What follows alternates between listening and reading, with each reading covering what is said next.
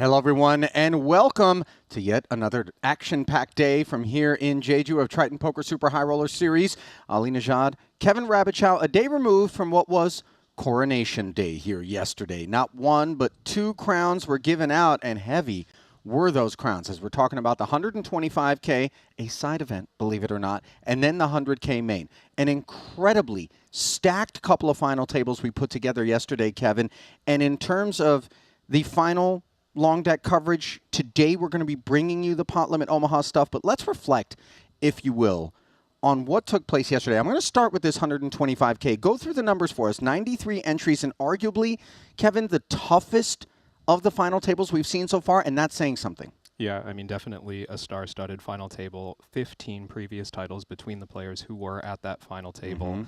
Everyone on here just extremely deserving of their position, but I mean, I don't want to jump ahead to the winner, but we're talking about, you know, a familiar face and someone who's had tons of success already before this score. And by the way, has condensed that success into a remarkably tight period of time. This isn't somebody who dates back to the origins of Triton. First joining us in 2022, I believe. I'm talking, of course, about Thailand's Punat Punsri. However, it took a long time for us to get down to giving Punsri the crown. A deal was struck, more on that in a moment. But, you know, I remember sweating this thing in the app, upstairs in my room thinking, will they ever break six-handed play? It felt like they were parked there for so long. The stacks were incredibly deep. Nobody was giving an inch. Yeah. And then all of a sudden, the logjam explodes.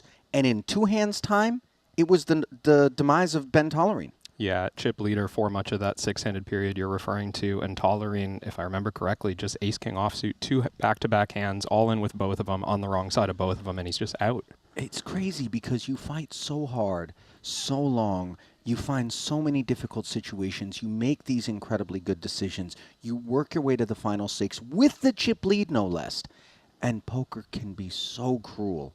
As there's nothing that anybody would have done any differently in that seat, and they all would have met the same fate. Tollerine, of course, no doubt disappointed. But in the end, Mikita Brewer, a double bust to Christoph Vogelsang, who would square off with Punat Punsri. That was another kind of unexpected, whoa, where did this come from, as six turned into two. And then the deal was struck. Now, I want to dive into the Triton Poker Plus app for the particulars because it was a very healthy haul for the top two. As you can see, $2.5 million, a little bit of an advantage to Punsri ultimately, who would end up with the victory. But, you know, I mean, first and second basically taking home the same amount. So in stark contrast to João Vieira, of course, in the 150K, where no deal was struck, and Ponikov's with ace-queen versus ace-jack in the very first hand, unable to take the lion's share of a $1.5 million differential. These guys taking things a little bit more responsibly. Punat, by the way, his third Triton title and his eighth seven-figure score. He isn't just cobbling it away in the prelims and stuff. All the big stuff. Bryn Kenny-esque in that way. Yeah, it really is ridiculous. I mean, you just think some of these guys that are around the fields that are out here and at the other tours in Asia so often, I mean, are they just so comfortable with the dynamics here that they know what to do in every spot? One thing that I admire about Punat as well is he does go out and support his buddy Michael Soiza, who has the APT. These are not incredibly big buy-in events. He grinds. And what it says is there's no arrogance. There's humility. Yeah. He understands that, sure, 4 times a year he gets to come out and do it for the big, big bucks. But in between, he stays sharp. And I think there is something to be said for the results that he has and the fact that he isn't allowing himself to just focus incestuously on this Triton Poker Super High Roller Series. And do you think that there's a competitive advantage to be gleaned from breaking free of these borders in between these festivals and rumbling with other opposition? Oh, absolutely. I mean, I think that most of my development as a player has come from just talking with other people and learning their perspectives. And that's not just professionals, maybe recreationals, but definitely regional differences in approaches, online versus live differences in approaches. I think it's so essential. Yeah, there was a number of people, by the way, who did head over to Seoul, where there was, I believe, a Poker Dream event that was happening. There was even something that took place right here in Jeju just beforehand. So, you know, they really do love it, and what's not to love for Punat as he takes down title number 3. Now then, of course, we did crown a champ in the 100K, and unlike the 125, we do have some video of that, so let's roll the tape, and then let's come back and talk about what happened in the 100K. 9 would begin the final table along with the Aussie James Hopkins, who would stake his claim on ace-jack. Santosh Suvarna, however, had ideas with pocket tens of disappointing James. The 2 overcards failed to show up on the turn. A gutter for Hopkins as he swapped jacks for tens, but couldn't find the help that he needed, and he would be the first casualty, taking home $570,000. Then Clement Deng, ace-3 suited, dominated by Suvarna, who would flat the jam. Huang Wenji with pocket fives would hop in there as well. He would find middle set. Suvarna's ace-jack wasn't interested in pursuing a side pot. He would step out of the way, and then devastation came once the set of fives was revealed. No backdoor diamond draw, however, the straight draw still worked. Wouldn't arrive, as Deng could do no better than a pair of aces and an 8th place finish. $695,000 for him. Then MC Jungle, Dan Cates, would take Nacho Barbero's ace-king of hearts into the wilderness. And Nacho was incredulous at the revelation because Jungle had been V-pipping. He had the kind of stack that was going to get active and had absolute top of range. 1 heart on the board, and Barbero got the sense there would be no sweat, and he was right about it. 9 of spades on the turn. He drew dead, and unlikely to have gotten a good night's sleep, as the final 6-figure payout of $946,000 would go to him, and the remaining 6 were guaranteed 7 figures. King 10 of spades for Artur Martirosyan found itself a pair against Alex Boyka. Boyka looking for a king. Then an 8 would have done the trick as well for him. Instead, it was a running 9-9 that would leave the Belarusian out in 6th, $1.288 million. Then Coach Greenwood found a couple of hooks. He made a big fold with a couple of jacks in an earlier spot. Unfortunately, this spot was not one that he could get away from, as the pocket kings would greet, the big blind of Huang Wenji. 8-6-4 board and a 6 on the turn, and Jacob was nowhere to be found. And Coach Greenwood would have his run come to an end. Disappointingly, $1.687 million, though, to help stave off some of that disappointment. 4 would remain now. Santosh Suvarna decided to rip it with 10-7 off, just about 6 bigs with the blinds at 250-500. He found himself top pair versus king 5, and then all of a sudden, a king flicked right off the deck. Left Santosh in need of a 10 or 7, which would not arrive. So that would do it for India's finest. $2.14 million went his way. 3 were left. Martirosyan with a Jack-10 suited would limp call against the pocket fives. The hand that had done so well for Huang Wenji would do the same thing it did last time. Turn into a set against top pair, no less, and a flush draw. This was a massive flop for Artur. He took the passive line, check calling, big bets on both flop and turn. The pot would grow to over 20 million. The board would pair on the end, and Huang would then rip it. He had been caught bluffing on a couple of occasions. Artur thought perhaps this was another one of them. We zeroed in on king, queen, jack of diamonds as maybe the most likely bluff candidate. And Martirosyan would make a call for his tournament life, $2.644 million for his efforts. Heads up between Jungle and Huang Wenji did not go Cates' way. He came in at the disadvantage, and boy, a disadvantage is the way you could describe this particular flop. But all of a sudden, 1 out for Cates on the turn as he found a hook, but would need the 4th and final one. Instead, the 5 of hearts would leave the Chinese delegation claiming another title here in Jeju, as Jungle would be denied. $3.5 million plus would go his way, but ultimately the Lions Haul of $5.5 million plus would go to Huang Wenji, and several in the chat who hail from that part of the globe stepped in to advise that, listen, guys, make no mistake, Huang Wenji is the real deal cash game player, online stud, and he looked every bit the comfortable man on his run to the top. Yeah, when I was watching him navigate that final table, what came to mind for me to describe his play was controlled aggression, and that is so difficult to fine-tune, I think, without some experience in high-stakes games, tournaments, or cash games alike. He was finding areas to get away from dangerous spots, but also putting pressure on other players at the same time. I mean, what do you do about that? Listen, he came in as the chip leader on day 2. It is far from a given that when you come in as a chip leader, day 3 was it? Forgive me. But when you come in into the final day as a chip leader, to expect that you're just going to be able to cruise your way right to victory, this is an unsafe assumption. And yet, he was just comfortable, not wire to wire. Obviously, there was some flip-flopping that went on, but he never found his back up against the wall. And I think a lot of it had to do with sound procedures when we saw him out there. Can't take much away from MC Jungle, by the way. You're tempted to think that maybe he's distracted, that maybe all of this costume, pageantry, being in character is something that is coming at the expense of his focus. But he's in his zone when he's out there doing that. I really believe this when I say it. And, second place is nothing to hang his head low about. Yeah, definitely. You get, reminders of that Bryn Kenny kind of energy when you show up to just a few events. They're all the biggest ones. He seems to revel in the spotlight.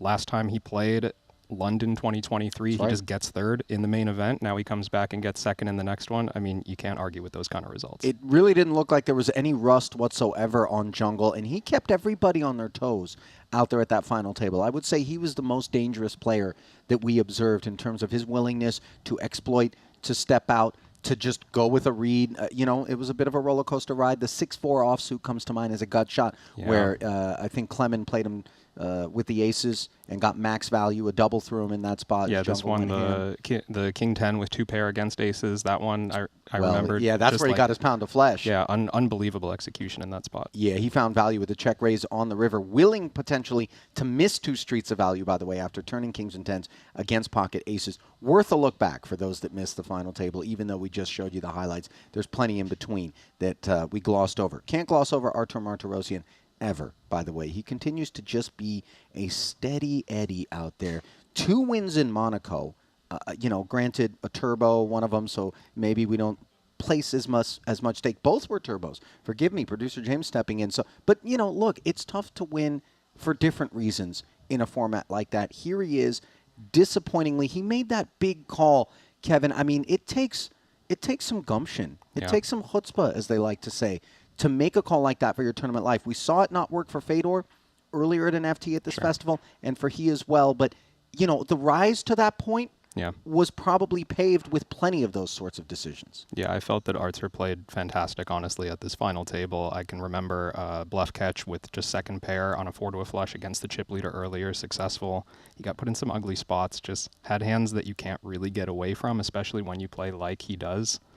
Unlucky, but still a huge score for him. And a score that puts him back in the top of the Ivan Liao Player of the Year award race, 383 points, the gap. So very nice for Artur in terms of that overlay at the end of this season. Santosh, what more can we say? The guy impresses more and more each and every festival that he shows up. We harp on this so much, but go back and watch if you don't believe us.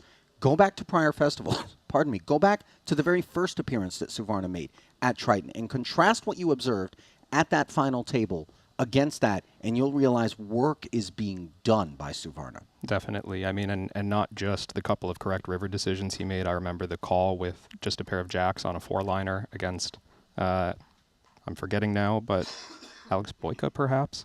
Either way, a great, Filatov. Thank you, James.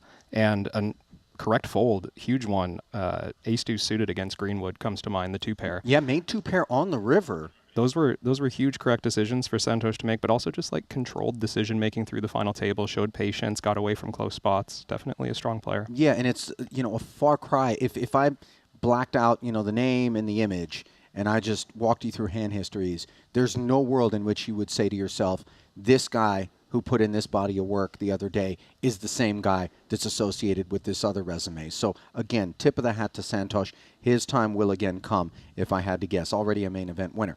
So, let's turn our attention then to the 4-card streets. They are upon us here, and as such, several faces that we don't see at Triton until this point in the program also upon us. Many of the Scandies, we know how popular 4-card is up there. Walk us through the numbers as our first PLO event has taken shape. Yeah, I mean, this is a record setter, as we come to expect. In Jeju, first PLO event with over 100 entries at a Triton event. We've got 117 from 63 uniques. Right now, they did play down to the money last night. 19 remain, and everybody's cashed. 39K locked up with 709,000 for first. 19 remaining, as you mentioned. And Tom X. Albedel at the top of the leaderboard. 4.2 million in front of him, and a big gap between he and China's Wei Lin. We're about 10 seconds from getting it down to the action, and we'll go through some more of the particulars, as I'm sure we're going to take a quick glimpse around the room. Ellis Parsonen, of course, we expect him to be there. Did rumble in the 2-card part of the program.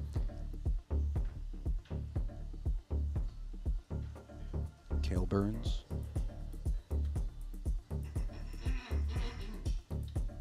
Sticking around for PLO. By the way, Veni Vidi is here with us. Derek Garitze. Gergo Nagy. Also rumbling. There's 1.2 million in front of Cale. Ellis, I think, has an 11th place stack. 735,000. Confirmed. 11 of the remaining 19. Everybody guaranteed the 39,000, as you mentioned, and the jump is just 4K to the next payout. Up top is 709,000. There's Seth Davies. He's played a full slate to this point, but looks like he's got plenty left in the tank. 62 blinds. 2.5 million. And that puts him 4th overall. Should I spoil it and tell you who's 3rd in chips? Crab? You tell them. I think the viewers want to know. Don't you think? Yeah, I do. We haven't seen him yet on the footage. No. Coach Greenwood, 21 bigs. That's because he's going to be on the secondary feature, the red table. I mean, if we hadn't put him there, there would have been a riot. I think you're talking about none other than the GOAT, Phil Ivey. Yes, sir. And surrounded by a couple of stacks that might be struggling against a player of that caliber. Not by reputation, but we'll see the numbers shortly, I'm sure. Yeah, we will. Well, there are the 2 petting zoos at our 2 feature tables, and that is a fair way to describe them, just given the talents that are present. The aforementioned Veni Vidi trailing the overall chip leader in Blueville, with Barbero in center field just a touch behind. Seidel, the cyborg, 6 bigs, needs some spins, but just look at the setup for Phil Ivey on that red table with the blinds at 25 and 50. It is he, and then, as you mentioned, some people on the struggle bus. Yeah, you can see the gap that's been formed over the course of that bubble that we didn't get to witness last night. I have a feeling they'll be willing to take a spin at this stage. Barbero choosing to limp the double-suited 8-5-4 deuce. Bedell having none of it, it would seem, with the double-suited 3-card Broadway rundown and the wheel dangler. Taking it to 2 1/4. Seidel departs. Back over to Nacho. Nacho kind of middle of the pack here. Why do you do this to yourself? Trying to find his way to flops without committing everything. Jack 6-4. 2-way straight draw with the deuce 5-8, as well as a pair. Backdoor clubs and spades. 575 in the middle. Still Top stacking pair for Bedell. a mountain of chips here, and pretty big hand with the ace jack. SPR 1.5 or so. 100K the follow through. Barbero wants to see the turn. Put a pin in it, by the way, because it looks like we've got our first all-in confrontation over at Phil Ivey's table.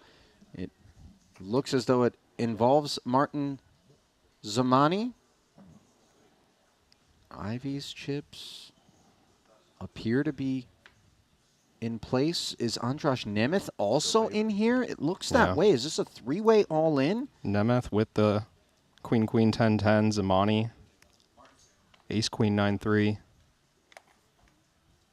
Those all-in buttons next to those 2 hands, they are at risk. Good game, guys. Well, it looks like we've got a double elimination as both Zamani and Nemeth are demiking. No one had spades, aces and kings for Ivey. I got 2 strikes. The winner? Okay, sorry, I thought it was his. Okay, thank you. So that's not 190 short. Okay. Bear with us. Verifying the board here in the Triton Poker Plus app. They're See you, man. still on the turn over there. I think But top yes, I two is believe what you're did right. it. Yep, aces and kings. Hey, there's a page up. You can't? Okay, this is where we left off. Probably I can't win either. I have suited ace. Barbaro has made 4s and You're 5s. not all in, right? Or are you all in? No, no, no. Now, he's actually in the lead, but look at the 5 percentages. more? Yeah. With 1 to come, Bedell actually holding that nut flush draw You have hearts? and many threats to 4s and 5s in And terms of better 2 pair and is a straight. flip. Wait, All in. And Barbaro is not all in. He has 30K left. Thank you for telling me. Yeah, no, Nacho, the I covered wouldn't stack pay here. you if I couldn't win. I have Would have been happy to get this But through you and are in front for sure. I have a bad feeling about this one. clear out some equity, but 5. Bedell turning that nut flush draw can't get away, and That's there it is. You're not all in.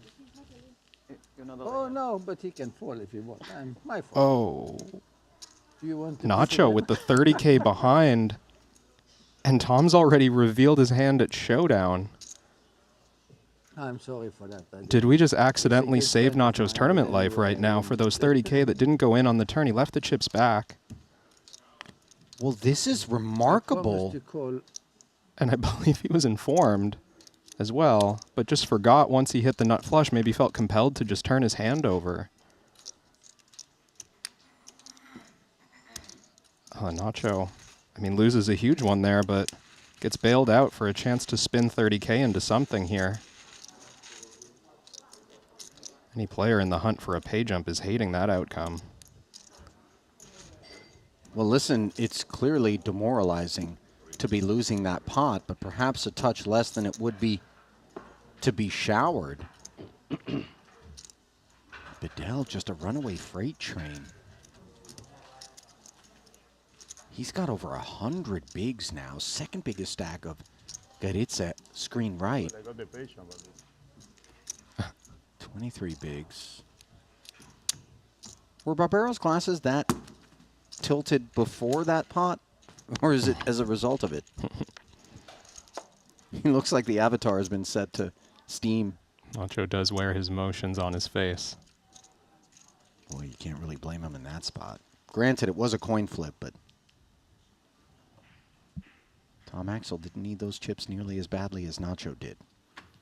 So here he is, all in, forced out of the big. Not able to cover the ante this hand, just posting that 30K. So there is significantly less dead money in this pot than usual. I'm in already, right?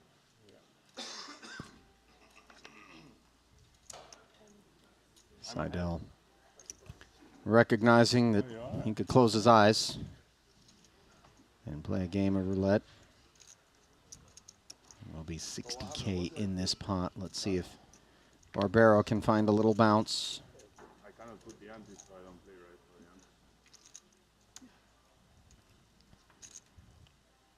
ante. This would be a great comeback story if I make it. What does it cost me? Oh, I'm 25. It's a stone coin flip, by the way. I don't think I have to pay the 5, though. Diamonds are unblocked by Eric. 50-50 flip, but on the King-Jack-5 board, Barbaro ascends. Pair of jacks against the Broadway gutter. He doesn't want to make jacks and tens. Deuce on the turn is no problem whatsoever.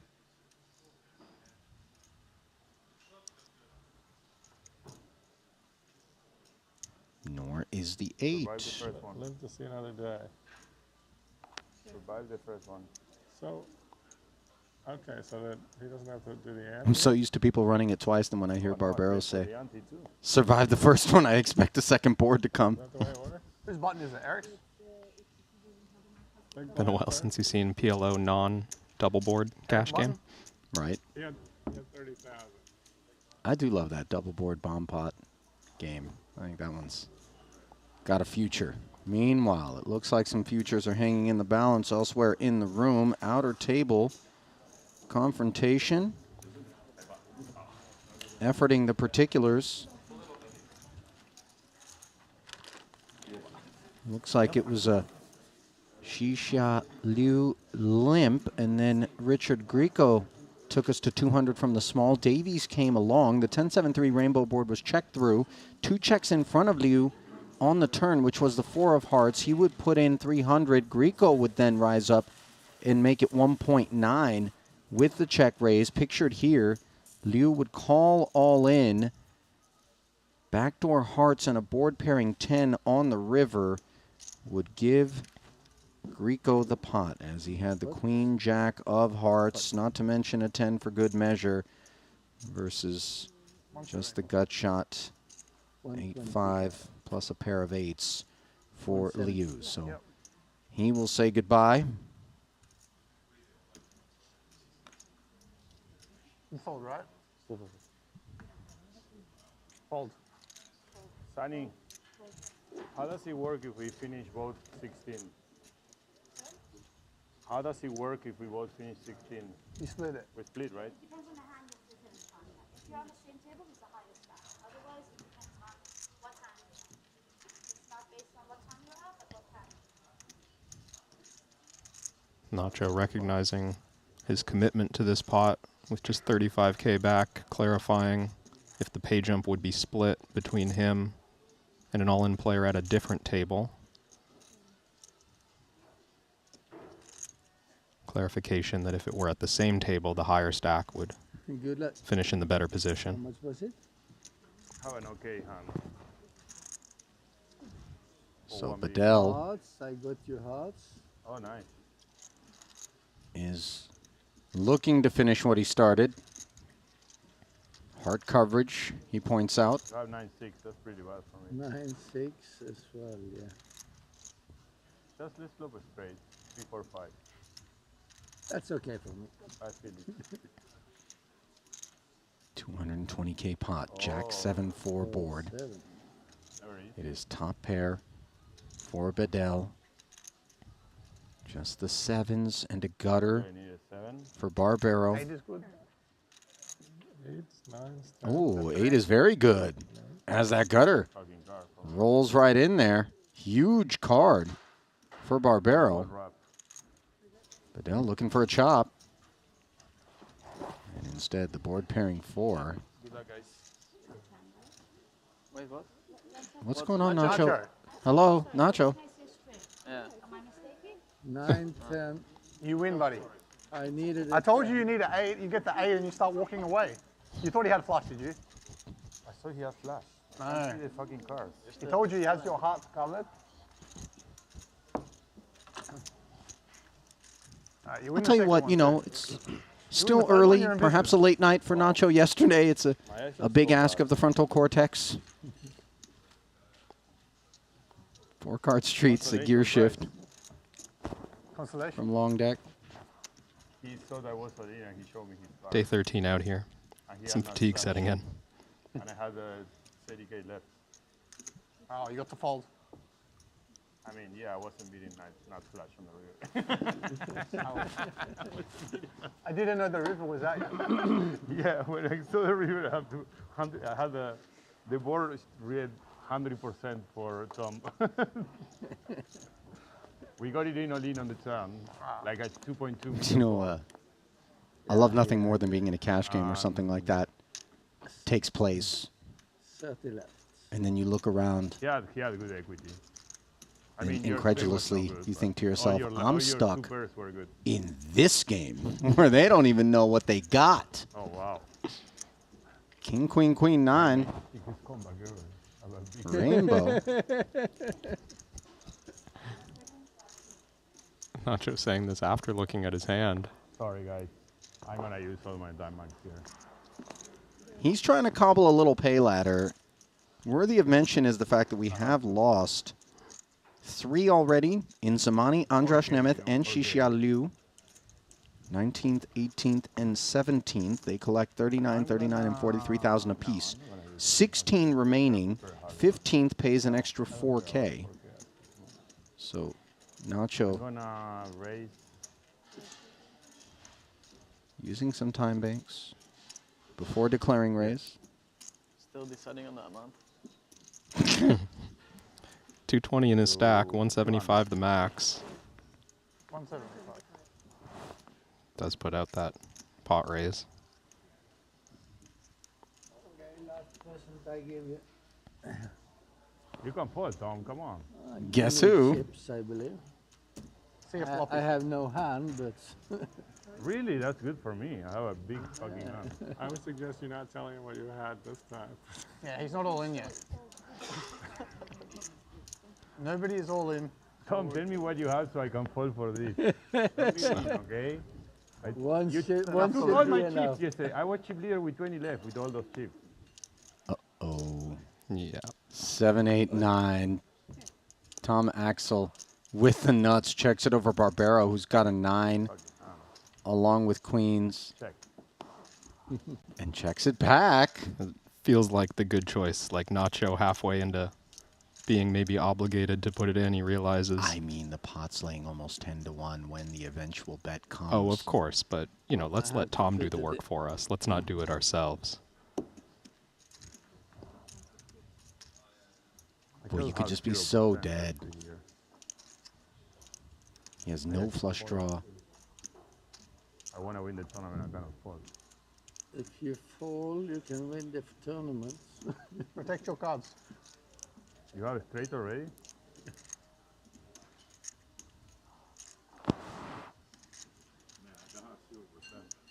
Other players reasonably so, maybe not happy about that one. Yeah, no. Nacho already bailed out once, and Yeah. I'm blind. So now I play for everything, right? There's no malice from Tom Axel Bedell, you know, and obviously he's so comfy given his stack. But, you know, players rightfully could take a little bit of issue. You heard Cale Burns saying protect your hand, but I think really it was more trying to interrupt the discourse. yeah. That would be a good hand.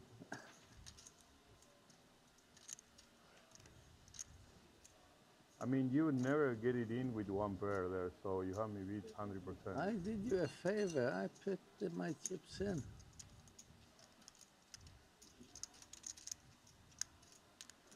You would never put it in with one pair. So you have either straight or two pairs. Maybe the 9 I win. Maybe the queen. There's not a card in the deck. Click call and it's over. How many Nacho. time banks I use? I think I'm gonna fold. You No, had Tom. it's not that good, but I had a flush draw. He's drawing dead. Of course. Look at those skills from Nacho. Getting away there with What the fuck, Tom? You One put me blind. down, huh? I said I That did is you a incredible. favor. So I you don't want can any fall. favors. I want to survive. If I check, you have to put in the river. Or I would I put had in the river. king. How many of the other time banks? I had king, queen, queen, 9. 1, 2. No, I had it also. Good hand. Good favor. Good fold. Good fold. Too smart. Certainly a bit of a favor there, but Nacho, Sure, I if you mean, have credit one to blind, him. that's 0 blinds. You're not wrong. You are correct 100%. Right, Eric?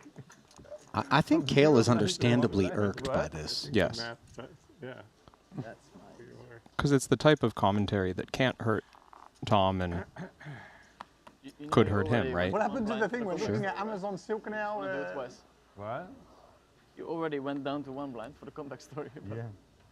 The comeback story is Double comeback. Double suited King Jack 9-9 here for Cale. Very worthy of an open. You see now? You see him surveying stacks. 175.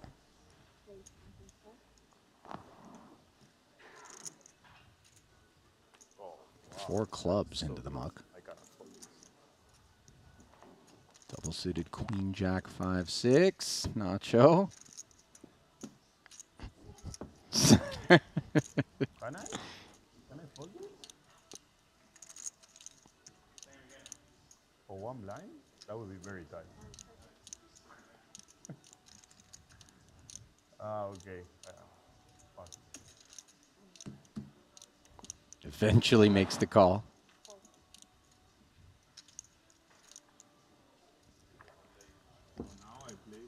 Note that the nutted spades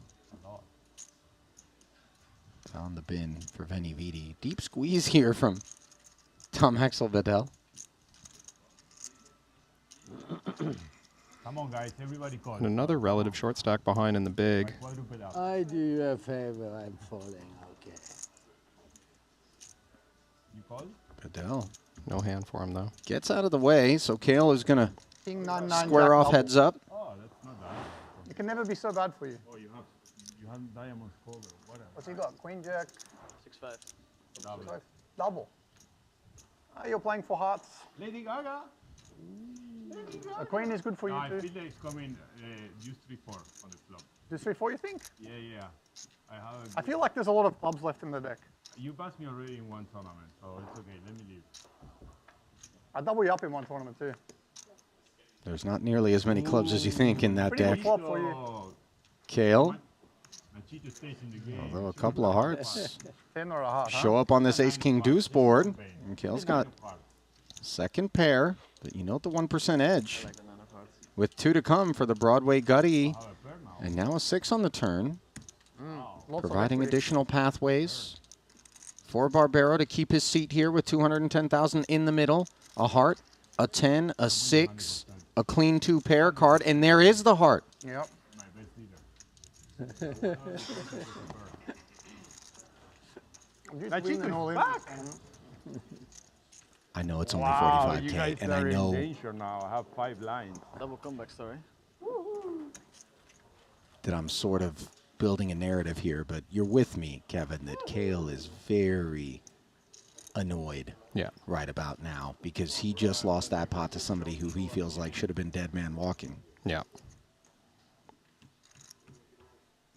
I was saying before, though, you know, only a handful of tournament players are going to be aware of the value of those last few chips and find ways to get away from hands that are, you know, impossible to get away from in I have the same stack that Eric now. Come on, Eric. most do formats. something. So And I'm putting on a show with 1 blind. You got more than I do, and I got the blind next. 4 blinds? What? Bro, Nacho I'm was on the presented middle with of an the opportunity platform there with 4 and blinds in this took tournament. advantage. Not everyone's going to find that. Oh my God. First 2, not very good. Wow. No way. Am I really gonna find better than this? Is he overselling this? Feels like it.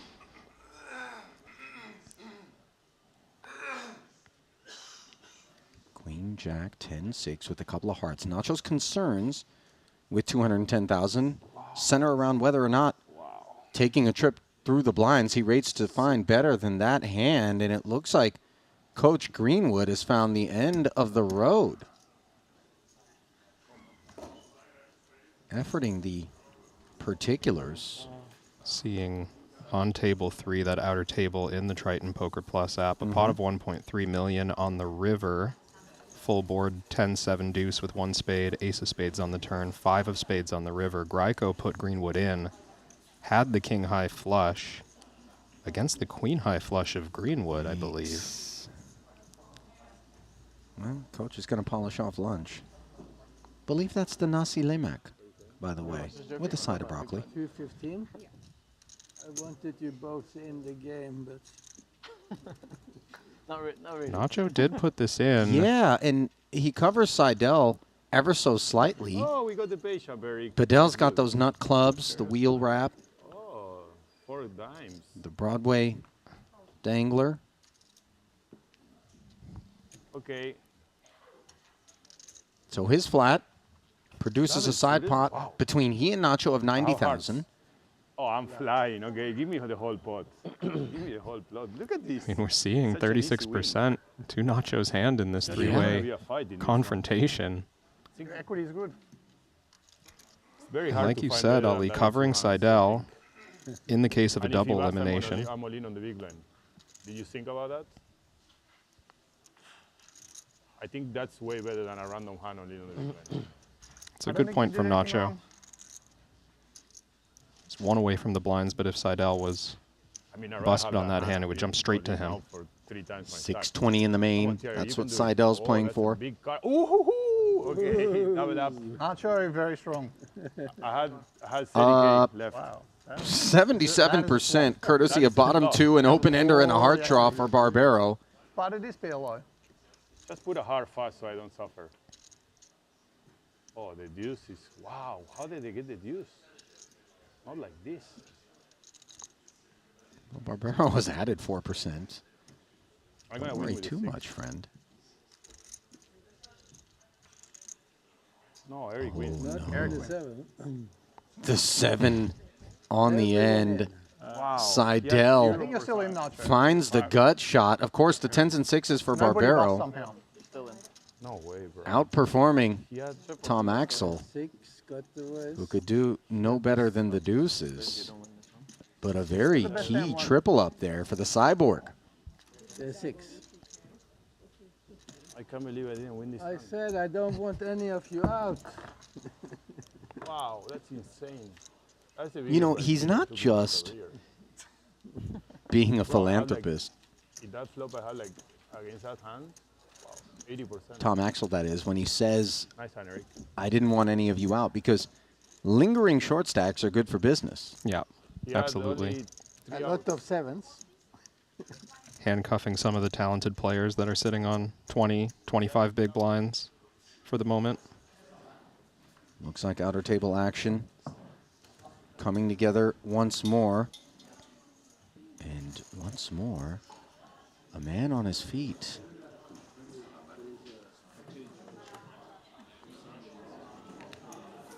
Is that Gergo Nagy? It sure looks that way, and it is at the hands of Wai Lin. You see the beneficiary. It was an ace-king 8-3 with spades for Wai Lin against king-king queen 8, which was top set for Nagy on a king 7-5 board. And the spades would come in on the river with no pair on board, so a rough way to say goodbye. That's a huge pot as well. 3.3 million in there. Yeah, that one propelling Wai Lin. All the propulsion grinding to a halt for Gergo Nagy. Now, it does seem like 3 million of that 3.5 was provided by Wai Lin. By the way, that newfound triple, and Seidel has been pulled over to fill the void left behind by Nagy. I might ask to sit in a different seat if I knew about that top set versus the flop. I'd be like, guys, someone died here. The distinct odor of rigor mortis enshrouds this seat. Is it okay if I just take this other one? Doesn't change the positions for the time being. Just, I smell death here.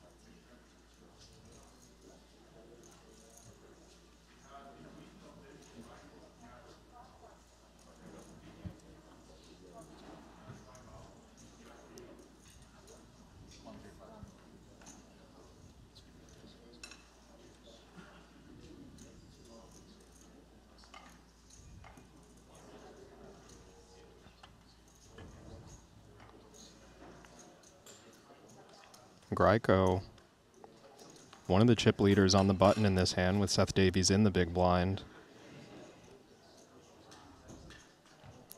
Can see him there. He did raise this pot.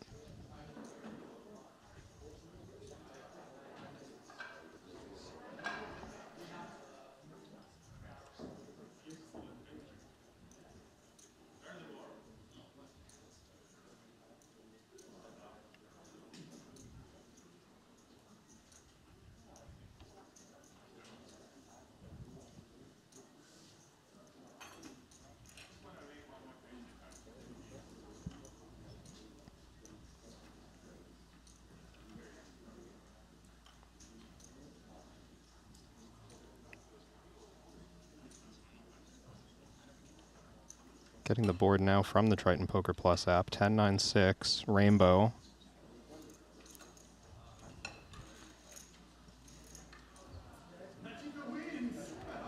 Looked to me like a check call from Davies.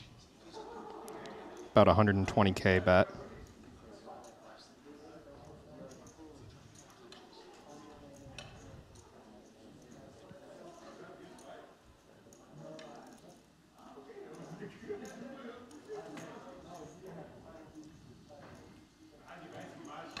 Greiko and Davies, the two squaring off here, as you mentioned, Kevin. 10-9-6 rainbow is the board. Action goes check, check.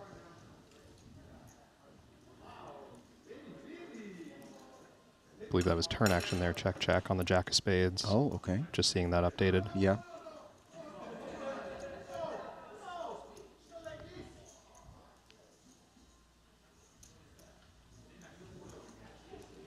Can see the river out there, action on Seth.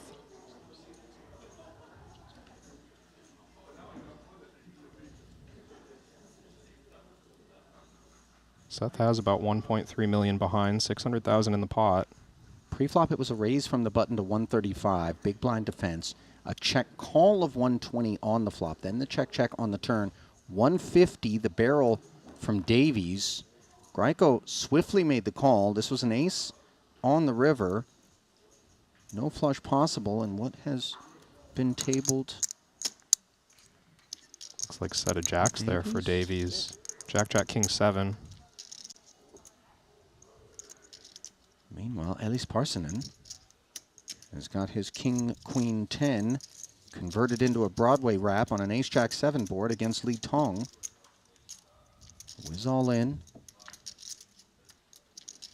Got himself top 2. Would love to ice it with a boat.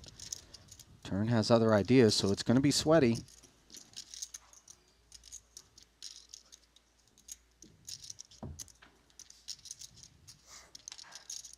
Ouch. Good game. Queen on the end. Parsonen hits the wrap, and that's the way the cookie's going to crumble for the Chinese delegate. Job over there. What a Parsonen spook job is? pulls it in and gets a little earful from Ivy. What is that? Spook job? Spook job, yeah. Never heard.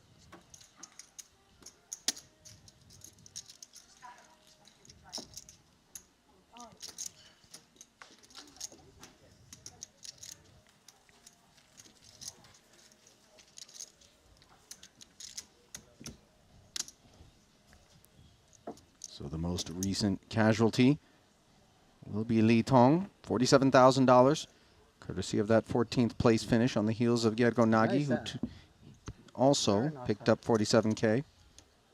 Pay ladder to 53 assured the remaining 13 here. Just to let you know, so be nice, okay?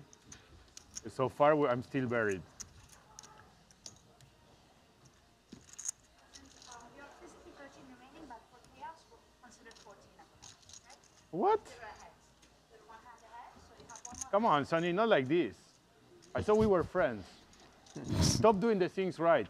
Do it like in South America and Argentina. See if you have double suited aces now so you can play. Yeah, Tom, you know me. You think I'm gonna fold that for 6,000? You know me, Tom. ICM is for poor people. After the crypto dump, I'm poor, so it's fine. It's the same. I'm poor now, so ICM is for me. Right, Kale? 175. How did you do on the UFC yesterday? Lost. Fuck. I was gonna follow your picks.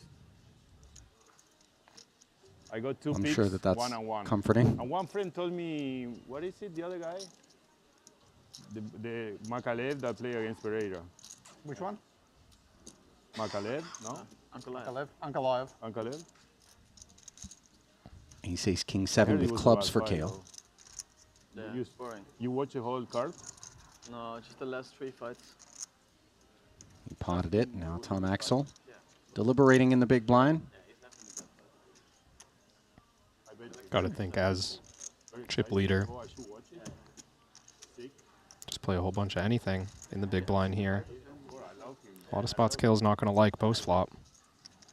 10-7-6, top pair, and a gut shot straight draw for Bedell. He does unblock spades. Knuckling over to the overpair with the 7 and backdoor clubs.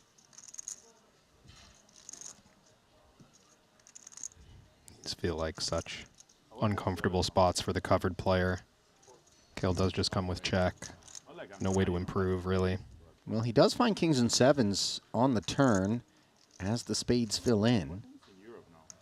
Kings and tens for Bedell, however, is the best hand now. He does check it again. And no spades between either player.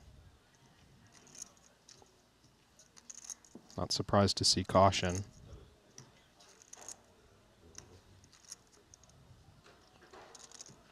Not surprised to see Kale checking back either, and this is disaster. 425 in the middle. Both parties are full, but as you can see, Bedell's house is a touch more stuffed than Kale's. 350. He declares this- 350. Now, can Kale resist the temptation of the second nuts? I mean, he's going to know better than I would where the bottom of Tom's value range is here, but 880 behind. The tournament consideration here is how often does my min raise all in get paid versus how often I just send myself out of this tournament against the King 10. Well, the great Gordon Gekko of Wall Street fame taught us that greed is good. But on this occasion, greed could spell disaster for Burns.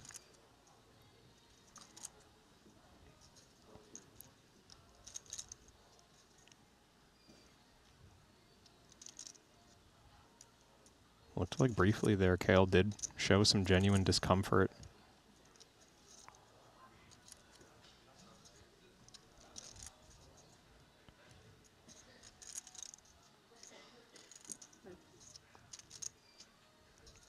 Does end up putting it in.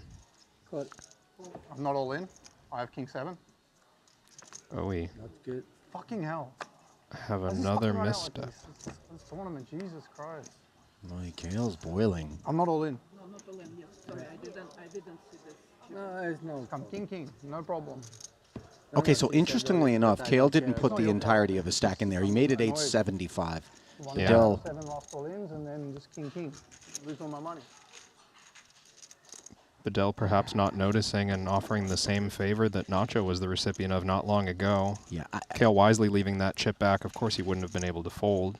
to be fair, I don't know that Kale is going to be feeling as though the score is settled in that respect. No, he's Before certainly we're feeling behind him now, frustrated he's right now. Fucking tournament, bro. The butterfly effect that he is on the receiving end of right now. Boy, the PLO effect is what I'm more focused Yeah, on. but we're already. It'll test your emotional limits, this game. You know, a little bit differently. As Bale and South Stand in the YouTube chat writes, so PLO is basically bingo? You just call with the nut, Tom. Come on. Sometimes, yeah. I heard all in, I called, I'm but it joking, wasn't Tom. all I'm in. joking, Tom. You say me, you can say my Kale Burns. Should get the floor, huh? We should get the floor for this one. One run of penalty for Kale.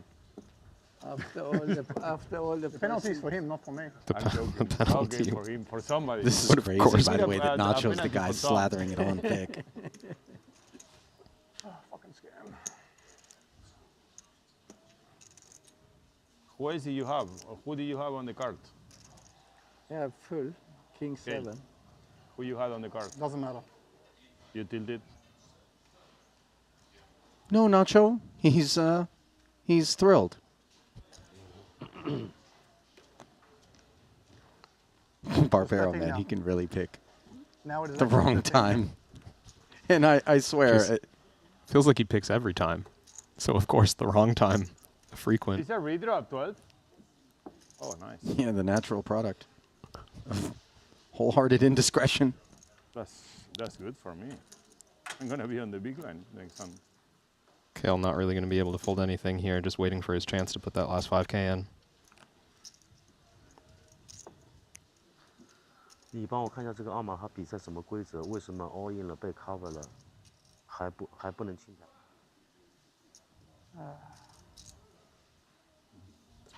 You got a feel for Kale.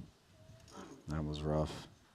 Actually, I mean, I wonder if I'm mistaken about why he's spending these time banks. We have already reached the pay jump, but they are going to redraw at 12.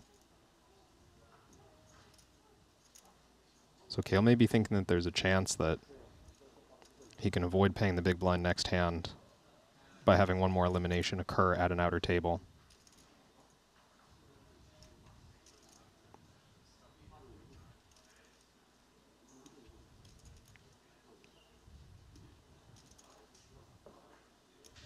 You know, if poker had an insane asylum, I feel like it would be heavily populated by PLO players who, you know, once upon a time were just normal people, and then were put through the meat grinder of the four-card streets and end up talking to themselves at a bus stop somewhere outside a casino before being interned.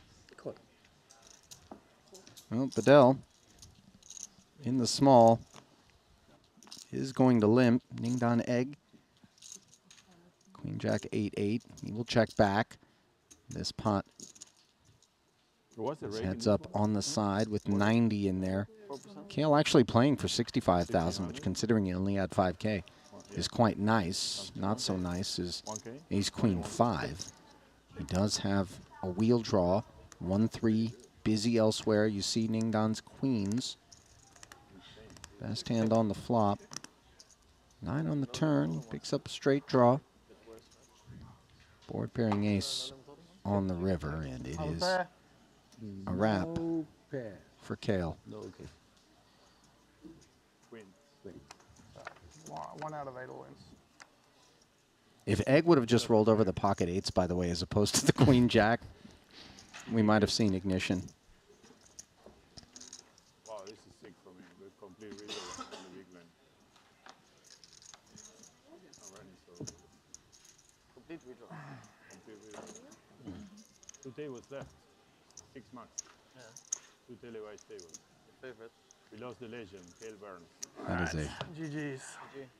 dramatically protracted exit there for Kale Burns. And your heart really goes out to him. It was a brutal kings full of 7s versus kings full of 10s. And then 你问一下他们这个规则啊。 with just 5K left, With the 30K Paul gave me. Tom he was gave me. polished off. Thomas gave me 30K for free. 13th. How many patients I secure after that? Like 2. The finish for I Kale. secured 2 patients. 53K.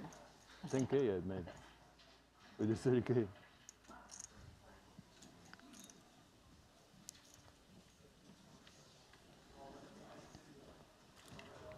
Action at the outer once more.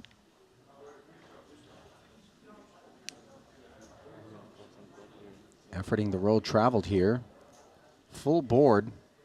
Greiko made it 135 on the button. Davies defended the big. They checked down on the King 5-9 2 spades board, as well as the 3 of clubs turn.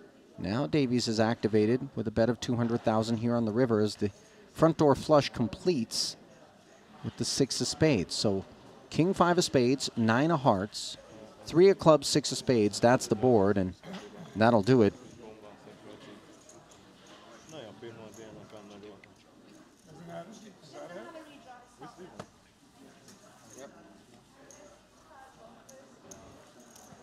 Well, with 12 remaining, it is redraw time here in Jeju as 3 tables will become 2.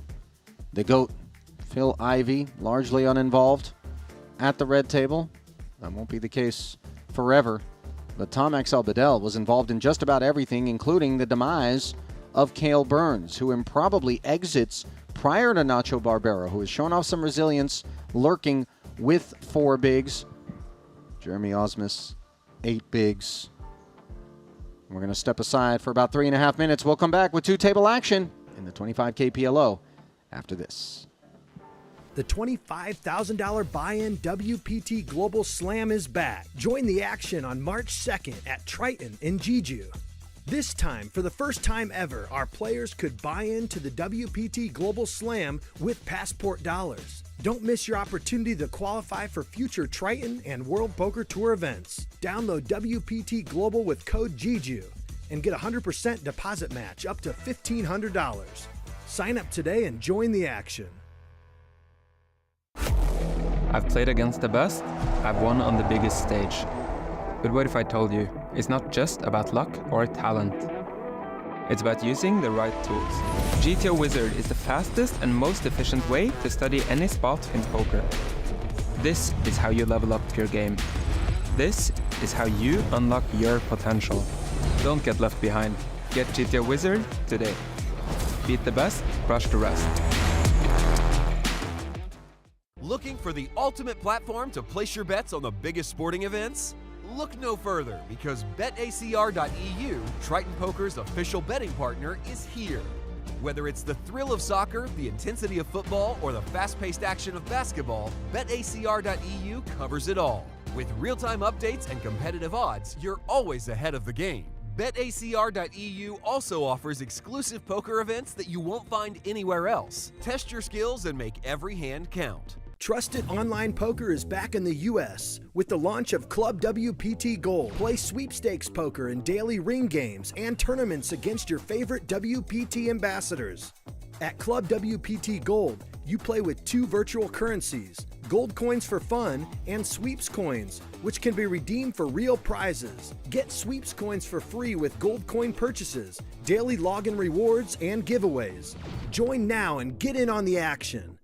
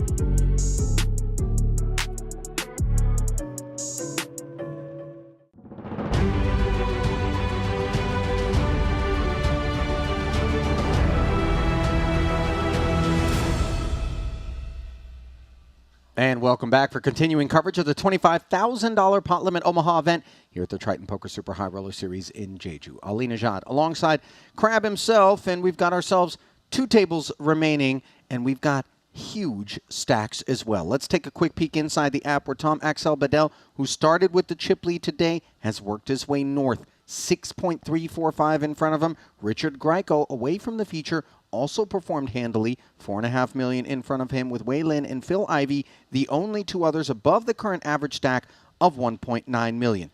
As we look out at the 2 new feature tables, Kevin, standard and customary of me to ask for your guidance in terms of themes, things that are of interest. These seat draws are important, as are the table draws. Yeah, definitely. I mean, a couple of things that are to note is which chip leaders are going to have to tangle with each other in this redraw, and which short stacks are the benefit of, maybe a softer lineup. If I'm looking at the red table, the first timer, Wei Lin, 3.5 million in chips, 3rd overall, but chip leader at that table by a wide margin. Every kind of short stack here around him, extremely unlucky to get this draw, because it's going to be really difficult for him not to just get involved in almost every pot, like we saw chip leader Tom Axel Bedell doing at the other table just before the break. So right now, kind of a disadvantage for players like Bedell and Greiko, who now have to avoid each other, tiptoe around each other a little bit, maybe can't leverage that pressure on someone like Seth Davies or Phil Ivey, who, I don't know if they can leverage pressure on that man regardless of the chip stack setup. Fair. Ivey is the one, by the way, who had the setup over at the red feature table at the onset of play, where everyone else around him had sub-10 big blind stacks, and we thought he would just be able to pound away without mercy. Now he no longer enjoys that whatsoever, as the red table where he is not seated is the setup for Wei Lin. That, for me, was very much the thing that raised my eyebrows after this particular redraw. Of course, Bedell is going to have to tackle Ellis Parsonen. Of course, Parsonen would prefer to be on the left of that big chip leader. Barbero's fate could come into focus promptly. Ivey kind of, a few seats apart from Bedell, could find spots where he could bob and weave a little bit. Davies lurking 29 bigs deep, and of course Greiko, who we mentioned performing well, currently 2nd in chips overall behind Bedell, and not at all thrilled to be at Tom Axel's table. So then, we are just a little ways from getting back to the action, being told just about 1 minute. The payout right now is $53,000. The ladder is $6K before these two $59,000 payouts. You saw some chiseling, you saw some cobbling out of some people with the time banks in a sporting way. money is money. But when it comes to the fact that this is a $25,000 buy-in, we really shouldn't be seeing too many things adulterated by a ladder of this size or lack thereof. Yeah, I wouldn't expect so, Ali. And in, the details of how to navigate these kind of tournament spots, I'm someone who wants to learn from a few of the great players that we get the chance to observe here, like Richard Greiko or Ellis Parsonen, who have a lot of experience both in PLO and in tournament format. Watching how a second in chips player is going to navigate 12 left, but also watching how kind of a medium stack, just a little bit below average in this moment, is going to navigate. That's what I'm going to be watching for. You want to talk about experience? Take a look inside the app. I've just brought up the resume for Tom Axel Bedell. Since the first time he joined us in Madrid, where he popped in, went 2 for 3 with 2 final tables. One of them was in no limit, one of them in this very 25K pot limit Omaha format, granted euros. Then look at what he did in Monte Carlo in 2023, 11th and 7th in 2 PLO events. He did play the 2-card 100K no limit main here and failed to cash. But this guy, low pro, Kev, keep your eye on him. It's kind of tempting to think, oh, here's this VIP draped in Gucci and the bucket hat, but there's some real game under the lid for Tom Axel Bedell. And by the way, should you and I ever find ourselves on a weekend in Oslo, I would imagine some real doors could be opened by Mr. Bedell. I don't know what the nightlife scene is like out there, but, they got more than just sardines and oil reserves out there in Norway, if I had to guess, and that's the man to guide us through. Wei Lin, very pleased to be apart from both Bedell and Greiko that would have had him out-chipped. Instead, he gets to enjoy the chip lead and do so by a wide margin. Elsewhere, as we'll begin on this featured table, respectfully the less desirable of the two. Bad energy. Bad energy, really bad. Really bad energy, yeah. I don't know why. People is very bad energy. I like Ellie's energy a lot, and Tom, my favorite. Waste. Nothing like an unsolicited shoulder rub. Try.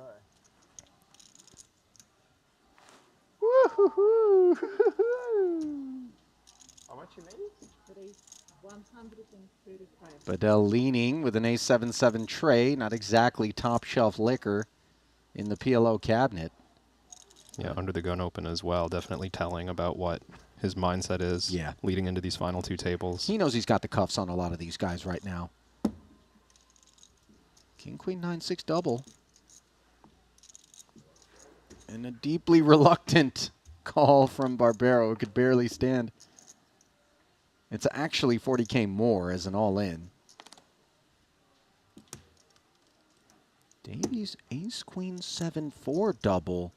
How do we like it versus under the gun and then +1 jam? Well, I'm thinking, Ali, Nacho putting that extra 40K in the pot might invite a few other players to join the party because, action getting back to Bedell, not a full raise. Maybe this presents the opportunity for a hand like Davies to speculate, just peel. Comeback story. We have to be so careful about 3-betting the chip leader and doing things that commit the remainder of our stack. Well, how careful do we have to be about flatting and then creating the flypaper effect for someone behind to do some squeezing? Definitely cautious. I mean, Seth's hand is pretty strong, and we're not as worried about the 4th player in coming with something that has us in bad shape, right?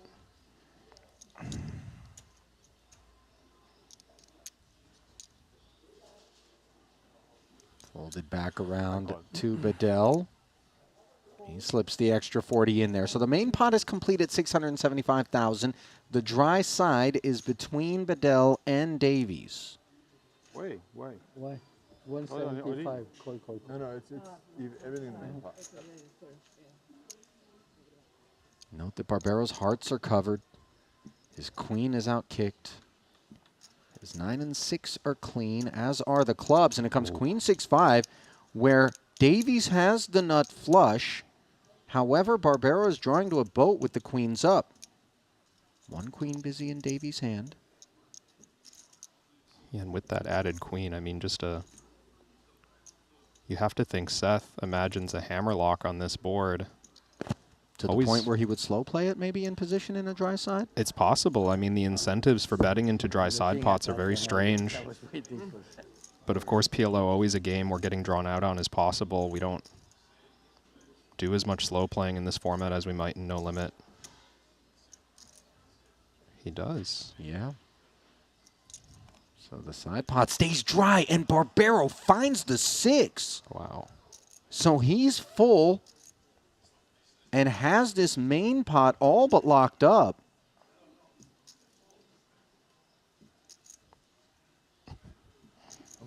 Having a hard time containing himself by the look of it. Yeah.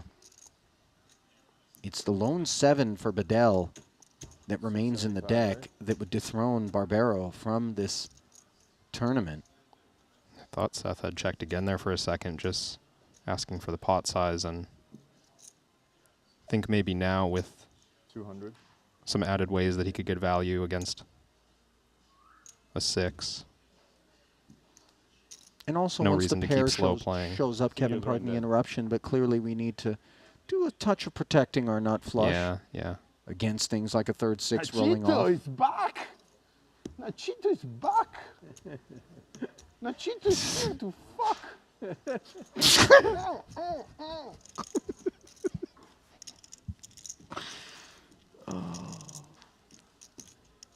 Exactly how I explained you, Elena. This is exactly the way. 6 on the turn, no sweat. You trap the Such set. just boundless humility. You're gonna win this one. I feel it too. Pretty I sure. have a feeling too.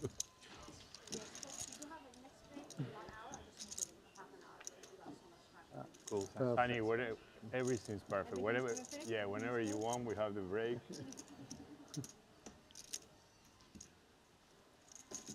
Euphoria has come over Nacho. He folded and left himself 45,000. Six, because I didn't want the queen, because if I get the queen, they have more outs on the river.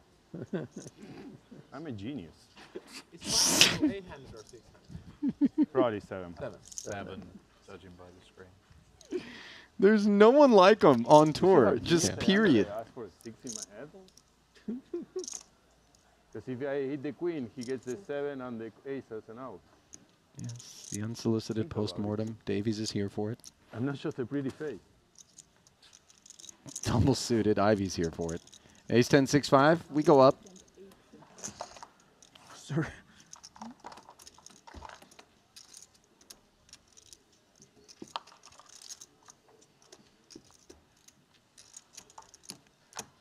Raising into the button of number 2, Gryko, and chip leader Tom Axel Bedell. Should be a strong opening range. Bit of patience there from Gryko. Yeah, there was some restraint shown. Obviously, he would prefer to have had the nutted clubs. Those are occupied by Ivy, so Gryko stepping aside along with the rest. Nacho gives Phil a nice hand. Okay.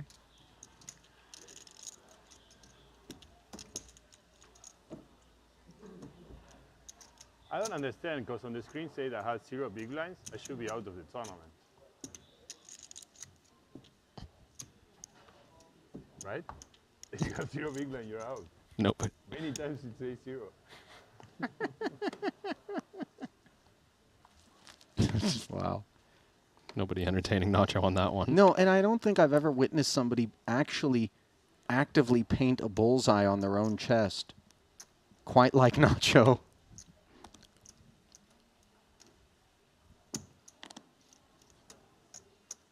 Last year's festival, when Nick Schulman was with us here at the booth, famously brought everyone to tears with his Barbero impression at the desk. With 30K left. And With 30K? Yeah, I was all in. For Seth like on one of those 600K, medium and stacks, there trying was to 700K on the middle, I put it for 30K. get involved. Short stack Barbero in the big blind. I had king, 9, queen, and he bet and I folded for 30K. I'm not lying. It's on the TV. That's what geniuses do. What? Really? Pot announced No, by very bad Bedell. hand. Huge hand in the small. Yeah, Davies limped swear it my mom, this is up his real front hand. with the double suited Tell King me, Jack it 7 was pressure 6. too. 9, 7, 8. We or prefer to double have pressure all at four 20 cards gate. working together. 750. Instead, this is a couple of different hands, disjointed, You would sort of never interacting. Granted, the Jack and the 7 could do some handiwork. Genius. Spade coverage for Bedell, 240. The price to look up at the Ace Queen 9 for Davies, where he has himself the gut shot Broadway draw and no pair. Meanwhile, for Bedell, top pair, Broadway gutter of his own. Actually, 2 pair, aces and 9s. Apologies. So he follows through for 150 into 600. Yeah, not exactly the board Seth was looking for, and wisely off of this medium stack, only investing 4 big blinds pre instead of starting with a raise and putting in a lot more. Still room to navigate with about 2 times the pot behind, but we're not. Only drawing to the nuts on a 10. Those backdoor flush draws, king and jack high. So Davies peels, 4 hearts on the turn is of no consequence. And Bedell checking the aces and 9s and doing so quickly. Yeah, Bedell maybe a bit, not worried, so to speak, but thinking that with a big barrel, not getting action from a lot of dominated hands from Seth. Trying to let him put in some chips way behind. Instead it goes check, check. Queen pairs on the river. This counterfeits the aces and 9s. But ace king is still handy. This one feels like an interesting card for Davies to bluff at if given the opportunity. He is check 2. I mean, if he does put his man on ace X, with no draws having gotten there and definitely some queen X combos being in the limp up front call to raise range for Davies, thought maybe he would stab at it, but he does wave the white flag. Wow, I had ace 9 too. 1.2 million, quite precious, and he preserves it. Hard to go That's a after big that fucking when, hand, like, Tom. visibly none of the draws complete, right? It's so easy to feel like they can put us on that. Well, it's not easy to try to spin. That's what Jeremy Osmus is going to be doing with Jack 8-5-5 here against the nuts on the flop, along with kings and 10s. Queen on the turn here, and Osmus is drawing dead. River is irrelevant, and of course a straight on board does not ever lead to a chop in PLO. Not that it would anyway with egg having the ace-high variety, but 2 cards must be played from your hand. And play comes to an end for Osmus at the hands of Mr. Egg. Jeremy notched a title already here earlier in Jeju. Title number 2. We'll have to wait. However, he was the champ in the 25K 8 max for $1.9 million, by the way.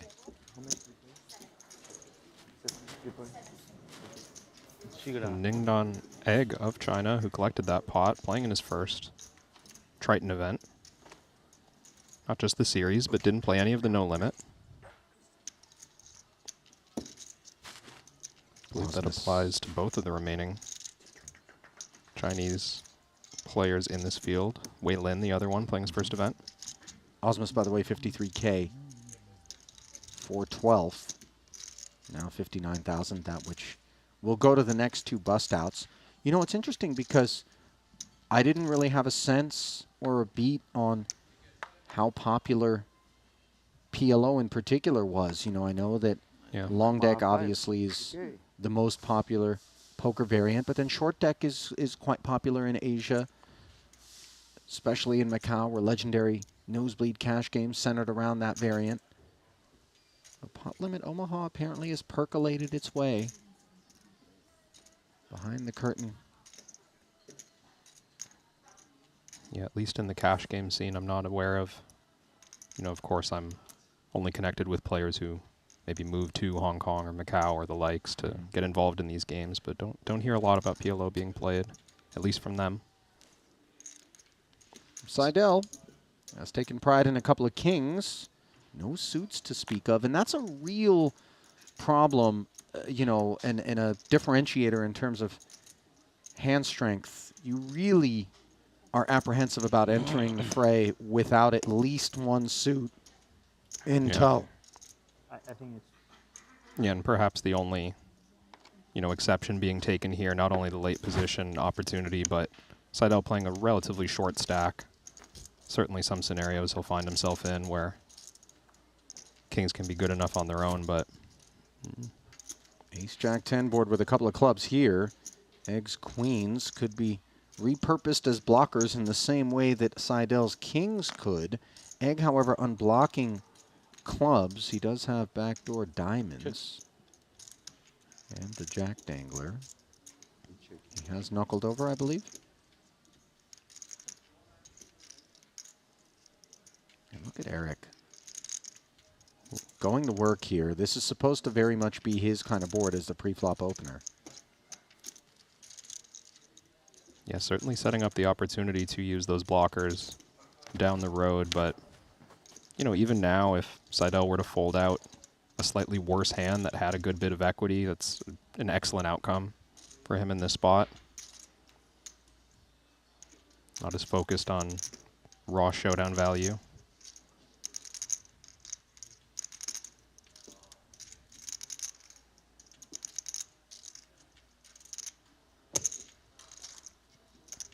So the 135 gets called here by Egg. Is this curious at all for you? Yeah, feels like it. It's hard for me to, you know, other than drilling a gut shot on the turn, hard to find our path to winning the hand unless we think that there's some scenarios where Seidel's going to slow down in the face of this call on kind of a reverse float opportunity, but maybe the door open. Yeah, sure enough, Seidel does check back and finds himself a set of kings disastrously, as that card does give Ningdan the nuts, and note that he's not betting it. Yeah, checks it over quickly, and I mean, does this save Seidel in the spot? Not that he's the player at risk. I mean, do we not get the sense that value is available? Wouldn't the nuts lead into us on a board when it's face up as such? You would think so, and I wonder if having two queens with the queen jack is playing into this decision, or if this is just kind of standard, like, trappy procedures from a player who likes to underrepresent their hand. Wow. Just checks it back. Credit to Seidel for resisting the temptation. I thought the hand motion was a check. There was a verbalization on the heels of it that might have been the official moment. And, you know, Ningdan might even feel cheated on the square there that he didn't get a bet out of Eric. But not short in the tooth is the Cyborg. And not short on chips is Ningdan Egg after that one. Boy, a very peculiar check call on the flop for me. And then no added value, no bluff attempt. Just a pot that's caught our attention, let's say. Yeah, have to agree. Credit to Eric Seidel again, however, for not falling prey to the Gordon Gekko school of thought. It's too long. No, I need to bring them. Yeah. Have you ever been on the summer? I've been to Courchevel. You know, in the French Swiss Alps. I'm telling you right now, it's as good as this in the summer as in the winter. The summer, Yellowstone is like 1.5 hours away, and it's one of the best places I've seen in my life. Yellowstone. Have you been? Said? No, we're gonna go there this year. We're really excited about it. It's like our #1 trip. It's next. You're gonna like go nuts. Super excited about it. Yeah. You can't believe that thing is like there, like on the middle of the States. It's the first national park. Wasn't the first one? It's the first national park of USA. Yeah. You know, I confess, of all the things that I thought maybe Nacho would bring us here tonight, recommendations for national parks in the United States didn't rate to be among them. But I believe the claim is that Yellowstone is where Davies and Ivy should head. Seth stating that he and the family are going to be going at some point, and somehow Phil's response was that he's been to Courchevel in the Swiss Alps, which I believe is a favorite of producer James Dempsey. I think he's mentioned by name in the quarterly earnings reports for the mountain over there. Good bit of the Triton checks are just directly signed over to the various resorts in the Alps for It's our super expensive, but it's ski buff. No. Meanwhile, We like camping. Greco signing off on an We Ace like to camp, 873 so is we'll probably go camp up there. Oh, really? Actually, oh, wow. Yeah. I Ivy's didn't know you can do that. small blind Yeah, limp they have not being campgrounds all permitted. over. Oh, they have a lot of them. Yeah. Do they have like glamping, or just normal tent? I'm sure they have glamping for sure. We'll probably do that a couple nights. Do like a week trip or something. Stay somewhere nice for a couple nights and. It's so big, the park. Yeah, it's a huge. It's like its own state. It's like 3 Phil states. hanging in, by the way, with no suits. 10-10-9-8. Does Idaho, find a 9 on Wyoming, this Utah a little bit, right? paired Is it Utah? ace-ace board. Of course, No, Oregon. Greco's Oregon. ace I think it's just has him Idaho and Wyoming. in a Only way. 2? Yeah, maybe just Wyoming. Richard with the even. Or diamonds just as well. borders. No. Definitely 2 or It 3. borders Montana and Idaho. Not surprised to I see think it's Ivy just a big part of Wyoming that's on the border of Idaho and Montana. playing this spot kind of Maybe wide like- cautiously I from think out it of touches position It definitely touches all 3. Yeah. against the covering stack. think Montana that- too. Yeah. Yeah, it's that Montana, Idaho, Wyoming corner there. Yeah. It's pretty close to where I Certainly we grew can up, start that actually. spot by playing a Where lot of you grew up? hands, blind versus blind, but Oh, But it's no like hope a to improve on that board. 7-hour drive or so from there. Maybe a little longer. It's probably I it's don't know if actually you not caught that far from Vegas. Dan Yeah, drove right like on. 9 hours. Yeah, we're gonna drive. Yeah. Drive up through Salt Lake City, stay there a night, and then drive the rest the next day. Salt Lake is nice. I've never been there. Super nice. Yeah? That's, Oh, actually, I went there, but on the winter. if you like snowboarding, that's like some of the best snowboarding. Utah's known for like the best snow in America. Yeah, actually, there is a snow ranking, and number 1 in the world is Niseko. Like number 2 is there, Utah, and number 3 is where we snowboard in Grand Targhee. It's like 1 hour away from. It's in Idaho. Like it's the same mountain as Jackson Hole, but on the other side. So those are the top 3 in the world. Yeah. Yeah, Utah's sick. There's just like 30 ski areas up. It's this big canyon. I skied there a bunch. At one point, I know that the topic of where to stay when visiting some of these recommended national parks that Nacho is guiding us down through as a tastemaker. And when Seth responded camping, I don't think Barbero had ever even entertained the thought of roughing it in that way. In fact, I believe he was like, you mean like glamping? He right? wanted to know if he could bring, his PS5. Right. He's like, is there maybe unlimited hot water and, 110 AC outlets, or what's going on?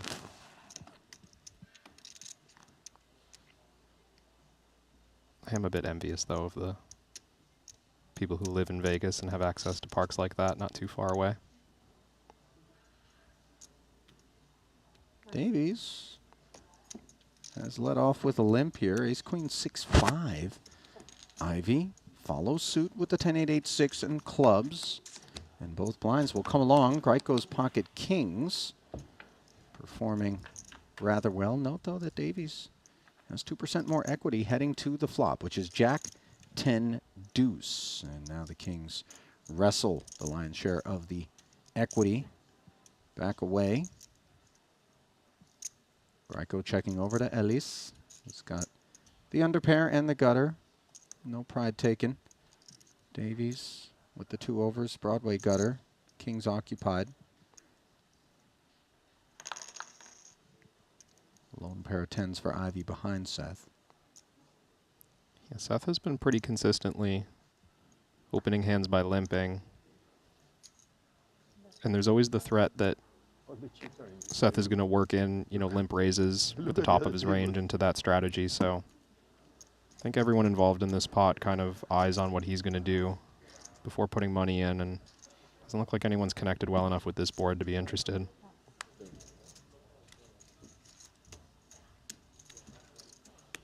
There's almost double chips in this table than the other. Nice 100K barrel there You got a big from potential, Seth. huh? What? You have a big potential. Yeah, you know, I'm doing my honest work, you know, chilling, folding when I have the worst hand. Placing when I had the best time.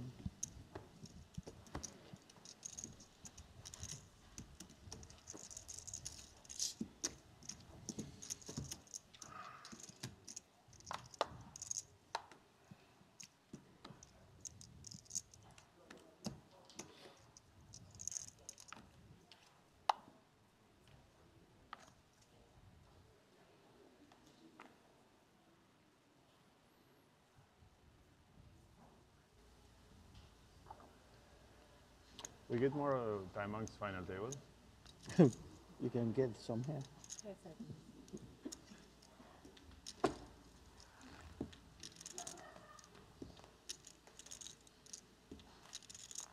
What's happening?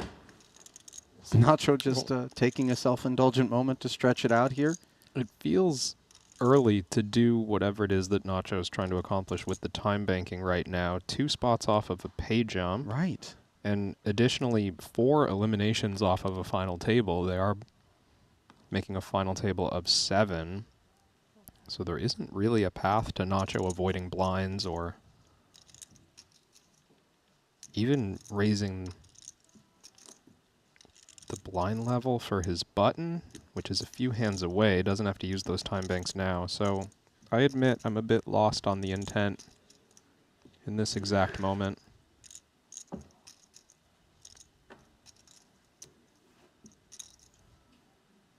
Yeah, this really strikes me as being a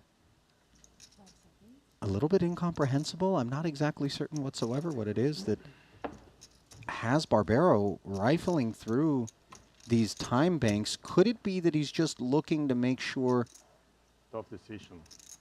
that some sort of blind level increase happens once it's his button? I haven't really clocked that. Yeah, that was my thought, but My hand I there think is 0.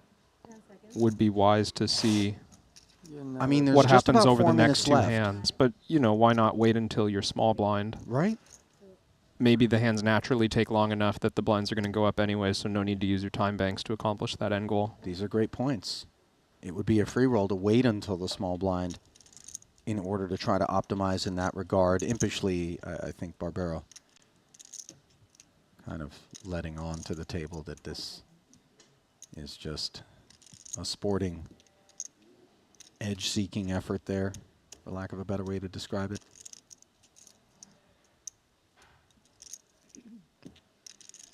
Yeah, I do wonder if he forgot for a moment that it was a final table of 7 instead of 9, and maybe thought there was like an outside chance that he gets to final table without posting his big blind.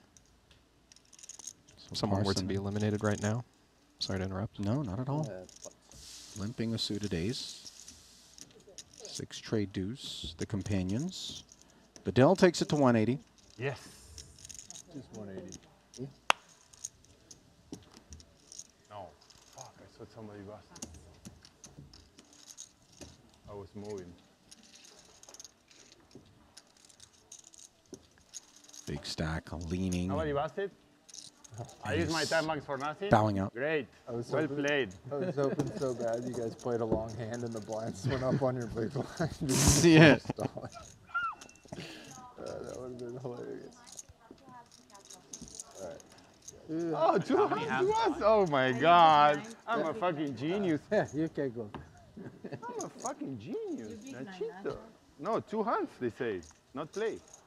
No, we have Oh, no. We have to play. We Oh, have fuck. to play. Ah, okay. Hey, Or- Sonny, you have to say that before because I use my time banks to somebody bust, And you know but I didn't know. Of- Oh, okay. I didn't know we were ahead. It's newest in It's okay. I don't care. It's fine. I've seen blinds. I mean, it's here. Change. I'm not gonna.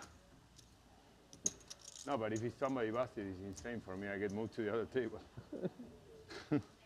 and I don't pay the big one. Right? Okay, so Nacho was just basically gambling on a bust out at the other table, but the presumption that he And would now be I'm the gonna one get a moved to the walk. other table is unsafe. I Yeah, I'm not clear on that one because if they move the big blind, they usually put you into the big blind. At Correct. the other one, the move would I think I accurately be occurring, but Correct. I don't think you save posting. No, I think you take the big line. I take the big line? Yep. Yes, If they Davey's move pointing the that out. table, I'm pretty sure they just did the big line away. Check.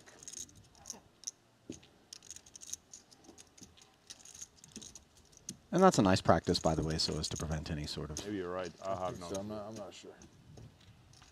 advantage for whomever it is that does get pulled to the other table. Ace, Queen, 5, by the way, as 3 cards are pulled off the top of the deck in a blind versus blind limped pot. Yeah, but Nacho just posing a Why question do you here, do 100 that? of I 405. want to play. yeah, Bedell didn't show a lot of interest there. I think smart Give me a 4. of Barbero to just go after that one. I did the same on the main event. I used my time marks under the gun, all of them, and then I had no time. And 25 left, complete reader at 24. And I had 12 blinds. Well, we're playing 5.5 million for first. Like, I mean, I used 10 time banks. And Poundy, the Theologist, had 2 blinds, right? They had 2 blinds. I used the 10 time banks, he didn't bust. Boom, no time banks the whole day. How sick is that? But I had to, like, I mean, what do you want me to do? It's insane, but I don't know what complete reader I can be like on the bottom.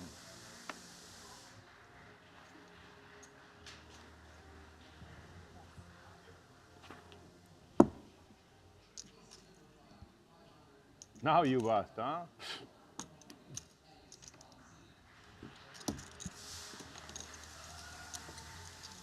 Geico We lost a player?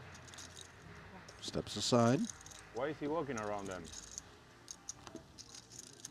They're paused. They're paused. Oh, okay. Nacho showing deep interest in why it is that somebody is walking around the room who remains in the field. Of course, make-up hands being played here at this particular table. Staff ensuring that nobody gets out too far in front or behind, for that matter, the other table, with 2 remaining here in this $25,000 pot limit Omaha. The first of 3 PLO events.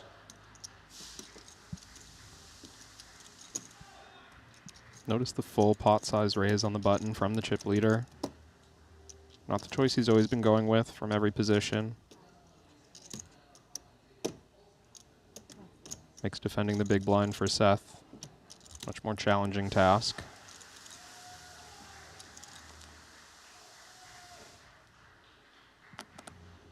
Jack 10, 10 deuce, diamonds.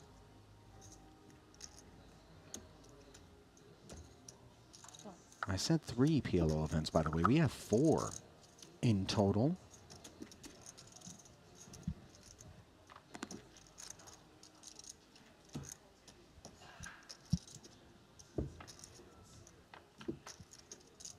To the flop we go. Jack 6-4, top pair for Davies. Unclear how much pride he's going to show. Over pair for Bedell, and the 4 dangler has connected.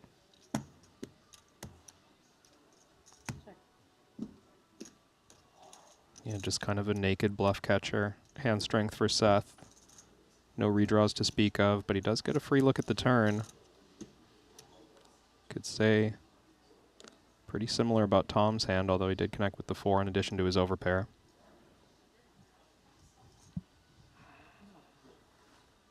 It's going to be under this level. Well, they've been screwing With around the with check flop. back It was from meant to be in an hour. Bedell, who did raise the button. Would there be any merit to Davies activating with a jack? Like what I time have of to day think or with what time is the break? no What time is interaction right to now? the stuff that showed up on the 8, we really want to keep this pot kind of small. Actually surprised to see Like half 2? a large bet in position right Yeah, now I from the mean- Queens of Bedell, a committing proposition if Seth was ever going for check raise here. And the same phenomenon that you pointed out with respect to Davies sitting on 1 pair, where Bedell did not interact at all with any of the arrivals that involve the 8 of hearts, and yet he just exercises the luxuries of a big stack. Next week in 30 minutes. And any perceived disregard is of no consequence. Love the zoom in there You really need to go, right? on the jacket, which is so befitting the man who seems to always have positive energy, as Nacho pointed out earlier on. We know you're the I'll neatest tell you player what, on it's the easy floor to wear a on the- smile when I you're know. all Georged up with 7 million plus. We know you. You're In the neatest chips. player on the room. What happened to Samuli? Where is he? I think Sid got him. I fucked his money. Oh yeah?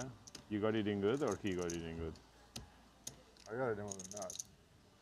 He didn't win. He had 3 pair and a flush draw. He didn't win? He lost, yeah. No way. You might be the luckiest guy in the world.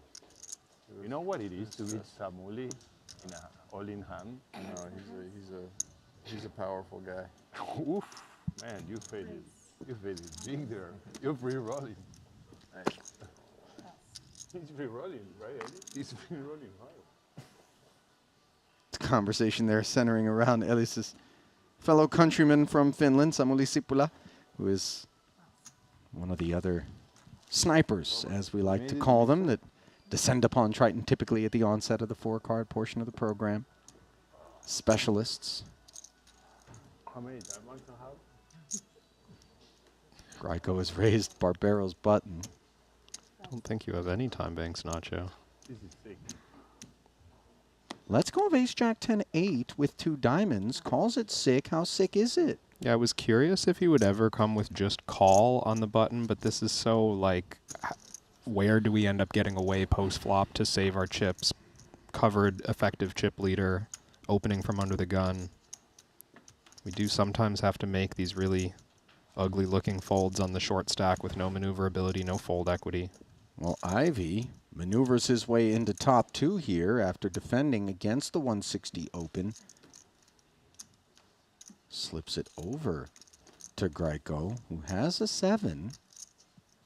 Backdoor spades. Does feel like one of those boards, to borrow an idea we talk about a lot in No Limit, where getting check raised, such a disaster. A big blind going to connect with all the low stuff. Better than an under the gun raise. Now flush draws for both players. Advantage Greiko in that department, unbeknownst to Ivy, and of course the value of 7s and 6s and board texture that we believe is not going to be disturbed by an under-the-gun raiser. Very comfortable 250,000 out of Phil. 50 is that? Yeah, Ivy not only the 2 pair, but a lot of backup. Combined with that big blind texture, big blind favored texture. Not surprised to see him willing to lead. Yeah, the 8 dangler obviously providing some straight outlets. Greiko is going to make the call, however. And do you range your opponent away from the overpairs when they call this bet? That's what I was thinking, is some of them, you know, there's the overpairs with no redraw on the flop that maybe decide that they want to keep the pot marginal, manageable, I should say. And I love that. Check back from Richard. The 3 rolls off. 4-liner on the board. Crucial lack of a 5 in Phil's hand. And let's see if he goes for value or some sort of block here. Because again, we don't really anticipate that Greiko is going to have that portion of the deck all that often. They'd have to be aces with 2 random kind of danglers. yeah, maybe aces with a 5, like only clear way for Greiko to have backed into an easy straight here, but certainly as second in chips, there's a little more liberty to open some stuff that has low cards, but Ivy still thinks his hand is worth something. This is no small bet.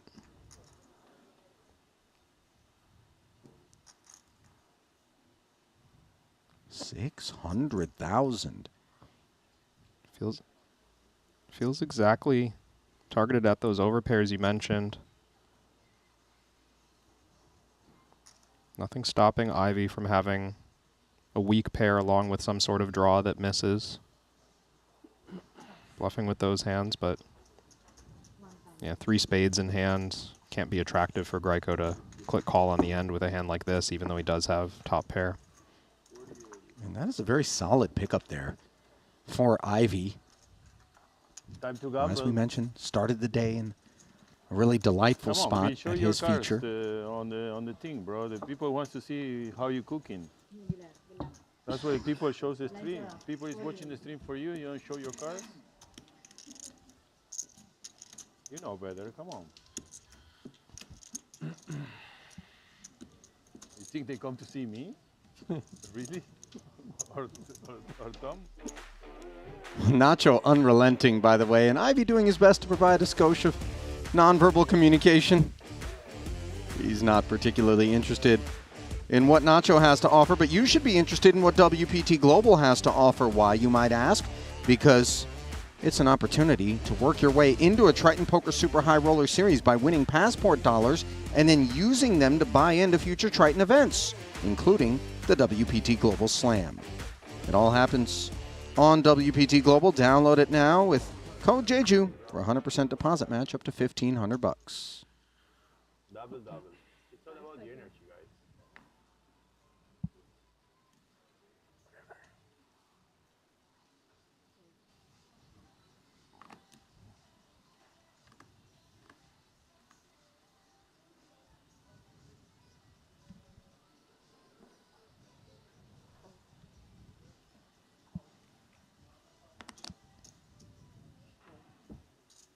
I'm not last guy. Benny has more less than me. We're improving.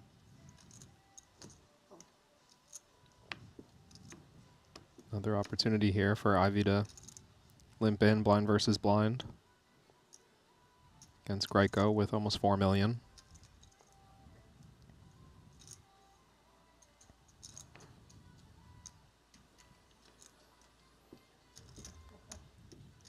Kind of marginal suited ace here in position for Greco.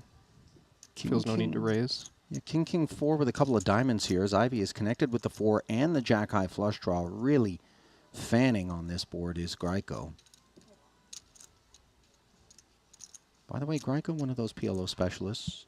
As you look at his Triton resume, it is all 4-card and nothing more across this. His 4th festival. Goes check, check, and on the turn, Ivy connecting with the 5 for modest improvement. Note that Greco picks up a little wheel gutty. Feels like, while a really valuable blocker hand, not a hand that can really put money in as Ivy and expect to get called by worse all that often. I think continued checking makes sense. Having stuff we can fight against delayed aggression.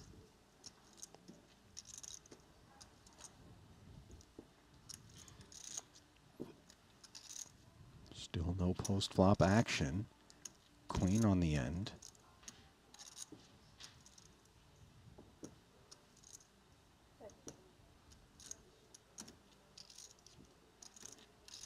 This feels pretty zero equity for Greco, but it also might feel a little bit ambitious. Would a queen bet for value here with no draws filling in? Yeah, I was thinking the same, although, you know, Ivy fairly quickly checks the river. Maybe he would have thought about a block bet or something with a queen himself. No way. Either way, Greco doesn't like this hand to try to bluff with for whatever reason. No way. Bad follow. Barbero promptly finding a way to make this exchange about him. Greco perhaps contemplating whether or not the barrel would have worked. Yeah. Not a foregone conclusion by any stretch of the imagination. Ivy has some of the best sniff in the game. A legend of just looking across the table and seeing right through his opponents. Yeah, and both players aware. I mean, blind versus blind in any format is going to be quite wide. No reason why Greco can't have even worse than ace high from time to time, and Ivy both could bluff catch or even check raise on the end. Greco, by the way, Kevin, not to cut you off, but his last event played was in Monte Carlo late last year, and he finally broke the seal with his first ever cash in his 8th ever attempt across 3 festivals prior to Jeju. It was a final table, 7th place finish in the 25K PLO Turbo Bounty Quattro. And obviously this, his second cash. So trending in the right direction is Greiko, whose start was a very rough one.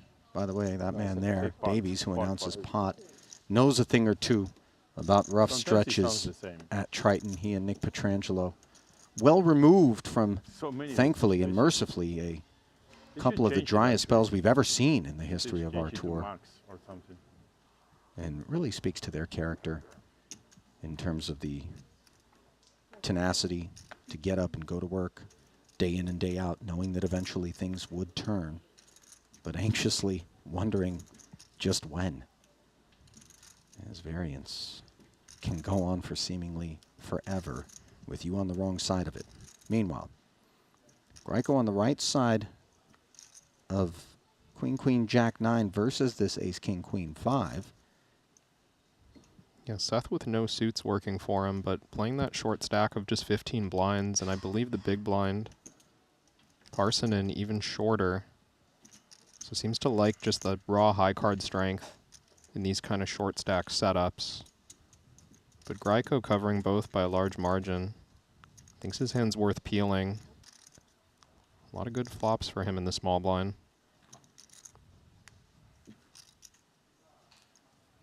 And here, I mean, not often the naked overpair is going to look this strong. 7-3-3 rainbow.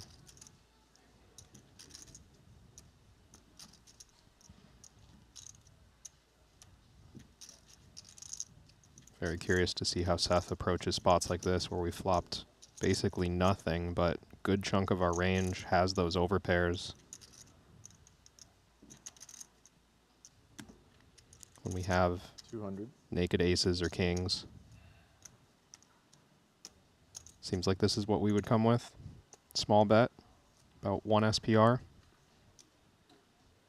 You don't really expect that the cold calling range for Greiko is going to be connected to this texture, so questions being asked understandably by Davies. And note that the presence of an ace, king, and queen in our hands does block all of those pocket pairs. As we can see, blockers don't always prevent. So Greiko's queens do hang in there along with those backdoor diamonds. Davies feels not in love with the developments. There is the backdoor diamond draw for Greiko, a card that does provide Seth with the wheel gutter you were saying, Crab. Yeah, just before this turn card, this does feel like one of the closest spots to a way ahead, way behind we might have in Greiko's shoes. You know, Seth mostly representing aces and kings with the bet on the flop. When the queens are good, they're up against just the ace and the king. Could he credibly attempt to continue to tell the tale of a larger overpair with the barrel here? In particular with that deuce, with some frequency adding a wheel draw to aces? Well, what I'm wondering might be different in PLO from what we see sometimes in No Limit is, you know, if we had aces and kings here and the diamonds come in, do we just want to be all in right now to protect our hand and there's no small betting happening? Because ace, king, queen, 5 feels like a hand that just doesn't have good enough interaction to be all in. Well, a check back from Seth, and now a third 3 on the board. So Greiko with 3s full of queens. Again, still a little bit concerned perhaps about a pot control check back out of kings. Maybe even aces. Yeah, and certainly there's going to be some traps from Seth if he really smashes the board. Maybe if he had aces plus diamonds. Greiko with 3 diamonds in his hand. 350.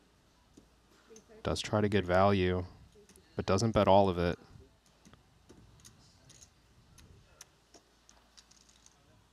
About 30% pot.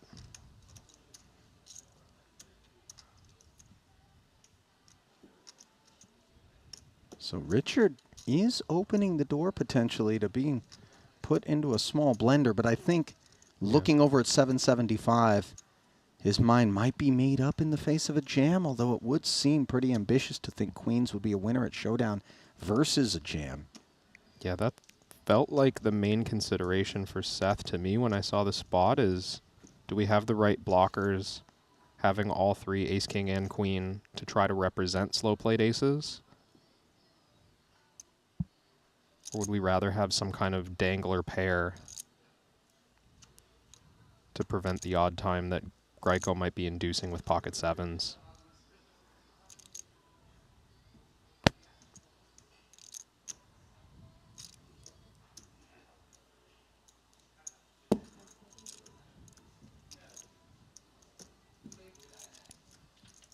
So much detailed blocker usage necessary in this format. Not often we get to see it when we're this short stacked, but Greiko did leave the door open for that kind of consideration.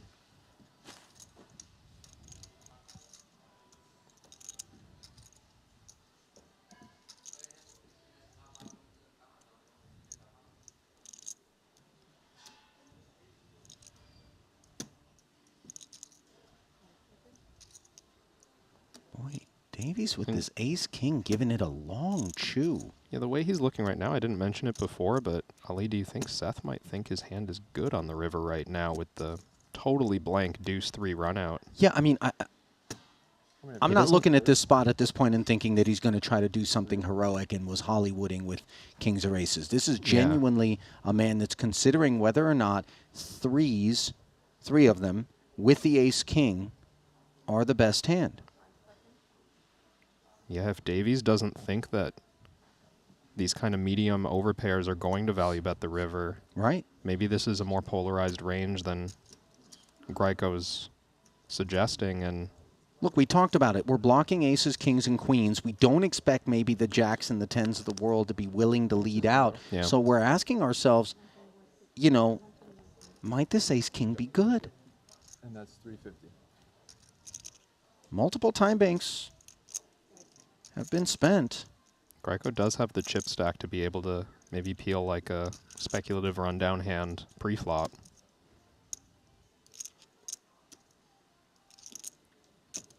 Seth having the 1-5 in his hand, that's the only thing working against him for that possibility.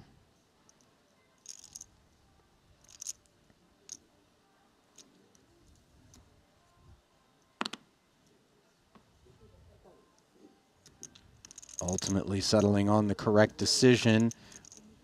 Always prefer to burn time banks than our precious chips. After that. Guys, smells good here. Oh, I thought it was my double. Tension is broken. Looks like lunch has arrived just in time for Davies to replenish his tanks after somewhat draining river spot there. I was doing everything at that river at one point or another. Felt like I was raising, I was calling, and then I was folding.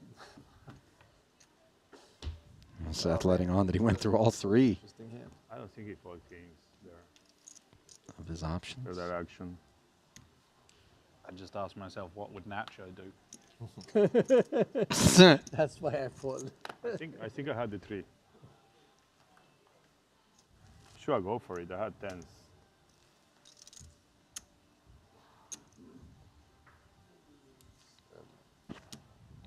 Barbero is likely to sit this one out.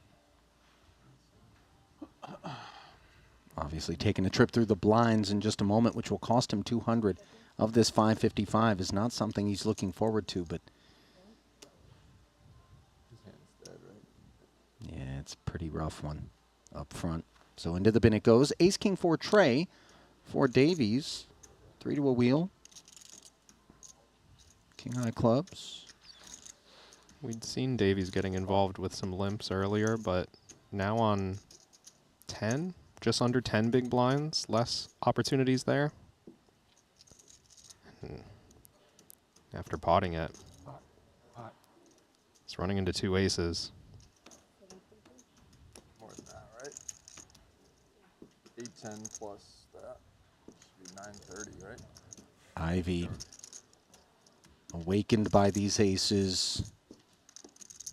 Taking us to the 3rd floor. Greiko's ace-king 10. Muscled out. It's all right. We're all in. And we're all in, says Davies. Yes, you are, That's not very good for me. says Ivy. That's some live shit. Seth promptly recognizing things are not great.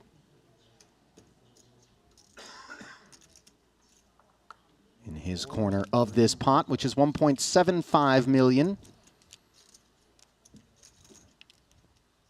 The steely veteran Ivy, and for that matter, the well-grizzled Davies,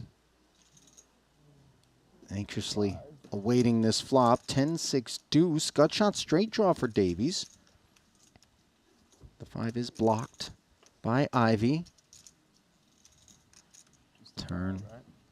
Doesn't change a thing, and just a 5 indeed, of which there are only 3 remaining in the deck, is what will keep Davies intact here in the 25K PLO. Instead, it's a 7. And 1 pair of aces. Holds on. 9, 7, 3 single. And we're going to take lunch to go. Should I? Ellis. Should I? Should I? But perhaps dessert comes first for Seth Davies. Granted, he was setting his sights on something a bit sweeter than the $59,000 he earns for 11th place, but he will take it. As 10 now remain. On-tap payout, still 59K. Through 9. Unbelievable. Can they update this with right blinds, or because the blinds are not correct at the moment? Back over at the other feature, Dirk Gerritse. Veni Vidi Vici, famously known online, who squared off with Phil Galfond in a challenge that was one for the ages. Galfond came back the 11th hour. Perhaps because it's one of the most feared pot limit Omaha players around. Sorry to cut you off. No? It's only Veni Vidi, no Vici, so. Oh, it is Veni Vidi. He did not conquer that challenge. Right, he needs Vici. What? No. He needs an orbit's worth of tokens. He decides with Jack 7-6-6. Ace King 9-8 double, though. And I don't think that Shinhwa is going to be in the mood.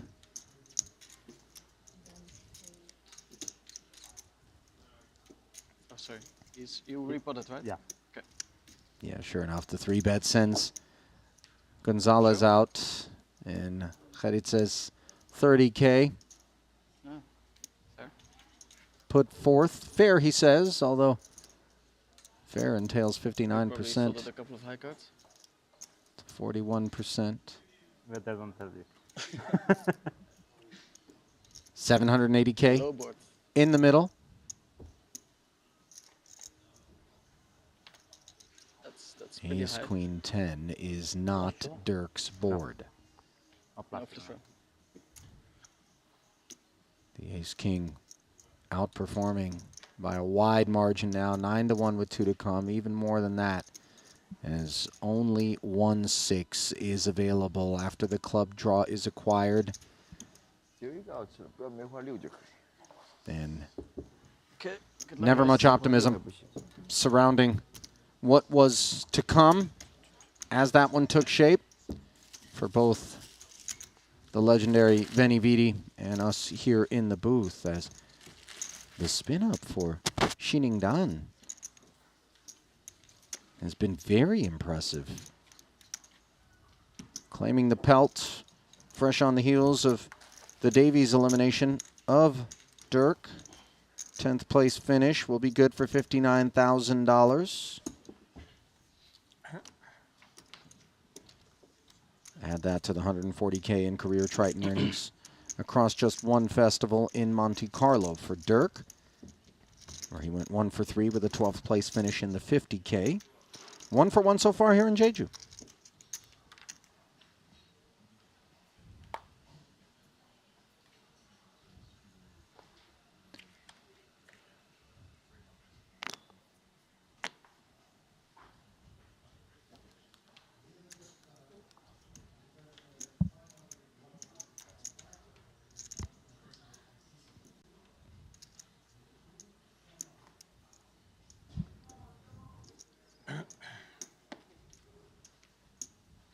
Couple of short stacks, blind versus blind.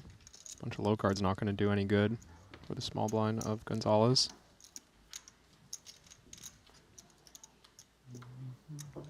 Well, if you're just joining us, welcome aboard. Complete rerolls. This is the $25,000 Pot Limit Omaha preliminary event here in Jeju, South Korea at the Landing Casino.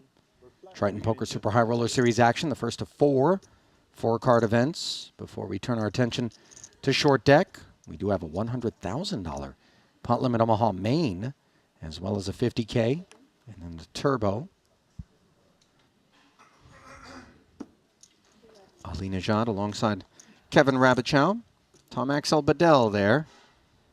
He is your chip leader overall, sitting now north of $7 million. A distant second is Richard Grieco, $4.5 million for him. Ivy, having busted Seth Davies just moments ago, sits $3.7 million for third overall, and Lin Wei, just shy of $3.2 million.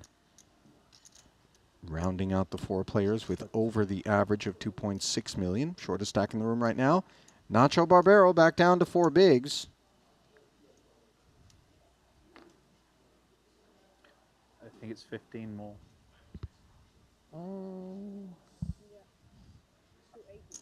Yeah, I thought that. I mean, I don't want it to 280. be. No, I thought it was 280. It's All in. intense. Looks like Barbero's going to dig in here with the Queen Jack 9-8 and diamonds. Grieco wakes up with aces. And this is interesting because Oh, the only stack who covers Grieco is the player who opened this pot.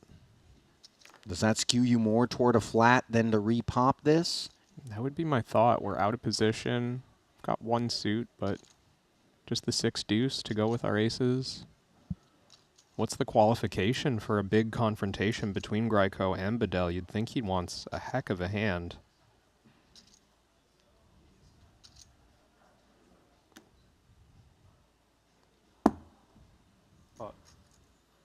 He is going to pot it, and that, of course, is just adding a push to Bedell. I hate life. I call that bluff. How can I fold this arm? You might hate this hand, but I don't think that man there does what's the much bet? hating of life. 1.3. Biggest chicken in town. Ah. Bedell certainly aware of the hand required to make such a raise in a spot like this. In their hand, I love in life. Well, in fact, they shared no cards, Nacho. Is it an ace over there, I believe? Bedell interfered a whole lot more with Barbero, in fact. It's a good one, though. It really is best case scenario for Give me the Nacho. whole pot. What do you think I'm gonna win with that? Really? Just flop a straight, Nachito. So, but the smaller one, 5, 6, 7. I don't want the other one. Barbero appears quite confident, and maybe that'll be diminished by the ace-10-5 board. He does have a gut shot. This is bad. Bedell did have a king. It's not looking good.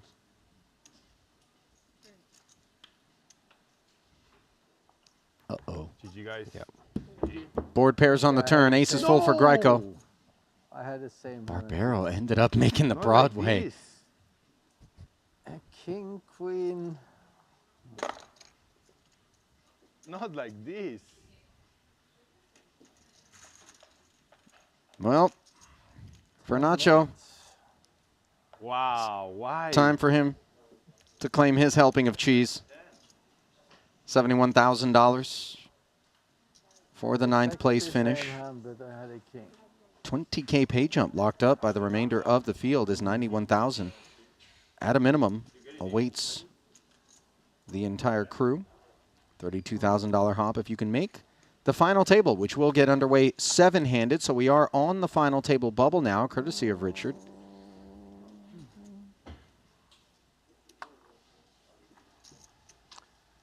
Well, you saved me some chips over there. I must have sensed it when I made you put the extra 15 in. Yeah, but the main thing, one suited. I don't remember if it was spades or clubs. And 8, 9, queen, jack. Oh, wow, you were crushed then. Yeah, but same hand. Yeah, no, that's why. But I You're not couldn't crushing say against it. me. I, Just yeah, I couldn't say it afterwards. No, I was never intending to call you, but if you just call, you got me. I can't fall. Too greedy. Yeah, I'm glad of that. So Richard trying to tighten the gap between Stop himself it, and not all Bedell, the which time. sits 1.7 million. Let's get a look at the state of things here in the 25K. Wei Lin, 2 blinds north of countryman Ningdan Shi. 2.8 million in change. Gonzalez and Seidel with a whole lot of work to do, sitting 8 and 6 big blinds respectively. Ellis Parsonen has been very quiet thus far here at this table. We would love to see him spin his stack up because he is such a talented PLO player. I've seen him get down the streets into some dark corners, make some huge calls, bluff catching.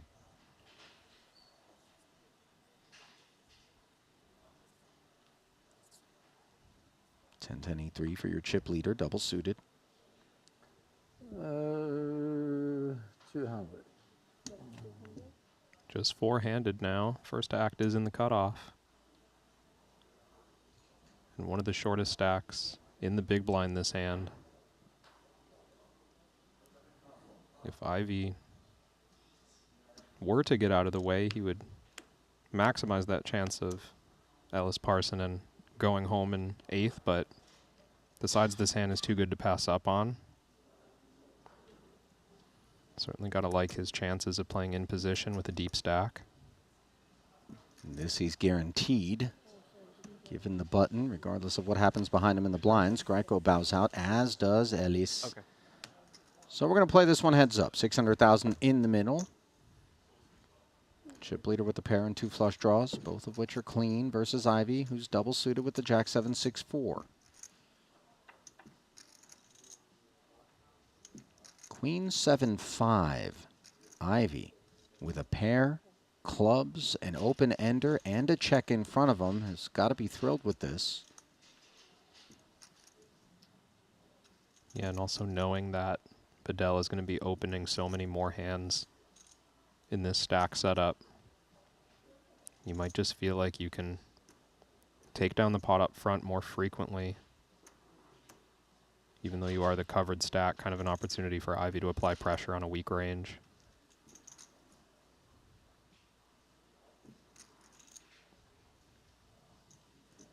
$300,000, the ask to continue, and the 10s lacking future.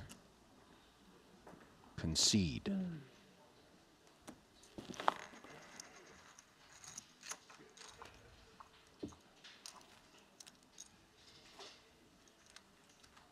Ivy shaving a little something off the chip leader there. He is a prolific mixed game player, by the way. For those that maybe have only had the opportunity to observe him in the 2-card streets, Phil can play all the games and play them exceptionally well.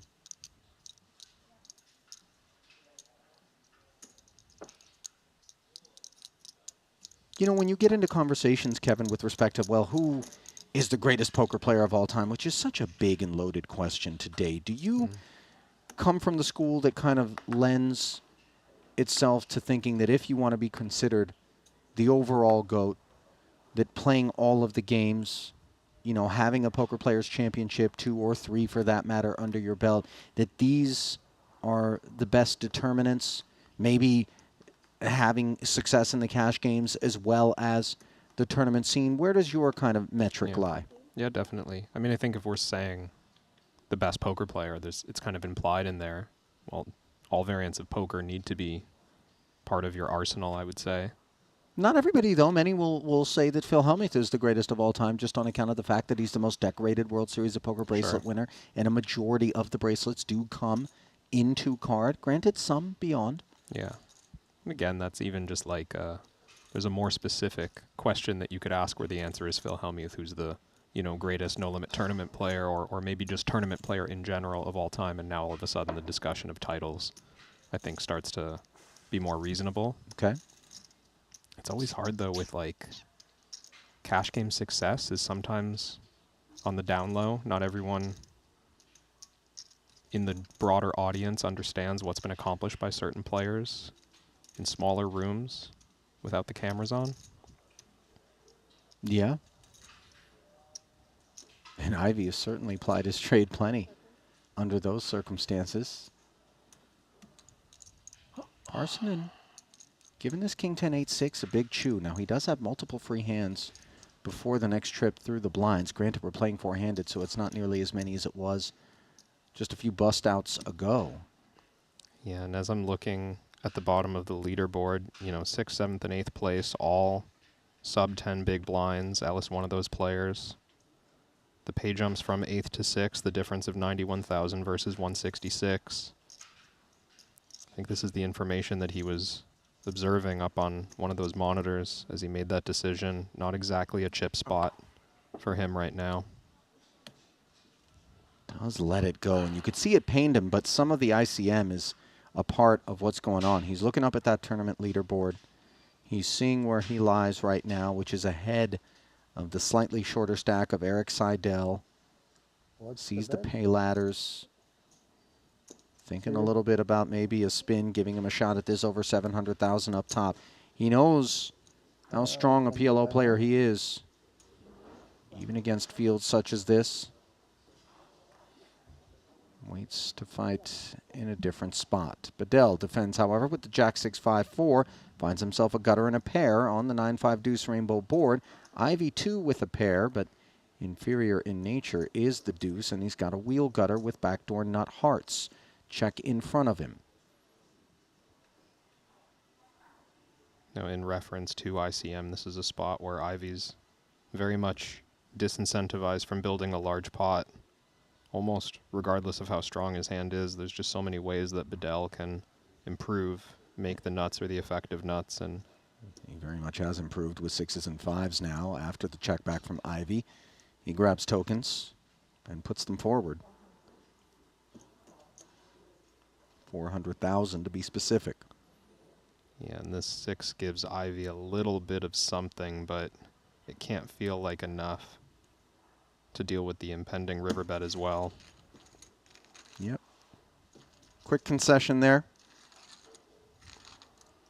And, you know, Bedell hasn't been overtly abusive with this chip lead, but, you know, he has certainly felt as though is quite cognizant and utilizing it to an extent. Yeah, it seems like very rarely do the pots he enter stay small. You know, if he makes some kind of reasonable hand, or if he connects with the board, there's usually extra chips going into the pot. Well, who is going to be going to the final table? That's the question that we're asking right now, with 8 remaining and 7 booking the trip. Of course, eyes are on Seidel and Parsonen. You see Gonzalez seems to have found a little spin at the red table.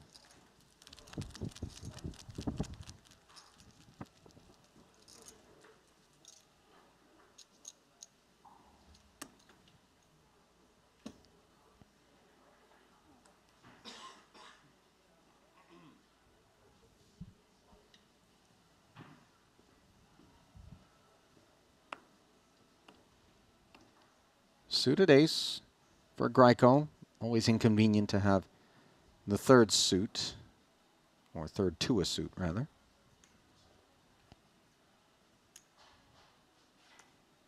Blocking ourselves in a way, but undaunted.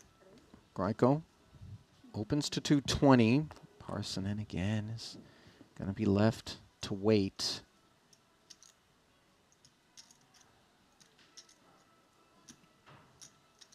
And feels like an even worse spot for Ellis than the previous hand. Maybe just a little bit of time extending to make sure that we don't get ahead of that other table.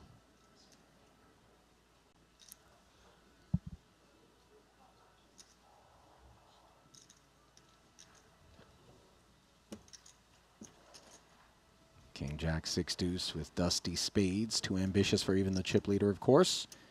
And we do have to presume some narrowness of range, even though Greco is second in chips, if he's willing to open into Bedell. That said, I think he's feeling a little bit more comfortable than he might against certain other operators on that chip lead, who maybe would be a bit more savage.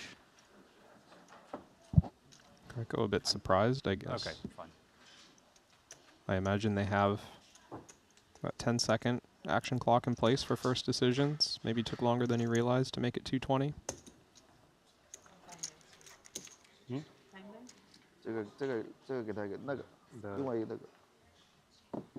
Soft hand for hand on the final table bubble, not stone hand for hand. And I don't see any red plaques out there, so I don't think the fast action system is actually in play at the moment. I just kind of assumed, because how did we accidentally take the full 20 with he a relatively straightforward open raise? He was pretty surprised himself that he lapsed into time bank territory, but clock doesn't lie. And the dealer collecting the marker. Meanwhile, back at the other feature table with a 50% Chinese delegation. 2 of 4 combatants, including Shinhwa, are rumbling with the Spaniard and the American. Cut off limp with the ace-8-6-4. Martinez on the button now. Ace-King 5-5 double.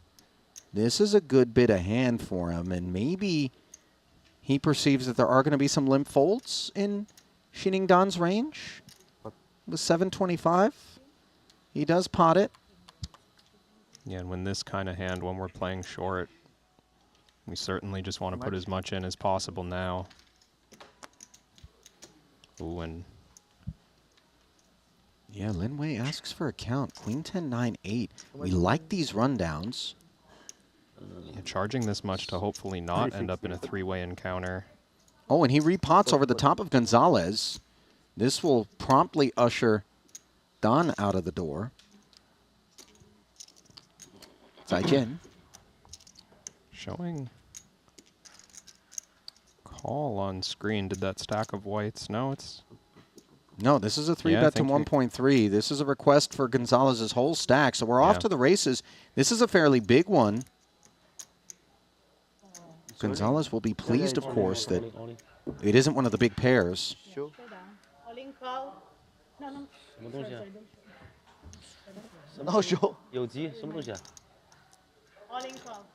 Yeah, standard protocol, of course, is for the players to conceal their holdings to allow for the action at the other table to complete in an unadulterated manner, given the immediate pay jump on this final table bubble. Sunny on hand, now authorizing revelation. 直接发个梅花，顺着出来。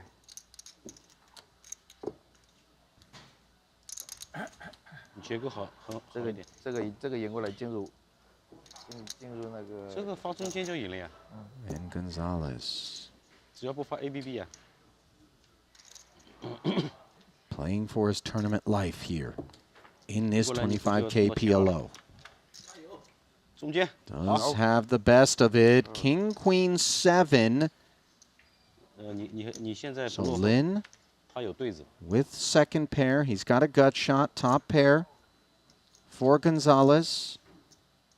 Keep this thing jack free. That's the current mantra for the Spaniard. No jota.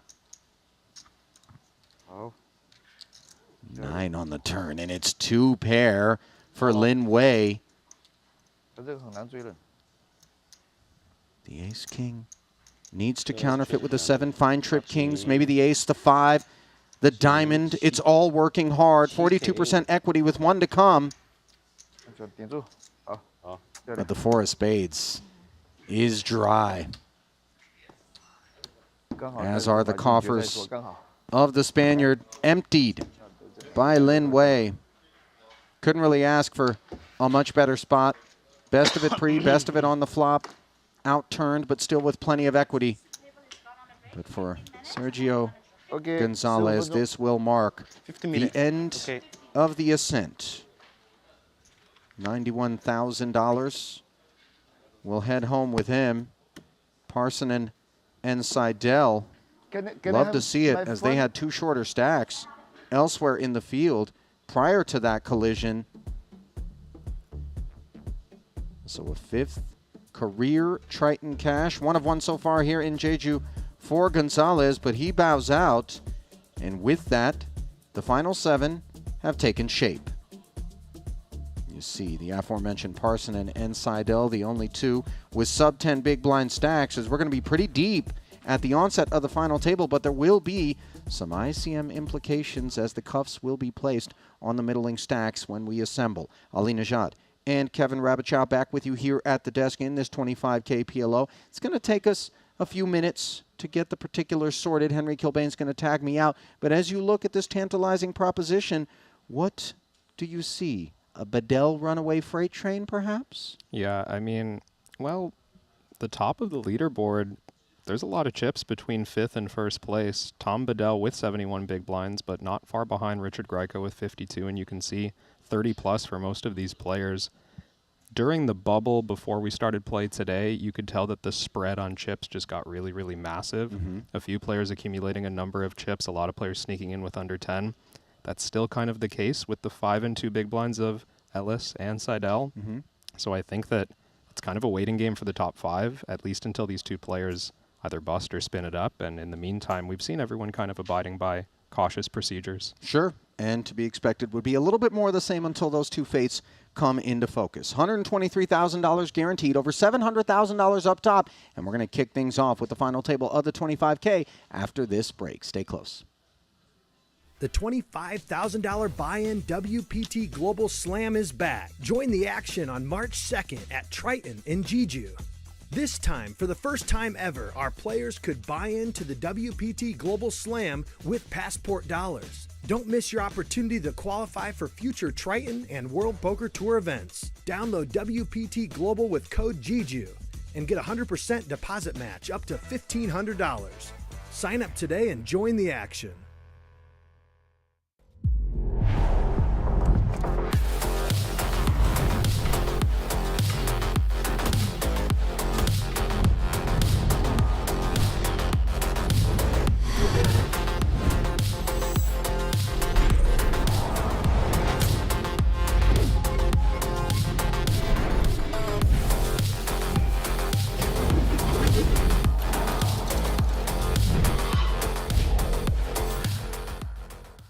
Looking for the ultimate platform to place your bets on the biggest sporting events? Look no further, because BetACR.eu, Triton Poker's official betting partner, is here. Whether it's the thrill of soccer, the intensity of football, or the fast-paced action of basketball, BetACR.eu covers it all. With real-time updates and competitive odds, you're always ahead of the game. BetACR.eu also offers exclusive poker events that you won't find anywhere else. Test your skills and make every hand count. Trusted online poker is back in the U.S. with the launch of Club WPT Gold. Play sweepstakes poker in daily ring games and tournaments against your favorite WPT ambassadors. At Club WPT Gold, you play with 2 virtual currencies, gold coins for fun and sweeps coins, which can be redeemed for real prizes. Get sweeps coins for free with gold coin purchases, daily login rewards, and giveaways. Join now and get in on the action.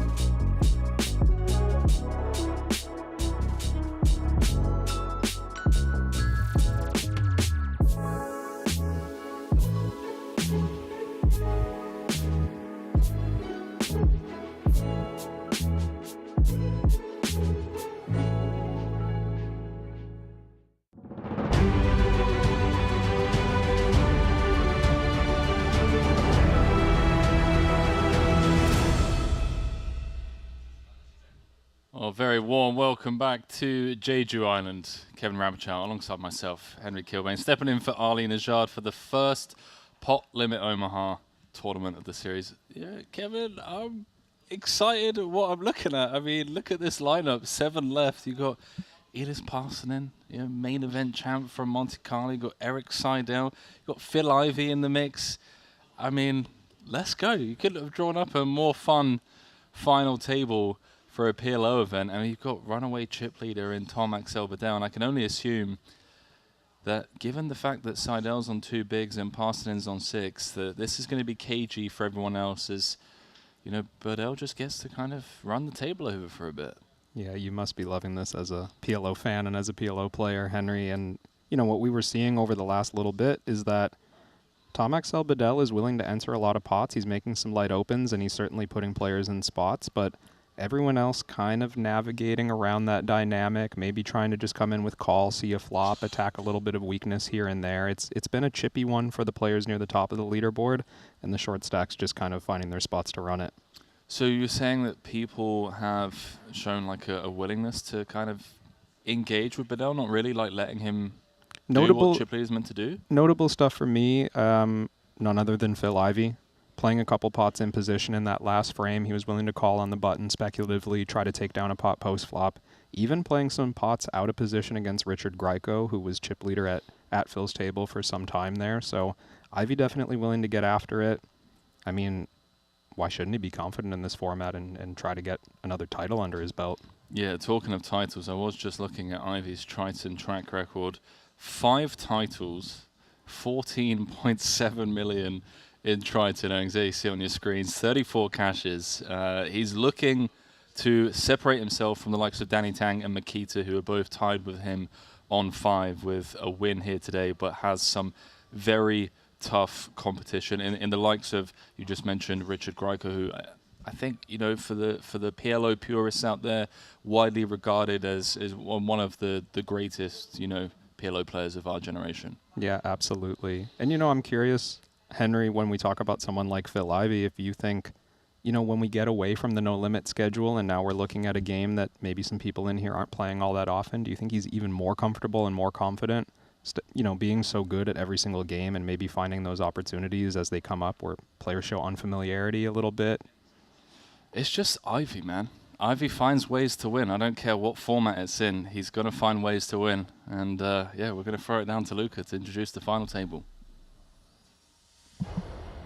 The first PLO here in Jeju, the 25K 600 event, drew an incredible 117 entries. We are down to a final table of 7.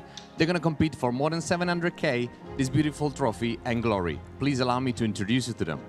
Scene number 1 with 225,000. Please put your hand together for Eric Seidel. One of the greatest of all time. Has been playing this game for over 4 decades. Coming in on a short stack, looking to spin his way to his first Triton trophy. In scene number 2, we have our chip leader with 7.1 million from Norway. Please welcome Tom Bedell. Always shows up for the PLO stuff. None other than Norway's Tom Axel Bedell, who's had a few final tables at Triton events before, but still remains trophyless. Could this be the turning point? Our scene number 3 from the UK with 5.2 million. Please put your hand together for Richard Greiko. Another one of those PLO specialists, a household name for the PLO fans around the world. Richard Greiko looking for gold here in Jeju. In scene number 5 with 550,000, please welcome from Finland, Elias Parsonen. This man knows what it takes to win a Triton trophy. He took down the 100K PLO main in Monte Carlo for 2.2 million, looking to become a 2-time Number 6 PLO champ. from the US with 3.7 million, please put your hand together for Phil Ivey. Man that needs no introduction. 5 titles, 34 cashes, over 14.5 million in Triton earnings. It's Phil Ivey.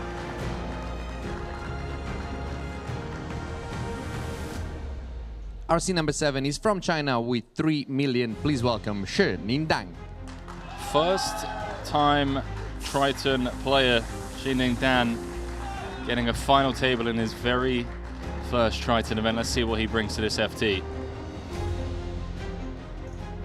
And last but not least, closing down our final table, also from China with 3.7 million. Please put your hand together for Lin Wei. Similar story for Lin Wei. No cashes, first ever Triton event, and he's made it to a final table. We are just coming back from a break. The button has been drawn to Alice. So we have a full level of 50,000, 100,000, 100,000. I wish you all the very best of luck. Yelena, shuffle up and deal, please. You heard the man. Shuffle up and deal. First PLO final table of the series. Look at that lineup. Phil Ivey, Eric Seidel, just to name a couple of the legends at this table, and a couple of newcomers. Let's not sleep on them either. Do love having complete unknowns when I'm in the booth, Kevin, because you just don't know what to expect. And I think, you know, as a community, we sometimes don't give enough credit to some of these, you know, Asian flags, unknowns.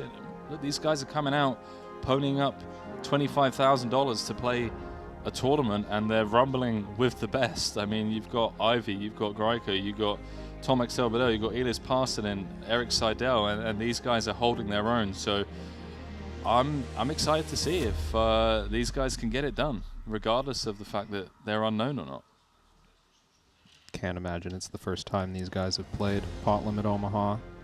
You know, they must have gained some experience in some games that we haven't had the privilege to watch, so first opportunity for them to show off what they're made of. Dude, I'd love to be a fly on the wall of some of those private games in China. Yep. Like, there's probably some insane stories. Seidel, first hand, +1, ace king, 9-6. Suited to the king. He knows that he's going to be forced all in just 2 hands' time, so he's looking to spin the wheel immediately. Yeah, got to take this spot as a bit of good luck for Parsonen to get the button on this draw. Decides to step aside and let someone else take out Seidel. Will it perhaps be Phil Ivey? Fellow countryman. These two have both been playing together for the better part of 3 decades, as Ivey does ISO with the King 10-7-5. Dominated in spades. Yeah, just raising it up enough to try to get heads up. Good luck.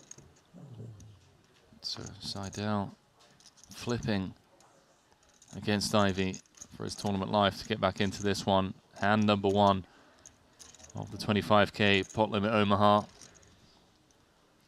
So everyone now swatches on, and I guess they root for Ivey as he just flops a full house. King, King 10. You thought so. Seidel looking for an ace, and an ace only.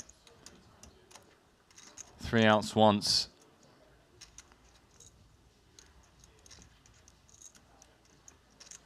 Doesn't get there, and just like that, hand number 1, we lose Seidel in 7th place. Going to be heading to the cash desk to collect $123,000 for his efforts. That does mean, of course, everyone else gets to ladder 43,000, courtesy of Ivey eliminating Seidel with the flopped full house. That was quick. Was just down to 2 bigs. Wasn't looking to just try and ladder a couple of spots. He wanted to spin the wheel straight away and put himself in a spot to actually go on and win this tournament. Got it in good. That's all you can do. Ultimately running in to none other than Phil Ivey. Seidel out in 7th.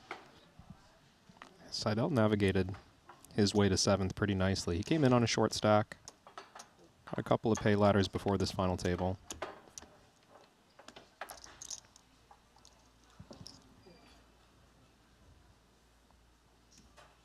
What have we got? 6.5 buy-ins locked up for 6th place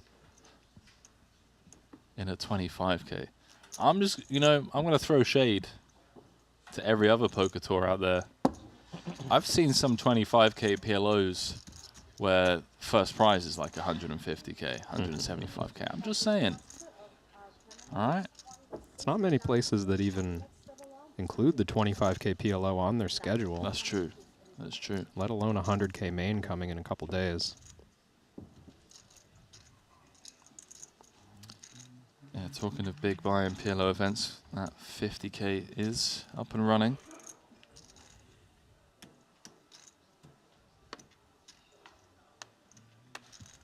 Then I think one of the events the PLO guys are really looking forward to is the 30k PLO Turbo Bounty Quattro, a format that most people won't be familiar with.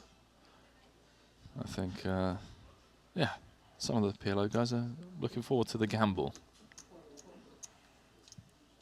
When you get bounties in the mix, even in no limit, so much nonsense that can develop from unfamiliarity with the format. Got to think bounty crossover with PLO can be quite the game.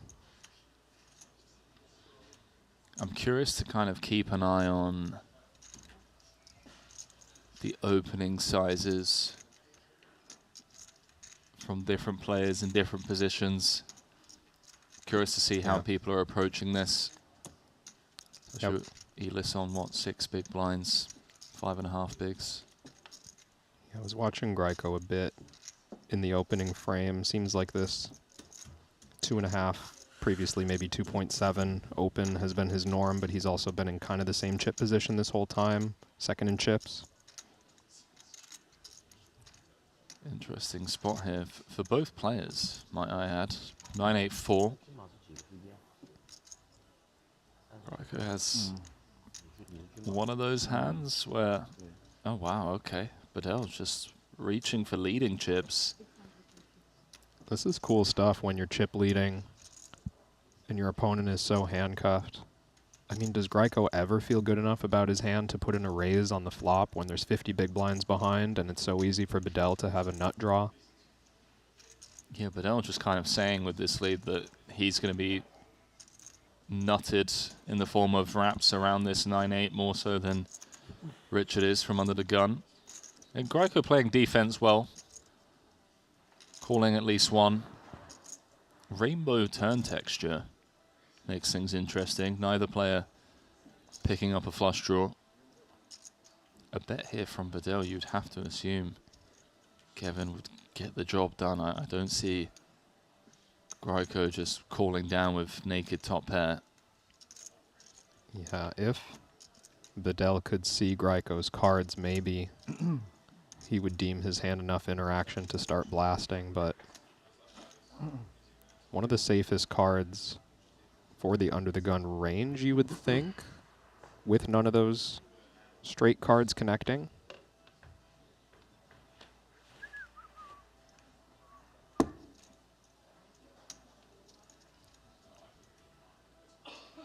This is something else. PLO really is a game of equity denial. Greiko, one of the best, very aware of that. I guess holding the 9 as well is really nice, just making it less likely that he ever gets check raised by top set or top 2. From your point of view, this hand pretty dicey to try and protect. No backup, just the 9. I think Greiko just seems to know exactly where he's at. He's up against some kind of, straight draw, has equity against 2 pair, and wants to just deny. Yeah. They're putting these gut shots, these open-enders in a tough spot, especially on the rainbow turn texture, right?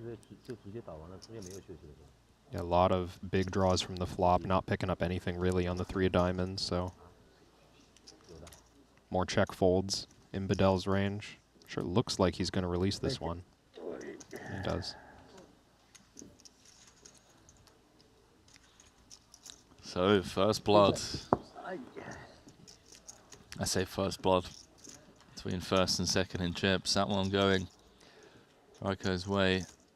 He's now practically tied at the top of the chip counts with Bedell. And that perhaps a bit of a warning to Bedell. 100 less than I call you. He's got Richard on his left. And they either bet just the right amount or just the wrong amount, I guess. I believe you have the right amount. I have a tricky hand. Yeah, I mentioned the fortunate button draw of Parsonen at the start of this final table. Didn't mention how nice it is for Graiko to get immediate position on the chip leader, effectively neutralizing the gap between them. Ivy coming in 2.75. Dan, Queen, Queen, 8-8, single suited. Feels like 3-betting anything shy of number 1 just feels dicey when you've got Elis sticking around with 5 blinds elsewhere in the tournament, right? I agree, and the fact that Elis has already folded as well, there are definitely some. I mean, would you call it reverse implied odds in that spot where you run the risk of getting set oversetted or something and busting? Yeah, I think knowing like Ivy covers you, you just want to try to realize equity without building the pot too quickly. Mostly calling with everything you would continue. Makes sense to me.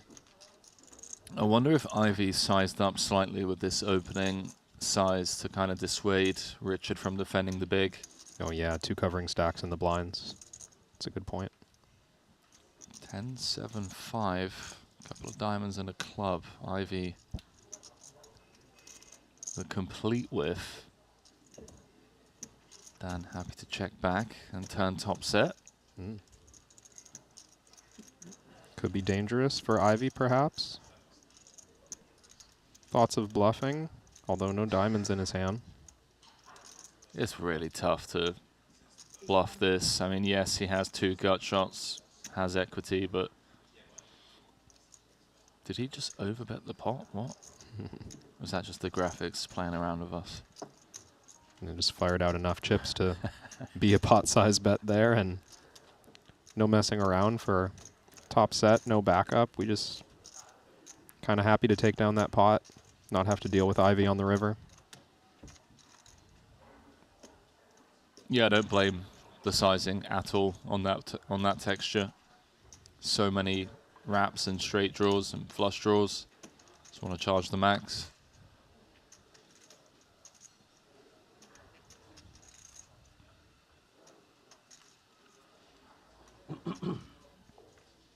So Parsonen's big blind. Ivy's got double suited aces up front.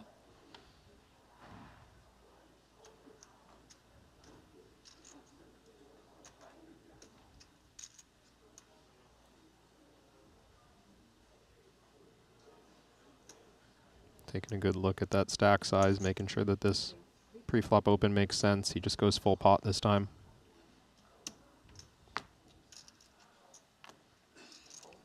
Similar to what we see in Hold'em, charge the max to the short stack big blind.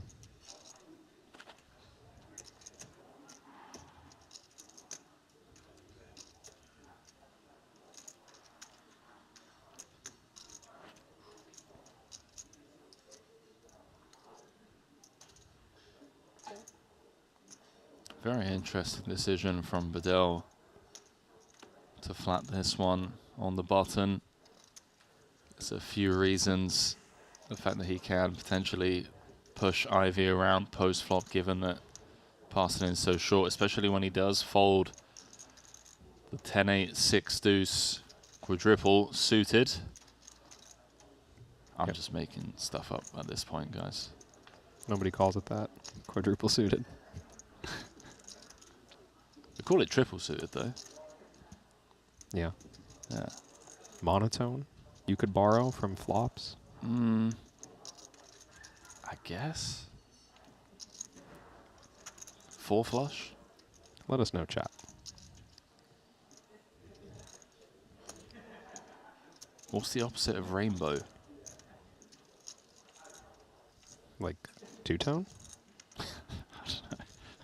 The But it's not two-tone, is it? When you got 4 in the same suit in your hand. Yeah, it's monotone.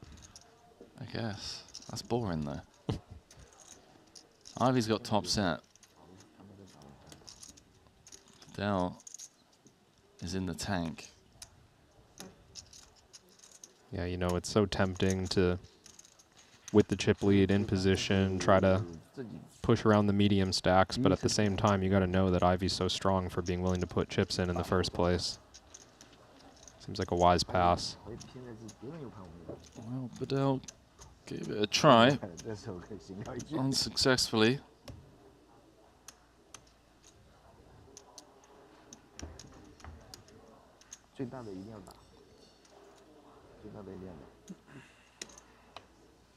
Ivy up to 4.4 now. Closing in on the stacks of the 2 chip leaders in Greco and Bedell.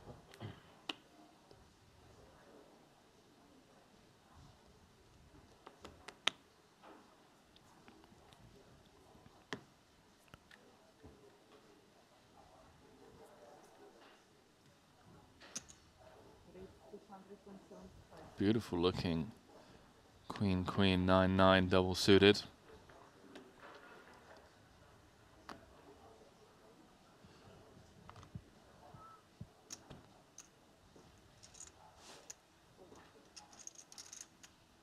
Oh boy.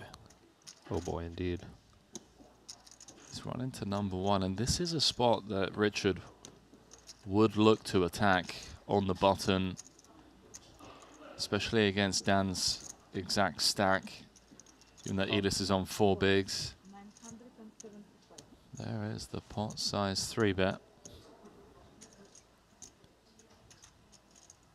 And this now an open door for Parsonen to walk through and hope for a confrontation between the chip leader and this under the gun open. It's a weird one as well for Elis. I mean, he's double suited, now has an additional 2-7-5 out there, plus the potential overlay from the big blind and the big blind ante. I wonder with the double suited hand if he's ever thinking of putting it in, just running his equity. So hard because no matter what Ellis does, his equity in the tournament, you know, percentage chance of him getting first or second, so low. So getting 5th instead of 6th is such a boost to the value of his stack if he's able to do it. But even if he folds, how likely is it that Shining Dan is just going to be eliminated? You know, he's still got 3 million chips behind. You don't know what's going to come next.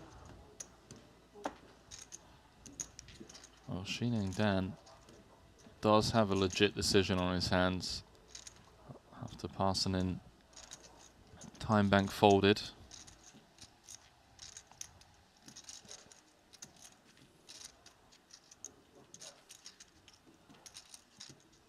Richard has what he's repping, but we know he's good enough to take non-aces, holdings, and apply pressure.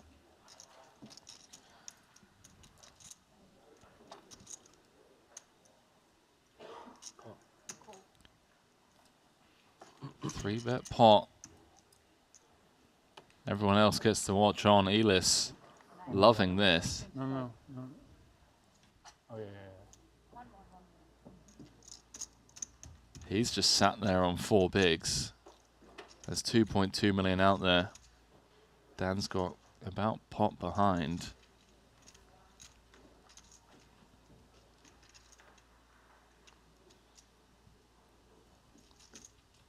Eight, 3 deuce rainbow.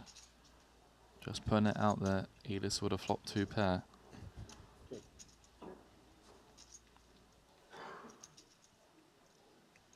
Richard with 2 backdoor nut flush draws and the gut shot to go along with his aces.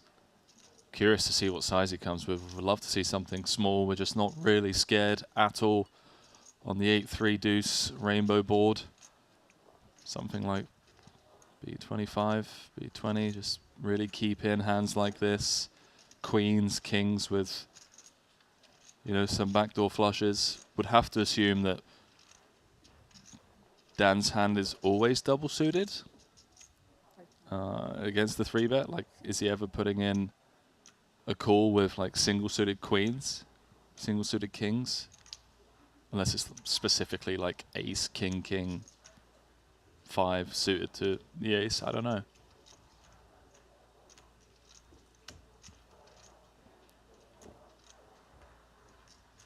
$3.2 million out there, 1.8 back. Clean turn for Richard, although a heart would have been fireworks, Kevin. Yeah, with no flush draw coming in, you think Dan's attachment to this hand may be starting to shrink. He hasn't checked yet.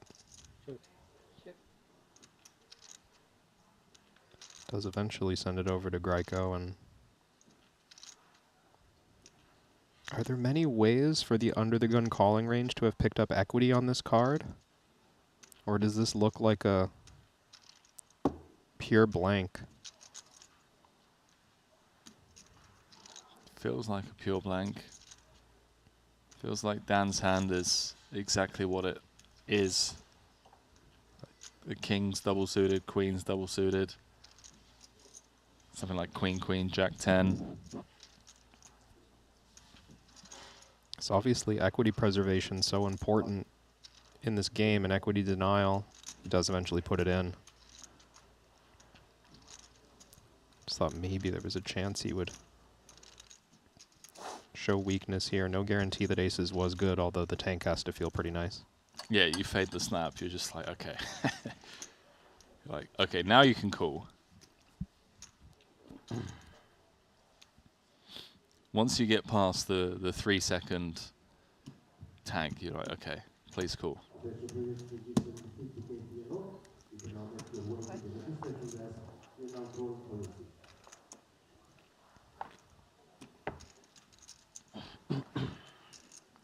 Had a heart rolled off. I think Dan is just out of here. All right, 10 of hearts on the turn.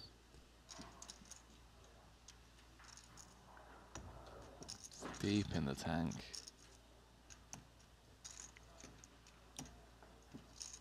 There's a lot for him to digest here. I mean, if he calls and he's ahead and wins, it becomes tournament chip leader.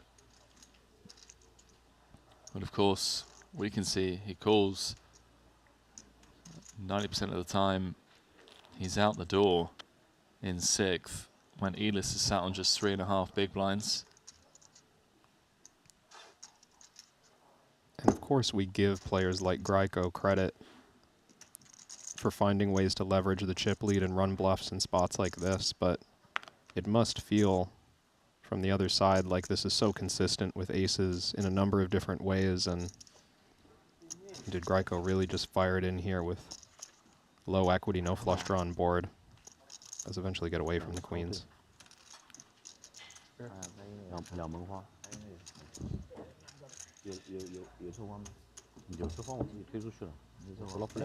Thank you.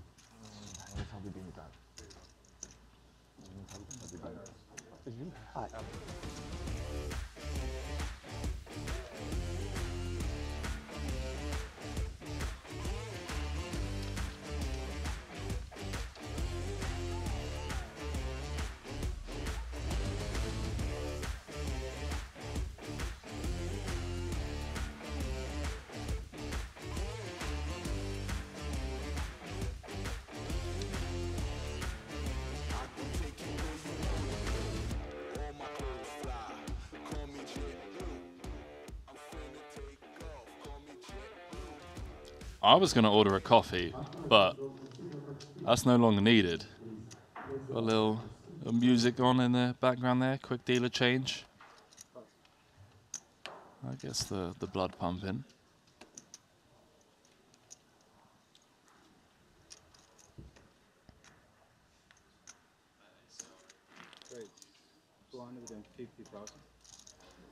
Greiko looking to his left and seeing nothing but covered stacks. Now the sole chip leader. Yeah, he's done a great job coming into this FT. He's taking the crown from Bedell.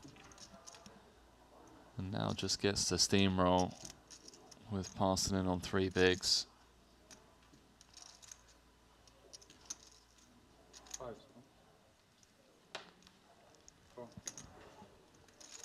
Dan not shying away from confrontations. Just after losing that 3-bet pot, and these can get dicey. Yeah, I mean, defending the Jack 7 4-3 is a bit of a stretch. You get these like conflicting feelings, you know, when the chip leader opens the cutoff. On one hand, it's like, I know that there's a wide range here. I know that I have good equity against basically anything. But on the other side is just the limitations of tournament structure. Is it worth so much to fight against the chip leader that we're willing to go home in 6th before a 3 big blind stack? Yeah, this is what are some of the words that we're taught to use to, you know, be respectful towards some loose plays. Yeah. Mm-hmm. A creative call. I think that's the word that other commentators use. Speculative. Sure. At the first level, 500, 1,000, 1,000. Once again, the button as usual on seat number 3. Winner, please, shuffle up and down.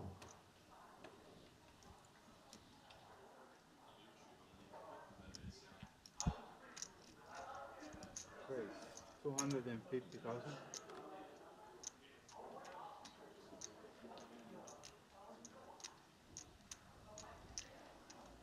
Here we go.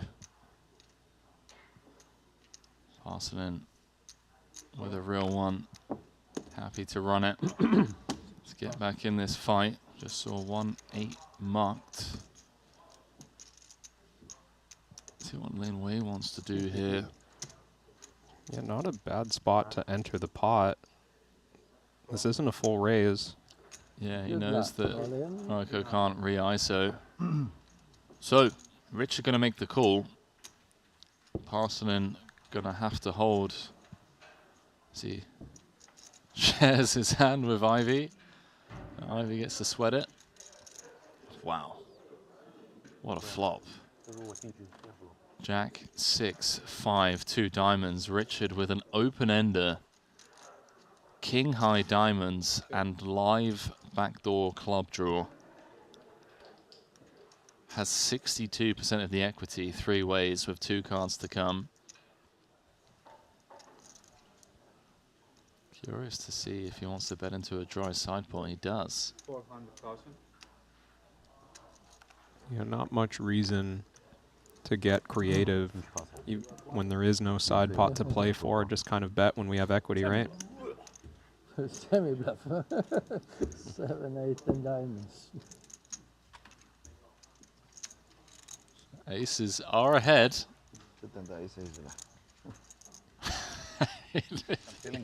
Eli's just throwing up at the showdown. Can't believe it. Oh, okay. I mean, that makes things a bit fairer. Removes a couple of diamond outs for Graiko. As Elis goes runner full. And he's up to a very playable 10 big blinds. Gets the triple up. That was a very, very genuine reaction from Parsonen. You ever get those spots, Kevin and Holdeman? You know, you show down on the flop. You've got the best hand, but your opponent just has half the deck, and you just basically don't. You know, you're like, how do I even hold here with my overpair? I remember it once from this series. Actually, I think it was maybe Alex Boyka. He had ace 10 and a 3-bet pot on 10, 9, 7. Okay. 2 diamonds, and he just lead jams and gets snapped by Queen Jack of diamonds. And that was the day I learned how much equity Queen Jack of diamonds has on 10-9-7 2 diamonds against Ace 10. It's a lot more than half. And he just held. The Ace 10 held. Of course it did. Yeah, it's a very similar spot actually, about 70% for the draw. Dan. 14 bigs. Queen, queen, 10-9 double suited. A beautiful hand to have against Richard's particular holding.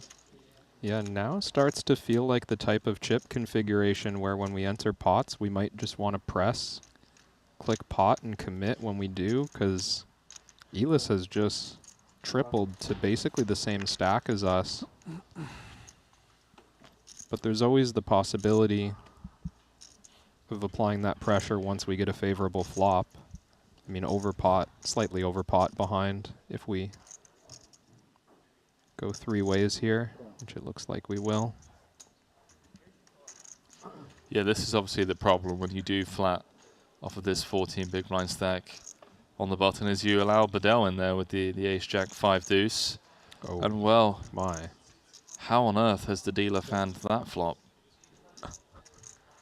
That's one of those boards where you start to check the suits and think, are there only 4 10s and 4 queens in this deck? What on earth? Bedell's got the flush draw as well. Richard can't believe it. He's just like, okay, well, I've just flopped it 3 ways. Start building the pot and extending the chip lead. Little does he know, he's drawing to runner, straight flush.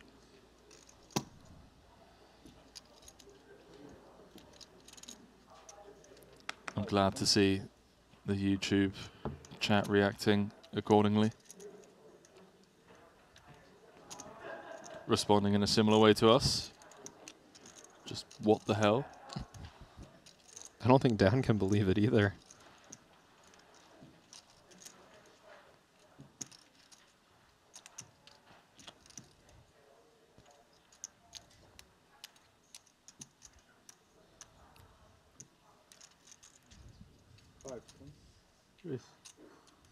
Did he say raise?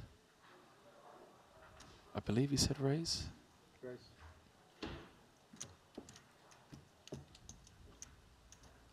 $600,000.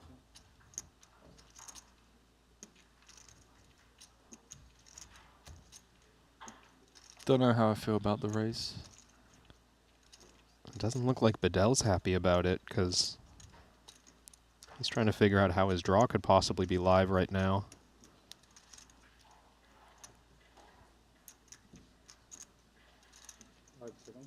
Oh my. Well, Dan is just loving life here. He's got a 0% equity hand to put in 600k and a 0.3% equity hand with a full house that is going to be willing to play for Dan's entire 1.1 million. There's already 2.3 million in the middle. It feels like there's no guarantee. I mean, only 500k behind for Dan, so Greco, of course, happy to put that amount in however it needs to go in, but 5 million behind for Bedell. Thoughts start to creep in with the second nuts that maybe we don't want all the money to go in. Is that? That looks like a click to put Dan's remaining chips in. 1,250,000. Gotta think this starts to make the situation feel clear.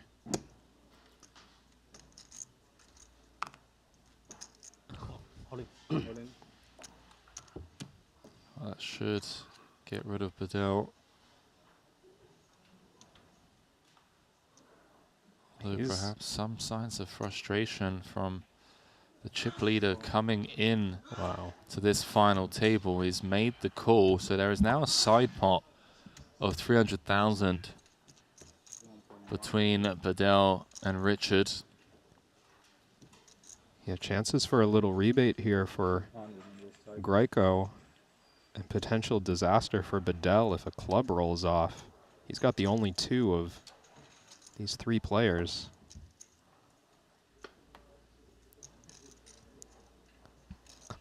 Oh my. He's actually live. The chat was asking before how Greco had 0.3%. You can see now that's updated to a full 3% with the Jack of Hearts available.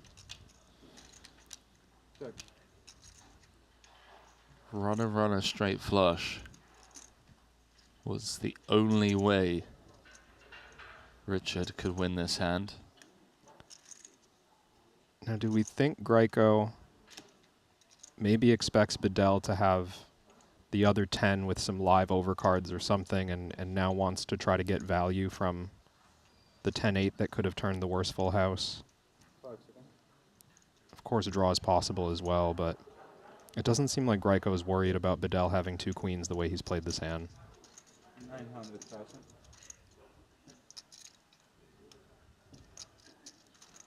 $900 into 4.5.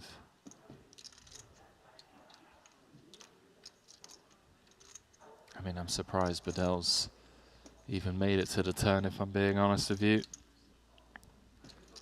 Given the flop action, went C-bet from Greco. Dan raised to 600k, Bedell overcalled. Richard then clicked it to 1.25 million. Dan announced all in. Perhaps just signs of frustration from the Norwegian.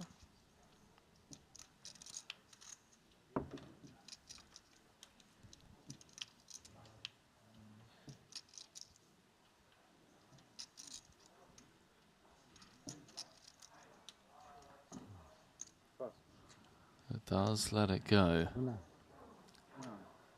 No. Come back. Same hand. Richard confidently tables I hoped you had that one and not you. the Queen 10, obviously. You have one out. No. Oh, man, that's cold. Hard to get out. Almost. I mean, Yeah. Greco didn't even know. What the heck? well, Dan. Tripling up. What an insane hand. I don't think I've ever been just so thrown off. 把这两个剥削了更好。我们进行3比的3就少很多1比。第一名、第二名剥削了更好。剥削把这两个打得最舒服。他们这里上去能也很难。 I know we're used to more, you know, action and car crashes in PLO, but even that one felt like a bit too much.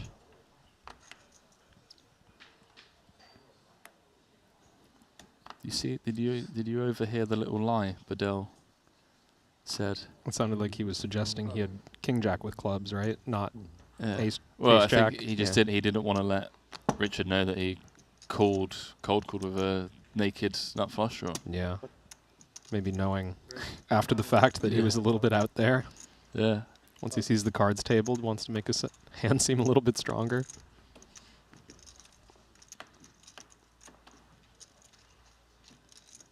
Full pot from Linway into still chip leader, Richard Greco. Well, things have really shifted here. Had the 2 short snacks coming into this final table. Oh boy. There's Parsonen on 6 bigs, Seidel on 2 bigs, but Parsonen has managed to spin back up a little bit. And in the process, Bedell's lost the chip lead. Rich has taken the chip lead. The man from China, Xining Dan, just tripled up. His fellow countryman, Linway, in trouble with the aces.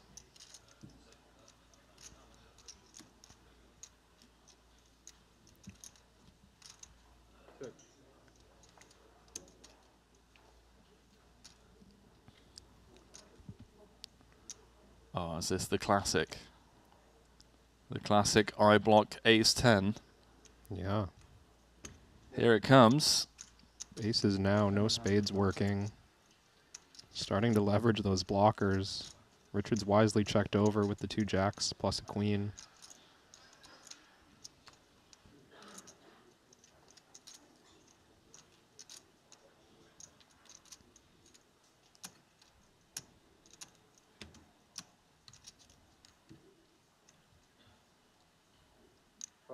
Wow, it just passes. Maybe felt his outs were dirty. I mean, that seems... Let's go, Kevin. That's surprising from the chip leader. 700K. We got a final table on our hands, baby. That was no time wasted there from Richard as well. Yeah. I mean, great execution from Lin Wei. Immediately understanding how to use 2 aces, no interaction otherwise.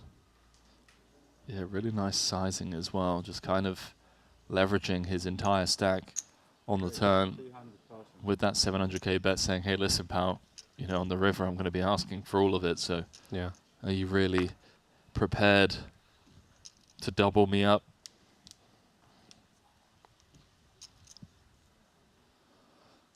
So, swingy start to this final table, as we anticipated, the first PLO event of the series.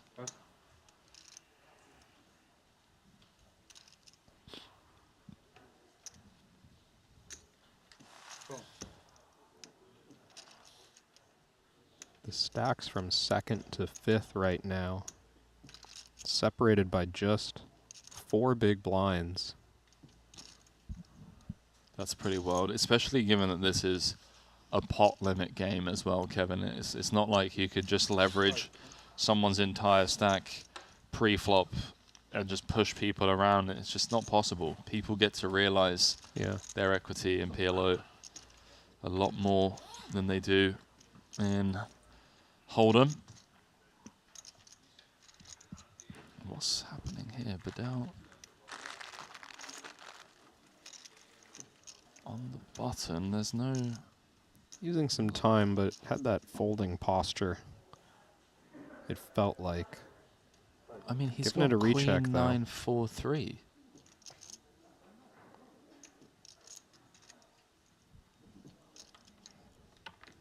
What's going on? No level increase kind No of level considerations. increase, Nothing no. I'm seeing where using time is advantageous right now. So mentioned maybe a bit of frustration from a few hands ago. He is looking up at the clock. There is a screen above. There's a couple of screens above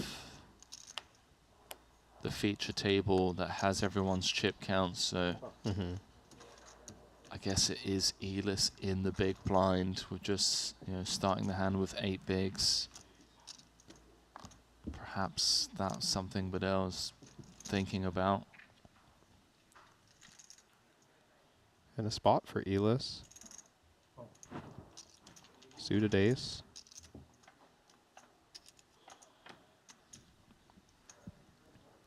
Well, the suited ace has turned into top and bottom. 67% of the equity with 2 cards to come. 625 back with just shy of 1.1 million out there. Does he just lead jam here? It looks like he's thinking about it.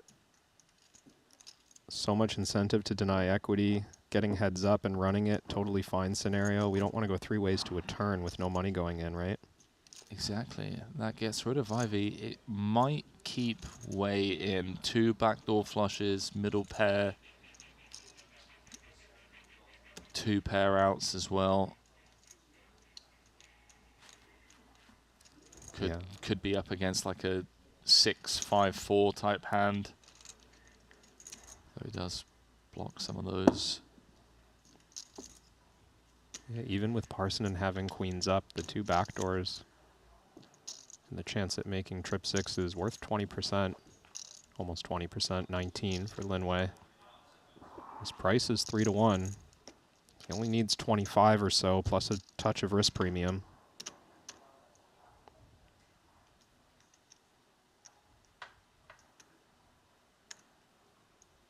He's going to make the call, Kevin.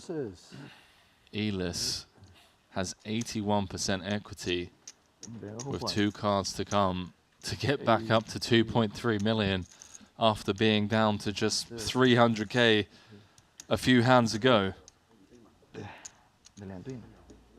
Managed to fade the world against Richard when he was all in earlier on. Doesn't have to fade much here, although he does now need to fade hearts as the 7 high flush draw is live.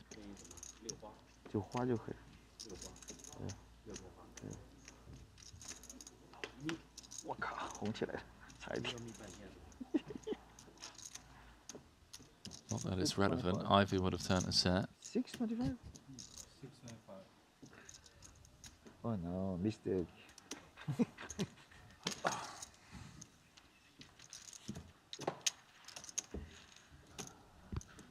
Elis is up to 2.3 million. Very playable stack. 差不多哪一个比这个比有什么区别？你到你这里肯定要的，这个牌怎么能不要呢？你放这么大了，2套后门呢，跟没要的。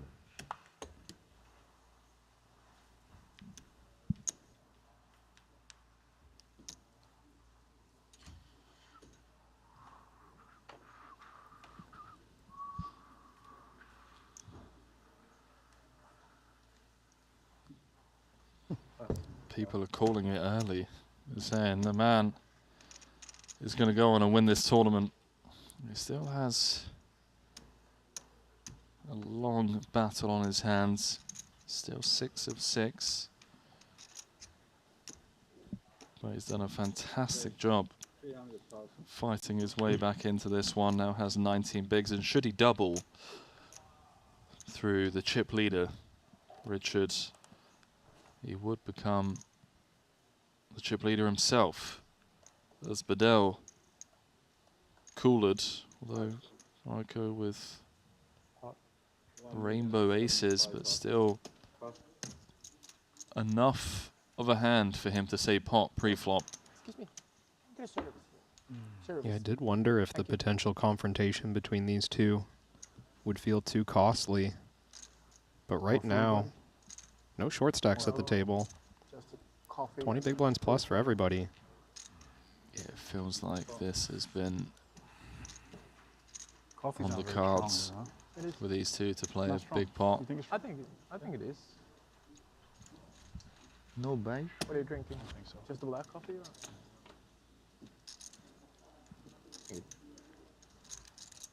Queen, Jack, 4, rainbow.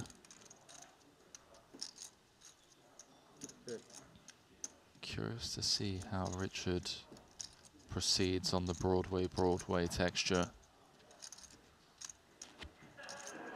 Yeah, again, for the same considerations about big confrontations, when we have the 4 working for us a little, but no real draws to go with Greiko's aces. He didn't want to be all in there on the flop. Just checking behind. 7 of diamonds on the turn. Greiko with the ace of diamonds in hand. Bedell drawing live to king, jack, 10, 9, or a diamond. That's 42% equity with 1 to come. Facing 2 checks in front of him. How does Richard want to proceed now?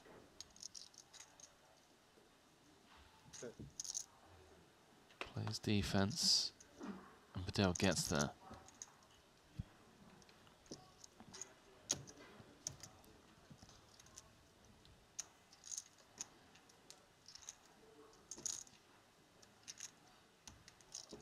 Certainly still a real threat for Greiko to have ace-king, although Bedell has 2 of the kings.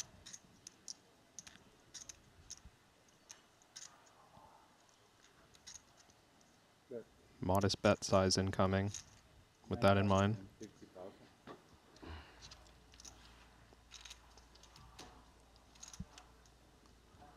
In before Richard bluff jams. That's the next thing I was going to say is how often do we take this spot? I mean, he did check flop and turn in a 3-bet pot where one would assume aces would continue at decent frequency, but no, Richard just staying disciplined. And an important swing for Bedell. Things really hadn't been going his way.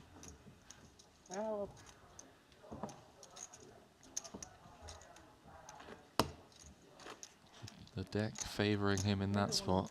Fruit platter. One black call.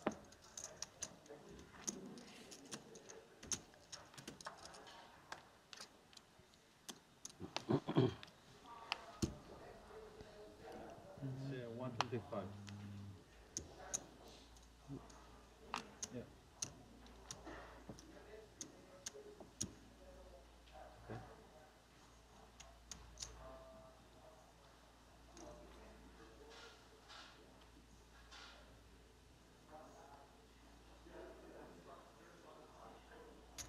Raise 400,000. Okay, this What is... do we have here? This is very peculiar. And Bedell.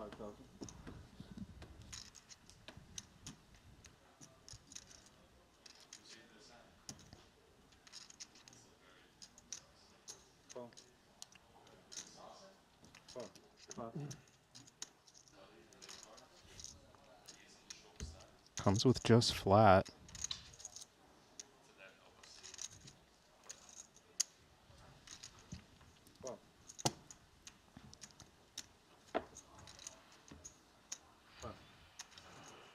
Quick fold from the big blind, and we're up against what looks like a pretty strong calling range in the hijack. Covering Linway.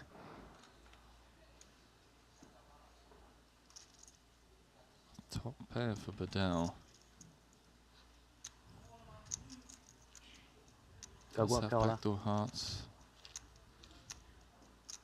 So has the ace of diamonds.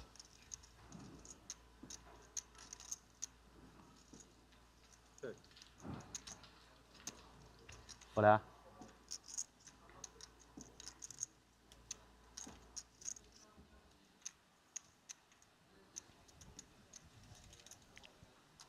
Yeah, Bedell's just fearless.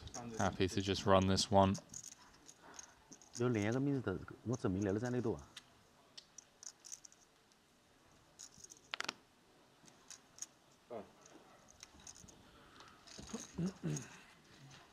Got himself into some unnecessary trouble there, but is able to just release after missing the flop.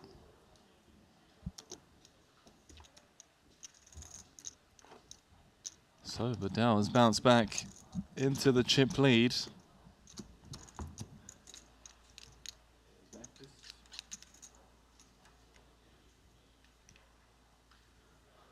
叫他改签名，不是改那个上面的名字。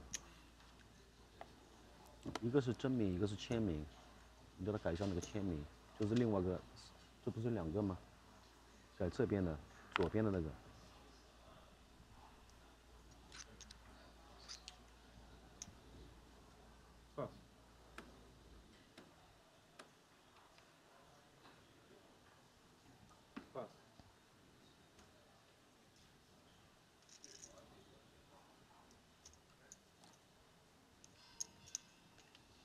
Candidate for Elis in the cutoff. Playing 20 bigs now. About the same stack as Linway in the big blind. 425,000. Yeah, after that unsuccessful open there from Wei. Oh no. Ooh, yeah, that's covering stack. Pot. For Shining Dan. Pot announced quickly. 1.4 million.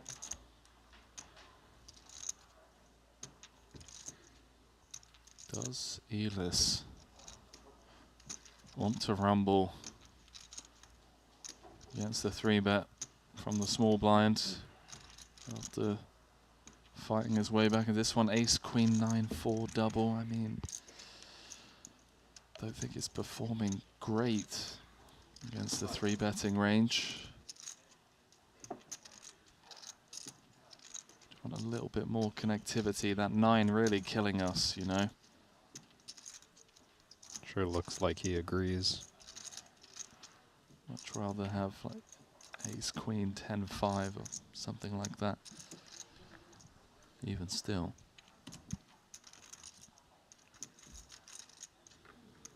Both his flush draws are live.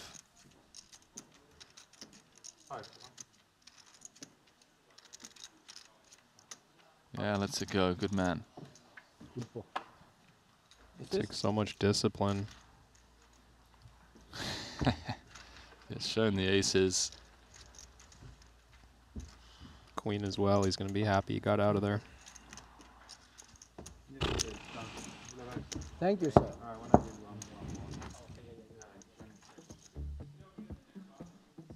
So, swingy start to this FT.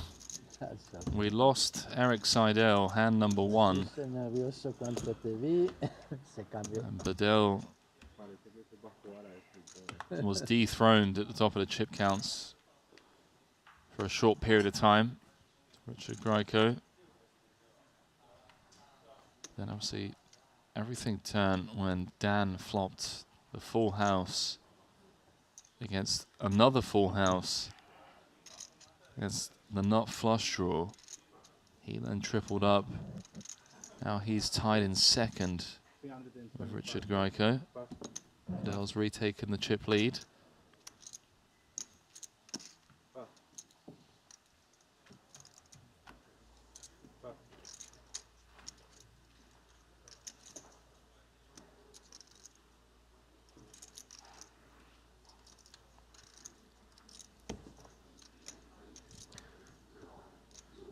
你跟到时候要改我的棋。看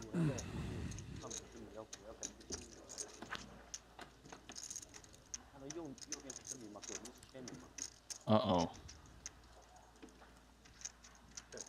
右边是真名，左边是签名。 These two have been battling. ICM be damned, they've been willing to play big pots against each other. Richard's flopped top set.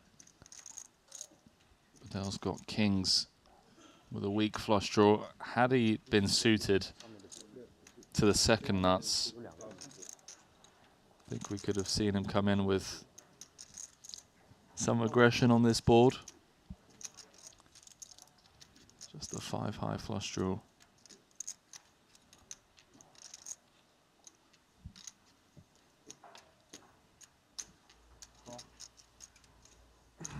Grieco opened from under the gun this hand.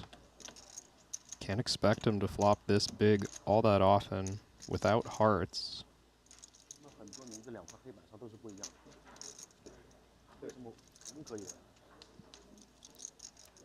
Two-tone turn texture. Would expect to see Richard go big here. I think we just bet pot, especially against a big blind range. Bedell can have deuces, can have 5s. He's going to have so many wraps around the 7-5 on the lower end. Out of the big, of course. Richard does not want to give any discounts here, given that this is second against first in chips at the start of the hand.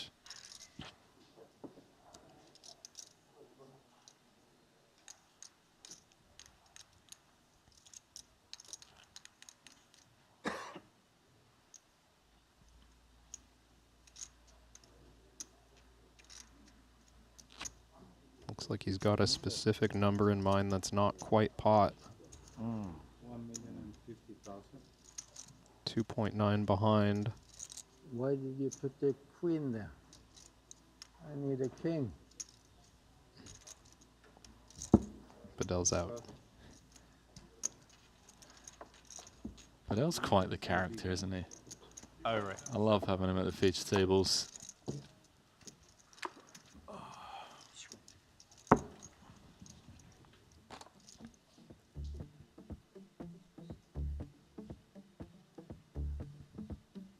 So, quick dealer change.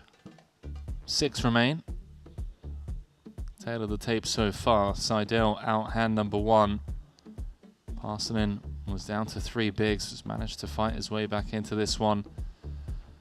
Joined by Lin Wei in the sub 15 big blind territory. Phil Ivey, haven't seen much of him.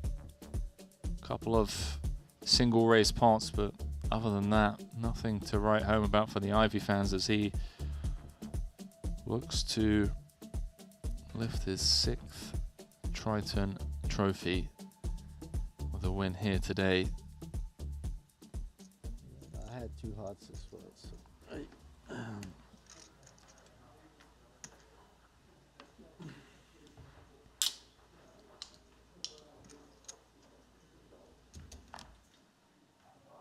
oh, but forgot my balls home. Oh.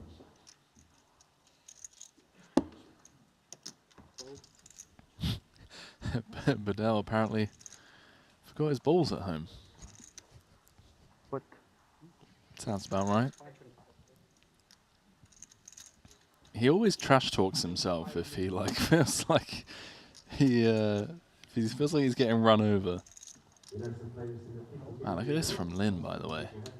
Yeah, button opportunity into the chip leader. Goes with the big size. Jacks 1 suit.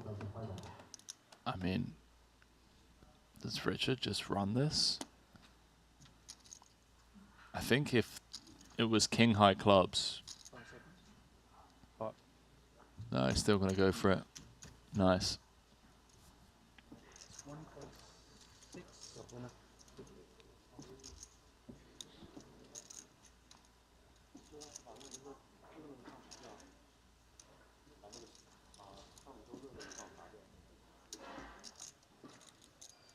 Yeah, Wei can't do anything here, surely. Yeah.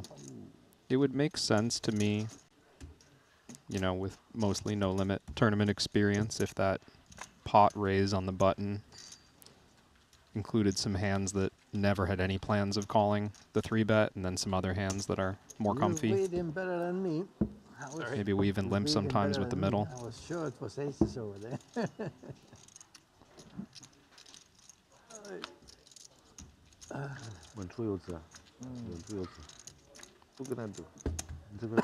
Richard has retaken the chip lead. That's what they're playing for. Coveted golden Trident. Triton trophy.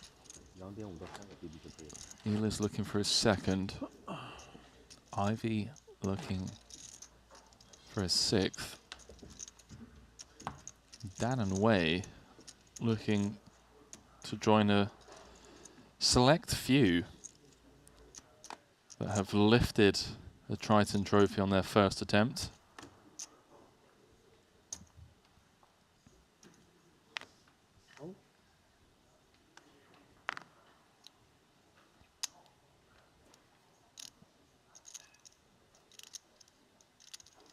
Dan does have to be concerned that Bedell is on the button, but still ace 9, 8, 7 suited to the ace.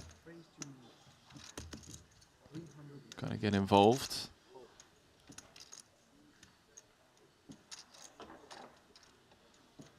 Bedell's a tricky customer, but surely 7, 6, 6 deuce.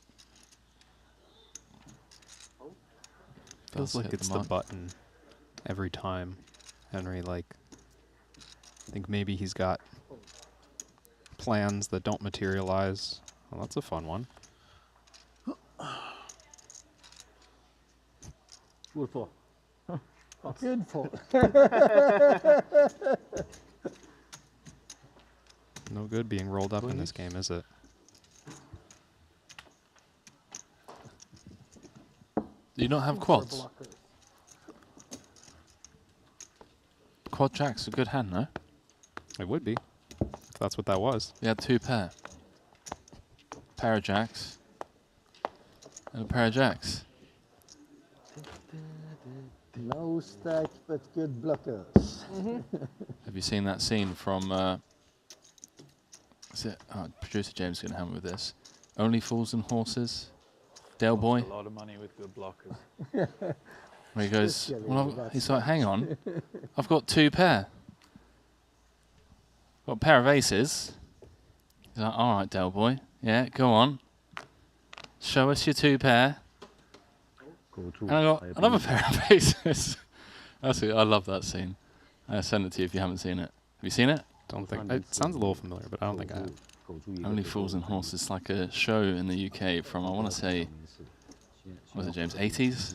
Yeah, 80s, 90s.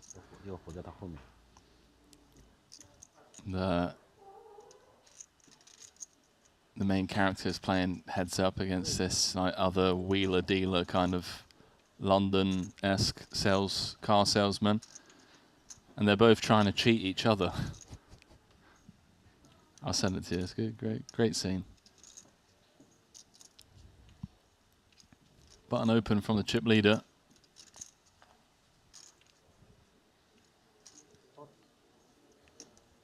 Elis is in there.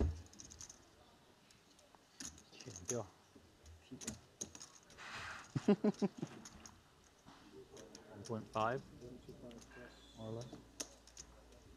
12.75.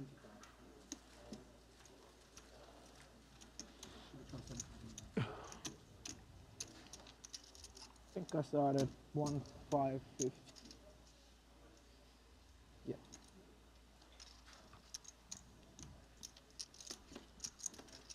Elis is more than happy to spin the wheel of this hand.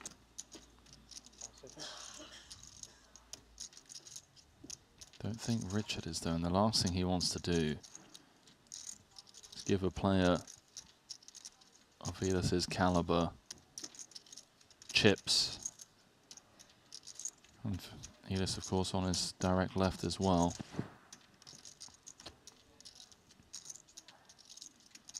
Yeah, it's a good point, and the status quo is still pretty favorable for Greiko. If we lose the 375 here, it's not that big of a problem. Still big advantage in this layout.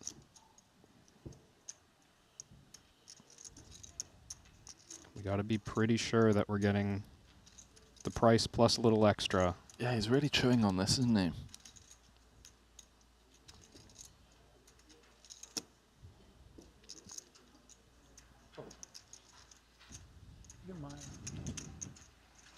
Elis bouncing back up to north of 2 million. No longer the shortest stack. Holly get me a latte.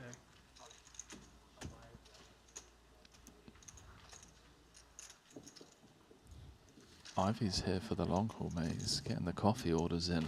Yeah. 22 big blinds, 6 Yeah. left. He's not planning to leave anytime soon. Mantas over on the Triton Poker YouTube chat saying Elis is the PLO GOAT. I think there are a lot of people that would agree with you on that one. It's so well respected from his peers and the other PLO elite. It's tough to not be a fan of the guy. Always takes his time to say hello to all of the staff here. Always willing to stop in the hallways and have a quick chat and a catch up.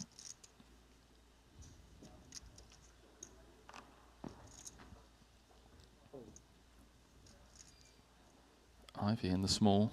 Ace Jack 9-8. Black coffee.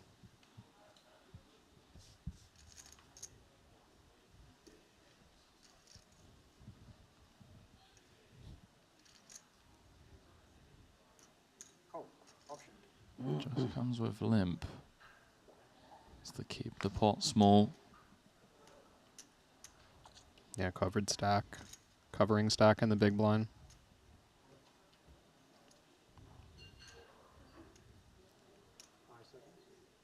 Seen Ivy mostly go with limp in these situations.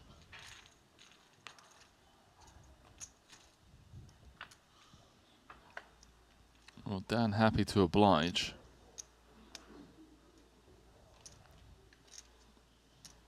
Flops himself a gut shot. Ivy's flop top pair.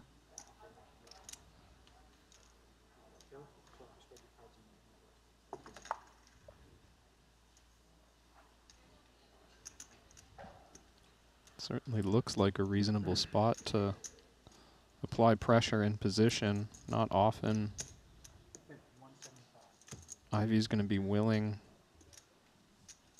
to put stacks in on future streets, right? And we got a little bit going on. Yeah, and we're not Little looking interaction. to show down pocket threes, are we? Certainly not.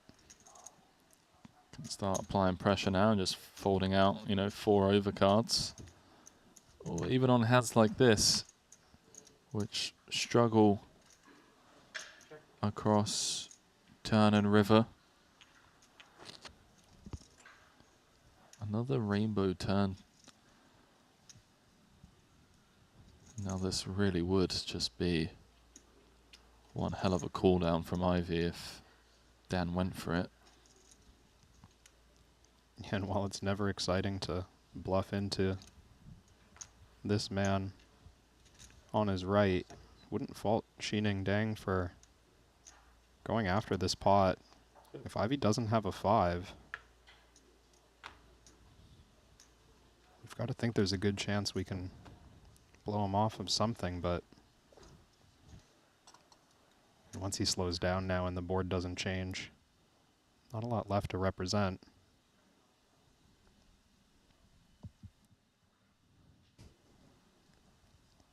So Ivy checking it on over. Is this the old bet check bet line incoming from Dan?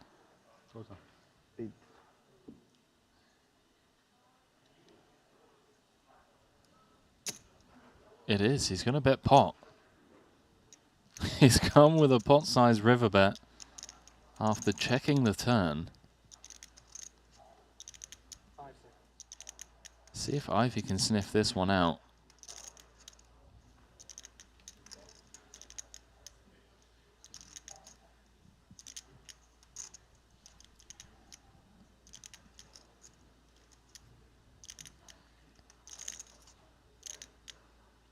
The size of this bet, Henry, I mean, doesn't feel like just some rivered king, right?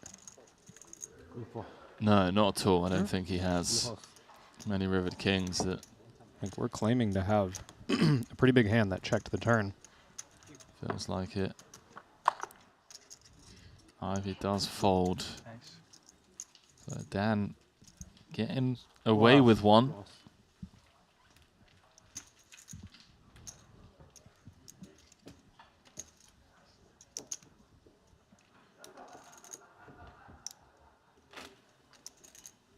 Dan's got some moves, you know.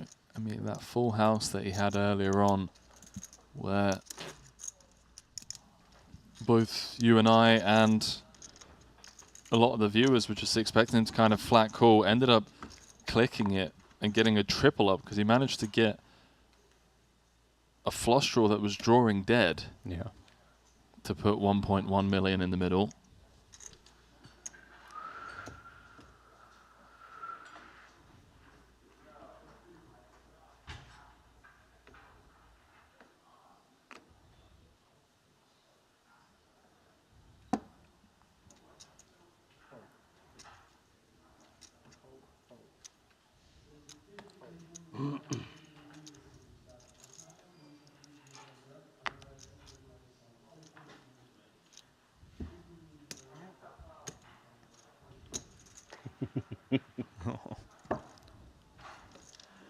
That's a hand you want to walk with. 这个打过来直接推了 ，AK 双花。没有顶级牌力，我肯定让你先活着呀。我知道你不会打的，到你这里。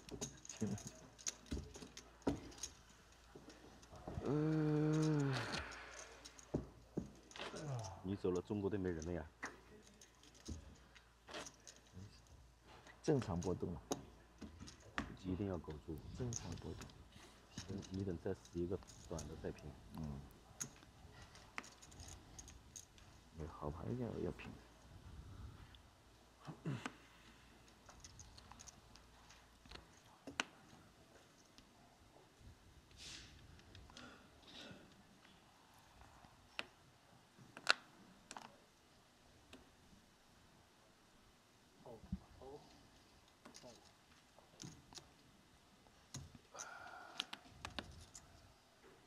Queen 9, 8, 8. Dan is practically tied for the chip lead now with Richard and Bedell.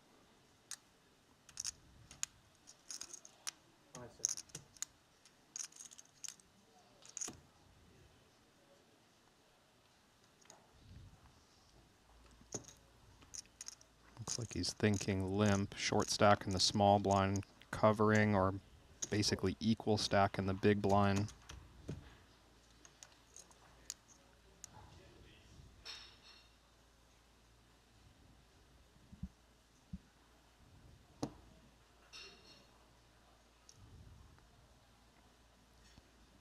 Surely Bedell gonna knuckle this one back, given that it is rainbow. Oh no, he wants something. Apply pressure pre-flop. Thinks that this is a whole lot of nonsense. And it's tempting with the short stack who snuck in the small blind. I would think we're happy to run it for 1.5 if need be, but I mean, it doesn't seem like the small blind really has any good hands once they've taken this line.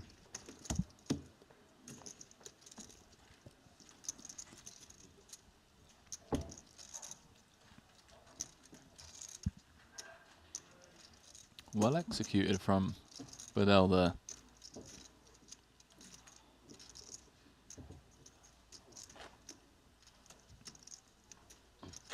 The like asymmetric stack setups I find quite interesting, Henry. Like, it's hard to decide what's more important, you know, managing pot against the big stack versus putting pressure on the small stack. Your hand maybe has different qualities that do better deep or do better short. Very unclear decision making sometimes. Poker in a nutshell, no? Unclear decision making? Yeah. That is what we do. That's the job. Fair play to you guys. Toughest decision I have to make on a daily basis is what kind of coffee do I want in the morning? That can be a tough decision. Can it? I mean, do you go for double espresso? It's like something a bit lighter.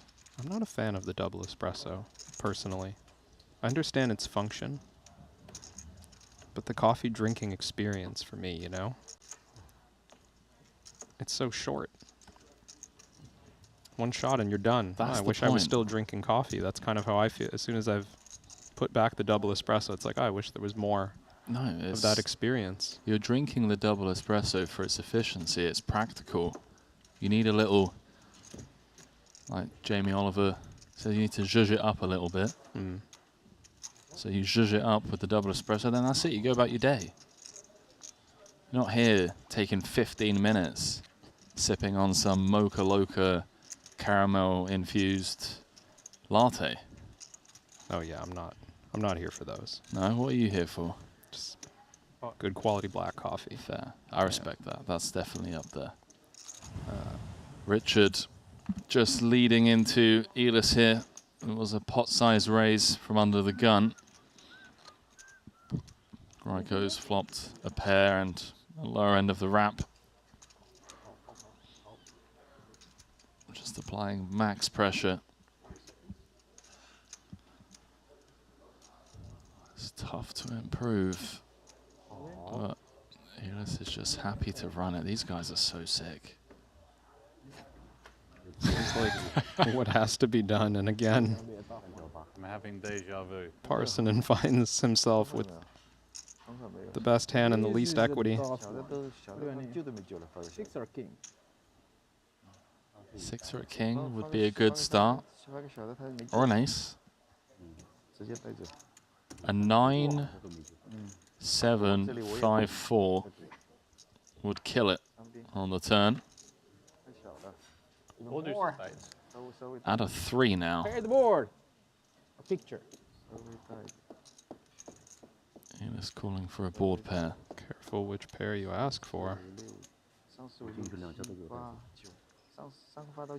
9, 8, 7, 5, 4, 3 needed. Doesn't find it. Elis finds the hold. What is going on? Just fades a world of outs. Once more against Richard.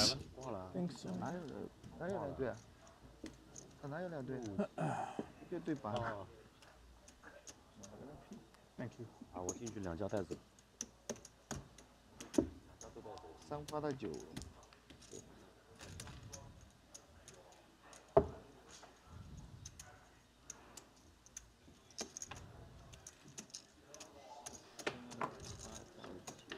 Man, not once but twice. Fades a world of outs.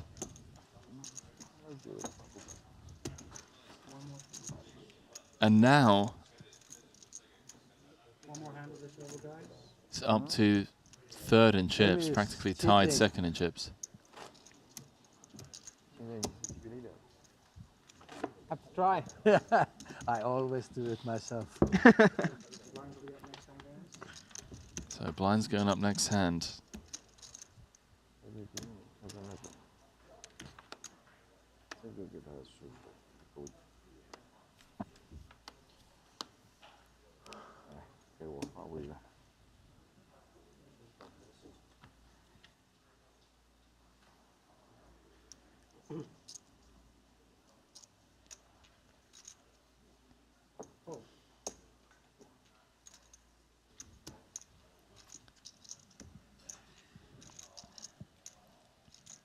If you're going to try and get a cheeky limp through, see a flop.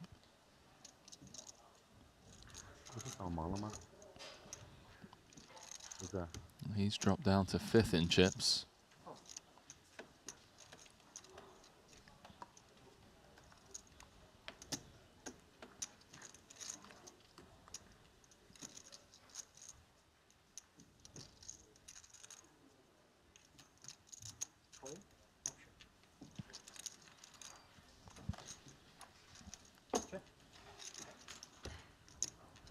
I don't think this is a mystery hand. I just think this is Richard hasn't placed his cards on the RFID reader correctly.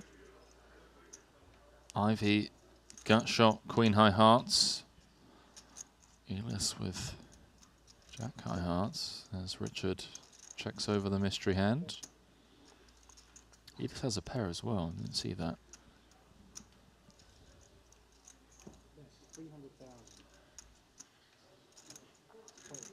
Ivy trying to clear out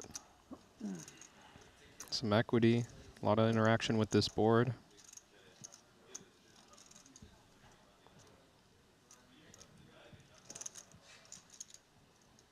Can certainly limp the top of range. Dangerous spot for Elis with the second best flush draw.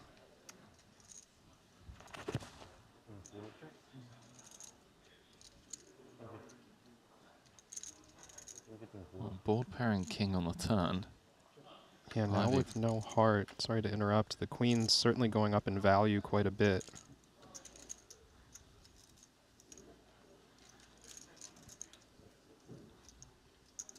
Ivy now lock.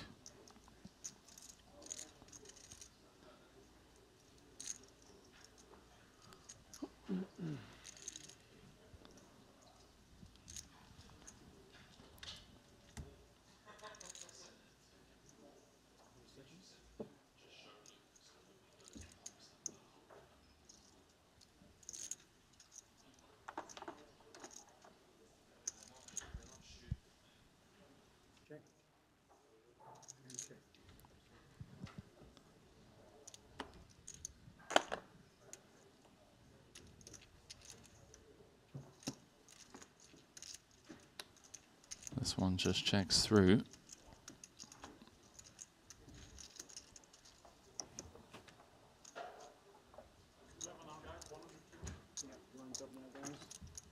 The blind's going up. Is that 100, 200? Go up to 100, 200. And we still haven't had a bust out other than Seidel. first hand rather of the final table.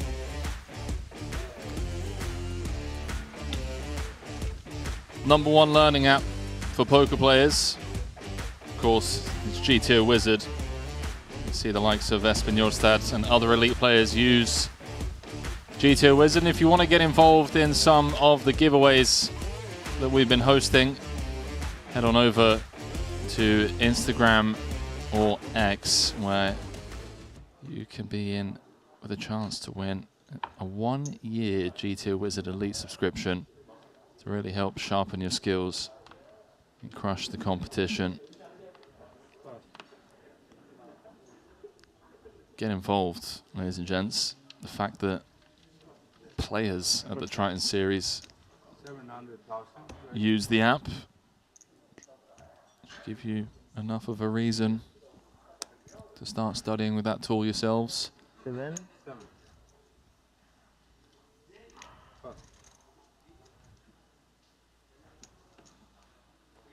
With the blinds up here, Lin Wei showing commitment to the pot.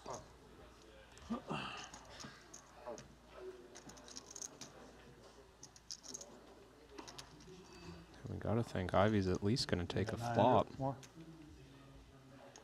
Yeah, Ivy asking how much he's got back.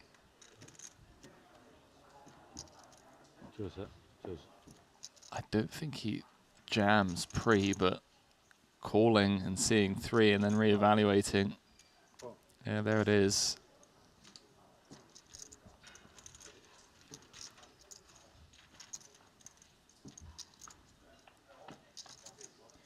.7 out there. Oh my word. Wow. Ivy's just flopped trip deuces. See if Wei wants to go with it. Yeah, does just check. run it. Sets the trap.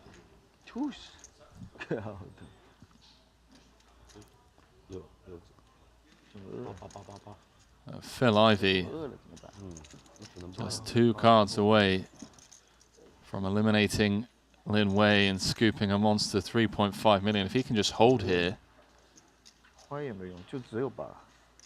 he will take the chip lead with 5 left on his search for title number 6.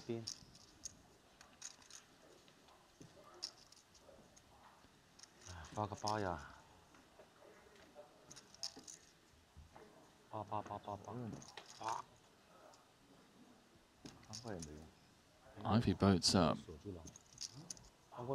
Wei looking for an 8 and an 8 only.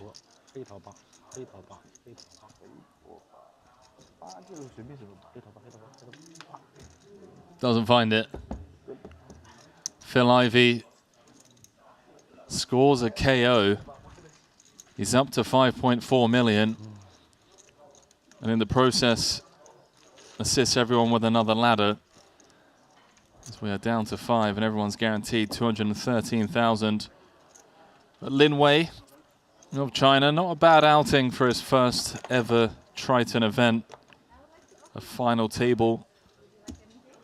Yes. Immediately going on his Triton track record. And a 6th place finish with a 6-figure payday. $166,000 going his way. Just never seemed to get anything really going compared to his fellow countrymen. And remaining of his chips just running in to Ivy. So finally something gives.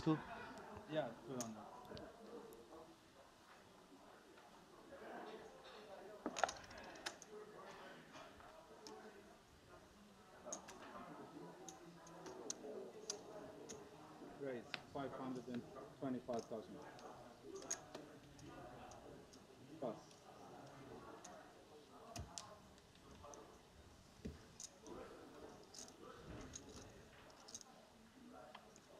No.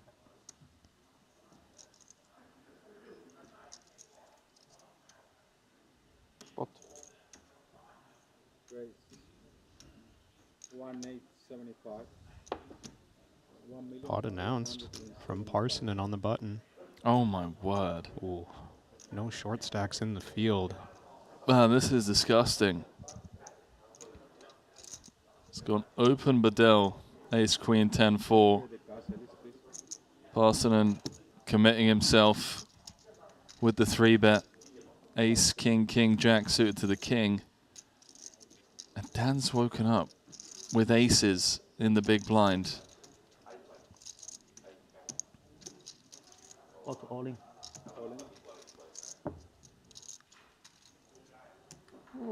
Good hand. Bust them both.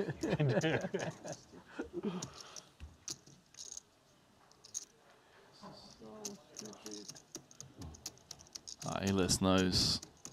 He knows it's just always aces. So gross as well. There was an under the gun open. He's got an ace in his hand. But the action, just so strong. Even if you think 2 aces are gone, you got to think he's got the others.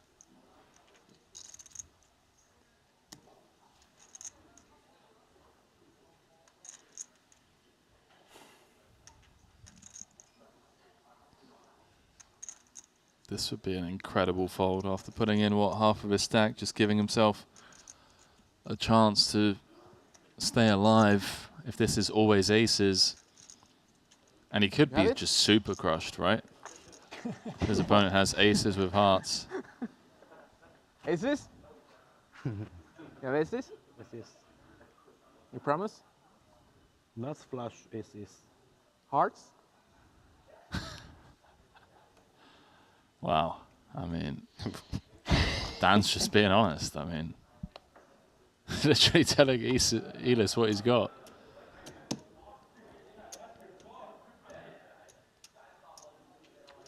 That's what Elis wants to know. It's like, is your nut flush with hearts? Yeah.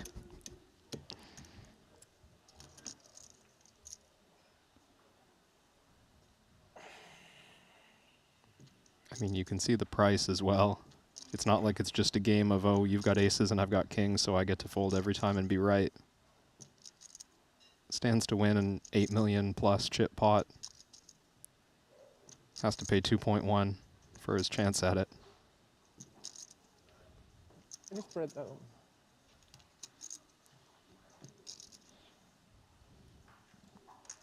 So you're saying even if Dan always has aces in this spot, which he does, it's just always aces. Show. It's a decision. It's still a decision. I hope there is one. Okay. Beautiful. And what are the reasons for that? Well, because we're just looking at it from a equity. Yeah, just straight pot odds, right? I mean, you saw the numbers on screen, 29% for the exact hands. We don't know, of course, the overall range and the exact equity versus that overall range, but it's basically it's going to be quite similar every time. Very big hand. He only had the one suit, so chance it could have been worse. Very big hand. Unlikely it's better. There was, what, 6.7 in there effective, I think, because it showed 7.6, but Dan covered by 900,000. Call 2.1 to win 8.8. Yeah, someone in the chat saying in chip EV, Elis can call, but his edge comes from outplaying opponents post-flop, not winning all-ins, if that makes sense. Yeah, it does make sense. Totally agree. And we're 5 left in a tournament right now. Can't cash those chips out. These ladders matter.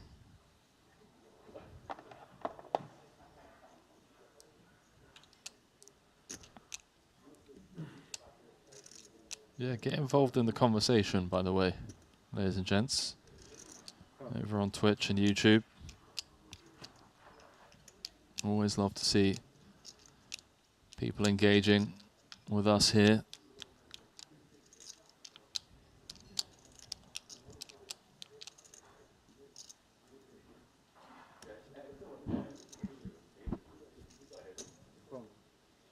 Bedell's going to defend.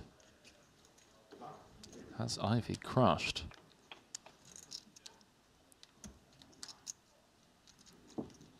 Ivy Ivy's flopped a flush draw. Bedell's got the mug's end of an open ender. No backup. Ivy's got an interesting one. Just snap checks it back. Bedell turns the nuts. Ivy now has 2 flush draws and a straight draw of his own. Bet 1.5 million. Don't think he's going to get to realize it. Good bet there, my friend. God damn it.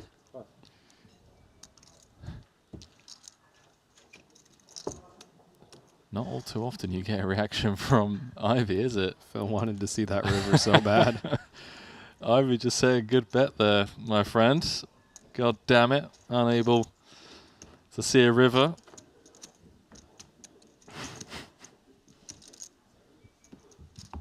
No guarantee, of course, either of those flush draws was live. Covered quite often.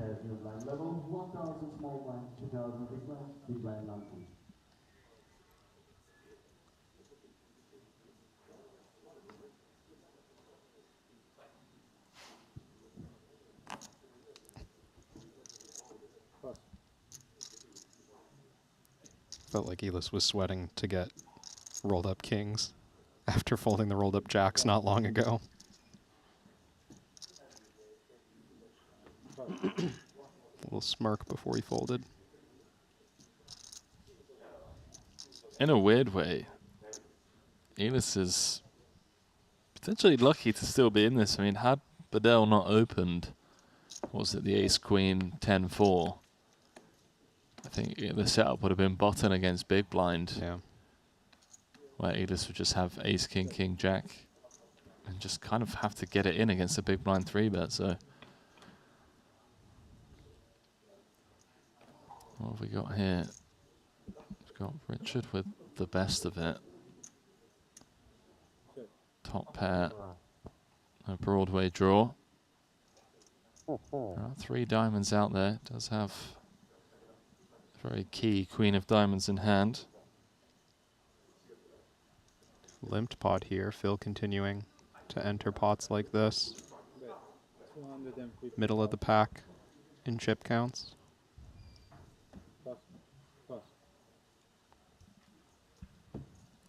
Great awareness being shown there from Richard. Been a very swingy day for him. Came out guns blazing. Took the chip lead from Bedell very early, but has since lost it back and now finds himself middle of the pack.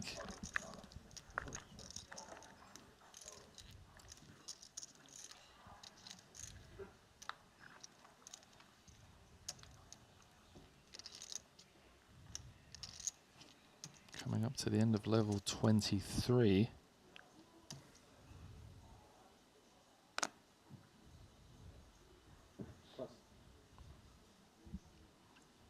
So that's 4 levels played since the start of this final table. We lost Eric Seidel. And there was a bit of a stalemate until Lin Wei bowed out. But it's Lin Wei's fellow countryman, Xining Dan, chip leader with 5 left.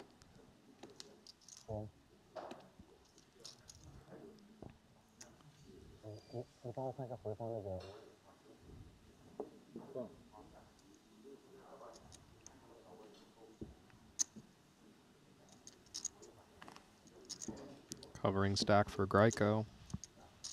Able to limp in with just about anything. Seems normal to want to limp the very worst hands that we might have.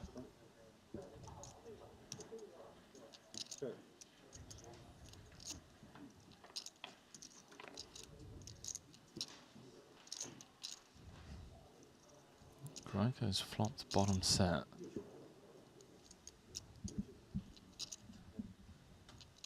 Elis, couple of backdoor flushes. Middle pair as Richard slips it on over.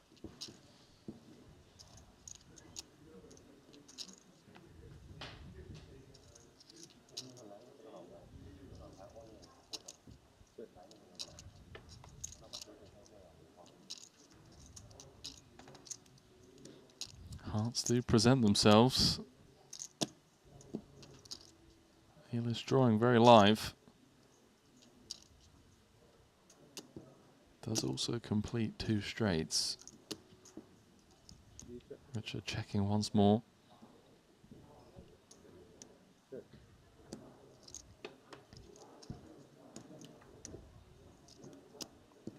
think Parsonen pretty happy to not have to think about risking stacks. Comfortable check back twice to keep the pot well under what he's got behind. 200,000.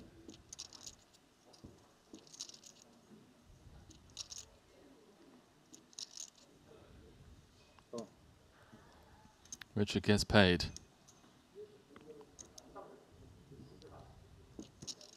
With like all the checks and the small bet on the end. Felt like Ryko there, blocking the whole board, just targeting exactly those very speculative type hands. Somewhat surprised to see that quick of a call off there. I guess as played, Neelis just calling any pair.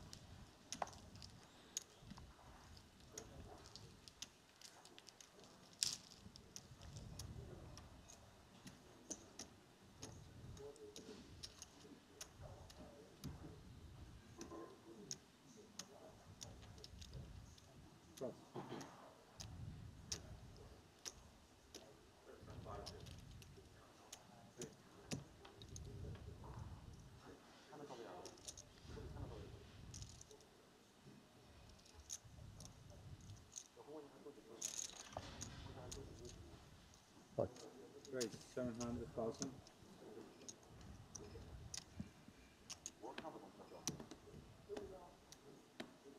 Oh, this is... Does this feel ambitious to you, Henry? Yeah, this is up there. I get the sense that Bedell sometimes maybe playing with like dynamic or recent history, you know, he's been pretty quiet for a little while now. Gets an opportunity to open first, late position. No clear chip leader. Actually, I shouldn't say, because the spread for Shining Dan gotten a bit larger.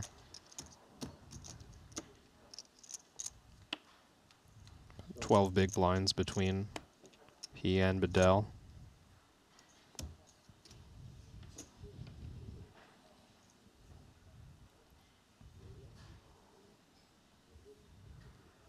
Bedell closing the gap on Dan.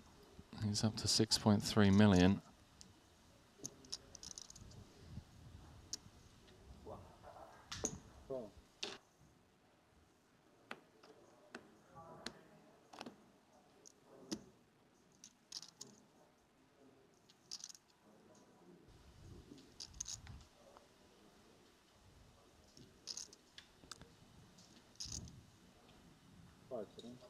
And you can see the shift from Bedell right now.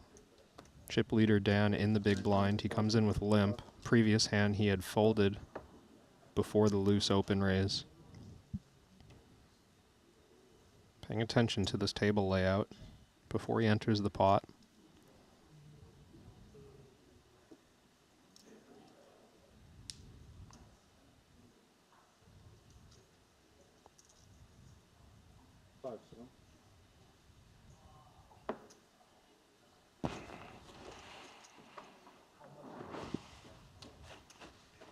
Dan just checking what kind of ammunition Richard and Tom are playing with.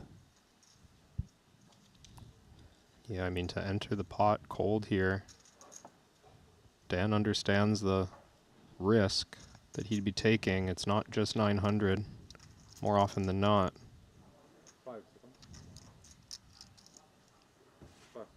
Just gonna pass. Too much potential damage. Bedell's out of there too. Wow. Richard getting away with one.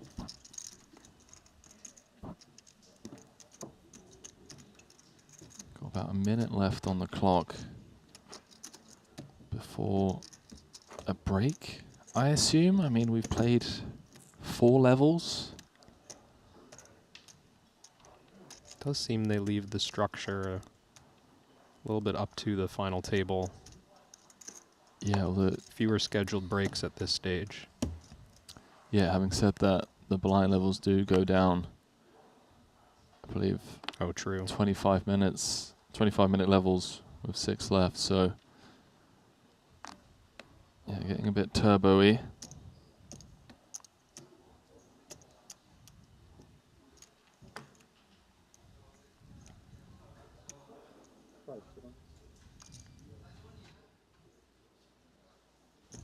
There is 500,000.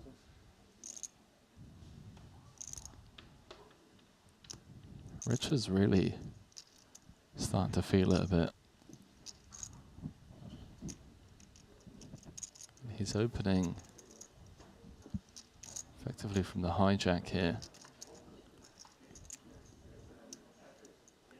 This is down to just 7 bigs.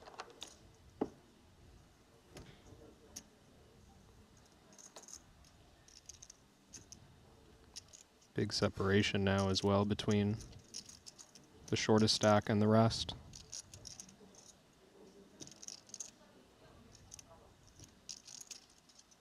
Feel like a hand that's getting the right price to you? With 3 players behind left to act, I mean, it's tough. I honestly don't know. Definitely seen Parsonen make some conservative leaning folds, even when he is the lone short stack. Confrontations are hard to avoid in this game. 20 big blind stacks could just end up all in against each other in the blink of an eye. Yeah, I guess based on the action that we've seen so far with everyone else at the table, perhaps bar Ivy, showing a real willingness to get involved with, you know, speculative holdings, marginal hands. Yeah. You wouldn't fault Elis for making a conservative fold. Does come with call. Ivy with the ace-4, 3-3 double suited. Dan's got kings. Very bad kings. Even though it invites other players to join this pot, I like the choice to just call with the type of hand that Parsonen has. Like, it gives me the sense there's a number of flops that we can get away from and still have 900, which might not be the case with a high card dominant hand.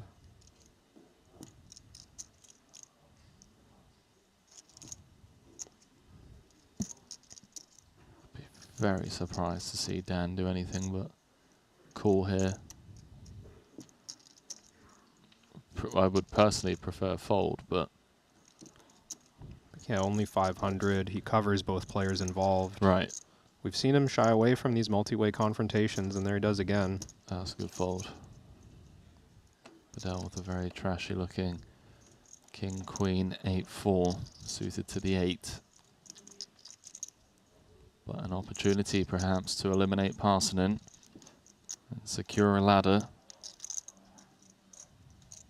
$51,000 ladder between 5th and 4th. Yeah, he just lets it go. Pained about it. Well, I didn't see a 7 or a 5 folded. And there is bottom set against top 2. How has the dealer fanned this one off? Had to do the old double take there for a second. Richard's just like, what is going on? Like, how do I not have the best hand here? I do find it. It's so entertaining to watch. You know these guys are 2 of the best PLO players in the world. Just how long they investigate each other's holdings in the board. Well, some additional outs for Richard. Queen, 10, 9 needed. Doesn't find it, and once more Elis Parcelin doubles through Richard. And surely Greiker's just thinking, like, what have I got to do to get rid of this guy? Third time now? Third time, yeah. That he's doubled up. Elis.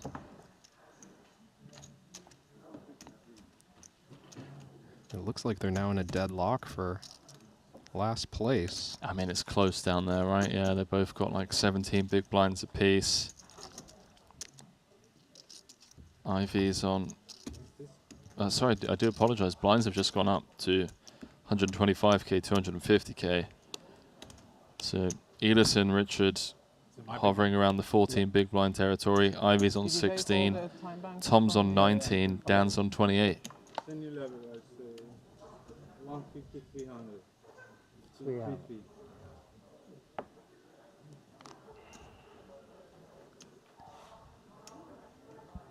What? Raise 1,050,000. Plus 1,050,000. Plus.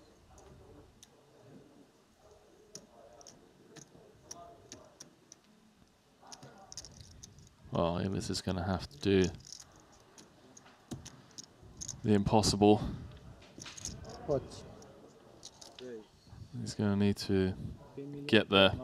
It's going to be tough to do. I mean, diamonds are live, spades are live. You can't believe it. Every time he fights back into this thing, he finds a hand that's happy to open for pot, and then he faces a 3-bet.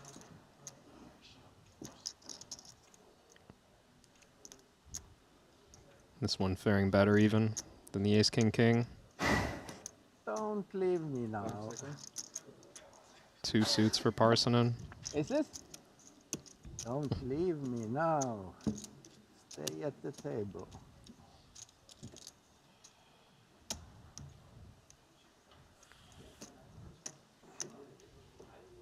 Everyone very kind in PLO. That's what I'm taking away from this one. I think it's just Elis manages to extract information from people. I don't know. Bedell's going for the opposite of what Dan went for earlier. So don't leave me now. Having the 6 is really bad, obviously. The 6 dangler. Again, for obvious reasons, you'd much rather it be like a 4 or a 5. Have some connectivity to the wheel with that ace.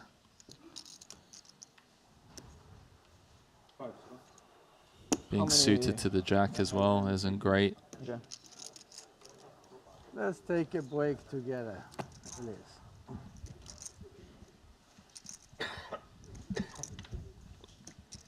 You'd much rather be suited to the king and the ace. All in. Yeah, there we go. Course. Says run it. Aces, clubs. Aces and clubs. Aces and clubs announced. Oh.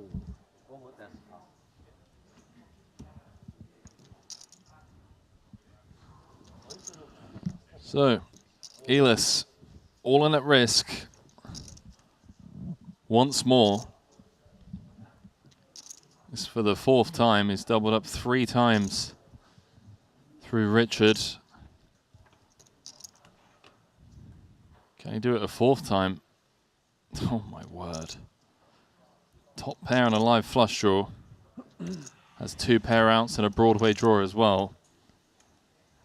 Now a 64% favourite as he turns trip kings and leaves Bedell drawing to 1 out.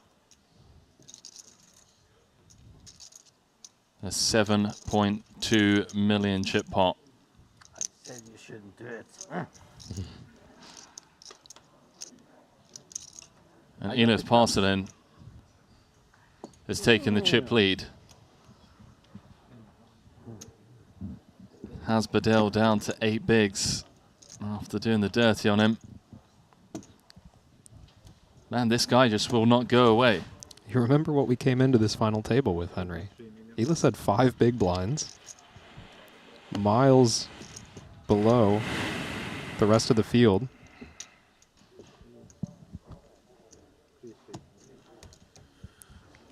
He just can't lose when he's all in at risk.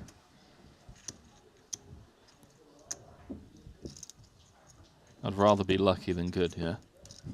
I always prefer that you fall. Hey. I've been folding too much, I think. Can't fold every time. When I play, you can fall every fucking time for me. Thank you very much. Thank you well. Yep. 3. Well, not the final table Bedell was hoping for after coming in as chip leader. Now finds himself shortest stack with 5 left.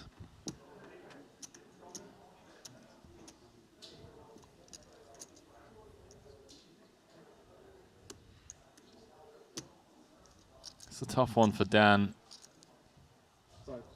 Proposition of getting involved with the chip leader with a very speculative holding. King, Queen, 9-8. Single suited. But again, the opportunity to potentially eliminate Bedell. Sat on a short stack now. Richard Grieco as well. It's a really dangerous part. From what I can see is this average stack has continued to drop. Very few eliminations at this final table. Blinds have gone up a number of times. Every pot you enter now potentially so damaging to your stack. I mean, our chip leader has 24 big blinds right now.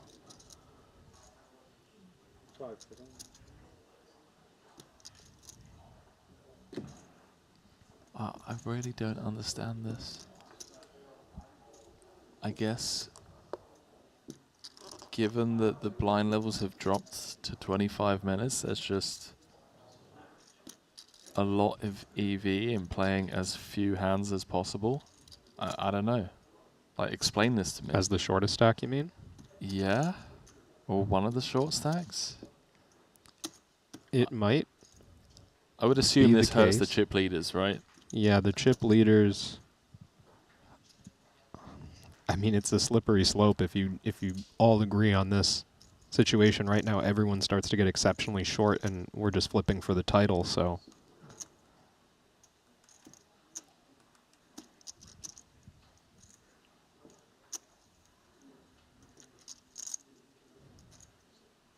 Yeah, I'm at a loss for words. I don't really understand it. it's felt to me that when Bedell has taken extra time, it's been on his button.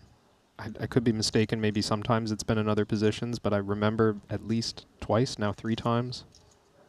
But how does he benefit from wasting time banks here? I mean, there's still 12 minutes left on the level. Yeah, He's going to use another one.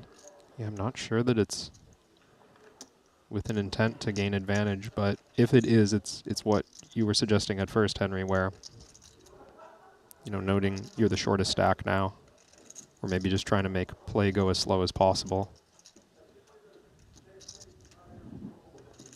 That's assuming that he's not giving real thought to doing something now that he's the short stack and just feeling obligated to play pots. Well, we can see he's got Jack 10, 4-3 triple suited. Yeah, but so is he just trying to that tilt wasn't people? that wasn't even at the buzzer. I glanced at the shot Yeah, clock there's there. 11 He seconds folded left. 10 left on the clock, so Yeah. that wasn't pure time wasting. I wonder if he's just trying to tilt people. He's tilting me. so you know. It's 2,250,000. And Elis finally gets his chance to flex the new chip lead muscles. This is huge because this should work from what we can see. Elis will extend his lead, pull away at the top of the chip counts, be up to 8.1 million.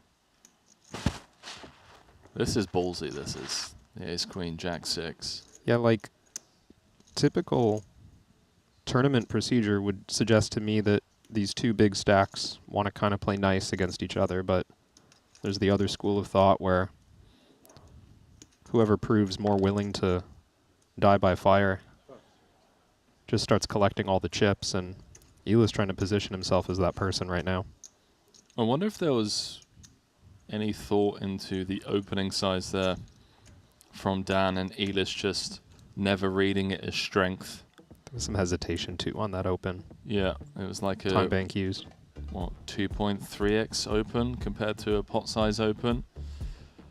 That's how things stand. Bedell and Greiko sub 10 bigs.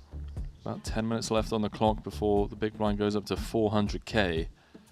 So, what, 80 bigs in play, 5 left, all guaranteed 213,000. So you're playing for 709,000 for first. What's that coveted Triton trophy? Ivy looking for his 6th title. Elis looking for his 2nd.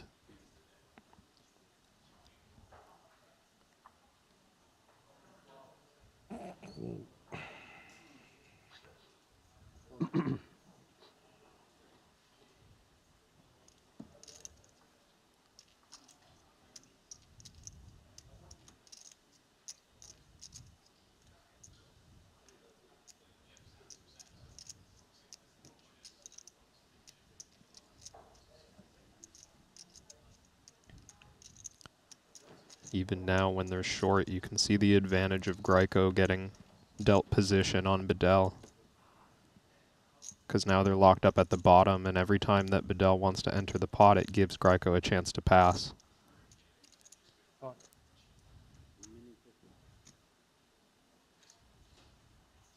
Run it. Run it, boys. Quick glance to his left to see what Ivy's working with.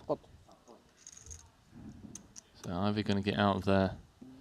Richard forced to call it off. He is a favourite. Slight favourite. We are flipping for Richard's tournament life. I think now it's your turn. I think Bedell just spoiling Parson and Sweat. I'm glad you see it the same way. I think I owe you one. I'll give you this one. I will take it. He's going for the reverse jinx, saying you deserve this one, mate. Greiko saying I'll gladly accept after losing 3 in a row against Elis. Going to be tough for Elis to win this one. Is still live. A non-heart ace, queen, 10, 9 or a 3 would win it for Elis. Doesn't get there. As Richard rivers the flush and scoops in a 5.9 million chip pot. Now he takes the chip lead. No, I do apologize. He moves up to 2nd as Shining Dan has now moved up into 1st. That's how close it is out there. I mean, Fair enough. That one probably mattered more than a couple of the others. That's true.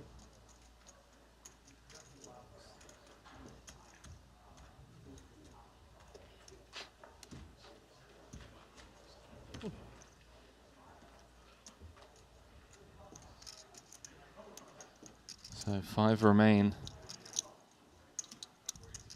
213 locked up.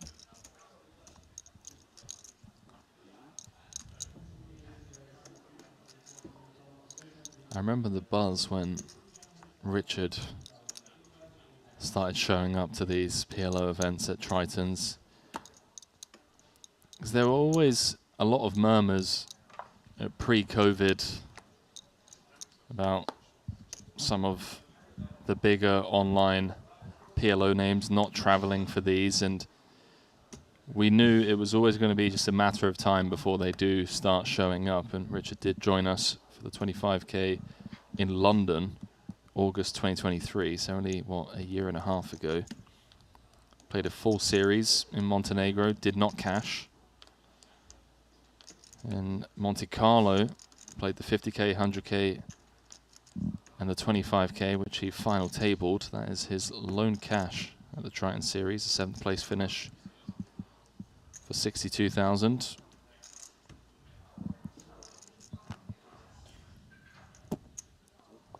Only a matter of time before we see him lift the trophy.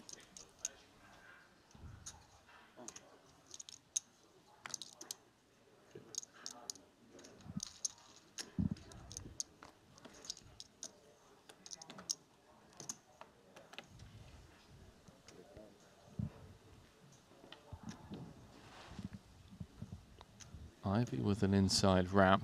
It is a two-tone texture, so I'm going to be thrilled about it. Dan's got top pair and a gut shot, and it looks like he's got a bet out. Third pot. Jack of clubs blocker.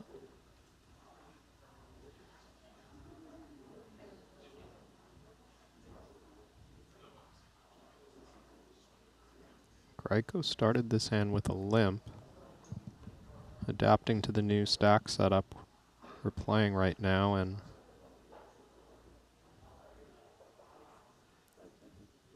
this hand looks a bit speculative, but I wonder how often he expects Ivy to be leading some of the hands on the flop that he's worried about. Is he getting raising chips?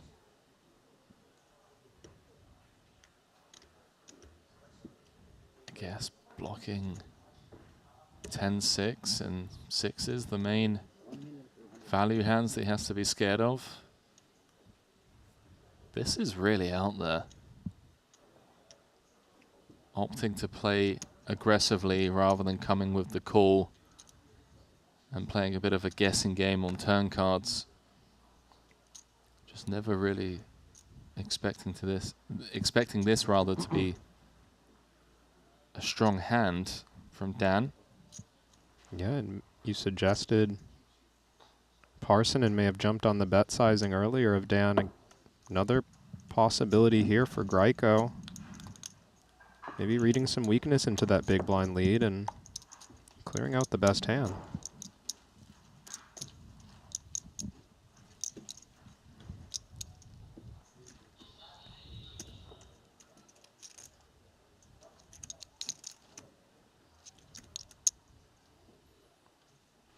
Did you not give a warning, or did I just miss it?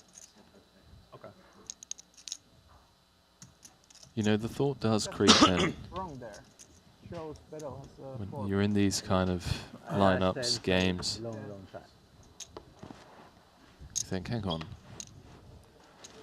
are these guys picking on me? Yeah. Are these guys seeing something that I'm not? Call the police. Yeah, 1-7. 7-7. Yeah. If you're in the UK, that is. Seems Plus fitting, tax. as Richard is British. 999.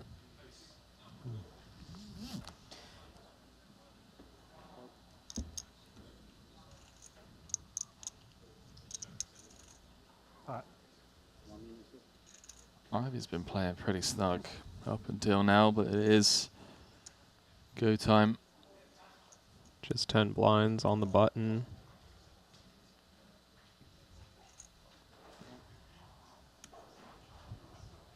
And into the big blind of the player he'd love to finish before him. Well, if Bedell says run it, which is looking very likely. I wish we had the cam in the table where we could see which cards Bedell was sweating first. Because like, if you look at the ace-queen first, it's like a proper sweat. If you look at like the 10-7 first, you just assume that you're going to be folding. And then you pill the ace of hearts. Gets a little bit more exciting.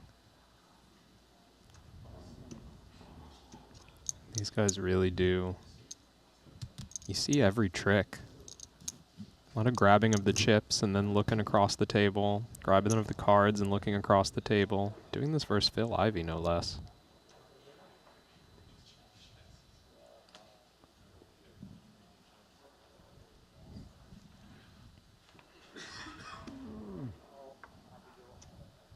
So there is a break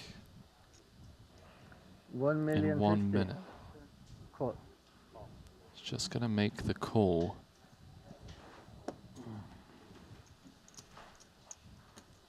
I would have assumed that Bedell would have been incentivized to make a decision as quickly as possible so that the small blind doesn't go up on him, but that looking inevitable Or now. not to be. 2.5 out there, crucial pot for both as Bedell flops trip tens. More importantly, Ivy has 2 pair. He's just going to lead jam. 900? 9 million? Hard to get away, and Ivy might even think a 10 would check to him.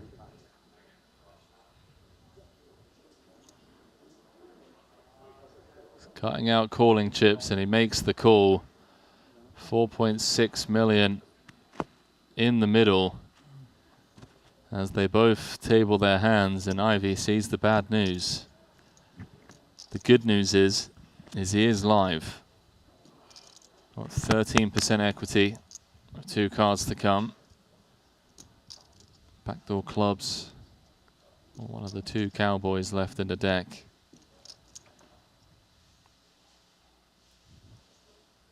Bedell boats up, and it's all over. Took me a moment there, Kevin, not gonna lie, to see if Ivy had a royal flush draw. So Bedell back up to 4.6 million. If you look over on the Triton Poker Plus app, he has one of the swingiest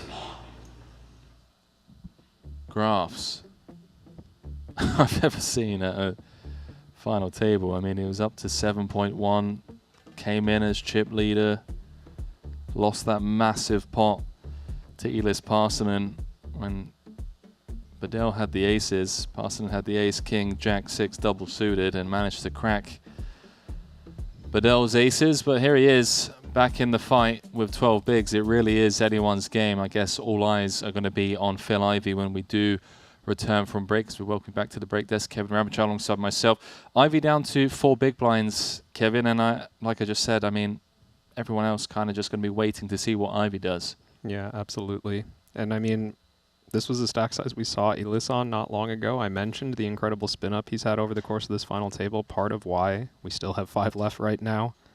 Since 6, I mean, kind of a crawl for the short stack, surviving most of the all-ins, and that's been the story for the last couple of hours. Yeah, kind of what we expected. We saw Seidel bust out first hand of the final table. Then it was a stalemate with 6 left. Lin Wei eventually departing in 6th for 166,000. All players now guaranteed 213K. Obviously, all eyes on that top prize of 709,000. And I guess given the chip distribution, you know, even if Ivy comes back and gets like a double early on, he's going to have 8 big blinds and still be in with a chance to lift that 6th title. That's what he's looking for. Elis looking for his 2nd. Everyone else looking for their 1st. Kevin and I stepping away for a short 10-minute break. Don't go too far. When we return, we will be crowning a champion in this 25K pot limit Omaha. The $25,000 buy-in WPT Global Slam is back. Join the action on March 2nd at Triton in Jeju. This time, for the first time ever, our players could buy into the WPT Global Slam with passport dollars. Don't miss your opportunity to qualify for future Triton and World Poker Tour events. Download WPT Global with code Jeju and get a 100% deposit match up to $1,500. Sign up today and join the action. Ready to dominate the tables? With GTO Wizard, the world's #1 AI-powered poker solver, you can instantly study any spot in cash games, MTTs, and spin and goes, build custom solutions for your games, accounting for factors like rake, annies, or tournament payout structures. Plus, you can upload and analyze your hand histories with just one click. Beat the best, crush the rest at GTOWizard.com. Looking for the ultimate platform to place your bets on the biggest sporting events?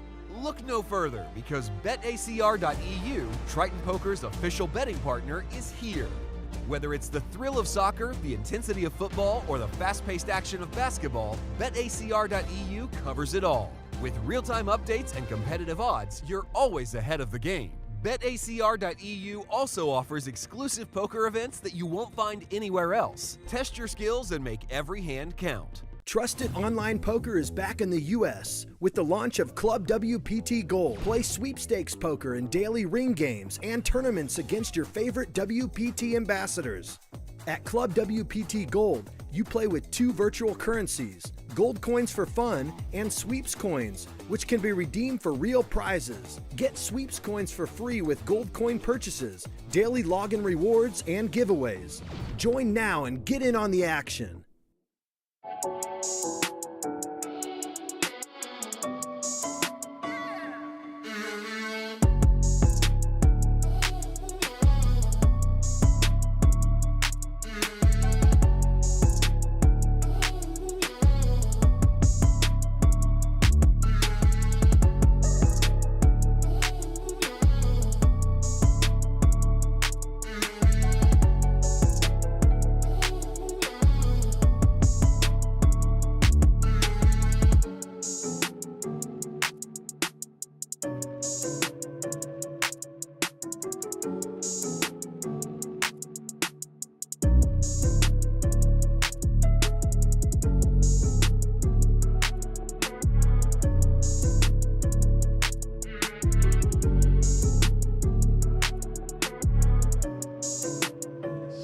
Suited to the king.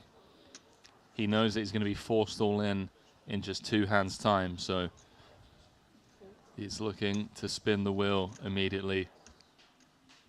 Yeah, got to take this spot as a bit of good luck for Parsonen to get the button on this draw. Decides to step aside and let someone else take outside L. Will it perhaps be Phil Ivey? Fellow countrymen, these two have both been playing together for the better part of 3 decades, as Ivey does ISO with the King 10-7-5, dominated in spades. Yeah, just raising it up enough to try to get heads up. Good luck. So Seidel flipping against Ivey for his tournament life to get back into this one. Hand number 1 of the 25k pot limit Omaha. So everyone now swatches on, and I guess they root for Ivey as he just flops a full house. King, King 10. You thought so. Seidel looking for an ace, and an ace only. 3 outs once.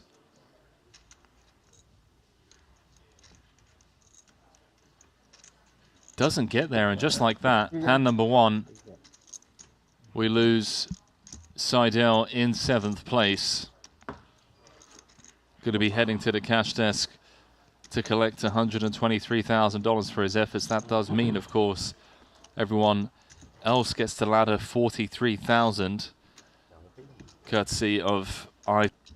So, you know, be respectful towards some loose plays. Yeah. A creative call. I think that's the word that other commentators use. Speculative. Sure. At the first level, 500, 1,000, 1,000. Once again, the button as usual on seat number 3. Winner 3, shuffle up and down.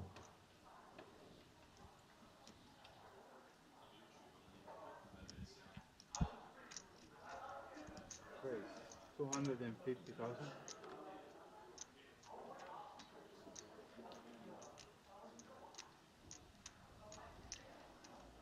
Here we go. Passing in with a real one. Happy to run it. Let's get back in this fight. Just saw 1-8 marked. See what Lin Wei wants to do here. Yeah, not a bad spot to enter the pot. This isn't a full raise. Yeah, he knows that Raiko can't re-ISO. So, Richard going to make the call. Parsonen going to have to hold. See, shares his hand with Ivy. Ivy gets to sweat it. Wow. What a flop. Jack 6-5, 2 diamonds. Richard with an open-ender. King high diamonds and live backdoor club draw. Has 62% of the equity, 3 ways with 2 cards to come. Curious to see if he wants to bet into a dry sideboard. He does. 400,000. Yeah, not much reason to get creative when there is no side pot to play for. Just kind of bet when we have equity, right? Semi-bluff. 7, 8, and diamonds. Aces are ahead.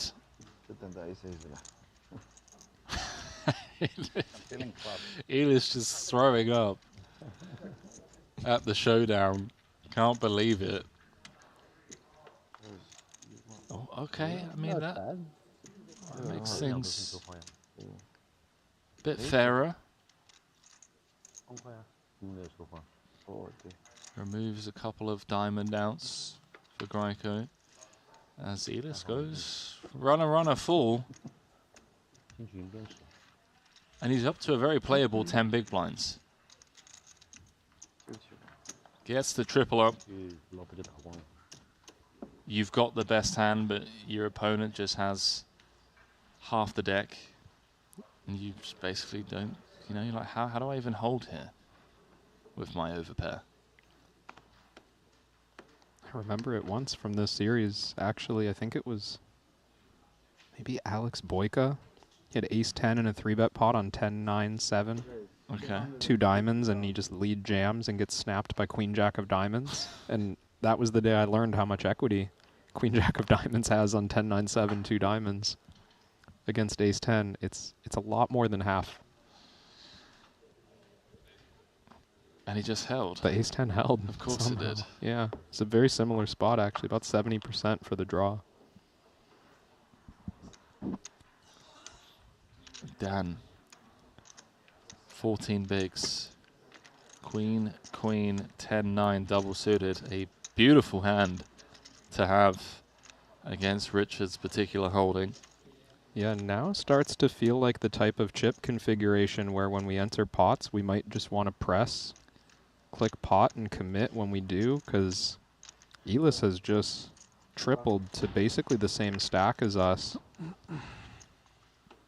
But there's always the possibility of applying that pressure once we get a favorable flop.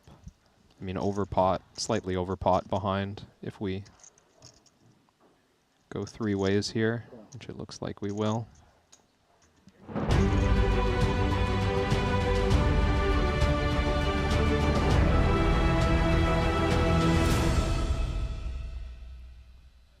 Well, for those of you that didn't see that hand, Kevin and I were just watching the highlight reel, reminiscing over the absurdity of, some of the hands that we've already seen today. But welcome back, ladies and gentlemen. 5 left in the 25k PLO. We've got Phil Ivey looking for his 6th Triton title. But, Kevin, he has, I mean, I don't even know if I want to call it an uphill battle. It's like Everest and then K2 straight after it. He's got 3 bigs. I mean, he's going to have to spin the wheel very soon. Yeah, and I mean, spin the wheel, I expect he will. The chip leader right now, Richard Graiko, has 18 big blinds. So we're talking big blind ante format. Also, we're talking about a game where equities run close, and you usually do get action when you do decide to put your chips in. So this is a spot where whoever wins the next few all-ins just gets themselves an opportunity to win a title. We say this so much. It's anyone's game, right? It does feel that way, and everyone is currently guaranteed 213,000. 709,000 will be going to the eventual champion. But I do have to agree. It feels like this is the next 30 minutes or so, call it, the next level and a half, 2 levels, really is the time to just start picking up good cards and running good. Yeah, absolutely. Bedell on 12 bigs, not his first time to a Triton series. He loves playing the PLO tournaments around the world. He's had a couple of close scores, a few final tables, a 3rd place finish in the 25K in Madrid 2022. So we'll see what he can do. Obviously, the biggest story would be Ivy going for that 6th title. So let's throw it down to the floor once more. 5 left here in event number 13, the 25K PLO. Elis Parsonen, let's not forget as well. 2nd title that he's looking for after taking down the main event in Monte Carlo.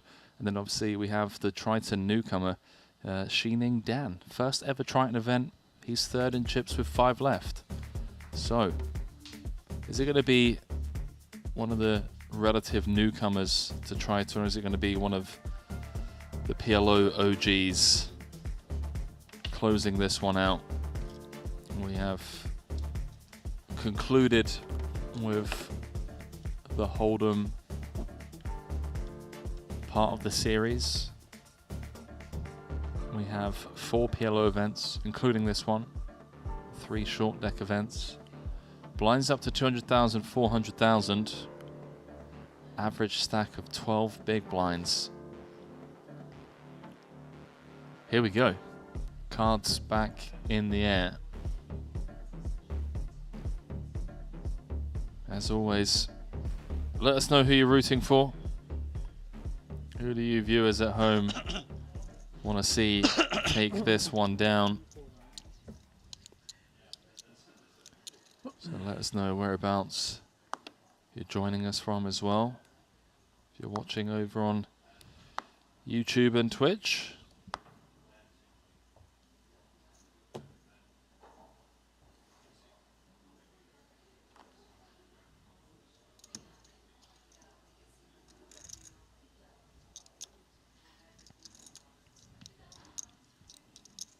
Ace, Queen, 6-5 double suited for Elis.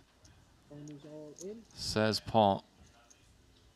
Ivy happy to go with it, and Dan's just got aces again, man. I was gonna ask when it was on Parsonen, when everyone's playing this shallow, obviously we want to play this hand, but do we enter with full pot when there's so many potential confrontations that could come down the line? Now Dan just putting the rest in. That's absurd. Bedell's got a double suited ace as well. Once Ivy's in this pot, this has to look so much stronger from Shining Dan to Parsonen once it gets back to him. Yeah, he knows. Yep. How much is it? It's like 5, yeah.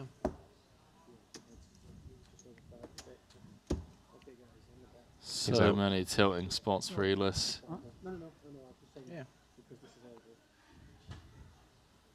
So the dealer just going to sort out this pot. Ivy potential to triple up here, by the way, with only Dan to get through, as Dan's ISO has shaken Parsonen from the pot.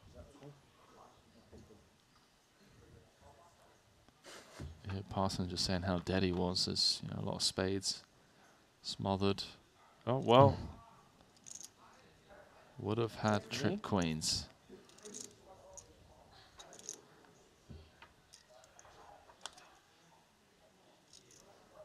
Ivy looking for a king, 10, 9 or an 8 to stay alive and get back into this on the hunt for title number 6.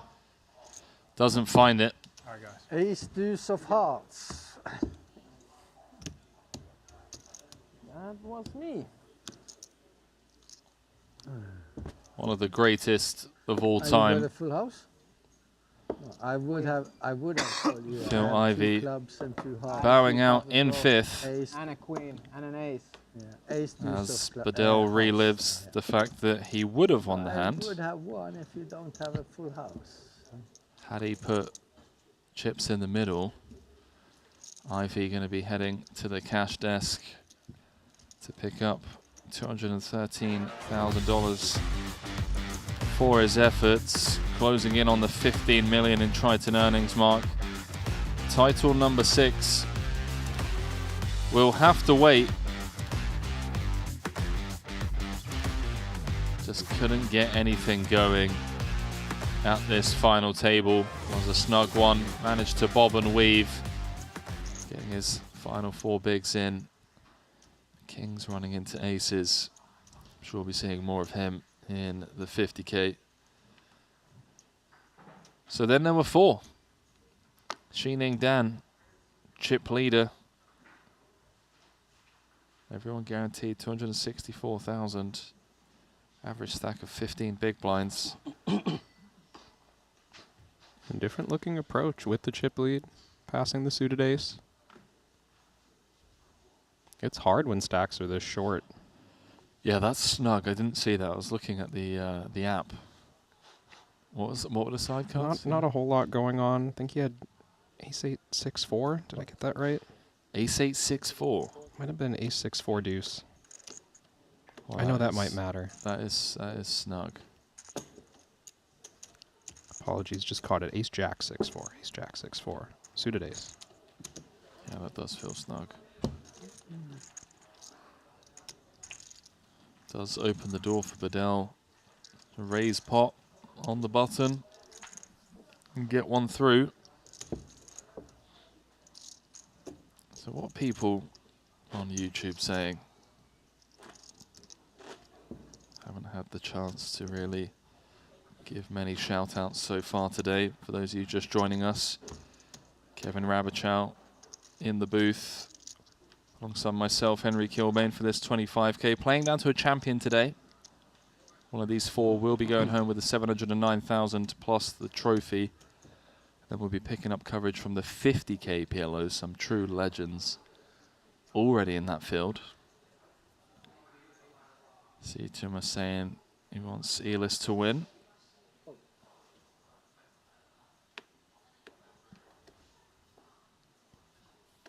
Hope you're enjoying the show and have been for the last however many days it's been. I've lost track. 13 days, started on the 26th of February. Yep.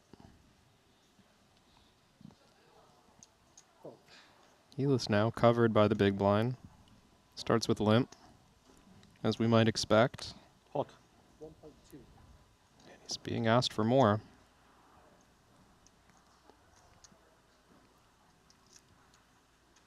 I would think we like this kind of hand in a blind versus blind setup. Elis has gotten away from a number of playable looking ones as the shortest stack.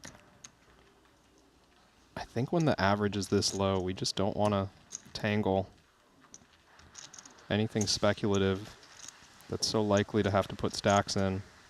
Yeah, and also just in PLO, solvers hate cards below a 5. Yeah, 4 deuce not. Exactly. Doing him favors even with 2 suits.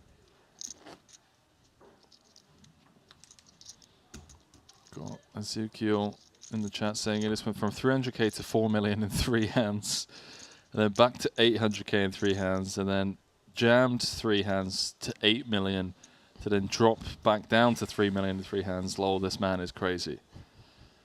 Yeah, it's been a wild ride. Alex Zolo saying great commentary, by the way. Great stuff. Thank you, Alex. Glad you're enjoying the show. Do check us out on social media as well. Some really cool content being put out over on the Triton Poker Series Instagram. Behind the scenes interviews with some of your favorite players. Some, just funny tidbits as well with players both on and off the felt. Richard comes with the non-pot sized raise. Dan was thinking about it. Justin saying he's rooting for nobody now. Because he wanted Ivy to win. I feel you, dude. I think there are a lot of Ivy fans.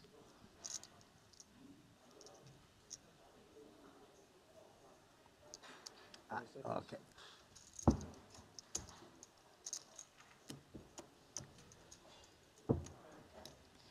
And Tim Dimitrov saying big ups from Bulgaria. Честита Baba Marta Henry. Благодаря. A lot of Bulgarians here in Jeju.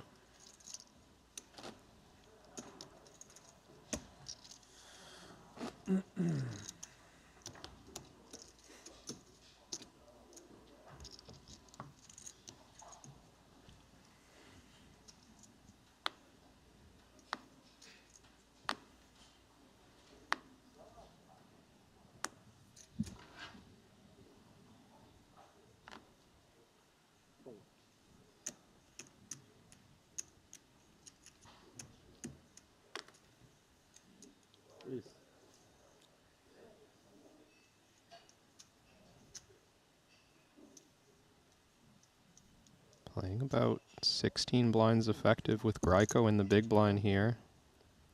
Dan comes with 2.5x.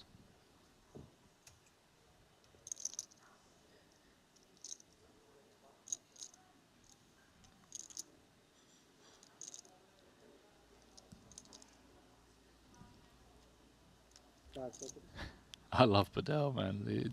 I never know what he's going to do. Yeah. He's had so many weird spots. He was figuring that out himself in real time.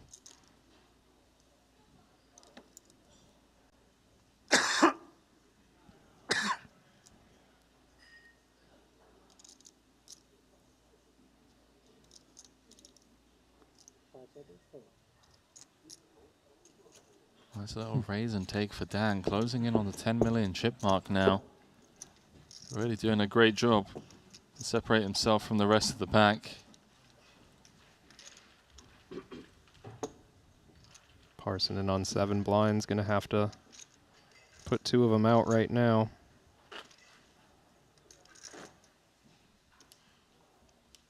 How many times has this man had aces? I want to say 4 times? 4 or 5 times.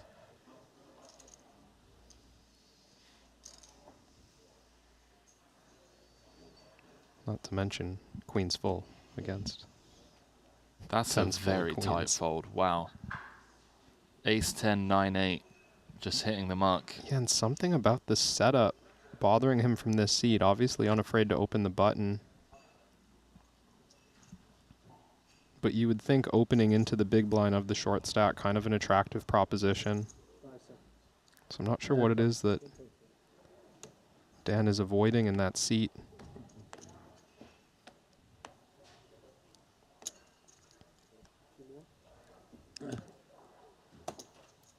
Again, opens the door for Bedell to just raise pot. Well, if we don't want cards under a 5, about 3 of them when you're only 2.4 million effective.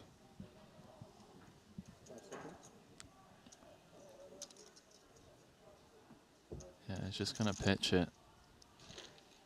Bakir in the chat saying Henry rate Bedell's outfit from 10. I mean, it's a clear 10 for me. One of the swaggiest guys in poker, just always rocking up with the flavor. That famous Gucci bucket hat. I remember bumping into him at King's, I want to say maybe 2022, 2023. We played a bit of PLO together. Nothing major, some mid-stakes cash games, and yeah, Espen and I bumped into him at the front of King's, and he's rocking these, what I can only describe as like crocodile skin looking loafers. Nice. And me and Espen started speculating over the price tag of these fine pair of shoes. I think I put a figure out. I was like, well, you know, 1,000, 1,500, and Bedell just kind of cutely laughed at us. It's like, guys, come on. You know, it's like, these are 4K, okay? All right? These cost 4K. Is that euros? Yeah. Yeah, that's... Yeah, 4K euros. It's like, all right, dude. This man doesn't mind reaching into his pocket to pay for some drip. Parsonin's got Dan in rough shape.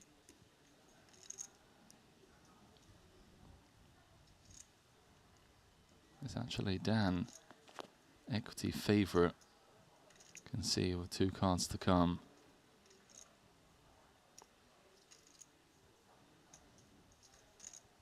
Two backdoor flush draws. Open ender. This one's going to check through.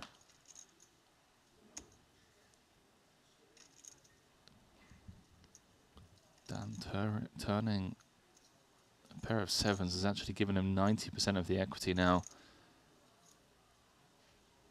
So he would improve to 2 pair on a queen river, and 10 would give him a straight. Elis is going to start bluffing at this. Yeah, and even though we can see the equity matchups, no guarantee that Dan sees showdown.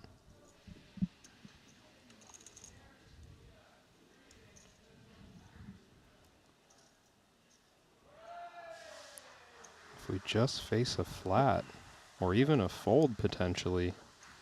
Wow. Elis gets it through with 10%. What a life. Dan really playing snug since taking the chip lead after eliminating Phil Ivey. And just impressive stuff. I mean, you're 4 big blinds deep and you're finding a way to bluff that doesn't commit you.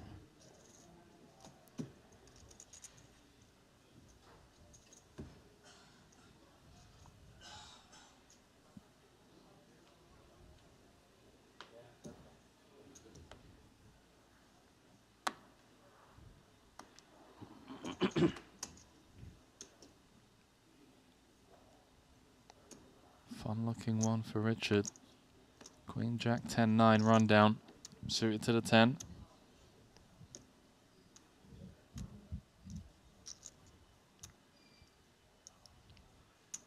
Yeah, it comes with limp. Allows him to absorb aggression behind. Yeah, and being out of position versus the shortest stack, this makes sense to me. We don't want to commit a big raise now, allow the shorter stack to get out, and now we're the ones who's under maximum pressure.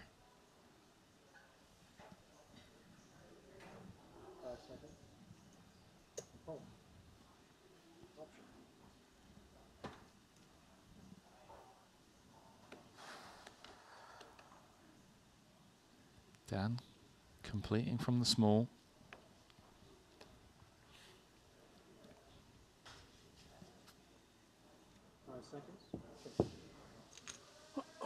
They're 3rd in chips.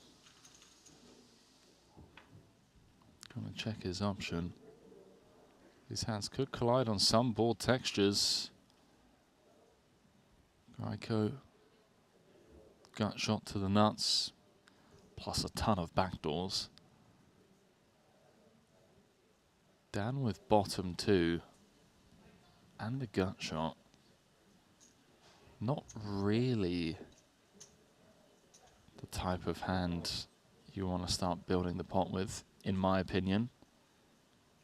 Then again, he is out there, and I'm sat in here.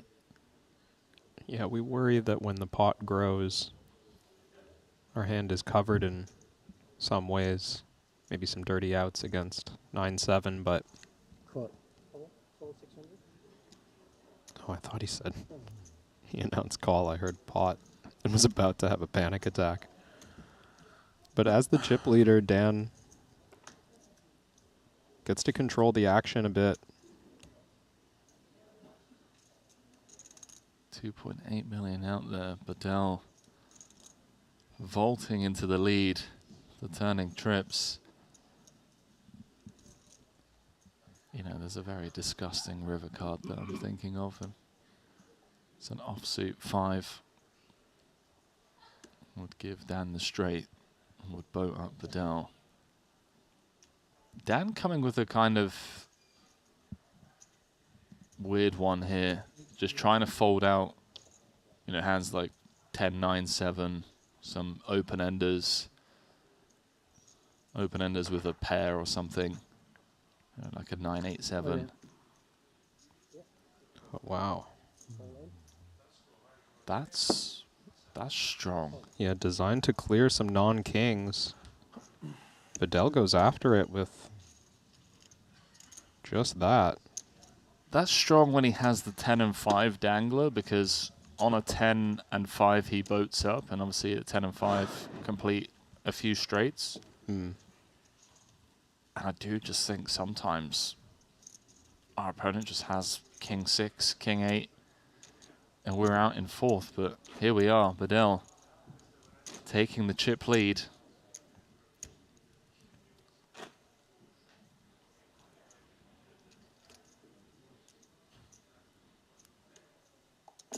What does that say? Homies? Yeah. I was trying to figure that one out earlier. Kind of looks like a cigarette package. It does, yeah. Right? I thought it was like Marlboro. Yeah. Homies. I remember watching an interview clip where Theo Von addressed Donald Trump as homie. Like, I was like, Jesus, dude. Imagine calling the president of the United States homie. I love Theo. My favorite humans. Dan gonna limp in on the button. Yeah, we've seen this from Dan when he's covered by somebody behind. Bedell now, chip leader.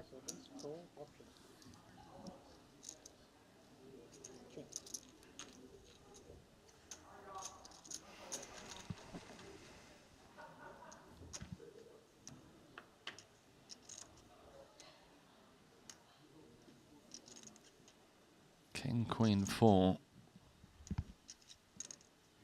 No collision on this board. Bedell with top pair.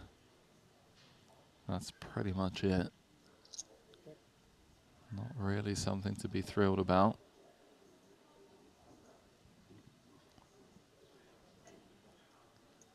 Wow, Dan's just gonna take a stab in the dark here. Yeah, pure trash. Going after this board.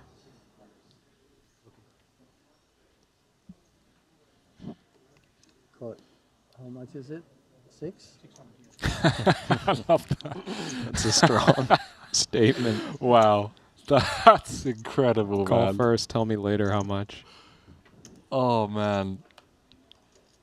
That's incredible. So, yeah, cool. How much? What was that, dealer? How much? Jesus Christ. Flush does complete on the turn. In a weird way, Bedell has improved to an open-ender. I don't even know what's going on at this point. I haven't known what's going on most of this final table. The action has been insane. I mean, we'd think when we take a stab at the flop with the pretty dusty hand that Dan has here, low card connects with what we were representing. Maybe we keep firing. Yeah, 8 of hearts in hand. And he's also picked up a gut shot on the turn if he was up against a 2 pair. 2.8 out there. But Bedell's just happy to get this one to showdown. We saw Dan go for the bet check bet line before. It worked against Ivy. The 10 making it less likely either player has a flush.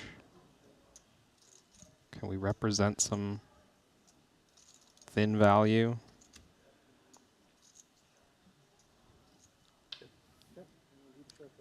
King. Naked king.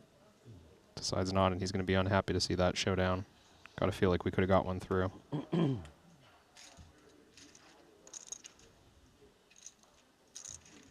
Naked king is good.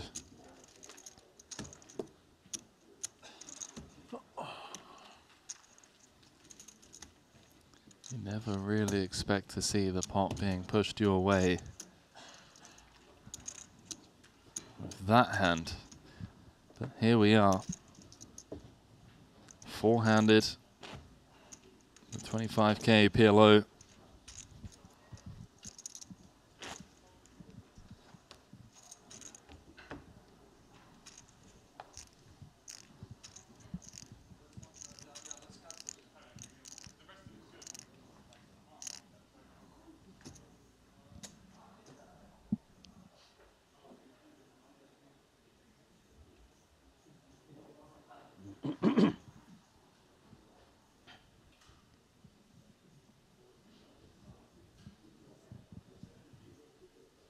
Very playable.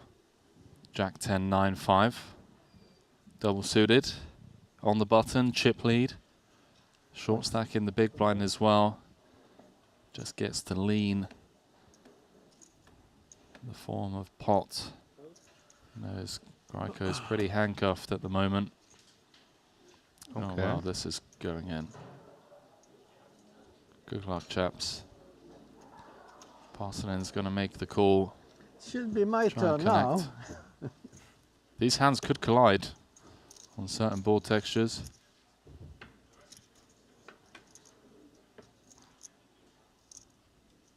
Check. That is a collision. Top pair and a wrap for Elis. Middle pair, two backdoor flush draws, and a gut shot for Bedell, SPR 0.3. 5 seconds. Check. Feels like kind of a sharp check back, but nothing we can do on the 8 of clubs, huh? This is going to go in regardless. Clubs. You have clubs? Oh, 10 jack, queen. What do you need? 9, 5, and club. Elis checking the outs of Bedell. You heard it. 9, 5, or a club. It should Elis be just my looking turn. to hold. Let's get back in this fight. Bedell saying it's his turn. Can Elis hold once more? Not this time.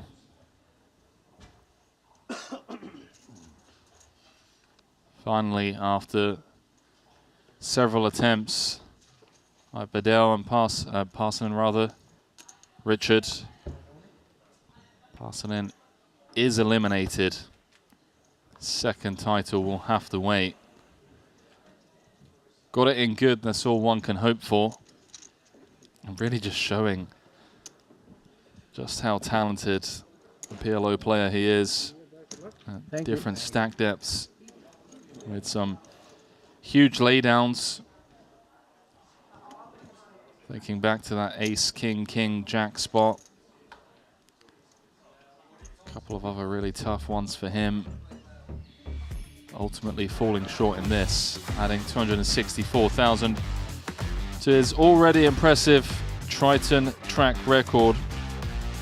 This cash here being his 8th. Now up to 4.3 million in Triton earnings. His second title will have to wait. He started playing some Hold'em as well, by the way. I don't know if you've seen. I don't know if it's just because he's too rich and he's just, you know, giving back to the community now. It's like, hey guys, I've been winning all the money at PLO. I'll come back and, you know, start dishing some out in the 2-card format. But yeah, he's played 5 Hold'em events here. including the 150k and the 100k main. But anyways, down to 3. Elis is no more.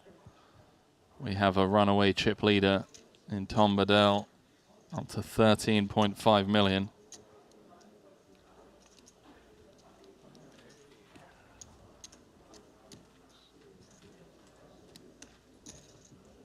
Who's going to get us to heads up? Who do you guys want to see reach heads up?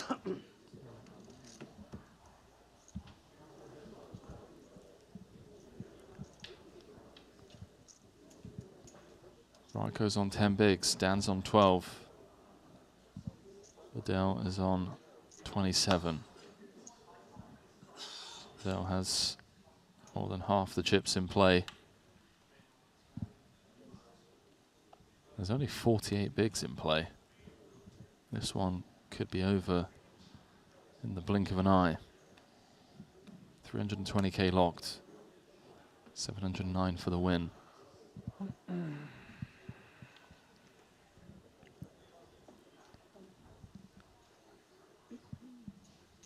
Graiko and Dan so handcuffed at the moment. Saw the light open on the button from Bedell, just one hand to go, and now gets a walk. Starts to feel like these two are playing for second place. Just hoping not to be the one who gets coolered first.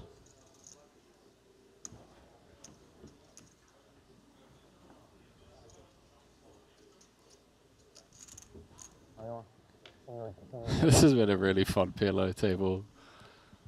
I thought it might be a bit grindy. You know, there were stages where it was tight, understandably so, especially when Elis managed to spin up his 3 big blinds and kind of wiggled his way back to, you know, 10, 11 bigs. Then it got a bit cagey, but there's been some really out-of-line stuff in terms of V-pipping, in terms of post-flop play.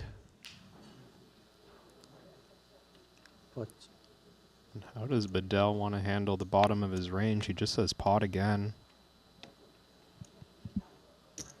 And Graiko's found a good one.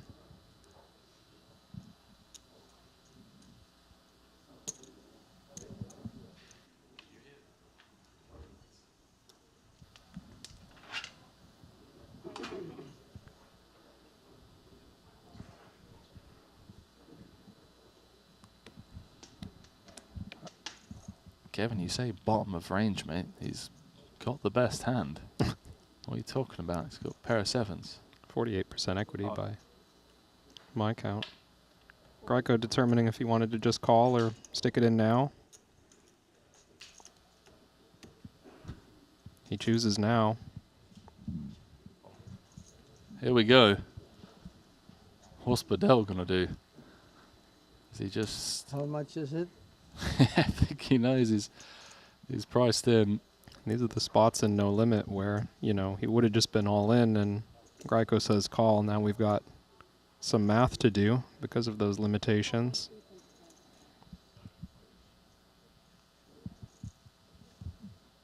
As you can see, you've often just got the price. This has to go. 5. How much? Good luck, gentlemen. Huge spot, not to state the obvious. If Graiko can convert this 52%, he will be tied for the chip lead with Bedell. Bedell can just hold with the 7764. He will have 18.5 of the 23 million in play. 5 cards to come. 7's still ahead, but note the equity for Graiko. Any ace, king, jack, 10, diamond. Now add a 5 to the equation.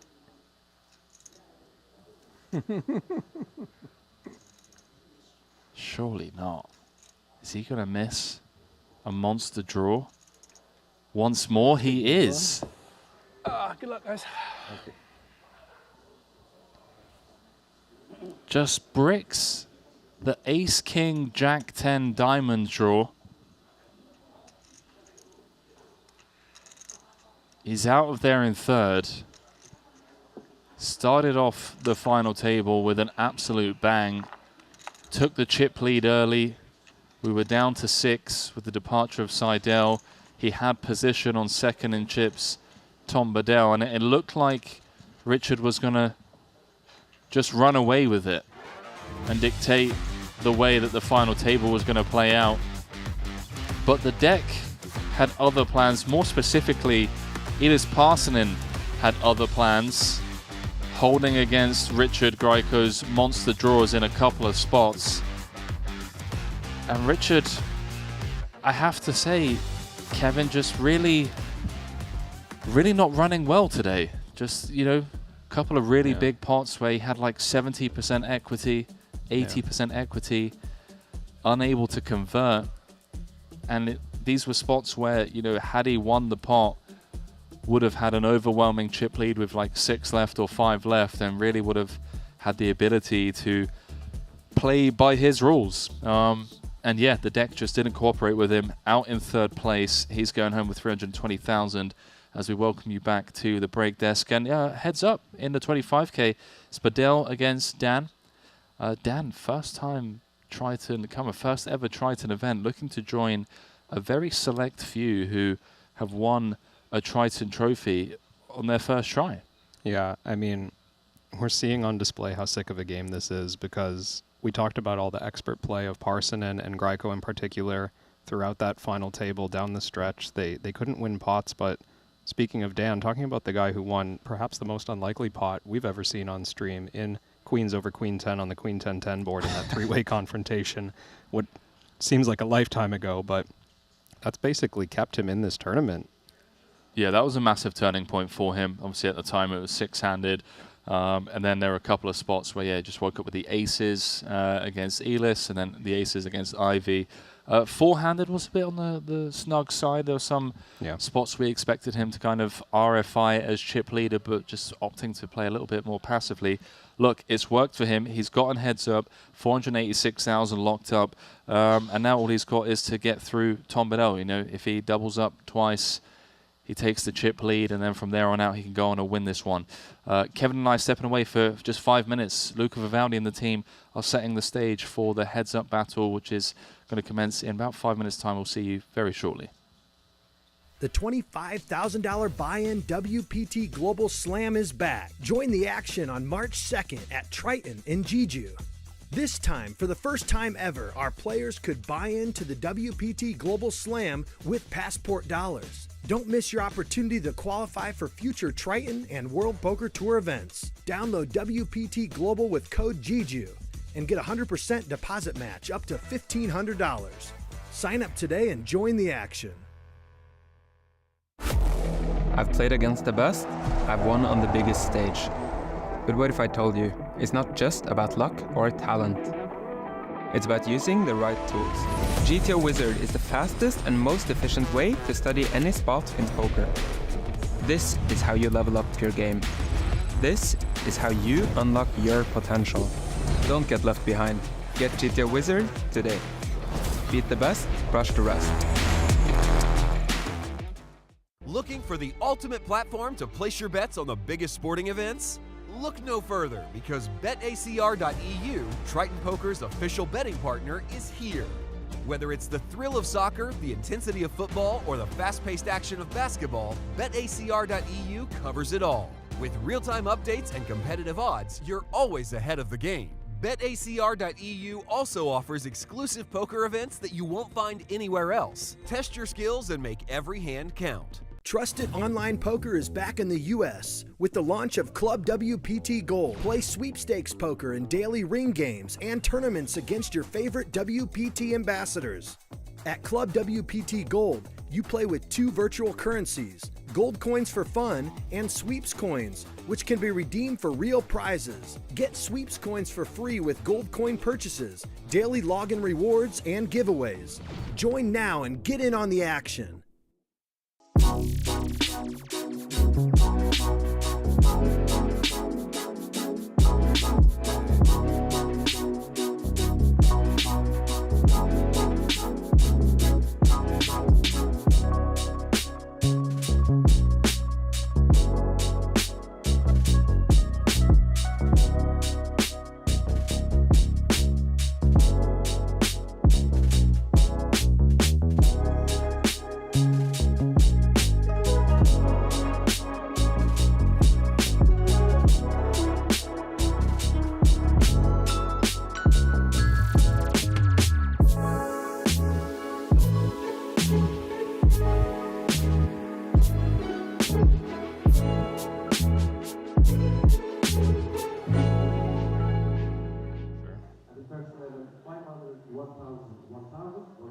button as usual on seat number 3.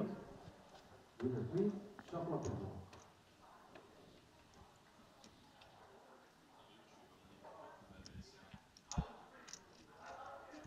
Great. 250,000.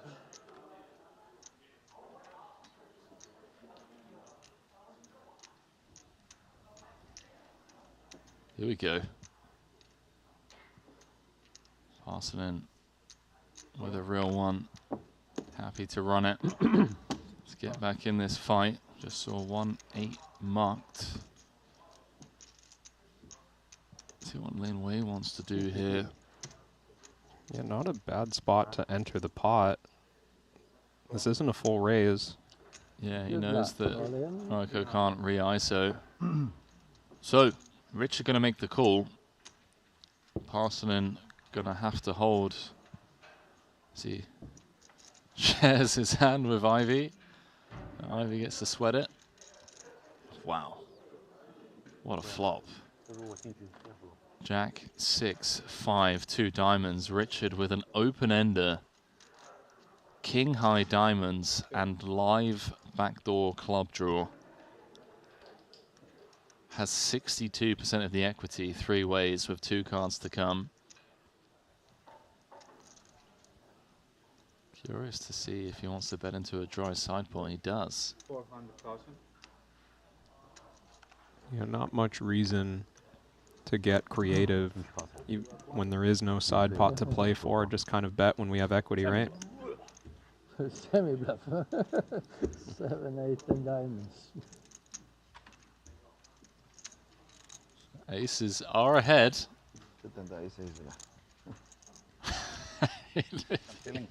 Eli's just throwing up at the showdown. Can't believe it. Oh, okay. I mean, that makes things a bit fairer. Removes a couple of diamond outs for Graiko. As Elis goes runner full. And he's up to a very playable 10 big blinds. Gets the triple up. You've got the best hand, but your opponent just has half the deck. And you just basically don't, you know, you're like, how do I even hold here with my overpair? I remember it once from this series. Actually, I think it was maybe Alex Boyka. He had ace-10 and a 3-bet pot on 10-9-7. Okay. 2 diamonds, and he just lead jams and gets snapped by Queen-Jack of diamonds. And that was the day I learned how much equity Queen-Jack of diamonds has on 10-9-7, 2 diamonds. Against ace-10, it's a lot more than half. And he just held. The ace-10 held. Of course somehow. it did. Yeah, it's a very similar spot, actually, about 70% for the draw. Dan. 14 bigs. Queen, 10-9 double suited. A beautiful hand to have against Richard's particular holding. Yeah, now starts to feel like the type of chip configuration where when we enter pots, we might just want to press, then pop.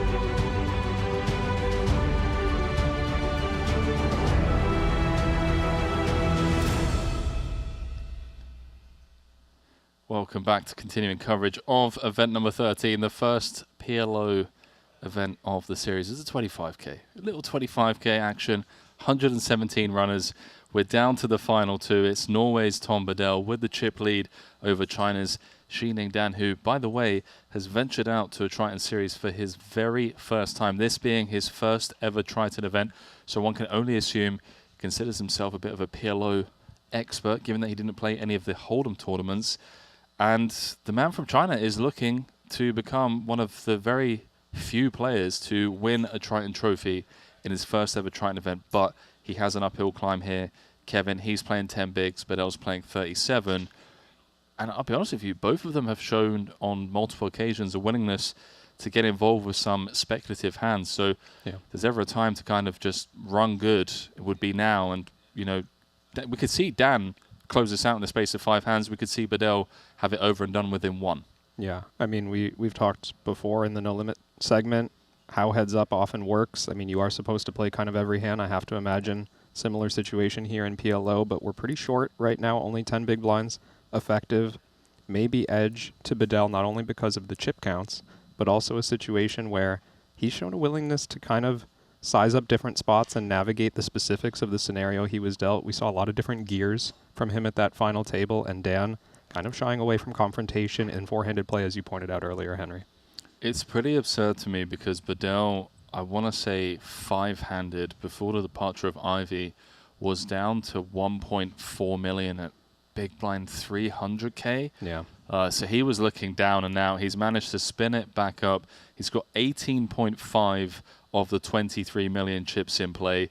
Both players are guaranteed 486,000. We've got ourselves a little $223,000 heads-up match, which also, by the way, is typically a first prize payout in most PLO events around the world. So the lads are going to be chomping at the bit to jump back into this one, guaranteed near $500,000 and battling it out for an additional 223, and of course, coveted golden Triton trophy. 37 bigs plays 10. The line on total hands it will take is being set by our bookmakers. They're just feeding it to me. And the line I've been given is 12 hands. 12 hands is the line. Over-unders in the chat. Get involved. What do you think? Is it going to be over 12 hands before we see our winner? Or under 12 hands? Is Bedell or Dan going to close this one out in less than 12? Let us know your thoughts. That's the line I've been given. I think 12's a good line. 12's a good line because it could still be under, even if Dan comes in with an early double, gets up to 20 big blinds, has Bedell down to 27. Was it too much? Was it 2.5? The thing I love about this, of course, is right? one, it's big blind ante. Two, it's pot limit Omaha. So an entire stack can't be leveraged with a single raise. So we should hopefully be seeing some flops. Yeah, I would guess we come in with a lot of limping, even only 10 bigs. Oh, suck on that, Kevin. Yep. Here is Bedell He's making a just- statement. It's just straight away. He's like, okay. It's just 1.5. And if you put in the rest, we'll make a decision. Oh. Yeah, Bedell just wants to get it over with. Hand number one gets a fold. So just chopping away at 20% of Dan's stack. By the way, Henry, I'm seeing about 15 consecutive people guessing under on your Under 12 hand 12. line. So chat doesn't think it was a fair price. They like the under. Yeah, it sounds like the bookmakers need to perhaps reevaluate. Although, look, time will tell. That's hand number one.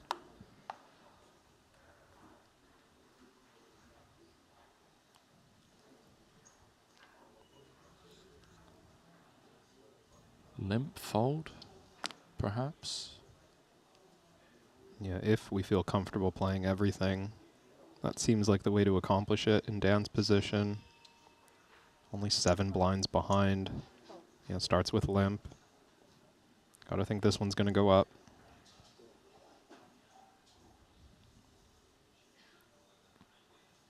What? Really frustrating spot for Dan because the variance is real. Needs to pick up hands, and first 2 hands of heads up. He's lost a third of his stack through no fault of his own. Just by getting dealt rags. He's down to 3.4 million. Less than 7 big blinds now.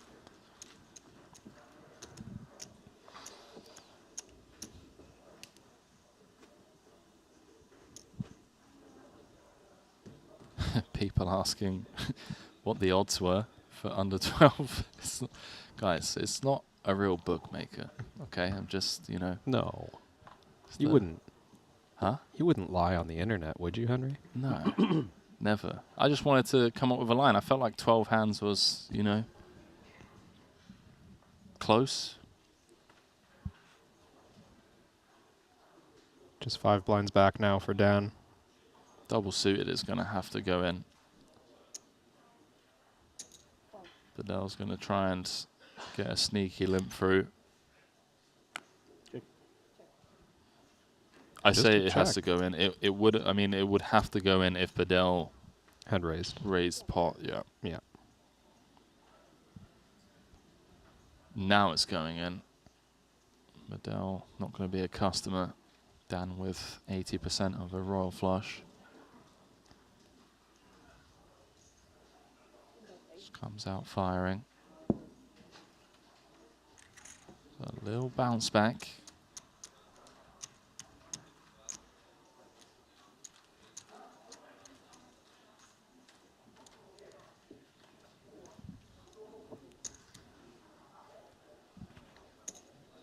You watch this take 13 hands and I would have cleaned out the YouTube chat. Were you taking the over? I know you... I was setting the price, mate. So I know you set the line, but... I suppose that's your obligation. It's always good to beat the house, my friend. I'll only take a few points as well.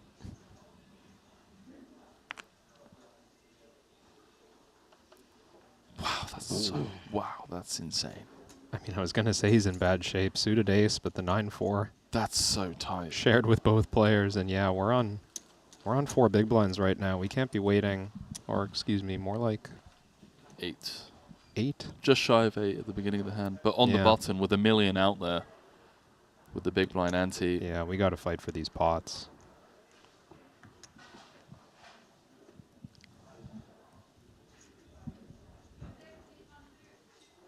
Maybe my line of 12 hands wasn't so bad if we're just going to fold ace 9 4 deuce triple 7 bigs 2 on the hands button. costs 1.25 million, so not a lot of time to wait. Is going in? Looks like limping chips. Dan checked a similar one last time.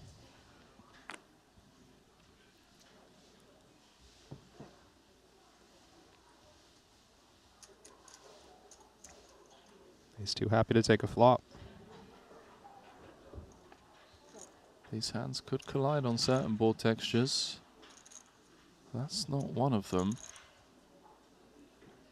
Dan with the gut shot. Backdoor diamonds, a snap check back from Bedell. Dan now with an 83% lock on the hand. Yeah, he not may not. interested. Oh, okay. Bedell spiked it. The non-diamond ace.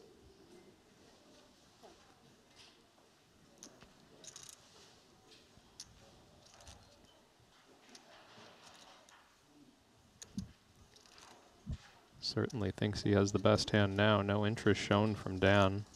That is a big bet. 1 million into 1.5, 2/3 pot with just top pair, top kicker. That thinks he can get called by a strong 8 or a weaker ace for that price. Or even just thinks he would have heard by now from anything he loses to.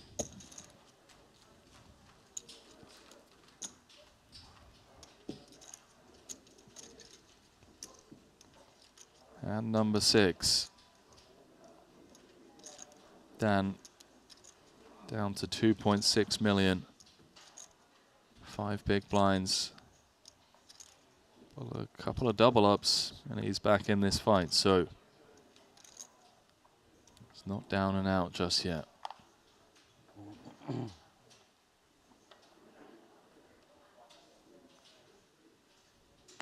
What? Go time. Ace 10, 5, 4 double.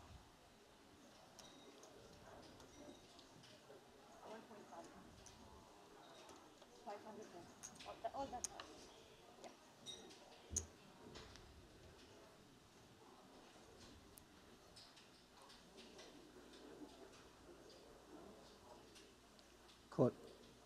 Call. He said call. Call. Maybe raise afterwards.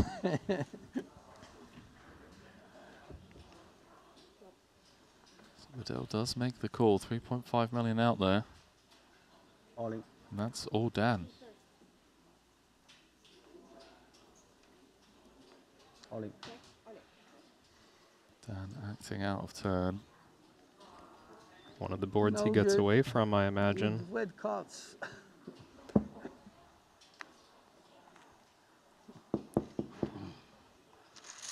I need red cards here. Pretty big pickup for Dan.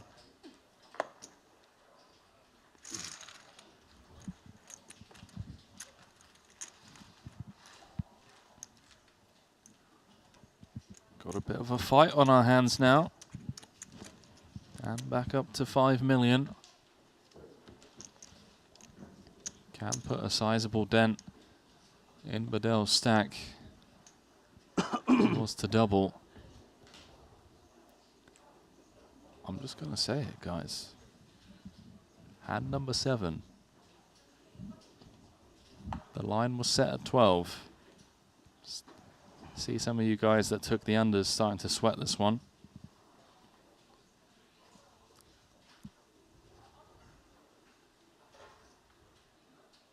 We're going to be seeing an 8th hand because of Bedell.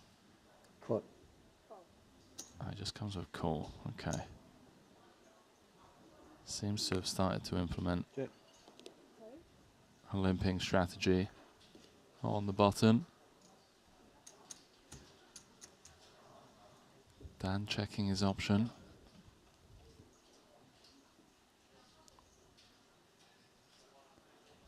Bedell top pair, open ender, very relevant king of clubs blocker.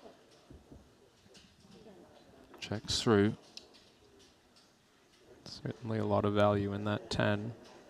Not feeling the need to bluff with the king of clubs. 1 million. Yeah, Bedell wants to just start charging random gut shots of random 2-pair draws. Doesn't want to just let like a random 4 with 3 side cards see a river, potentially improve the 2-pair a little better.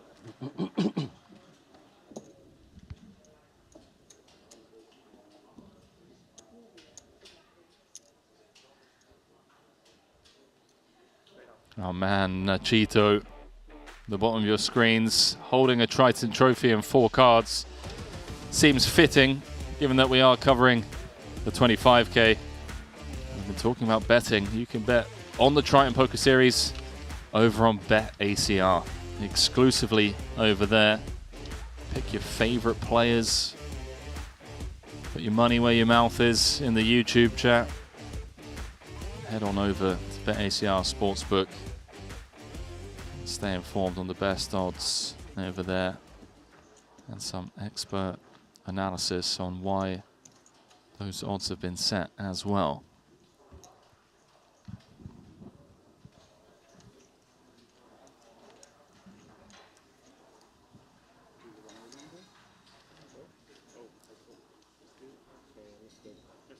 Mr. Oh, yes, sure. Ah, look what you have. Good cards. Wow, aces. A rare miss deal. We'll allow it.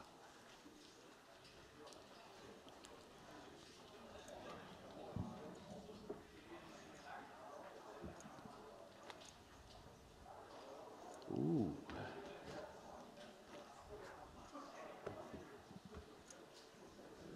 Dan's rail have been loyal to him for the entirety of this FT. He's been there patiently, watching their man navigate his way to heads up. He's guaranteed himself almost 20 buy-ins, 486,000 locked up, 709 for the win. Here's a question for you, Kevin. Does the miss still count as a hand? No. Okay. All right. I would say it's not a hand. That seems clear, Henry. All right. I'm trying to get one through. You really were. Hand number 9 incoming.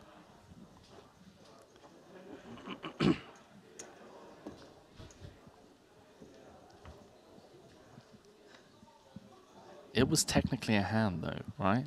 Like, it was dealt. It's technically not a hand. That's why they deal it again. They don't just move on with the tournament. Move the button and the blinds. I love rage baiting. The chat's loving it too. Guys, you lost. Okay, this is hand number 9. You all chose under. Pot. I'm going to put my bank details in the YouTube chat. I expect all of you to have settled by tomorrow morning. Dan says pot in the big blind. Yeah, 10, 10, 6 deuce. Disconnected pocket tens. Looking like he's out of there. Yeah, Dan just correctly recognizing that Vidal's been limping a lot of buttons and hasn't really been balanced with it. He's been limping the trashier parts of his range and just raising pot with the stronger parts.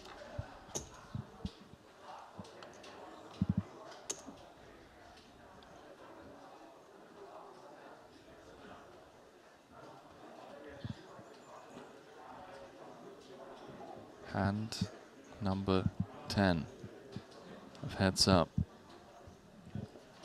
being dealt right now.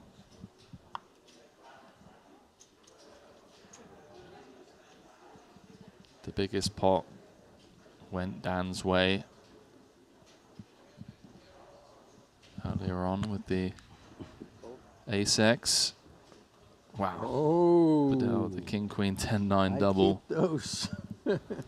Gets a walk.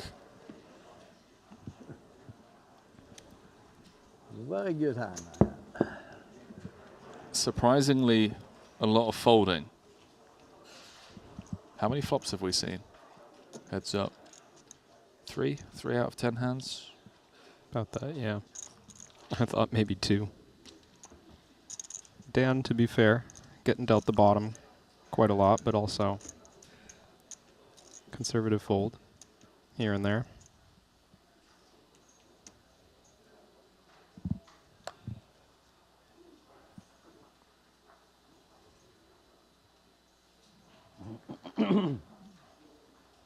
Vidal's been playing limp. Really high frequency. It makes sense given the prices being laid immediately in terms of odds. What? So call 250 with 1,250,000 out there already.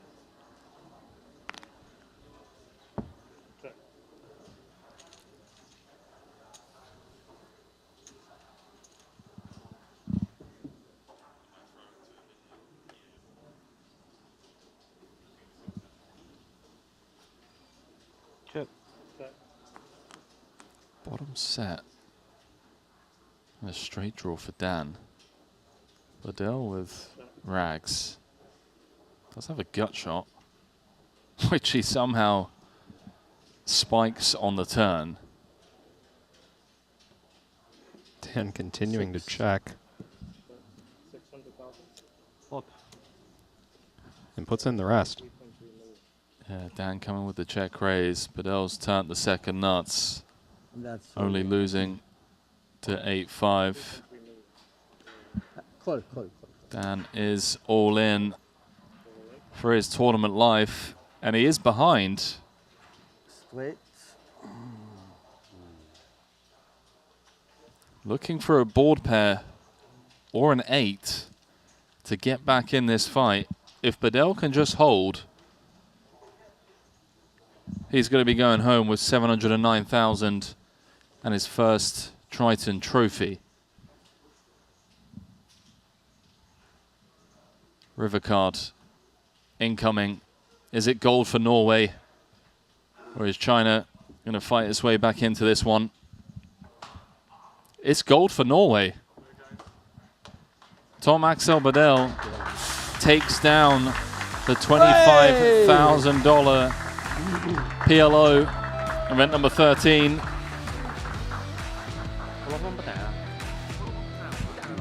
Beating Xining Dan from China heads up. Perhaps even more impressively, beating a star-studded final table, which featured the likes of Phil Ivey, Edis Parsonen, and Richard Grieco. Commiserations, of course, to Xining Dan, but bittersweet runner-up in his first ever Triton event. Has to be thrilled with his run here, going home with $486,000. What an effort from him. Celebrations in the Norwegian camp. That's Bedell after a few efforts at Triton Series. Madrid 2022 had a 3rd place. Monte Carlo 2023 had a 7th place. Finally clinches gold here in Jeju. 709,000 plus the Triton trophy. As we welcome you back to the break desk, Kevin Rabichow alongside myself, Henry Kilbane. That was an interesting heads-up match. There was a lot of passivity, if I'm being honest. That was the 4th flop we saw out of 11 hands, so congratulations to all of you that chose the under. But yeah, Bedell taking it down. Yeah, actually getting the better of his man. Bedell navigated well through that final table. We did think he'd come out with a bit more aggression in the heads-up match, but I mean, luck was on his side in those final few hands, and it worked out all the same. Yeah, 709,000, his first Triton trophy. You're going to be stepping aside. Randy Lou's going to be stepping in as we do continue our coverage here in Jeju. We're going to be jumping straight into the 50K PLO, event number 15. Just quickly, Artur Martirosyan chip leading over there. Chris Brewer, Gergo Nagy, Nacho Barbero, and Sean Winter rounding out the top 5. So a lot of big names in that one. You won't want to go too far as we continue the 4-card shenanigans here. Kevin, as always, been an absolute pleasure calling the action with you, my man. Hopefully I'll be seeing you later on. But yeah, just a quick 1, 2, 3 minute break. Don't go too far. Maybe put the kettle on. And when we return, we'll be picking up coverage from the 50K event number 15. We'll see you very shortly.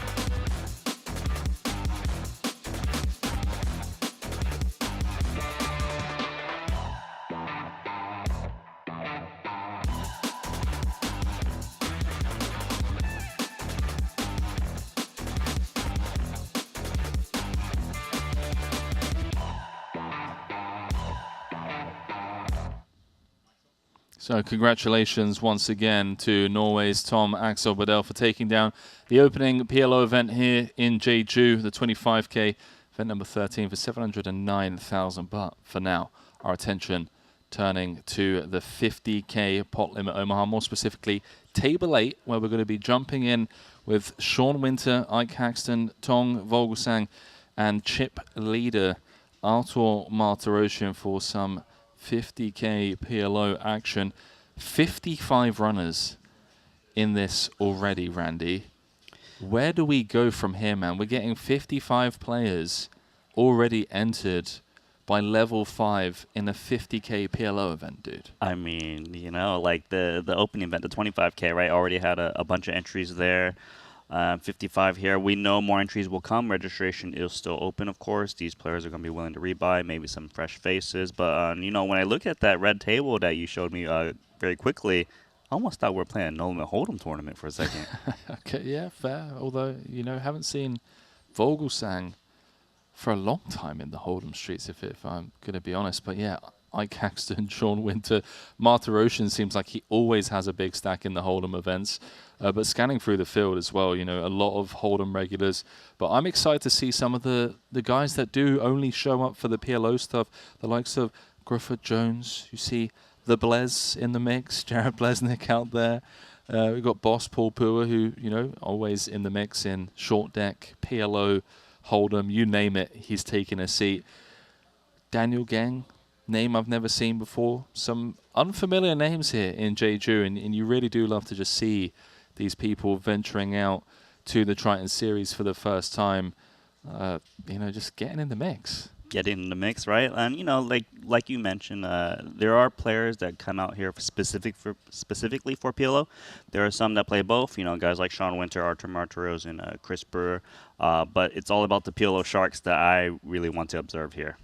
Yeah, I'm trying to do some rough math off the top of my head. 55 runners already. I mean, what are we going to be expecting? Close to $1 million in this one, maybe more for first. Obviously, late reg open for, you know, a long time. We're very early in this tournament, but the fact that we're already at 55, we've just gone up to 56, leaves me kind of salivating to see what the final prize pool is going to be. PLO on our hands, obviously, for the next few days. We've said goodbye to the Hold'em pros. Some of them have stuck around for the 4 card. Then, of course, we do have short deck to look forward to as well. So plenty of diversity here in Jeju as we look to throw it down to the main stage to join Haxton, Winter, Martirosyan, Tong, and Vogelsang for a frame of the 50k. Blinds 2k, 4k. Is blinds up?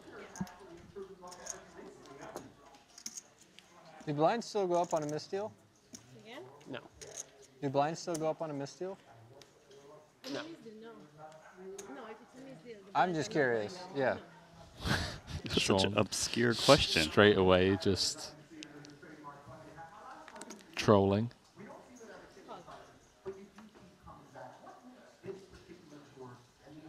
Winter kicking things off with a limp.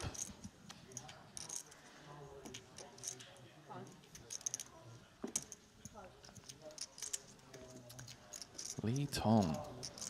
That's the name I remember. Shows up for the PLO stuff. Only the PLO stuff. Joined us in Monte Carlo 2023.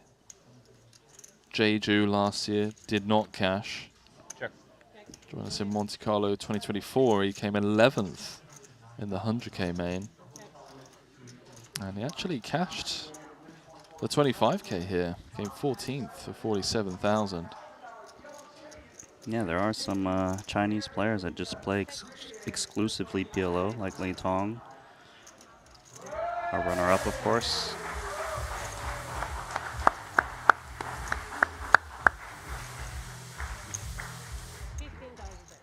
Can hear fireworks in the background. Winter taking a stab at this one after it checked through on the Queen 8 deuce. Decent hand to do it with as well. Blocking 2 pair has equity in the form of inside straight and a flush draw. Just takes this one down. And I believe Winter has a lot of experience in PLO, from what I understand. No, I believe he also plays like deep stack cash game PLO, right? Those are the rumors I've heard. Yeah, I've heard. Were they just talking about us? Or talking to us? We have a 45-minute dinner break. Really? This level. I've heard there's some. Oh yeah, I forgot we started so late. There's some high stakes PLO cash games going on behind closed doors in some of these golf country clubs stateside, Randy. Mm-hmm. Where the stakes throughout the 18 holes are astronomical, and then they go back to the clubhouse. Try to double down on those bets. Yeah, they do. All right, we're gonna bet anything to get me at least even.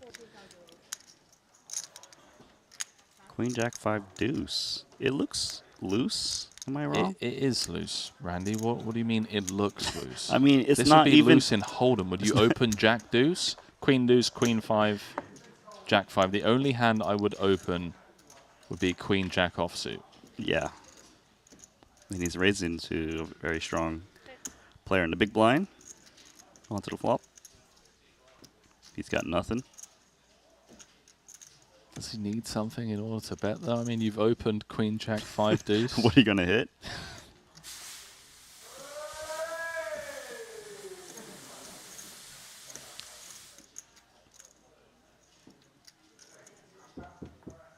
Gonna check it back.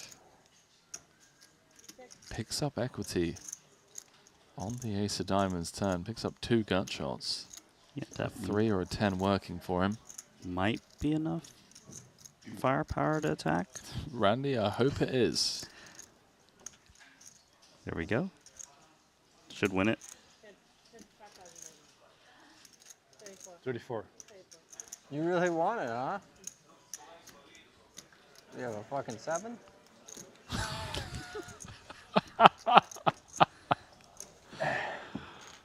Oh, I love Sean. I mean, his read was right. Just he doesn't have enough of a hand to do anything about it. That was a good comment, but you can tell he's very sharp. Like he knows what's up. Vogelstein's like, he just read me like a book. Yeah, I'd be feeling a bit uncomfortable if I'm being honest. If you're just getting undressed like that by Winter.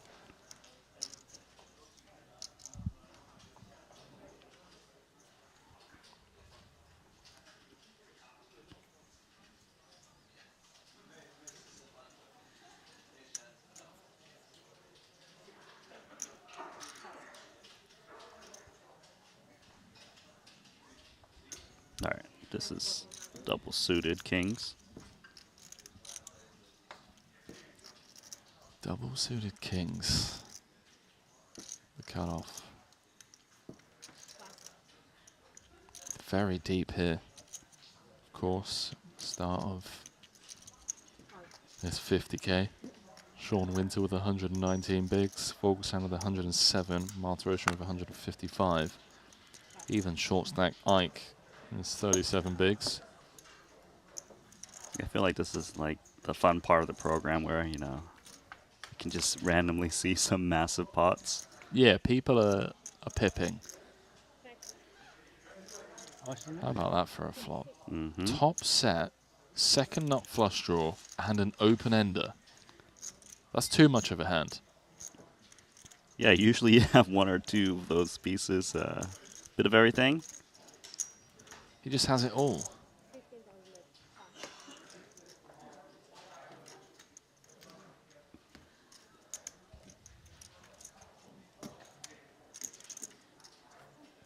Yeah. That was funny. It felt like Vogelstang wanted to show and like try and engage, in a bit of a verbal jousting, kind of back and forth with Winter, and then he thought better of it. He's like, you know what? Maybe not the guy. Yeah, it's not one of those one-liners and, you just step away. You need to follow through. Winter's just too sharp, man.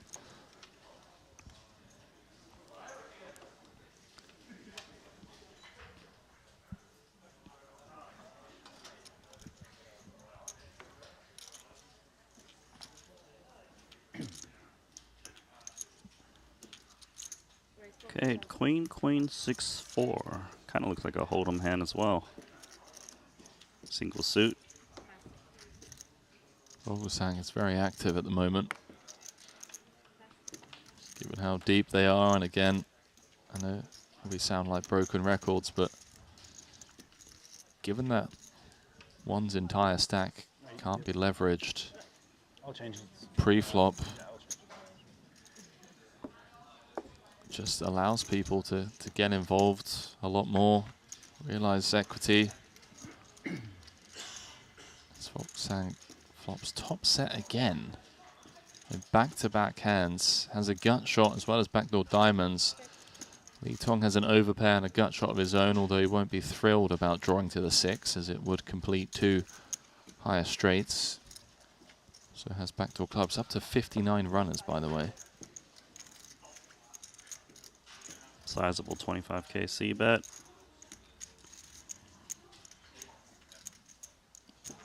Nice laydown from the 2 kings, even with the little gut shot. Nice free look. Looks like he showed the 2 queens. Top set last hand as well. I get kings. Yeah, the king's out. Yeah, I don't believe you.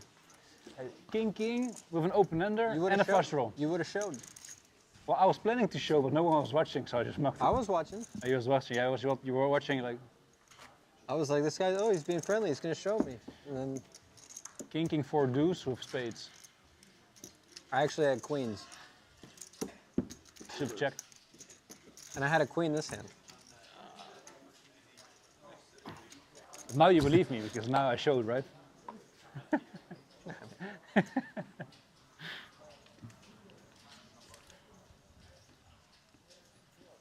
I like this table. I said I would have made a full house. Excuse me? I was lying earlier when I said I would have made a full house.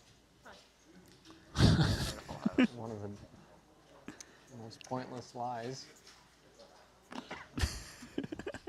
It didn't seem like you were, like you flopped it.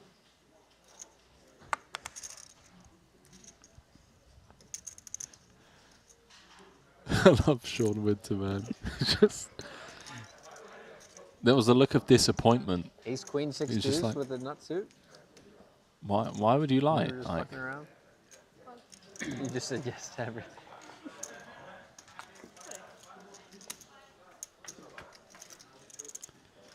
Do you see Haxton limping the button?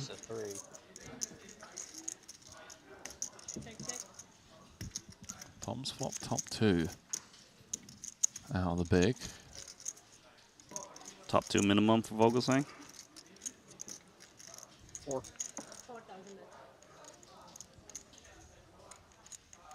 What's Haxton got? Yeah, that's his new nickname. Minimum top 2 Tom. Top 2 Tom. Top 2 Tom. Or top set Tom. What's he going to do? Boat up on the turn? Check. He doesn't. Ike does pick up equity. So gut shot acquired. Jack 10 shows up, which is not great for Vogelsang.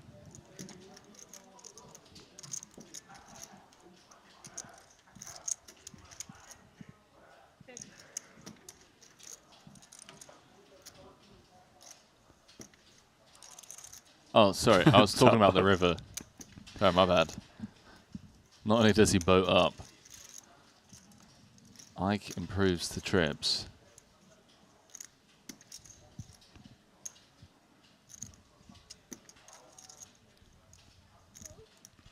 It's weird because Haxton, well, he's going for a check raise. I was going to say Haxton shouldn't have Jack 10 right because he checked back turn. I guess he's trying to get Haxton to bet the King X or maybe some smaller boats so he can get more value. Yeah, check I was about raise. to say, I think, yeah, there are definitely some smaller boats. Like King, Queen, King 7, maybe 7s, although I think maybe 7's best turn. Some frequency. 12. Nicely done with that check from Vogelsang. Induced the bet.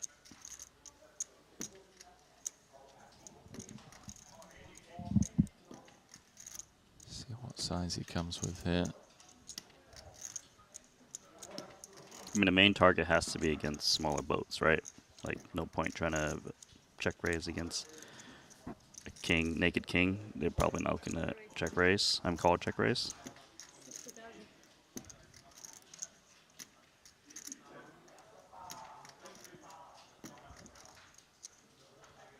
Ike looks perplexed.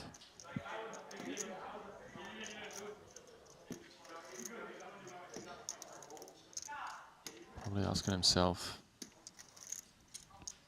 how thin does Vogelsang go here for this size from a value point of view? I think Jack 10 would be too thin for Yeah, check raise value, am I right? agree. So his jack blocker isn't that relevant. 7s feels thin as well.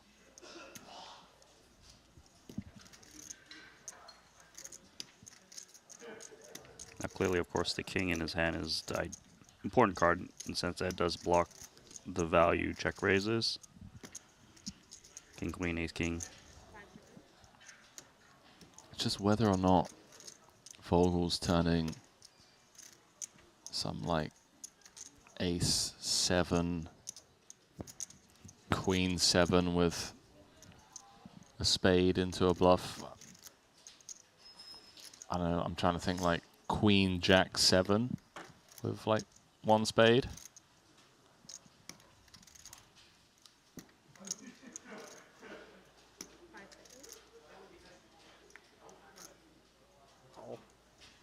Makes the call. That's max value. Top full house. Second top full house, Randy. Aces, sorry. 144,000 chip pot going Tom's way. Just saw the ticker go up to 60 entries now.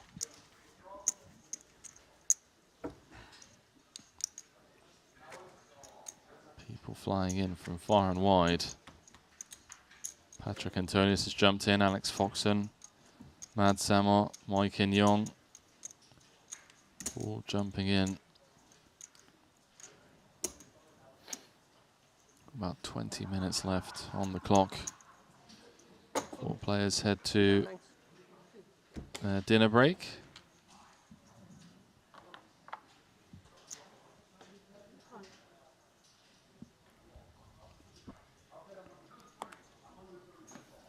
Could you shed some insight for the limping strategy kind of right here from Winter in the hijack? Like it's just wants to see a flop. Just trying to like keep the pot small. Keep the pot small. I guess the suited ace is important. Suited ace is nice. Obviously, going to have a lot of hands dominated. It's really nice when you get to cooler like king high, queen high, jack high clubs, which would have perhaps normally been folded out. I imagine he raises pot and the big blind folds like queen 4, 3 deuce with queen high clubs. Right, that makes sense. Like, it's really nice, right, to just keep those hands in. Let's turn top 2. Is river to straight. Jack high straight.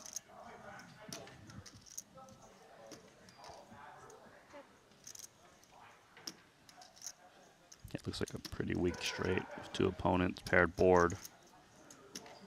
So that's what maybe thinking of turning this one into a bluff. Has some decent properties. So at the 10 is the full house blocker, king to king queen blocker. Correct.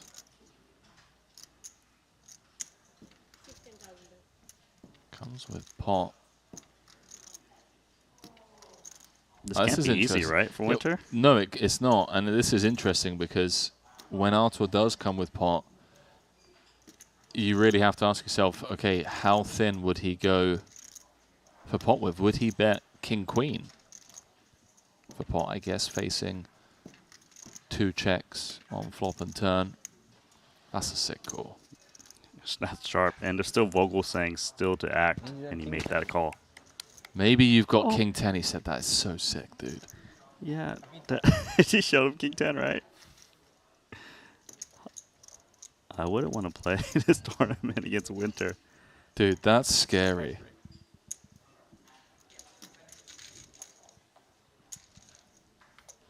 And Artrig's got to be spook. Because I'm pretty sure Archer has less experience in PLO. Like, he was very open about that. Yeah, that's really scary when you just have Sean Winter stare into your soul like that. And I guess a byproduct of the polarity behind the bet size chosen by Artur, helping Winter kind of reduce the range of hands to full houses or hands like king 10 from the bluffing side of the equation, given that Sean had a jack and a 9 in his hand, blocking, you know, the full houses out there. So nice little pick off there from the newly crowned Triton champion, Sean Winter. Ike's got some work to do at the bottom of the chip counts, playing just 18 bigs. Artur still chip leader, even after getting picked off at this table. Tournament chip leader is going to go Nagy.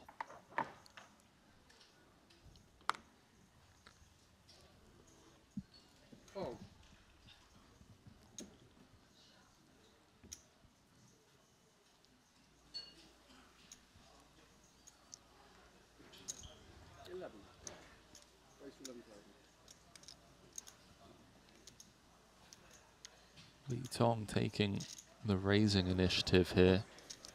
Yeah, Vogel's hand is very pretty. Double paired, double suited. What did he say? He said pop. 39. 39. Sorry, excuse me, 39. Thanks, Sean.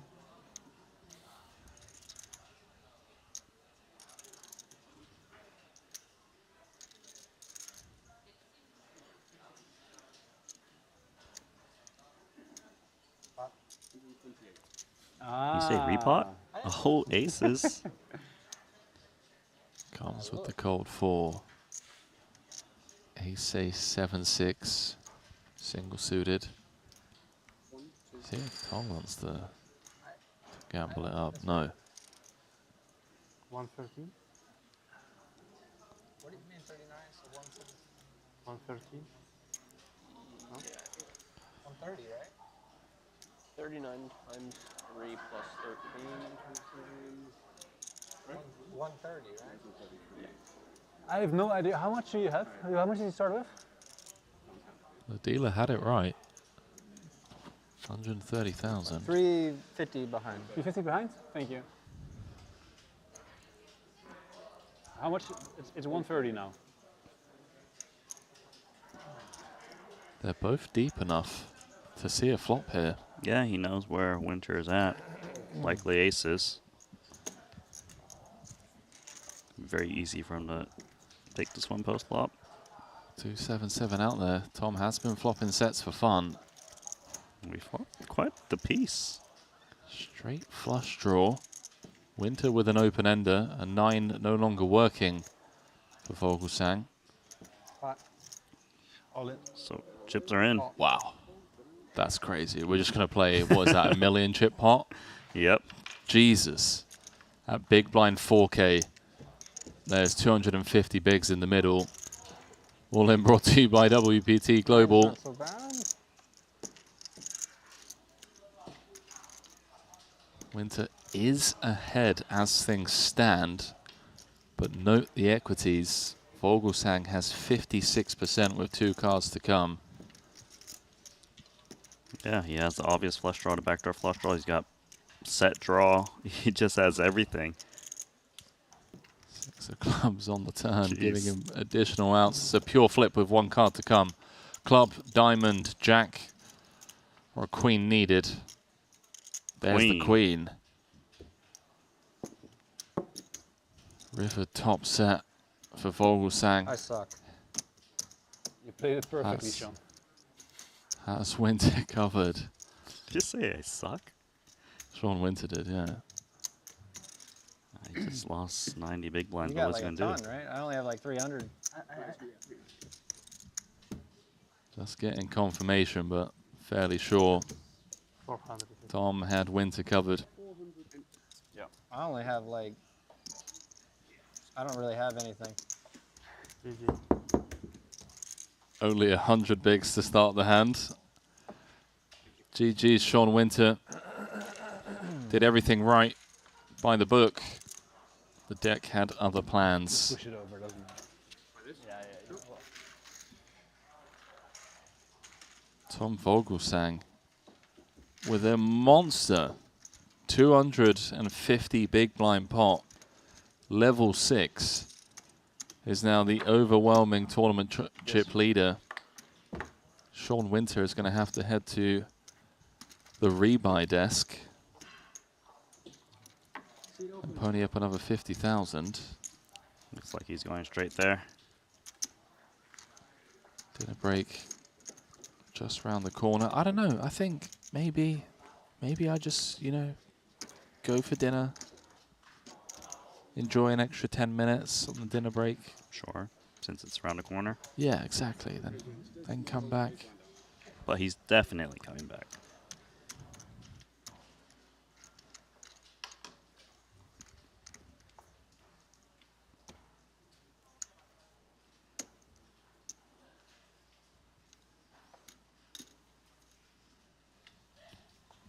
So, blood in the waters.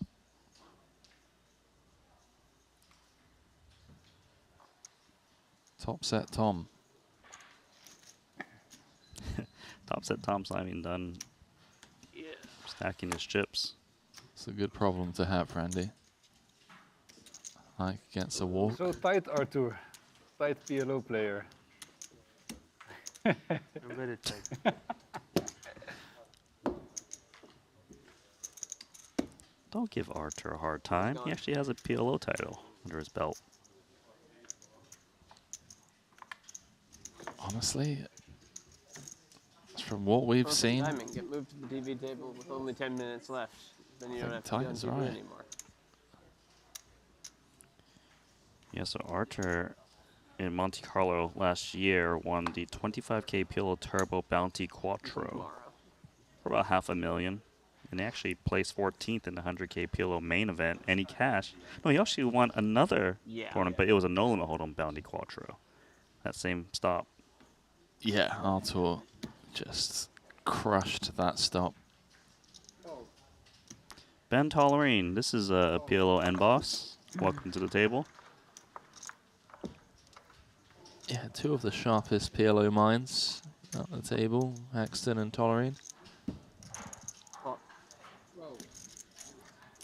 Saw Tollerine get very unlucky yesterday. Chip race after 5 minutes. The 10 minutes? 125K was chip leader 6 left, and then lost back-to-back hands with Ace King, and was out in 6th. Yeah, that was 6 remaining. And I was like, wow, this guy's like one of the best heads-up players. It's going to be very exciting to watch him get there. And then, yeah, bam, bam, he was out. They have 2.5 5K level, yeah? 3-5. 3-5. Will be here, but in Hold'em we've had Yeah. 2.5 5.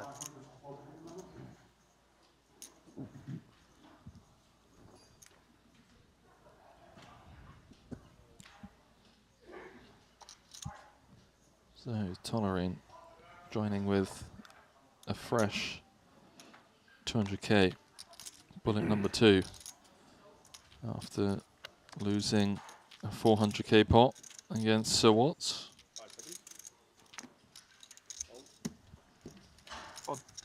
Aces now for Arthur Martirosian. Single suit, diamonds. And Tong, double suited, queens. Diamonds, of course, is covered. Wow. He's out. That's Snug. insane.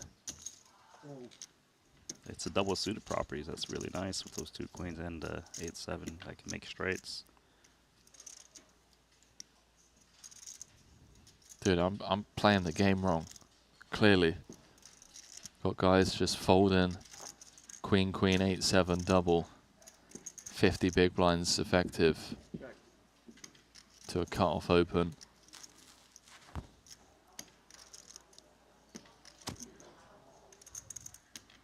These two are super deep. More than 100 big blinds. 2 aces gonna bet and win. No top 2, no call. How many pink you have, Arthur? 6K.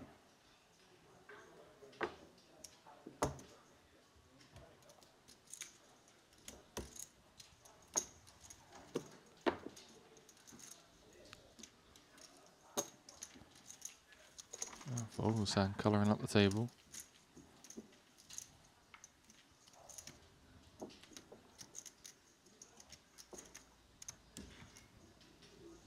Up to 64 entries now. I think Vogelsang's going to be chip leader for quite some time, given that he has 255 bigs. What does second have? 168. Just insane. He has 5 starting stacks. It's not even the end of level 6 yet. In a 50K as well, you know, if it's like a 20K short, maybe people are splashing around a bit. A 50K to have 5 starting stacks after not even 6 levels is pretty absurd.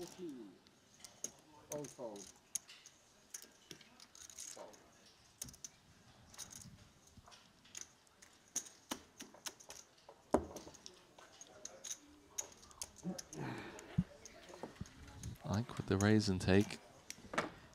Nobody want to play with Haxton?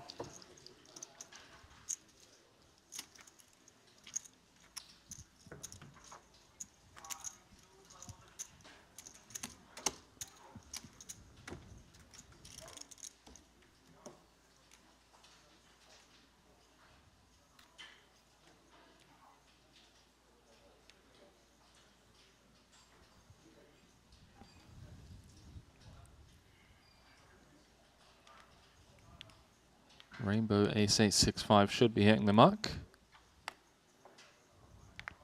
Fold. Fold. 14. Top set Tom. With aces on the button. This hand can make top set.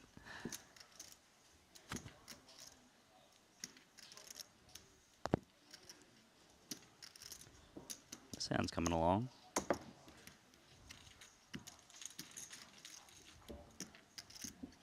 I mean, I look at it, I just see like the 9-8 suited. Pretty much that's it. Is that what you're looking at?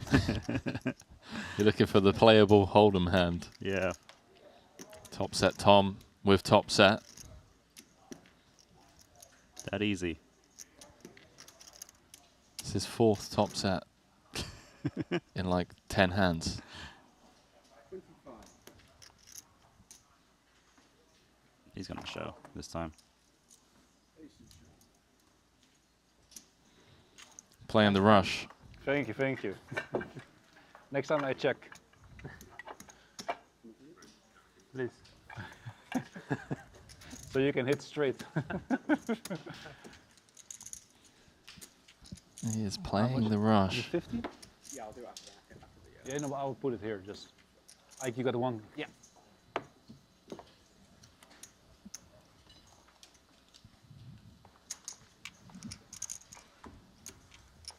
Exactly 50.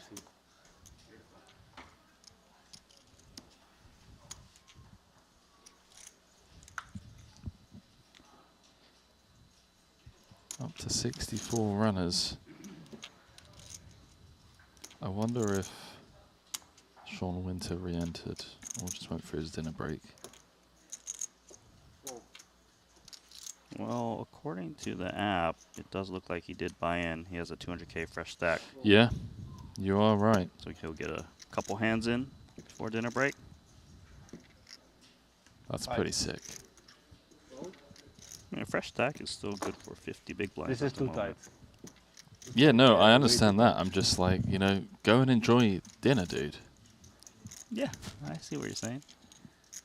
Wow, Vogelsang with the overlimp. King 7-5-3 just wants to play as many hands as possible. Dong's limped in the ace-10, 9-5 double. He's actually in pretty rough shape against Ike's hand.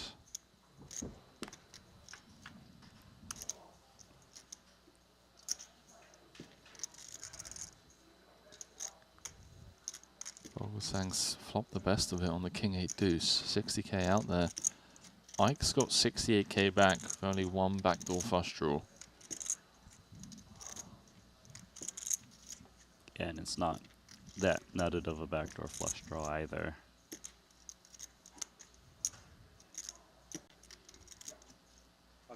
Check.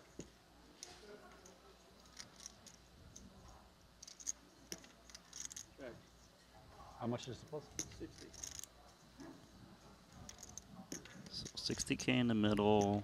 Haxton's got north of 1 SPR. Lee Tong's got 172k.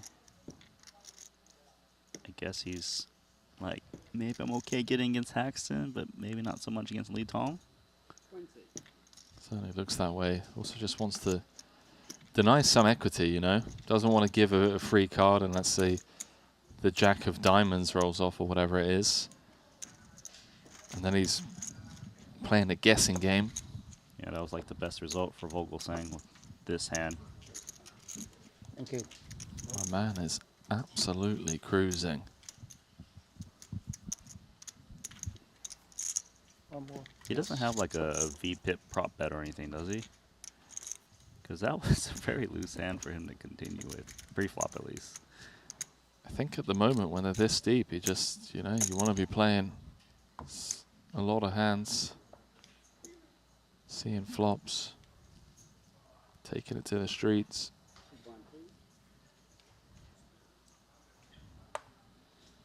We're just getting our beaks wet, Randy, easing our way into this 50K. Up to 65 runners. Oh. Seeing a lot of limping. So clearly this strategy of trying to see a flop is GTO approved. Yeah, I also feel like this benefits Tolerine a lot, who has a lot of experience. Knows how to kind of maneuver these limp pots or single raise pots. Position obviously very important in a game like this. Yeah, especially in PLO, right? Equity denial game.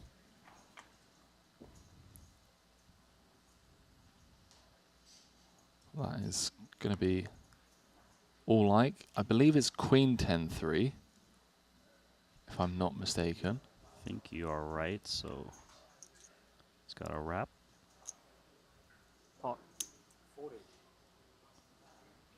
Yeah, that's just come out for pot. Happy to stack off with his wrap.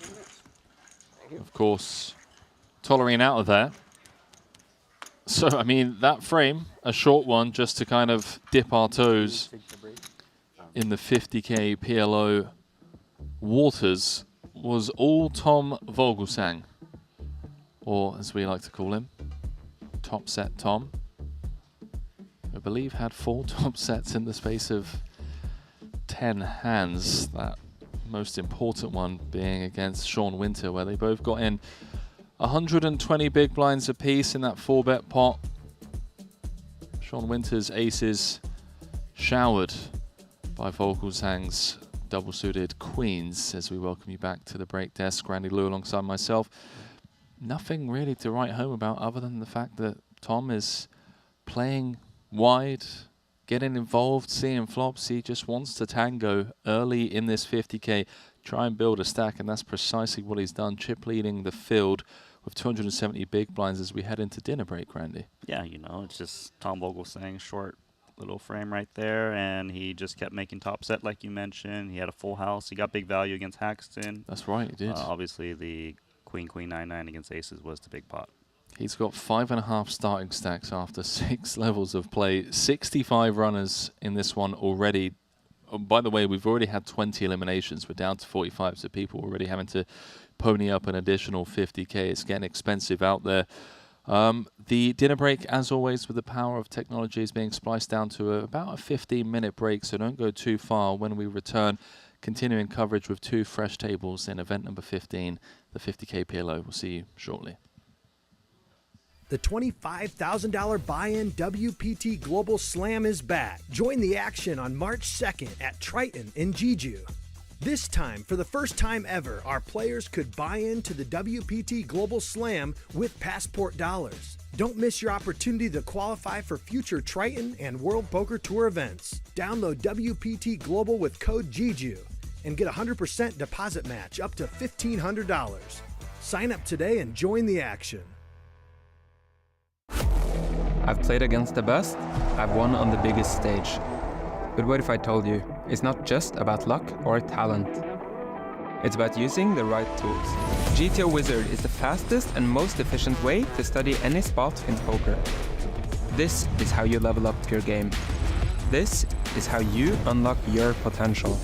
Don't get left behind. Get GTO Wizard today. Beat the best, crush the rest. Looking for the ultimate platform to place your bets on the biggest sporting events? Look no further, because BetACR.eu, Triton Poker's official betting partner, is here. Whether it's the thrill of soccer, the intensity of football, or the fast-paced action of basketball, BetACR.eu covers it all. With real-time updates and competitive odds, you're always ahead of the game. BetACR.eu also offers exclusive poker events that you won't find anywhere else. Test your skills and make every hand count. Trusted online poker is back in the U.S. with the launch of Club WPT Gold. Play sweepstakes poker in daily ring games and tournaments against your favorite WPT ambassadors. At Club WPT Gold, you play with 2 virtual currencies, gold coins for fun and sweeps coins, which can be redeemed for real prizes. Get sweeps coins for free with gold coin purchases, daily login rewards, and giveaways. Join now and get in on the action.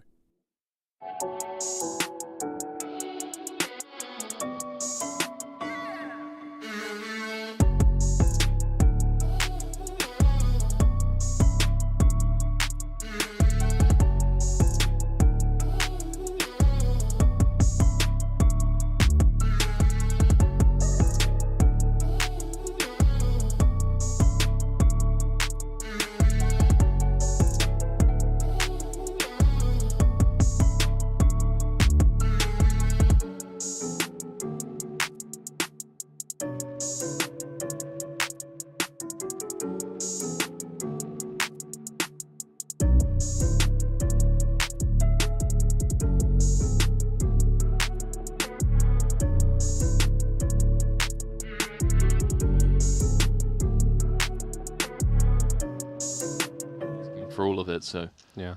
Are you really prepared to double me up?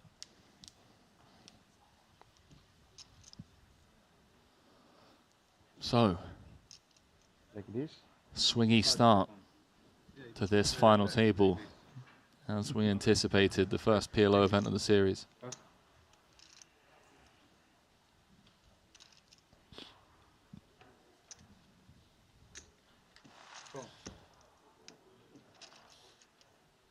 The stacks from 2nd to 5th right now, separated by just 4 big blinds.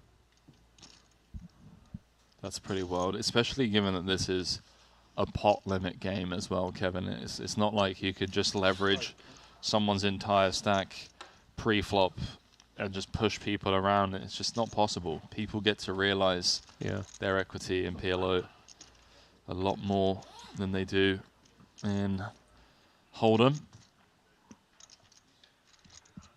What's happening here? Bedell on the button. There's no... Using some time, but had that folding posture. It felt like. I mean, he's giving got it a recheck, Queen though. 9-4-3.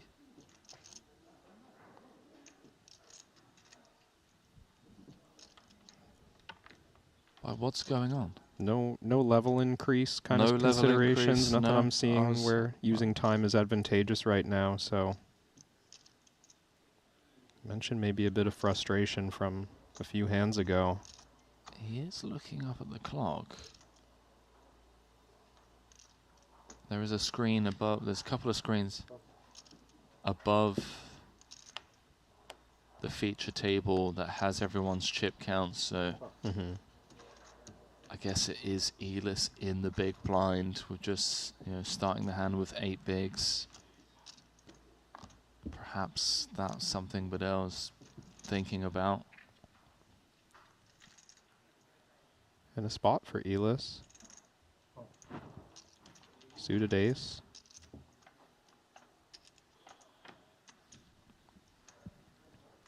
Well, the suited ace has turned into top and bottom. 67% of the equity with 2 cards to come. 625 back with just shy of 1.1 million out there. Does he just lead jam here? It looks like he's thinking about it. So much incentive to deny equity. Getting heads up and running it, totally fine scenario. We don't want to go 3 ways to a turn with no money going in, right? Exactly. That gets rid of Ivy. It might keep way in. 2 backdoor flushes, middle pair. 2 pair outs as well. Could be up against like a 6-5-4 type hand. Though he does block some of those. Yeah, even with Parsonen having queens up, the 2 backdoors and the chance at making trip 6 is worth 20%, almost 20%, 19 for Linway. His price is 3-1.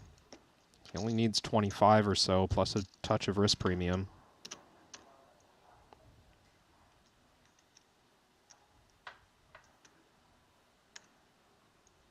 He's going to make the call, Kevin. Elis has 81% equity with 2 cards to come to get back up to 2.3 million after being down to just 300k a few hands ago.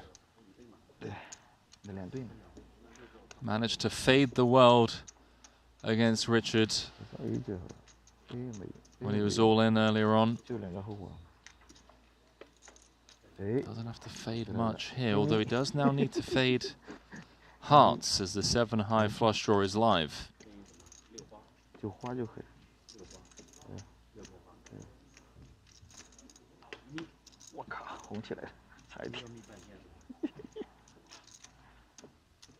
that it's relevant. Ivy would have turned a set. 625? 695. Oh no, mistake. I like this table. I said I would have made a full house. Excuse me? I was lying earlier when I said I would have made a full house. One of the most pointless lies. It didn't seem like you were, like you flopped it.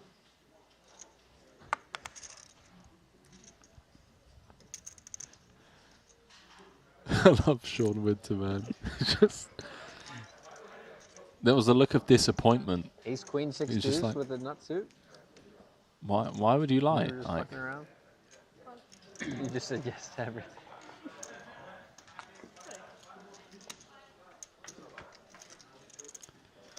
Do you see Haxton limping the button?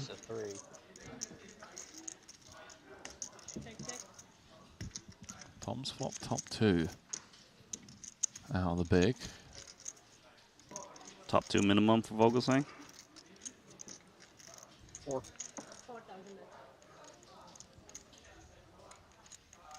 What's Haxton got? Yeah, that's his new nickname.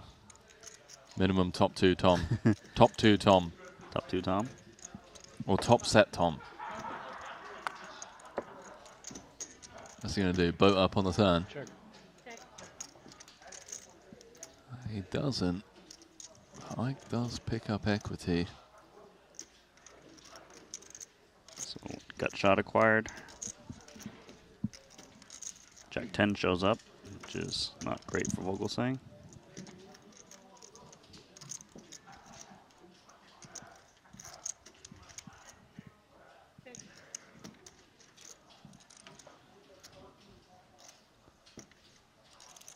Oh, sorry. I was talking about the river. Oh, my bad. Not only does he boat up, Ike improves the trips.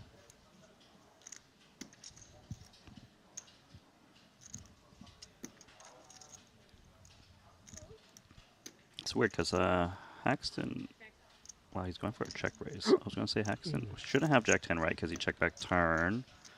I guess he's trying to get Haxton to bet the King X or maybe some smaller boat so he can get more value. Yeah, I was about to say, I think, yeah, there are definitely some smaller boats. Like King, Queen, King 7, maybe 7s, although I think maybe 7's best turn. Some frequency. 12. Nicely done with that check from Vogelsang. Induced the bet.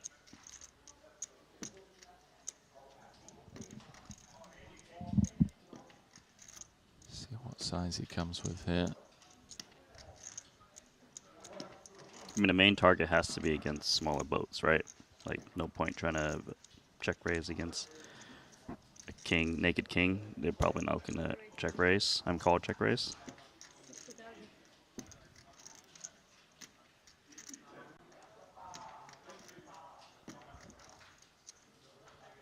Ike looks perplexed.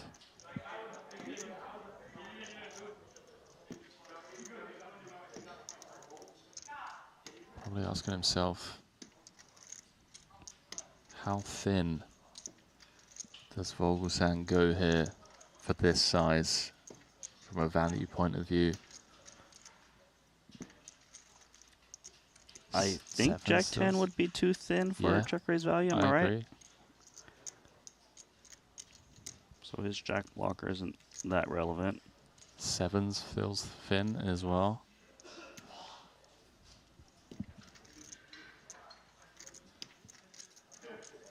Now, clearly, of course, the king in his hand is the important card in the sense that it does block the value check raises. King, queen, ace, king. It's just whether or not Vogel's turning some like ace 7, queen 7 with a spade into a bluff. I don't know, I'm trying to think like queen jack 7 with like 1 spade.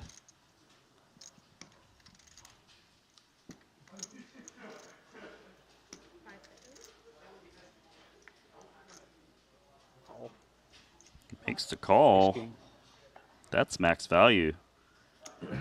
Top full house. Second top full house, Randy. Aces, sorry. 144,000 chip pot going Tom's way. Just saw the ticker go up to 60 entries now.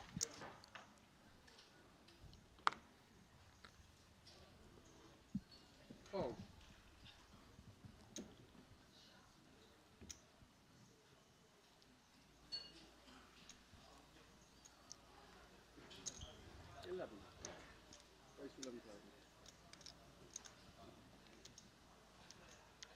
Lee Tong taking the raising initiative here. Yeah, Vogel's hand is very pretty. Double paired, double suited. What did he say? He said what? 39. 39. Sorry, excuse me, 39. Thanks, Sean.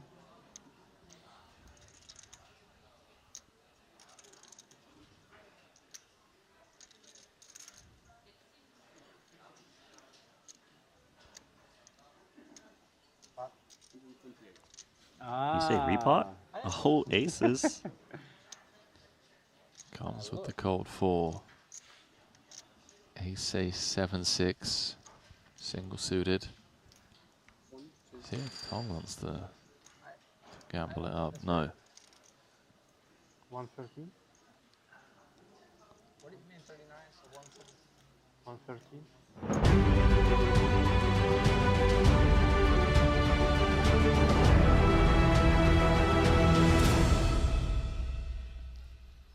And welcome back to continuing coverage of the Triton Poker Super High Roller Series. PLO portion of the program upon us. Coverage of the 50K continues. Ali Najad and Randy Liu in the cockpit here. And, well, what can I say? Several people still in the cockpit, even though we've turned the page, Randy, from the two-card streets. A lot of our pros, especially those that are looking for coveted points toward the Ivan Liao Player of the Year award winner, sticking around, and many of the unfamiliar faces thus far here in Jeju, but very familiar if you've tuned into PLO at Triton before, showing up. And thus far, we're just still getting our feet wet because registration is still open. Yeah, registration is still open. Of course, we have all the PLO sharks that flew out specifically for PLO. And you mentioned, like, those chasing the Ivan Liao Player of the Year award, you know, like Jason Kuhn, Chidwick, DeVoris, they're all in the field, as well as Artur Martirosyan, who has shown that he can play PLO. He has picked up a title last over in Monte Carlo. So, you know, we got a nice mix of, you know, PLO super professionals and, you know, like players are very competent as well. Yeah, no question about that. Looking at Ben Tollerine and DeVoris out there. Danny Tang, among others. Shortest stack right now in the field, by the way, belongs to Alex Foxen. He is 48th of the remaining 48 runners, 17 big blinds deep. And a lot of the discussion throughout the course of today that I was having on my way to the booth, Randy, was with regards to Pot Limit Omaha being deceptive in that every time we talk about it generally, it's in reference to its cash form, where it's the Action Junkies game. The equities run close enough, the chips seem to fly into the middle. But when you play it in tournament format, ironically enough, it feels to me, and correct me if I'm wrong, Randy, that it is a game that actually tightens up, especially the further on you get. Exactly that. So right now we're still in the registration open, deep stack, so it's still going to be that splashy kind of cash game type of vibe. But when we get to the money, things are going to tighten a lot, and that's where the tournament players really shine. Yep. All right, we're about 5 seconds from getting back down into the arena with a couple of featured tables that are going to bring you glimpses of the mighty Stephen Chidwick and Jason Kuhn, who had such a memorable run at an Ivan Liao Player of the Year award. Flipped at the very last festival of that season, where Kuhn caught up and overtook Chidwick with an incredible performance. 10-time Triton title winner, of course. We do start with a walk throughout the room, as you got a glimpse there of the remaining combatants. 48 of 68. 50K pot limit Omaha. Earlier, the 25K crowned a champ, and Tom Bedell. Joni Jukamainen is mayor in Redville, 407,000 in front of him. How about Chance Korneth? He's no stranger to 4 cards. And Veni Vidi himself, Dirk Geritze, 51 bigs in front of him. Danny Tang, Dylan Weissman, no walk in the park there. And as we turn our attention to that blue table, aforementioned is Chidwick alongside Kuhn, but Fedor Holtz a part of that conversation, as well as Dvoris. Triton newcomer Sean Raphael, who did play the 25K but did not cash. He too a part of this particular gathering. Blinds at present, 3K, 5K with a 5K big blind. Annie. Board, King, Queen, 4 with a couple of spades here. This one was a limp from Chidwick. Dvoris limped as well.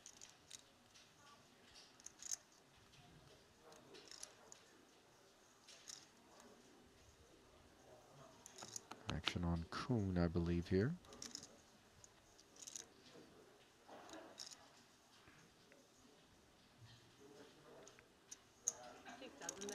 Oh, seems that he is checked over to Stevie, so Stevie's going to speak. Pardon the technical difficulties while we effort the RFID readings of all of the players' hands, which of course will make this one a little bit more interesting to unpack. Yeah, but we don't even have a flop, Ollie.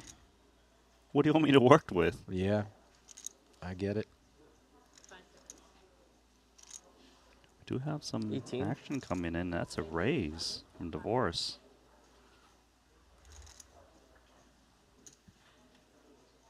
I'll keep that for now. Thanks.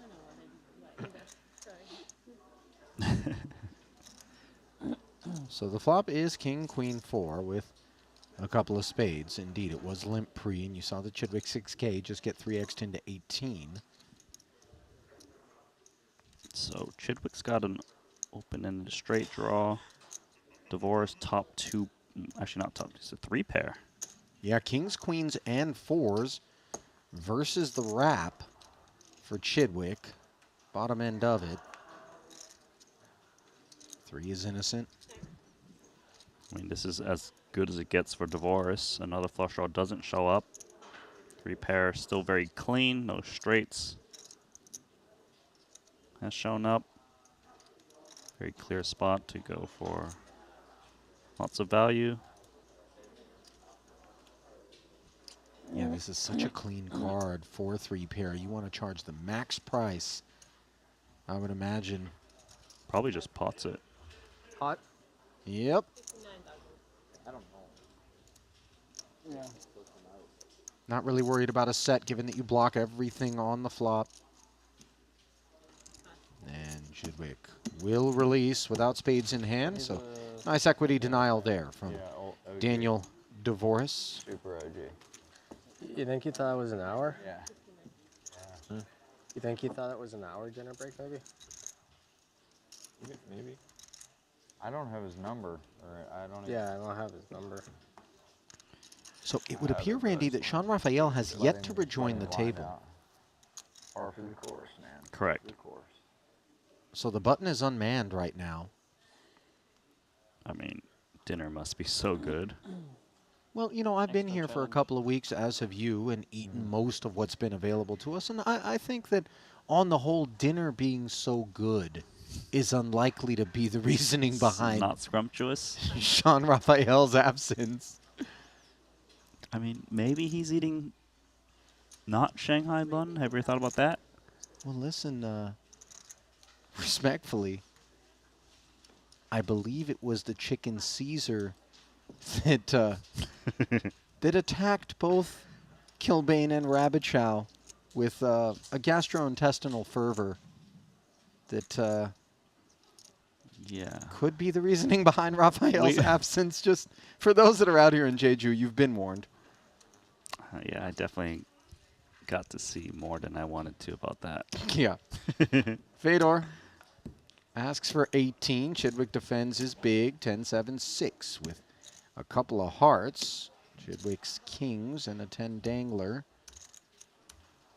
Out of position against the nut flush draw and a gutter with that 10-9. You do want to be wary of kind of betting on these boards that have... At the same time, these are the boards that Chidwick feels as he leads for the 11,000 are not as much Fedors. Now, granted, in Hold'em we talk a lot about this. In PLO, with 4 cards, you could very much have coincidental danglers. Rundowns are a real thing, even the stuff that isn't all Broadwayed up. It's a very interesting lead from Chidwick. But it definitely freezes the action because of the appearance of the immediate straight. So rarely do you see a raise from Fedor unless he's kind of holding the straight. Yeah, not going ham, but finding queens and tens on the turn to make the best hand is Fedor after the flat. Pot has grown to 66,000. And of course, once you're called, if you're Chidwick, you are a little bit wary. Yeah, he doesn't even have a blocker to 8-9. Doesn't have blocker to flush draws, which would likely continue. Checking makes sense. Just hope it checks through. And it's great news for Fedor because his major concern, of course, was 8-9, and now that his opponent has led small on the flop and checked a turn, that just seems so unlikely, especially holding a 9 in hand. That's important. He's got top 2 pair. He's got the nut flush draw. He can probably safely bet this one.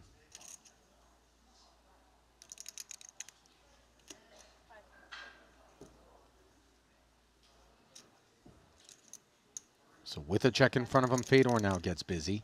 35K the size.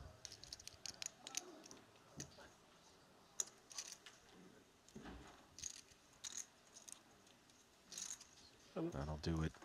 Stevie bows out correctly, mind you, with the kings.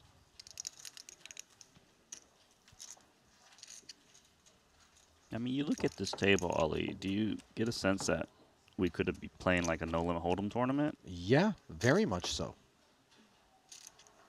If you didn't know any better and you just flipped on YouTube and saw this crew, you would think, wait, I thought today was PLO. Makes it confusing. These guys are all titans of the 2-card streets. Yeah, all 5 of them. Yeah. The one player who plays exclusively PLO is still on dinner break.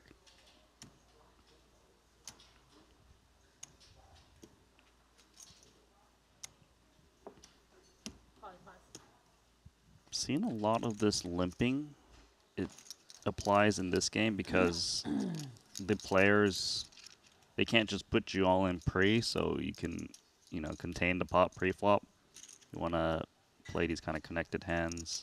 Position's important, so if you can play against the blinds, that's quite nice, which seems like that's going to happen for Foxen.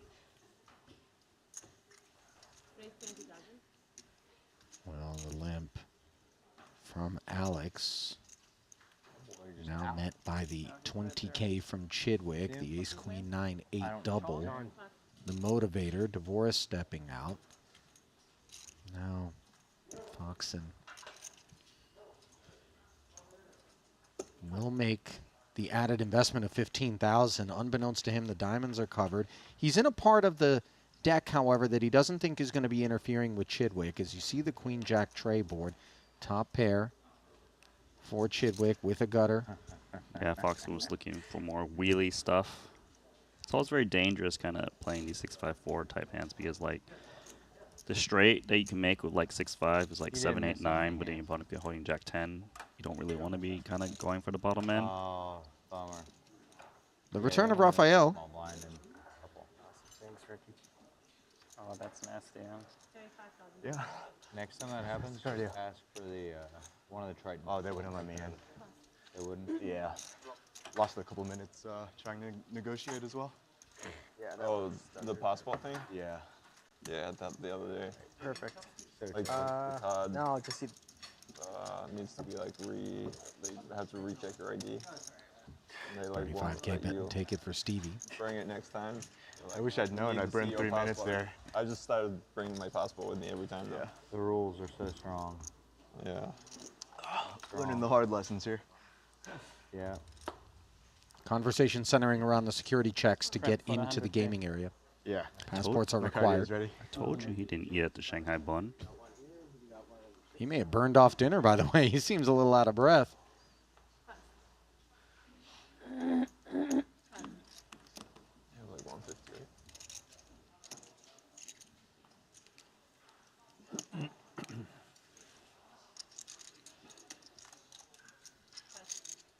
Kuhn stepping aside.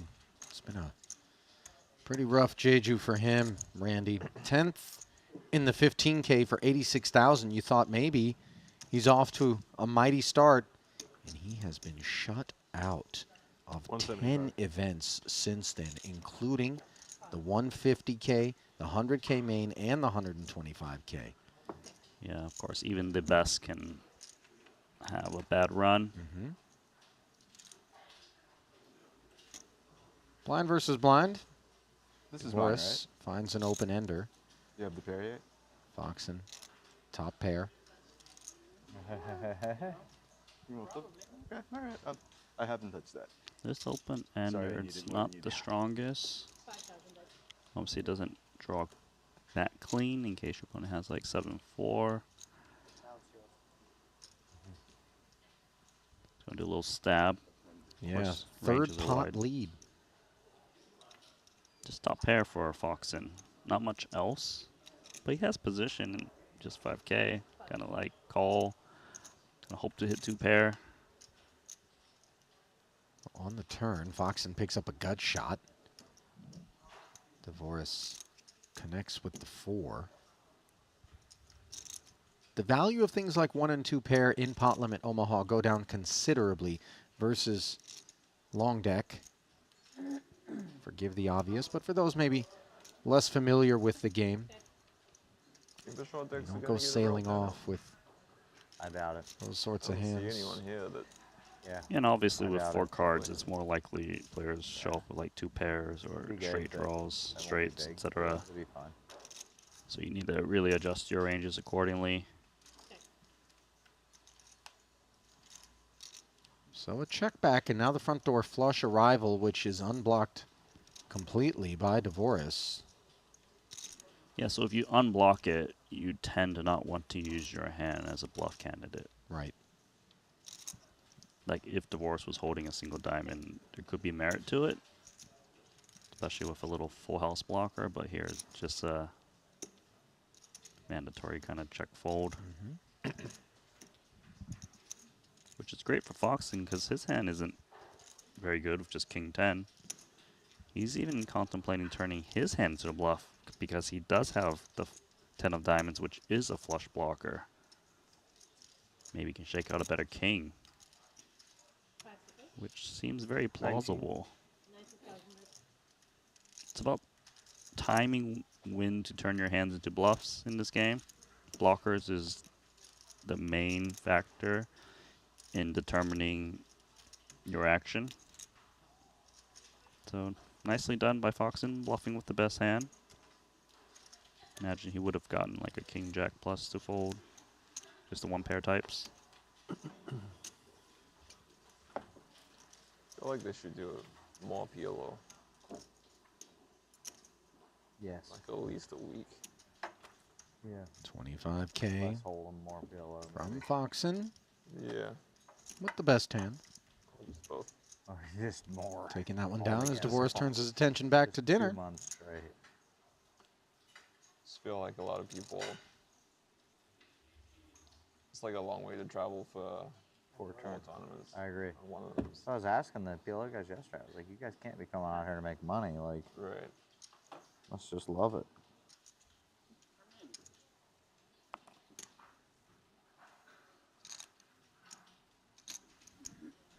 not worth that much. Ace King 9-7 double sends Kuhn up to 13. I don't know what world they're living in. I think that's good.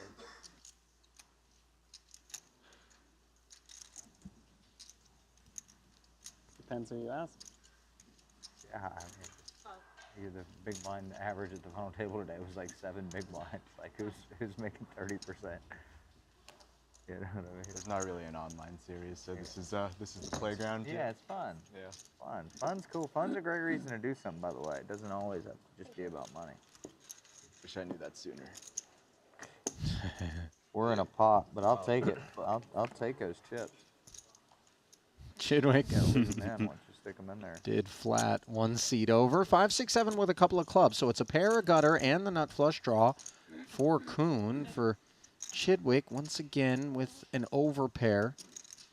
He did concede to Fedor in a similar situation, albeit out of position on that occasion. Here, Jason will start off with a check, Randy. Yeah, he definitely has a candidate to bet, but because he's out of position, he's going to slip it over to Chidwick, because if he has like over pairs, he's not very happy about this board texture, and his hand, of course, can pretty much call any bet. Now Chidwick checks back, finds a 10. Still playing the queens, of course. Chance we still see defensive play from Kuhn, although he could technically shake out a better hand like the 10, and he's got a lot of firepower. Nut flush draw, cut shot. We don't worry as much about slow play in PLO, do we, Randy? The check back from Chidwick could be read as rather honest, and so the lead here from Jason is with the assumption that the big stuff doesn't lurk. Exactly, and you can fold out single pairs very easily in this game, especially when there's those 5-card hands out there like the straight, which is very obvious. Chidwick, if he was holding the nut straight, would always be betting on the flop. Now, then again, if Chidwick was holding some medium strength strong hands, they do check back like weaker 2 pairs, like a 6-5, because they want to kind of have some board coverage when it does pair up. So, you know, this is a game that blockers, like I mentioned, is important, but also balance, because there's lots of turns and rivers, and you really want to not be put in a spot where, oh, you never have a full house because you didn't check back or whatever it is. So again, on the turn, Chidwick conceding. Sitting 234K, which is good for 47 big blinds, let's call it right now. No cause for concern. Kuhn sitting deeper than that, as they run 3 and 2 respectively behind Fedor Holtz, who has 276,000 for the boss stack duties. It is Raphael, the shortest stack of the crew right now, at 91,000 in the big. Jack 10, 10, 4 with 3 diamonds isn't a qualifier. Nor is this King 8, 8 deuce.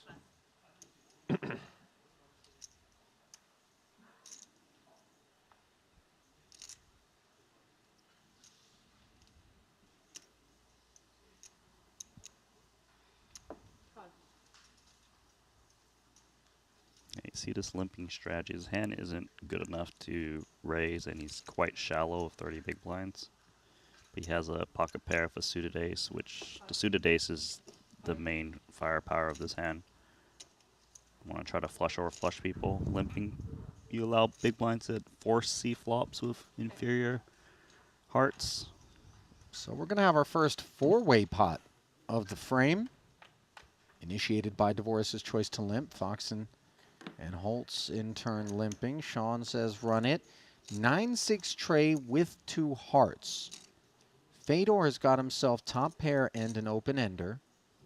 Raphael with just a pair of 6s.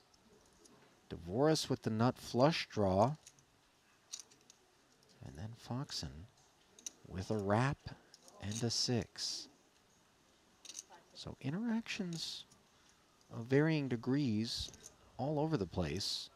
And Fedor's going to lead into 3 opponents here. Yeah, it's quite interesting. He has an open-end straight draw, but it's not clean, right? Some of his outs brings another heart. Where do you live? I live in Vegas. Personally, I Yeah. like Yeah. Divorce's Kinda hand what brought the me back most. You into feel very poker was, like, confident. The PLO series is like twice a year now. Oh, cool. Yeah. Oh, this is new. That's awesome. Probably gonna Well, just welcome. call with the Thanks. Hope to stick around. nut flush draw. Oh, we all. More PLO. Yeah. You kind of want to Wait, invite wait. the third player to come along I with still have cards. worse heart draw. So Divorce was never a candidate to go anywhere. Let's see how Foxen reacts to this, Randy, because we like wraps. He does have a heart in his hand. Does have that pair as well. Obviously, closing the action for the 8,000 and seeing what develops feels quite nice. Yeah, this wrap isn't that strong because it's a wrap around the 6-3 and not the 9-6. Right. So, yeah, it makes sense that he goes for check call rather than play aggressively, and that is amazing for Daniel Divorce. Holtz turns into top two. Divorce has just made the nut flush. Foxen has made the 9 high straight. But once you have a bet and a call in front of you, when this third heart rolls off, if you're Alex Foxen, you do expect at least one of your opponents to have the flush. Yeah, so he's not really looking to bet. He might not even call bet.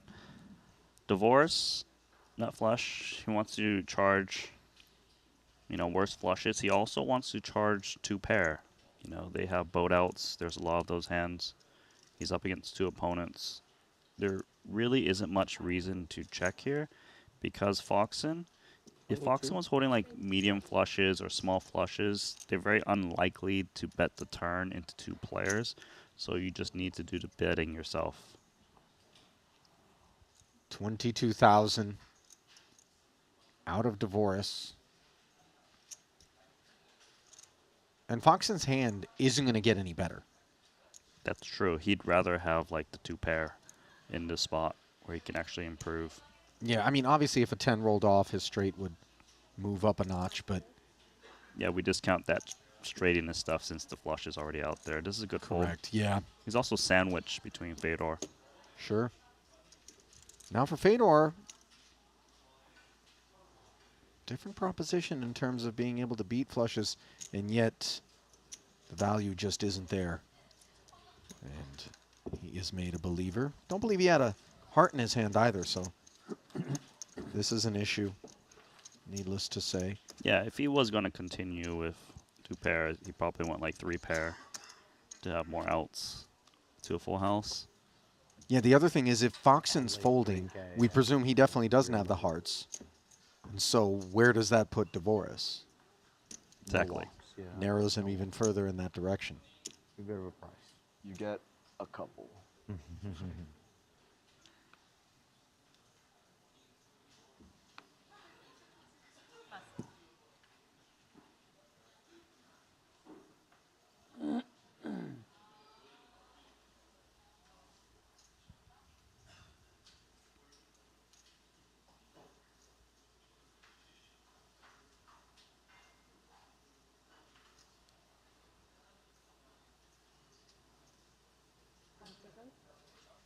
Ace, Queen, 10-3, but Rainbow. And we like having multiple Broadway cards in our hand, but we hate being badoogied or not having any suits whatsoever. Now Raphael playing in his first ever Triton Festival, second ever event, after failing to cash the 25K. Yeah, Coming back from the break a little bit late. Limps the 5, 6, 7, 8. Kuhn shoots us up to 15,000. Sean with a brisk call. Ace, Jack, 6. One measly pair of 6s. No clubs in hand. Raphael checks over to what is top and bottom pair for Kuhn.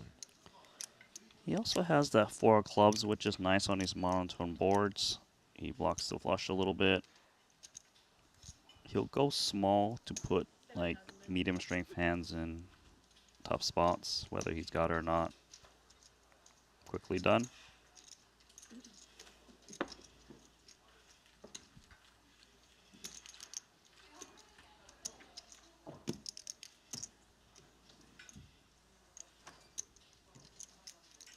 Well, it does feel a little bit cagey out there for the time being, even though registration is still open. We're far from the money. Don't even have the particulars yet until Reg is closed. Let's see, we're on level 7 at the moment. Should be a few more levels of late registration. Now, the plan on the day is to play down to the money. But in conversation with our staff prior to hopping into the booth, the other cutoff point would be 16 levels of play. Each level is 35 minutes in length, so that could put these guys somewhere into the 2 to 3 a.m. realm, local time. They didn't get things off the ground until 5 o'clock in the evening. You see Foxen's limp. Found just right by Fedor, who's got the nut diamonds. Both blinds along for the ride. Ace, King 10 with a couple of hearts. Kuhn, top pair, and the Broadway gutty. Chidwick whiffing. 2 checks over to Foxen, who's got the 10s and a gut shot. The Queen of Hearts is relevant. And, of course, Fedor with Ace Queen has the best hand. But it is Foxen speaking up, leading out for 13,000. Yeah, Foxen is betting on the strength of that Queen of Hearts, blocking Queen Jack, blocking solid flush draws, and the 10 blocking some 2 pairs. And you can see it just shakes out these weakish top pair. Ace Queen was the best hand from Fedor, and very well executed. Yeah, recognizing that as the opener of the pot up front, there is going to be a certain amount of that Broadway stuff that he'll mix in to the limps. So Foxen knifing his way through all 3 of his opponents there. So we flip it back over to the other feature table for the first time, where it looks like Ellis Parsonen. That's so sick. That's awesome. Was at the final table of the 25K. Cheers. How old are you guys? Has been brought forward, and it looks like 18. What the? Huh? Shining So you Dan, guys knew you were 16-year-olds. who ultimately Yeah. fell in That's when Yoni started second gambling online, 16. to eventual champ Tom Bedell. That's sick. Between the two of you, who's won more money betting against each other lifetime? It's not even close. Is this a stupid question? No, but if you... You have no clue how much it's up. You instantly point towards him, and then Ellis is immediately tilted. It all comes down if we calculate the Chinese poker or not. Okay. That's a skill game. That's a different story. Yeah. How big are you guys playing Chinese against each other? 17. Can't speak about it on TV. Okay, that's fair. But yeah, nothing like Chinese poker. 2% edges against your best friend for many, many dollars. You guys are something else. I love it. At least his countryman Yoni Yukamainen being engaged in conversation with Dylan Weissman. We played a little bit of Chinese out in Rosvadov, Randy. Yeah, someone still owes me money. Yeah, you know, you guys all rang me up pretty nicely in that double joker Chinese game that we had. I still have the sheets, by the way. I didn't bother packing them on this particular talking about trip. The Lunkins? Yeah, that's what I'm talking about, Randy. What I have here? Oh, a Lunkin, Ollie. Yeah, Lunkin was the word you had to say every time you had a joker. And, of course, the occasions on which in a double joker deck, Randy said Lunkin and then looked up and said it again were a few too many for, kind of my pain threshold. Meanwhile, 3 amigos looking up at this one. 17,000 ahead, bringing us here. 5-4 tray board. 4-way affair, actually. Yeah, 4 amigos. Parsonen hopped in there as well, and he has flopped the wheel. Shining Dan leading out. I confess, I didn't foresee this with 2 7s. Of course, they do block the nuts. He does have backdoor nut flush, but this is an ambitious lead, is it not? It is ambitious, but I suppose if he's betting into this many players from the small blind, if his opponents were holding weakish hands, they have to be very careful and may fold quite big to him. And you can see Parson and calling right with the ace deuce. He has to be a bit careful. He's up against 6-7. To his credit, he's not bowing out just yet. Having backdoor diamonds is a part of things, and maybe a big barrel on the turn, and he changes his mind. But as it stands, the field is paired in half. But Parsonen's not going to be going anywhere after the king of diamonds rolls off, giving him the nut flush draw. A swift check from Don.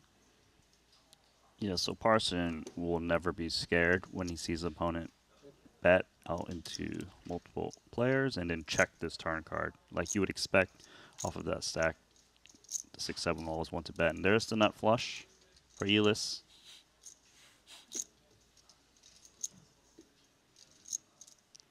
There's a chance that Shining Don kind of attacks here because if the check through on the turn, it's supposed to be weak. And the nut flush rolling right off for Elis. Good restraint from Don. Yeah, seems like a full shutdown. Of course, we will see some sort of barrel into this 143,000. Yeah, there's only like 60% pot remaining. But look, he's getting cute. He just knows that Shining Don just doesn't have much. 25K. This is almost begging to be raised. Yeah. He's looking to get hero called by like maybe sets or 2 pairs. That somehow played it this way. And he holds an additional diamond in his hand, so he blocks flushes, the worst flushes. Can't get a customer. As Don does fold, and Parsonen will haul this one in. Respect to Elis, by the way, because even though we typically... Bluff? No. Set? Top two. Top two. But, I mean, not really. So that, I'm pretty sure it wasn't top 2. Sporting fib there. But was going to say that Elis showed up and he played a number of long deck events out here in Jeju. 5 of them, in fact, before PLO began. As he made time for such endeavors, and we make time to remind you who our official timekeepers are. Jacob and Kojanev, responsible for the artisan craft work that you see there on your screen, as well as our collaborative Triton Epic X watches that are delivered to our main event winners in both Long Deck and PLO. Check them out today at Jacob & Co.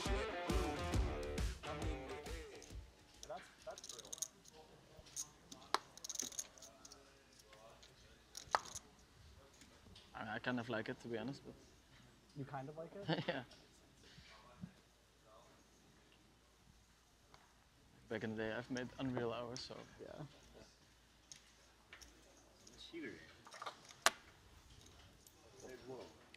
Dylan Weissman, ace 10-9-4, suited ace.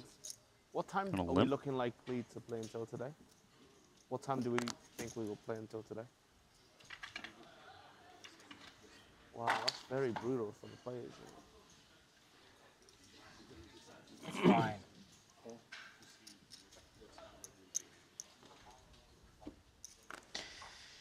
Danny Tang, the late arrival, inquiring as to just how many hours of 4-card lies in his future, along with all others who are fortunate enough to play down to the money and be a part. And you heard Danny Tang say it's brutal, but it's more so brutal for him because he's been grinding the full long deck portion of the schedule where we have fresh players like the PLO specialists coming out here. They don't mind playing late. We can count Dylan Weissman among those 4-card specialists, although to his credit, Is it me? we have seen him play Later, fam. in the 2-card streets. He played the 125K main in Monte Carlo. I don't believe he played any here, though. No, not yet at this festival. He played the 25K PLO. Meanwhile, not playing in this pot, which is 3 players deep. Venividi, or Reritze, in the big blind. Increased the admission fee to 25,000 pre-flop on the strength of King, Queen, 10, 8 with 15. the diamonds. And on an ace-ace 10 board, undaunted, he decides this is mine to rep with the gut shot and the 10. And he knifes through the field. So nicely done there for the Dutchman. Yeah, very cool. Found an ace to still take down that pot with a small bet. 3-6. You want Looking to at play bigger? Dirk's Triton resume. Only one festival prior to this one. He joined us in Monte Carlo late last year. Played 3 PLO events. Finished 12th in this one for $81,000. I think a lot of people are excited to watch him play. Yeah, and he finished 10th in the 25K already here in Jeju. So trying to make it 2 for 2 is Charitza. Yeah, most known for his heads-up challenge against Phil Galfon. That really was an incredible one. Phil played a lot of people, but I don't think any of the matches were nearly as exciting as the one that Benny gave him.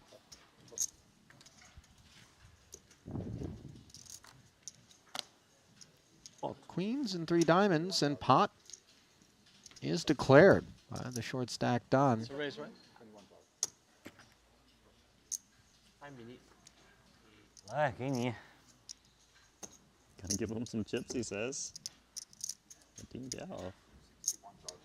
He's got a little bit more equity. all in是吧？啊，all in 我是吧？啊。送你们。So the ace jack 8-7 wants to go for a drive. You see Don does have the queens, but as you pointed out, Randy, 52% is Ding Biao. I said that's Danny like Tang unpacking the spot. 54. 你领先54，我54是吧？他46。 5K，不用那么精细。 124,000 chip pot. 好嘛。 Intra-Chinese collision. Queen 10 tray. 现在领先多了。 Top set for Don. 9K。 Definitely has wrestled the advantage back into his corner. Looking to ward off the kings and nines of the world. Successful on the turn. As the double gutter fails to come in for Ding. 8 outs one time is at 16%. Yeah, 7. And it fails to come in on the river as well. So Shining Dan. Why are you looking at me? It's going to keep his bones in place. You should know better. I don't know, maybe it's different for Omaha. Could be. 这么浪的。啊？这么浪啊？ I just wanted to see more cards. 你就9个 BB， 我这个牌子可以了吧？应该。这还浪呀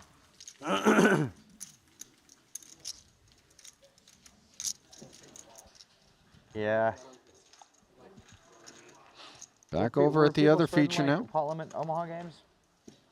First time I played was in a tournament. Oh, yeah? 9-6-5 with a couple of diamonds. Just got in there Three-way and figured it affair. out. Holtz with an open ender. No. Chidwick with the overpair. Like me and these Divorce things, with top pair and a gut shot. playing Sevens are alone. occupied. Making mistakes every other hand I play. Nothing's changed. Yep. Fedor's thinking about using those sevens to his advantage and just kind of attack, blocking the nut straight. Obviously amazing to have fun to 2 play. sevens to further They block start it that some more. Spreading big 8-game mixes and stuff. They keep running 100Ks and stuff like that in Vegas. I'll learn all the games and just come donk around just for fun. Man, look at that. Downs Divorce is 9-8. Sounds fun to me to learn some games. Speak first. Has its benefits. Is it the same in short deck since there's been a long hiatus, or are you all pretty good at that game? I mean, I think a few of us were pretty good at it a long time ago, but I'm certainly not. I was pretty good for a little bit.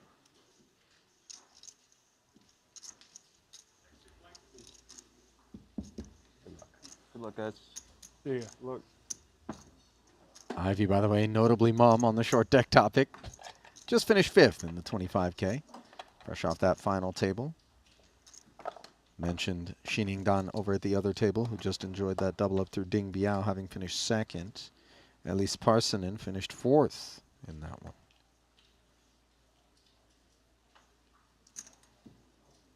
Aces for Chidwick. Dusty ones, given that they're both off suit. Yeah, very loosely connected straight potential as well. I just limp, yeah. Just try to hit top set. That's some power right there. It really is. A 3-card Broadway rundown with the suited ace, with pocket kings. Dvoris makes noise, and we can see why.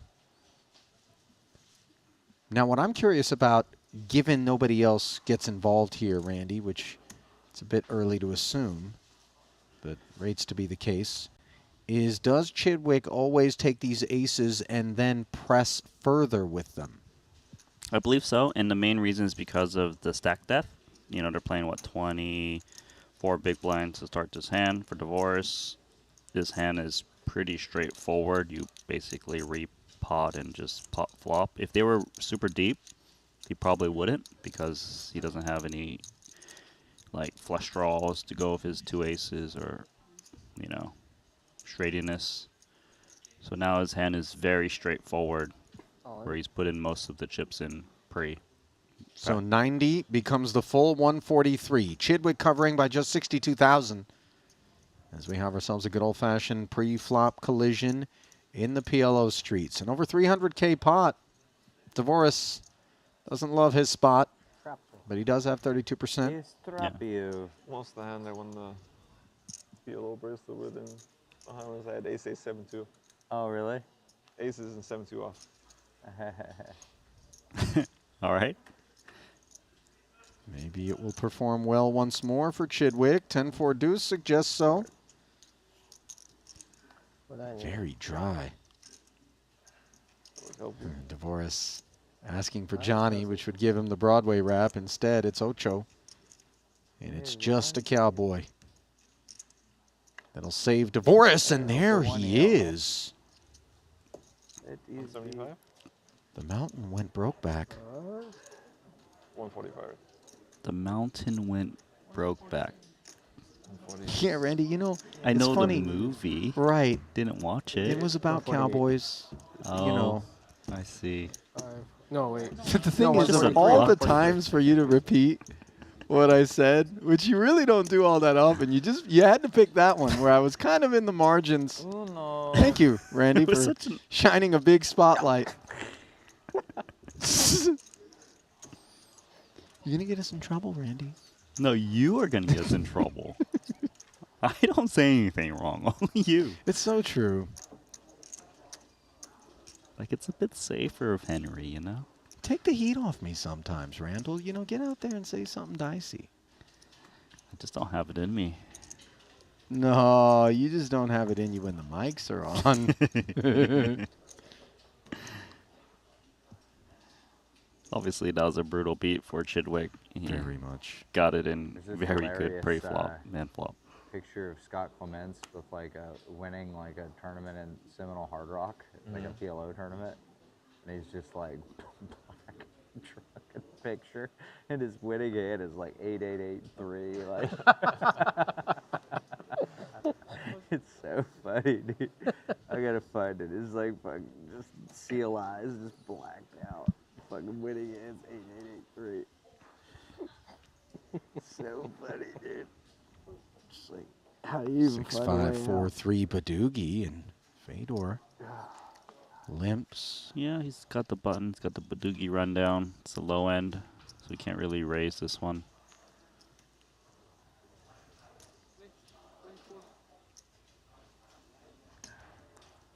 Kuhn, double suited ace, king, jack, 8. Very good reason to take it north. Chidwick once again with aces. These ones much better, given the nut spade. Yeah, it's much better, too, because Kuhn's raised in front of him, so he can easily repot and, you know, get so many chips in pre. Kicks out Fedor, which is nice. Yeah, holds with the equally as easy exit. So pretty. There's Kuhn. Back aces guy. It's already in too deep. So step aside. 36% equity against these aces. Yeah. 124K in the middle. Well, Chidwick get a little justice. His aces were cracked a moment ago. King 9-9. But it wasn't. Pretty good board for Chidwick. Yeah, but a king would be the heartbreaker once more. Now on the turn, add hearts to the equation. Kuhn picking up that backdoor flush draw. Here comes the river. No heart to be found. So Chidwick doubles off of 62, but still not all the way up to where he was before Dvoris doubled through him. Yeah, Jason almost broke Chidwick's heart there. Yep. Let's take a look at how Chidwick's Jeju is shaped up. The Triton Poker Plus app. We observe a very full schedule. I know it. I'm feeling it. As per usual. I'm going to make it. Chidwick has played 12 total events. He's cashed 5 times. Randy, his deepest finish came in the 50K Turbo Bounty Quattro, which was an 8th place finish. All the other stuff is a 30th, a 22nd, 48th, 57th. So nice to be in the money, but not really notching scores that are deep enough, I'd say, to get him into the black side of the ledger. Does the call over raise? It seems like he's on the same path as Kuhn, entering these PLO events. No big scores this festival for Chidwick. It can all change, though. Just one tournament. By the way, you know, for those two not to have notched a big score throughout the entirety of the long deck portion of the program is a very uncharacteristic experience. Most Tritons, one of those two, rates to have made an FT. Yeah, you're not wrong. Like, we've had a lot of new players just really shining here in Jeju. I mean, to be fair, you know, Chidwick's 8th in the 50K is an FT, but, you know, just something significant. And I would say that neither of them get the sense that significance is what their resumes are producing thus far here in Jeju. As you see, Dvoris producing 8,000, getting through Ivy, who limped under the gun. Trip 4s, obviously more than enough reason to lead at this one. A 6 and an open-ender for Chidwick, as we can see the 7 would be a very bad card for him, as would the deuce. Dvoris has the open-ender surrounded. Either of those cards would fill up Daniel. Neither show up. Two-tone texture now. So two-tone should make Dvoris want to keep betting. He needs to protect what's out there. There's straight draws out there as well. Sure, his kicker is not great, but the thing is Chidwick, off of a short stacked in, check raise the flop, so probably don't have to worry about kicker too much for the 4. Because if Chidwick did have a 4, he probably would look to check raise off 20 bigs. But Dvoris is going to play a check. I'm very surprised that Daniel wouldn't have barreled there just to protect the trip 4s, especially with spades and clubs, both lingering out there. Now 7-8 has arrived. They're really, you know, unless it were a wrap like a 5-7-8, you just don't expect too much of that to have been a part of Chidwick's kit, and relieved we are not to see the lead. Yeah, 7-8 did get there, but him holding the 7 of spades in his hand would have made him definitely call river bet had Chidwick bet.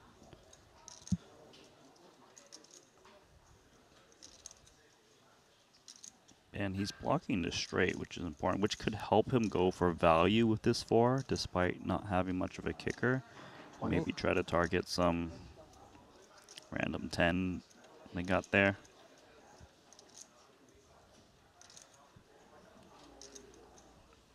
I guess Chidwick could have like jacks or something, some weak jacks or queens pre.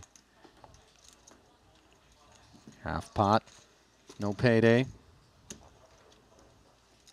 Divorce once again getting the better of Chidwick. But for Stevie, that's actually not a terrible outcome, just given we could see the danger that lurked if he did complete the straight draw. Yeah, he also got to see a free river card and felt having put in more chips, so. Could have made trip 6s. Lin Lu. Lang. Lin Lu.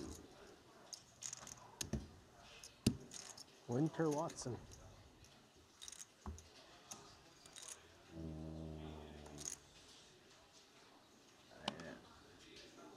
This really is an absurd 5-some. Especially to be witnessing it in Pot Limit Omaha. No, it's not your fault.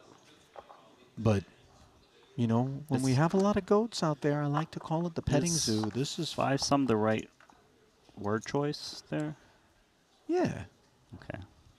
I've just never heard that word. You really. can use any number and then some. 9-some, 8-some, okay. I mean, that you're in the... Once it gets up to that many people, you know, there's other words. Ace, queen, 6-6. Kuhn has made it 21,000. The double suited gives it the Florida high muck that Sean Winter often exhibits. It's been a while since I saw Sean with the Florida high muck. Is that what it's coined, the Florida high muck? Mm-hmm. Gets the doogie hands again. Windmilling it way up high enough for everybody to kind of get a glimpse at it Pairs. before it hits the felt. Ace queen with a pocket pair, double suited. A good way. Guess there's only one way. There we go. We got the handy cam.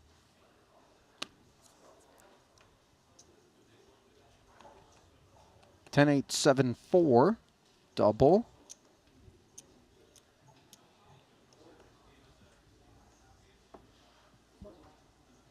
Yeah, it's the double suited that makes these hands worth at least a limp. Yeah, even though it's like kind of loosely connected. This hand for Chidwick's not too bad.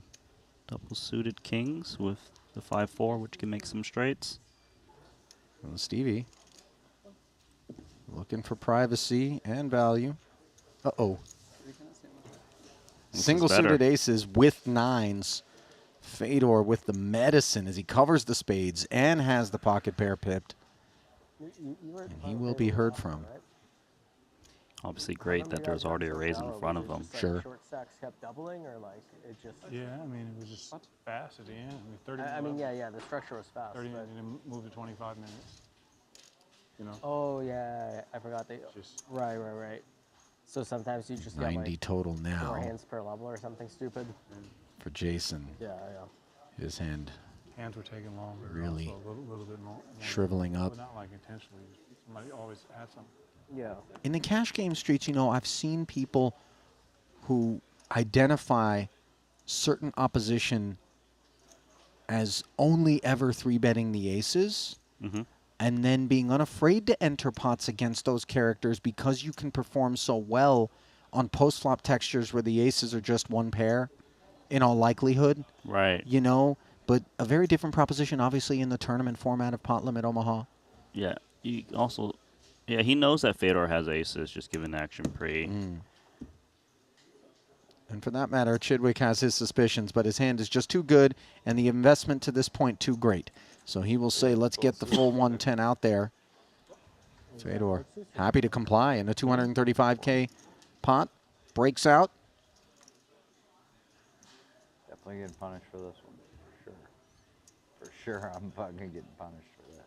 Kuhn feels like he should have got in there. Two live suits, too. Even with the 2 9s, you're The getting 2 9 punished? blockers. 9s are important, for sure. But Yeah. Like, yeah, I'm just wondering what you For the had 10, that 8, you're 7 like- are somewhat key.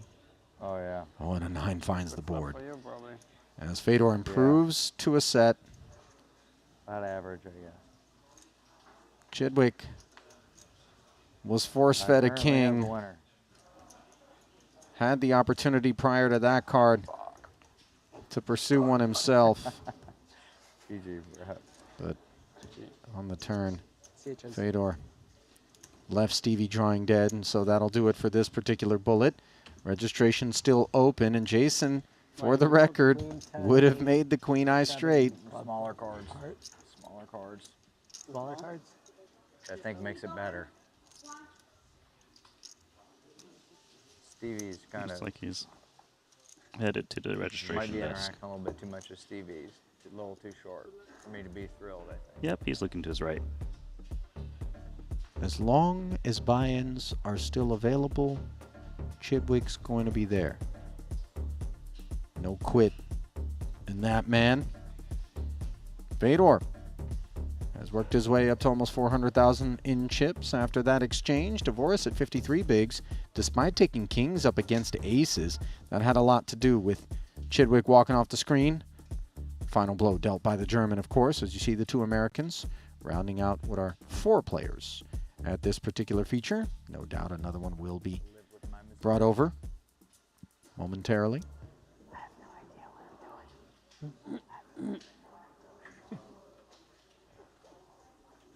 Divorce whispered to Ivy, I have no idea what I'm doing. I learned how to do that. It was a catastrophe. He got a good chuckle out of Ivy. Yeah.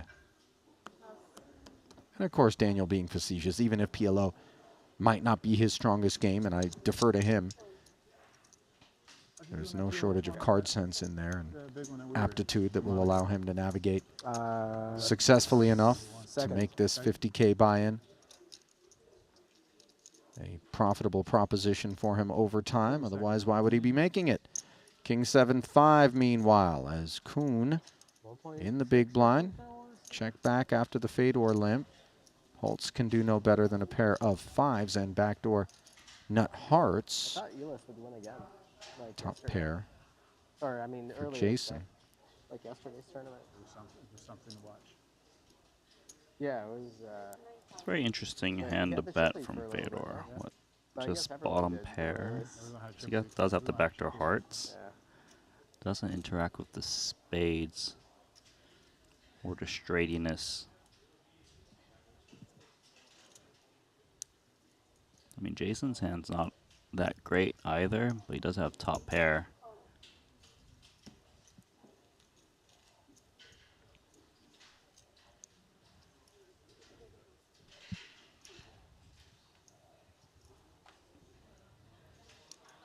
Eight on the turn. After the bet call of 9,000 brings the pot to 36K. Of course, Fedor has picked up a gutter, but the front door flush has slid in there. Kuhn, for what it's worth, has picked up a gutter as well. Yeah, the board is changed quite drastically, of course, with possible straights, but mainly it's that flush. Neither player with a flush blocker, which is the main card you'd want to have if you were to bluff at it, like a single spade in hand. And now, no one's got a straight. No, the we do have a 10-6 makes a straight, yeah. Took me a while to see it. 2 quick checks, 4-liner on board, 3 spades out there, 9s and 5s officially for Fedor after the turn went check, check. And with this second straight check in front of him, I would imagine Jason is going to pursue a little bit of value here. He could, because his straight is better than some of the other straights that Fedor might be holding, right? He's at 10-6. It's just so hard to get value from worse when there's a flush out there, you know? Yeah, you could see his face. It's like, I'm pretty sure a little I bit win, too thin. But, like, what are you going to call with? Yeah. I thought it was available, but, you know, that's a little bit of respect for Fedor, who he knows is going to show up with a check raise every now and again and put that 10-6 right into the blender. Yeah, and plus Fedor's no slot machine. He's not just paying off random cards. Just, oh, I've got 2 pair. I love that term, by the way. When it comes to a poker player, calling someone a slot, not a flattering moniker. four-way affair here at the other featured table. 8-6 deuce and a couple of diamonds. Feritza pictured there with the king-high flush draw as well as a couple of kings. He is in the lead. Round of checks. The queen connecting with Ding Biao for 2 pair. It's not a bad 2 pair. His queen's up. Beat some of the worst 2 pairs.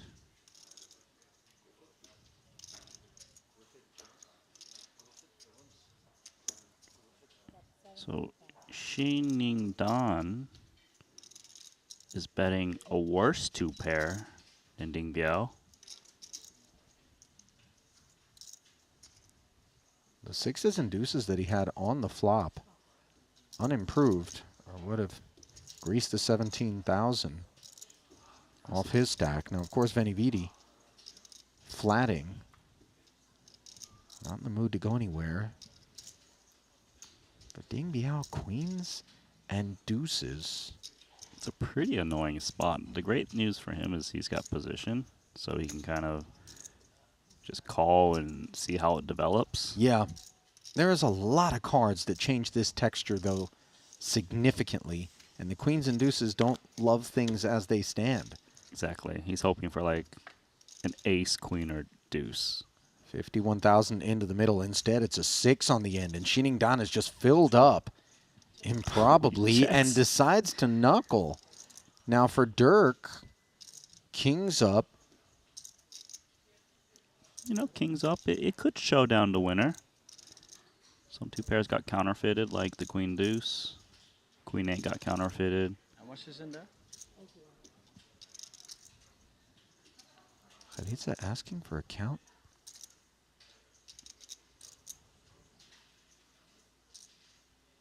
Oh no. So value with the 2 kings being sought. 25,000 into the 81.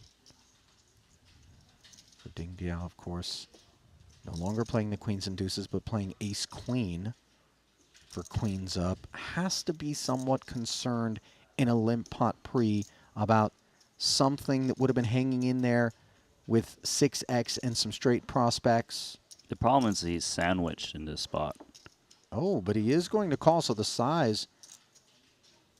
That was like the best check ever from Xiningdan. He's gotten a worse hand to bet, a medium strength hand to call. He's got a full house.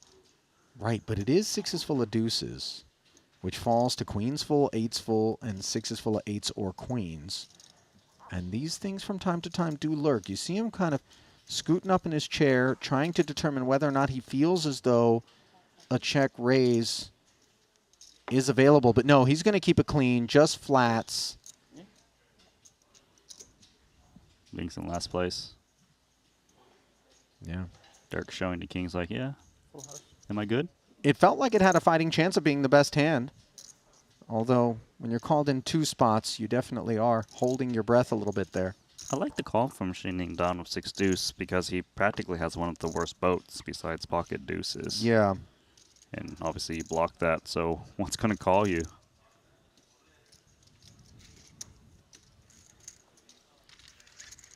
You know, there can be some temptation from time to time to observe a play like that and then decide, oh, that's so nitty, and be critical.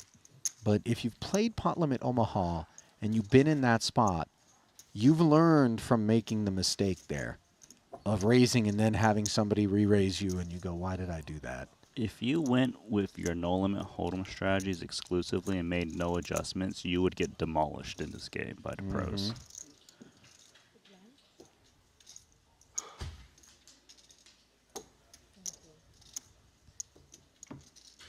Is this yours?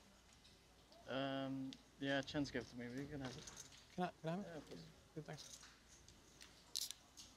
Look at that. PLO buddies looking out for each other. Parsonen peeling a Perrier off of Dirk, who had 25,000 peeled off his stack there on the river. His own choosing, of course. Big pickup for Xiningdan. Ding Biao back in the saddle, this time as an opener. Ace 10-4 deuce double. Takes us to 15. Pretty one here for Don. Heart coverage. A pair. 3 to Broadway. Hops on board. Parsonen wants to play flops. Ace 6-5-5 with a discount. He's in there. 3 amigos. Look up a 10-8 deuce. Don with the overpair. Connects with the 10. Like the old days. He and Parsonen quickly checking over to Ding Biao. 10s and deuces. For Ding, he checks back. Pretty wet texture from a PLO standpoint on that flop with the 10-8 of clubs. Diamond draw appears as well. Don asking questions of the field. Parsonen has picked up a gut shot. Yeah, Parsonen doesn't really have much. Nope. He's out. 10s and deuces. Quite disguised. Yeah, but quite vulnerable as well. And I confess I'm never really clear on if we seek to press hard with these hands and try to deny equity, or if we always assume that somebody leading with a strong flush draw, or 2 for that matter, is never ever going to be into the muck when we do so, and now we've just inflated with a weak holding. So he does come with the flat, and he finds himself deuces full of 10s. A dream river for Ding Biao, even though he had the best hand already. Now for Don, jacks up is what he plays. Yeah, and Ding Biao's hand is very disguised. You know, they'll check back to 2 pair. Not really expected to have many boats. Shin Don gonna check the jacks. Depending on sizing, there is a possibility the 2 jacks get a little curious. You know, the deuce does a counterfeit like 10-8. The jacks also don't block, you know, diamonds, right? Yeah, you're really right about that. Clubs miss. Nothing got there. Yeah, he snap called it. Yeah. It makes sense. Nice value there from Ding Biao. And obviously that run out in particular And 2, is it? keeps jacks about as curious as possible. And 2. With nothing getting there, in the sense that Ding Biao's going to have a good bit of bluffs in his range. Not that time, though.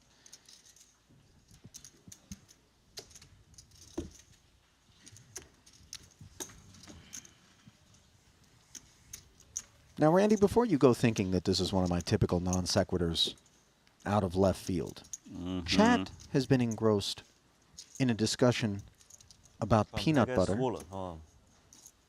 I turn to you for an inquiry. Do you eat peanut butter, Randy? Personally, I do not. But do you want me to say yes to entertain you? Sure. I just realized that that was a short-lived. But why would you mention this? This is such an odd question. Well, because the chat were talking about it. So I was giving you an opportunity to engage, and I confess it was more because I too wanted to engage. I thought at least we could get to the crunchy or creamy part of the discussion. Oh, Skippy. That, you know, what's that? Skippy? Skippy? Jif? Do you have peanut butter at the house, Randy? We do. I do. Is it creamy or crunchy? Wow, I've thrown Randy I don't know because I don't strange eat it. curveball, guys. I don't eat it. I don't know. It's neither. Is it possibly neither? It's one or the other, Randy. What do you mean neither? Whole peanuts? I don't know. What do you have, cream cheese? Crunmy? The correct answer, by the way, is crunchy, for the record. I personally like crunchy. When I was a kid, I used to do crunchy. But I couldn't do the peanut butter and jelly thing. Randy, it's actually kind of the only way to do it. And strawberry is the correct answer for those that are getting ahead of us. It's not orange marmalade? That's for sure not it. That's actually, you're fired if you're doing it with orange marmalade. You're Meanwhile, going to fire Paddington Bear. I forgot that that's how he eats it. 6K ahead became 30 after the big blind of Dirk served walking papers to Parson small blind limp. 3 players looking up at this 9-5 tray 2 diamond board. And the preflop raiser has picked up the diamond draw. Not the best version No pair to speak of. Wrapping around the 9. No follow through.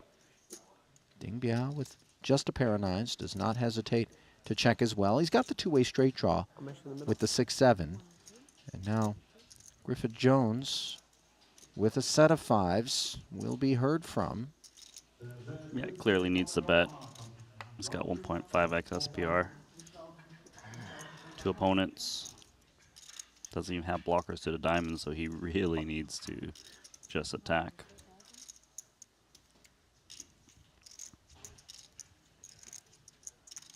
Pretty weak draw for Dirk. Yeah, full pot. Non-nutted diamond draw. This is a bit rich. I'd be pretty shocked if he was to continue. Especially with Ding Biao right behind him. Wow. Okay, he's in. I'm surprised. I am very surprised. But he's the pro.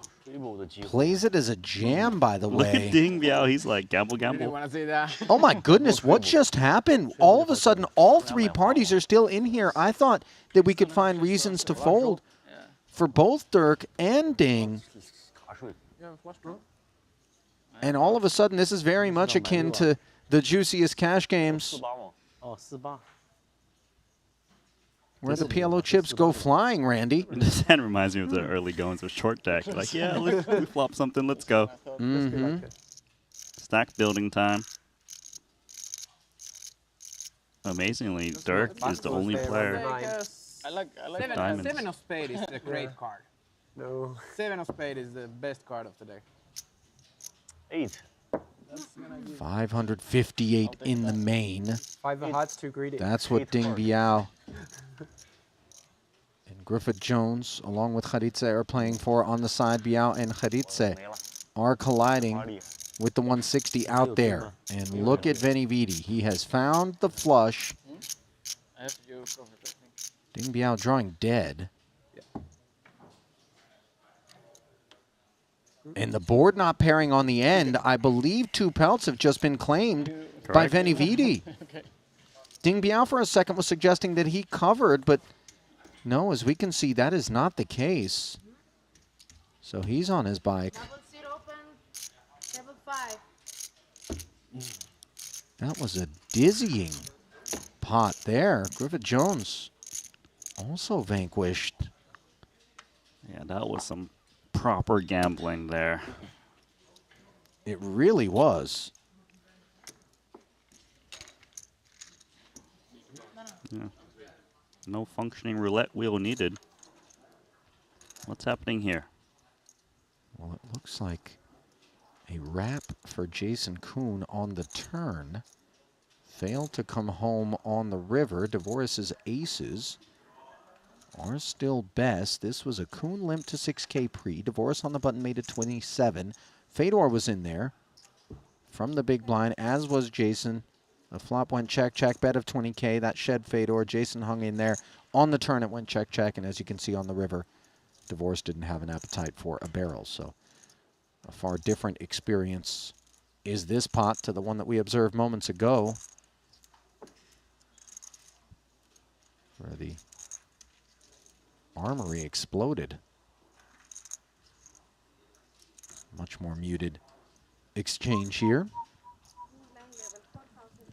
Blinds up to 4 and 8,000. And by the way, the peanut butter musings are also unmuted. Joe Volpe leaning toward the organic peanuts and salt only peanut butter with no palm oil. Now I understand the devastating effects on the environment the palm oil has, but in terms of an emulsifier that prevents separation in the peanut butter, we do need to weigh how many orangutans the world does need versus how desperately I'd like not to have to stir my peanut butter continuously before making my sandwich. And you know, there is a compromise to be made there. Well, with all due respect to orangutans. Did you also read the conversation about the peanut butter, now that we're still on this topic somehow, about what if Chidwick eats peanut butter and he's got that mustache? Like, what does he do when he Well, eats peanut butter obviously, and mustache? you know, there are compromises we make when we go even know. to the curly handlebar. I was undecided. Maybe certain cuisines. are no longer Yeah, available to well, us. Try to make you fold ace. Same. And I might. Both of us undecided. You know, what's interesting is I observed Kuhn and Dvoris in a little post-mortem there. They almost feel a bit punch drunk, Randy. Almost like their tanks are so empty from a grueling long deck portion of this festival, which lasted near 2 weeks, that they're just feeling loopy and goofy out here playing some PLO, maybe not at 100%. Careful, by the way, ever making that assumption, and careful if you're going to go any further in this pot, which was opened as a limp by Spain's La Tarraguera. He's got himself the nut flush, and with 2 checks in front of him from the blinds, he barrels. 7s and a gutter out of there. Florida high muck from Jason. Is it just that more enjoyable to do the Florida high muck with 4 cards versus the 2? Yeah, I actually do feel as though. Just that extra weight? That is. Yeah, you get. Yeah, sure. It must feel really nice in the 5-card PLO then.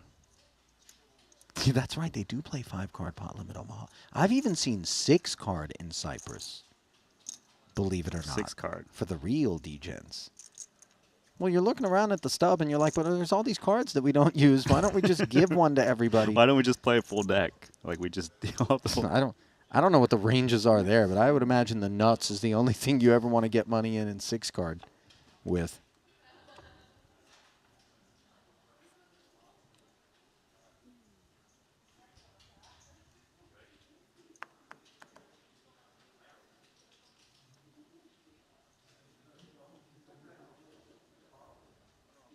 King Jack 10-9 here, being chewed on by Dvoris. So much more relaxed. Hold'em's intense, which is nice. It's nice, you know, but it's also nice to get a break from it once in a while. Do you feel relaxed? So relaxed, yes.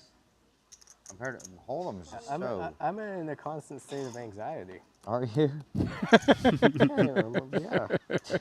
Between remembering what my cards are and figuring out how to play. Very stable at 12 out of 10 anxious. Yeah, and you also have to calculate the pot at all times. You think I had a good time just checking back turn with aces there? Like, did that look relaxing to you? It just seems stressful.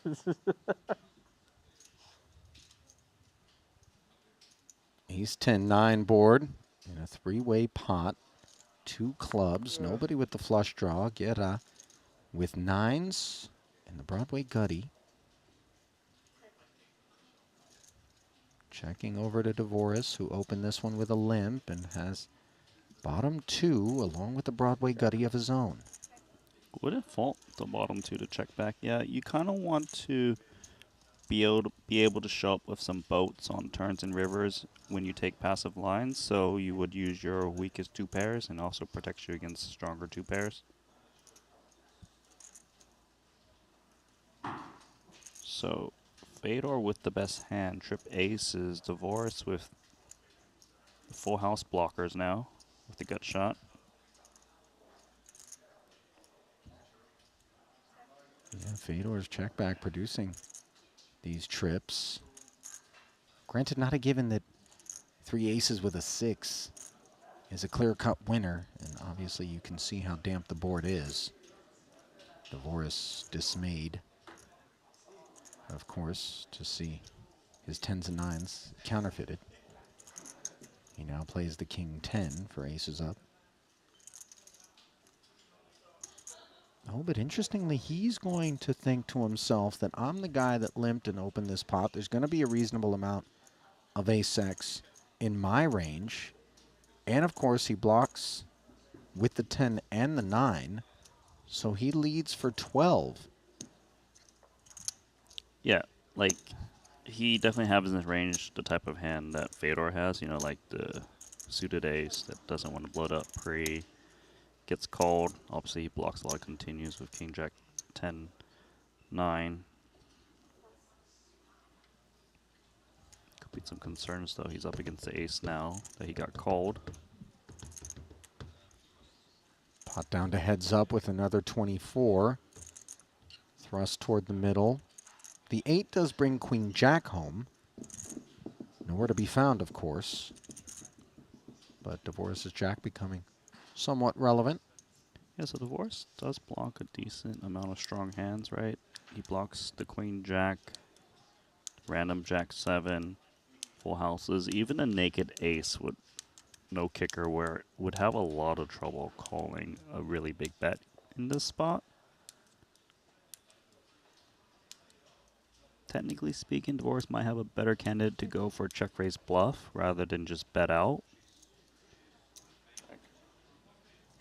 So, Fedor checks back the ace, no kicker. That he does. King 10. Able to show it down for a winner. Dvorak sparing himself perhaps lost chips, although unclear what Fedor would have done in the face of a barrel there. Ace-6, not a lot of hand. But, you know, Holtz is just so good at sniffing it out.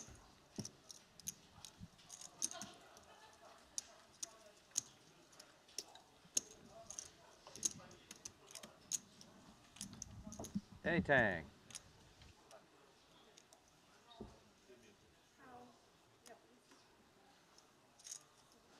What number was I? 7.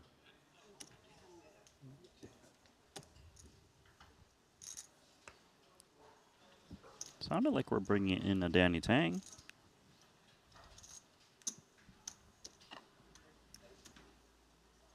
It did sound that way. I haven't caught a glimpse yet. There he is. Danny, by the way, is the reigning Ivan Leal Player of the Year award winner, even though 4-card not his specialty. Committed himself. Yeah, but I feel like the PLO is what got him over to win that award, right? Yeah, he had some results, and if I'm not mistaken, Producer James, is Danny not among the few players that has a title in all 3 disciplines? He's shaking his head no. Zoink. There is somebody who has a There is title in all somebody. 3, and that is Jason Kuhn. Yeah, it seems that Danny Tang only finished runner-up in the PLO event, was so close to doing the triple. Does have short deck and no limit titles, but no PLO.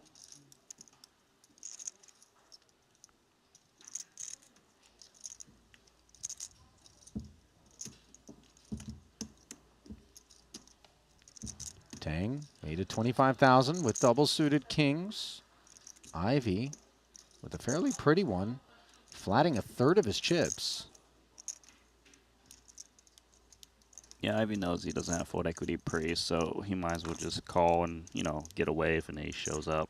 Hopefully flop some piece, broadways, court cards. See a king, followed by an ace, which is bad for Ivy. Yeah. He's got the Queen Jack working toward Broadway. He's got the backdoor hearts. And that is the Case King, which gives Danny Tang a set. Look, Danny getting super cute. Just 25K when Ivy has 50K remaining. I mean, that kind of looks suspicious to me. Sure.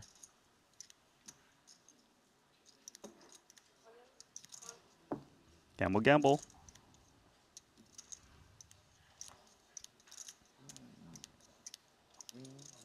All in for 50,000 over the top of the 25K lead from Tang. Goes Ivy. Gets shown the set and the wheel gutter, by the way. So Phil hunting a 10. Things could get iced if the board were to pair, which it does. And so Ivy will D-Mike, as the river will be of no consequence. Didn't get there anyway. And fresh upon arrival, Danny Tang claiming the pelt of the legend himself, Phil Ivy. Yeah, once upon a time, Danny self-admittedly said that he didn't have much PLO Hey, experience. from Vegas or somewhere different? Not very competent. No, the colorful one. Doesn't it say EDC on it? Oh yeah, Phuket. It's recent. Oh yeah. Phuket, like maybe a month or two ago. Okay. Was it good? Okay. I went with Jeju, so his villa was like 10 minutes away from the location, so it's very convenient. Probably a nice place. Villa was badass.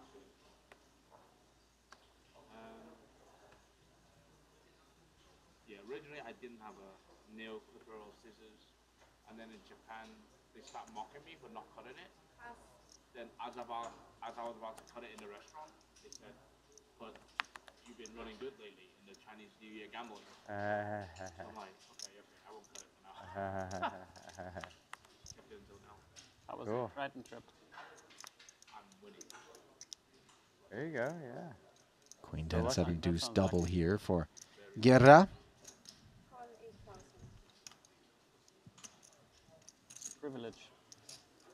Maybe it'll be with me for a couple of years.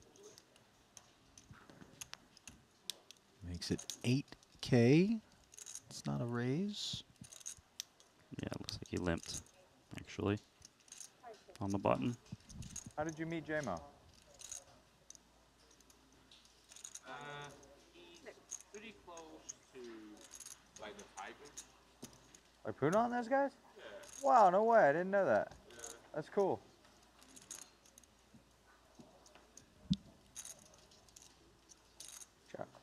Queen 3 deuce board here. After Dvoris and Tang both joined from the blinds. Dick on Twitter. Queen's up for Guerra, the best hand. Threes and deuces for Dvoris have checked over to Danny with a gut shot. He decides to ask a question. Yeah, I kind of feel like he's also betting because he has that ace of diamonds, which could be firepower to bluff with Twitter if wears another me diamond out, falls. Twitter?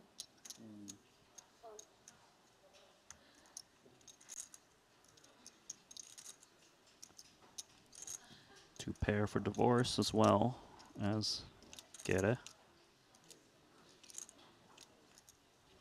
Yeah, makes the call. It's a nice laydown from Yeah, bottom two. really nice. So hard to do. Yeah, it's interesting. Divorce earlier saying, I have no idea what I'm doing. He definitely had a good hunch about what was going on there. Diamonds arrive. Danny's ace of diamonds has become very relevant as he does improve to one pair of eights. Note that Guerra doesn't unblock or doesn't block any diamonds. In fact, he unblocks them entirely. It just seems like if he was going to bet this hand on the flop, it's a mandatory continue with the ace of diamonds, blocking flushes, and you can probably just pounce the river as well. Immediately uncomfortable for Guerra, especially with no diamond in hand. He wants to block flushes. Clearly he doesn't with queen deuce.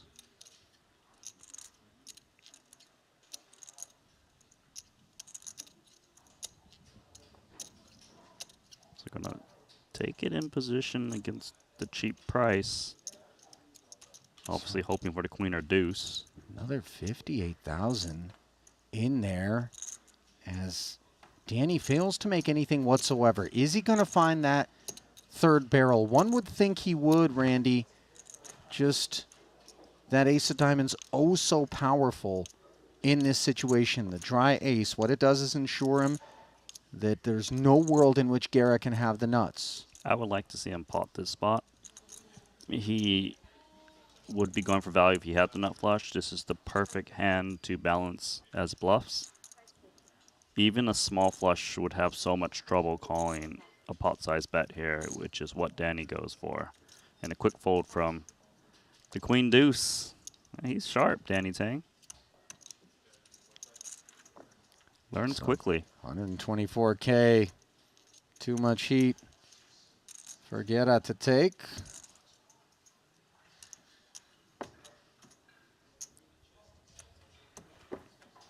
Yeah, for him to bet that turn, face of diamonds, and not follow through would be a disaster, and Danny knows it. Mm-hmm.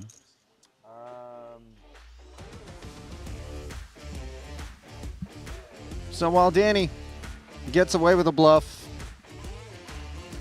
we're going to tell you the honest truth. And that is that you need to head over to WPT Global.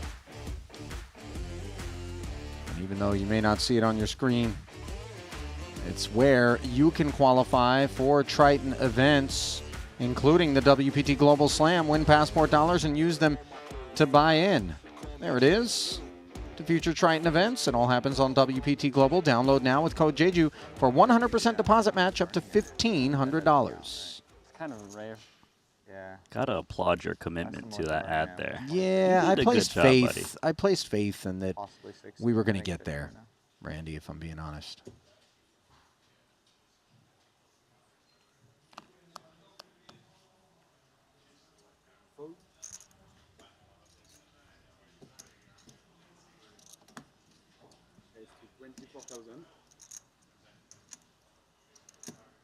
So this is 3x from the cutoff of Geta.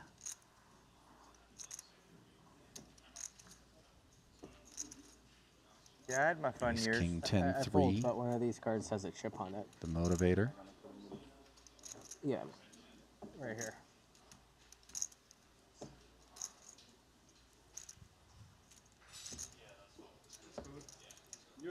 Fedor with Jack 9-9 deuce and a couple of spades. Decides to hop aboard.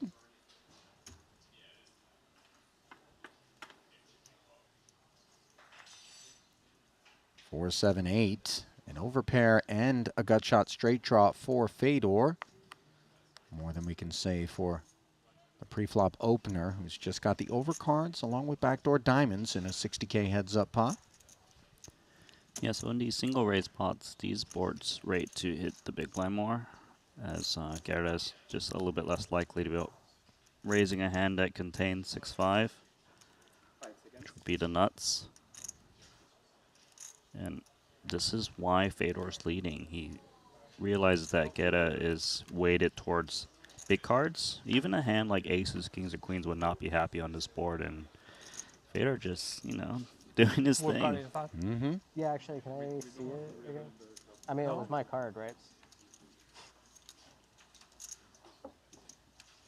During the break, we will move your table back to original place and make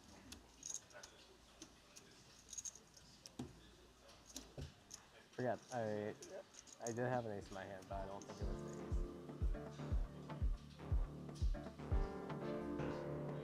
So a brief pause as we look at the chip counts brought to you by WPT Global. Spain's Lautaro Guerra. 546,000 in front of him despite falling to Fedor in that last modest exchange, who sits behind him in second place. Everybody fairly deep. Jason Kuhn, 31 bigs. No cause for panic whatsoever for him.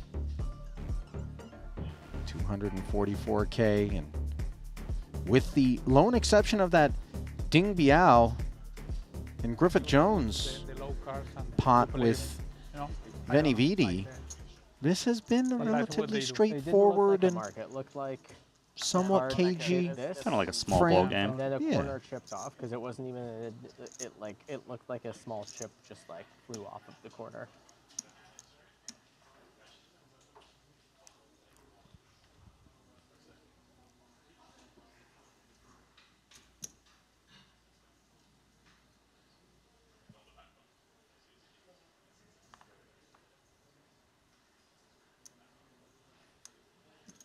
Ace 10, 10, 6 with clubs. Guerra. Back to work as a limper.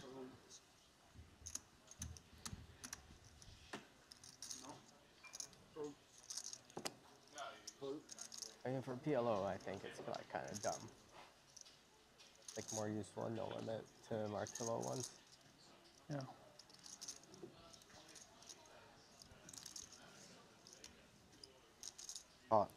Aces are not bad. Nope. Neither of them suited, but along with a couple of Broadway cards and clubs, Kuhn speaks up after Holtz's fairly disjointed double suitor. Limped behind Guerra, who is now defended for the extra 24,000.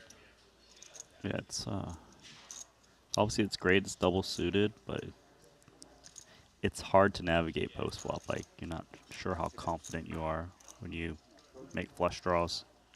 Oh, you're right about that. Especially three ways. So Holtz stepping aside after the 8K donation to what is now an 80K heads-up pot. Putting it here. King, king, 4 with diamonds. Fedor would have flopped a flush draw. Wouldn't have really known where he was at, though. As you can see, Kuhn with the key ace of diamonds and the best hand here with aces. Yeah, on paired boards, you want to bet small. Especially, it allows you to still value bet against other pocket pairs.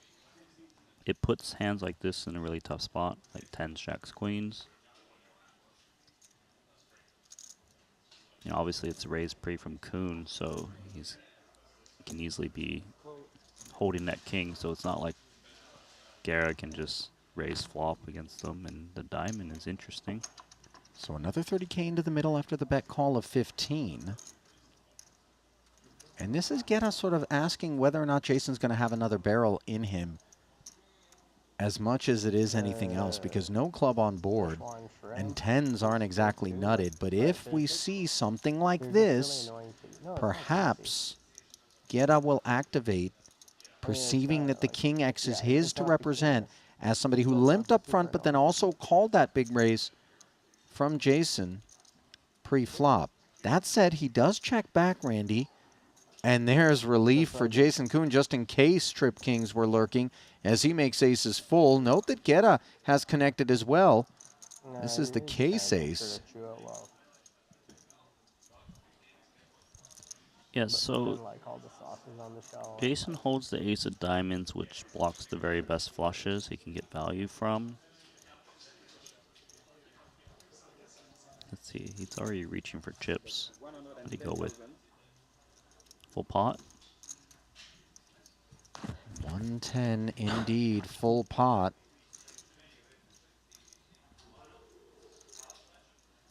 I mean, I guess he's just going for value against some medium flushes.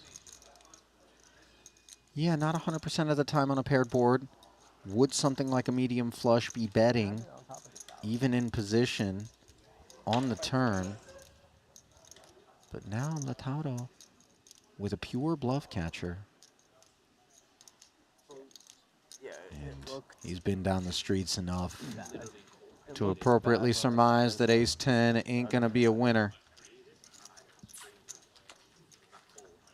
Nice pick up there for Jason as he continues to grind away. Let's take a peek at a forthcoming feature. Sean Winter, Clemens Reuter, Tom Bedell, champ in the 25K. Part of the procedures, as well as Sean Raphael there. This is our other feature. Nachito and the Blez along with Foxen. They're looking a little lonely. Who's the fourth? Oh, that's Shu Liang. Is that the Sleeping Dragon? Mm-hmm.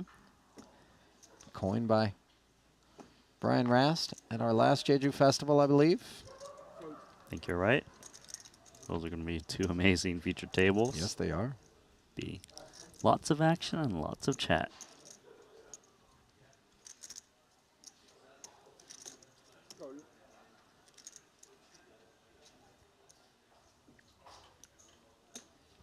Tang, 7764, cut off limp. Fedor will allow it from the button.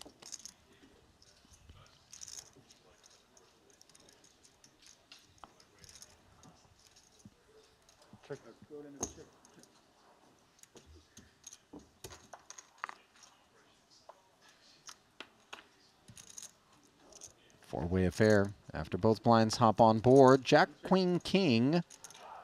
You see Guerra has flopped the king high straight, a set of jacks and a Broadway draw for Fedor. These are the hands of note.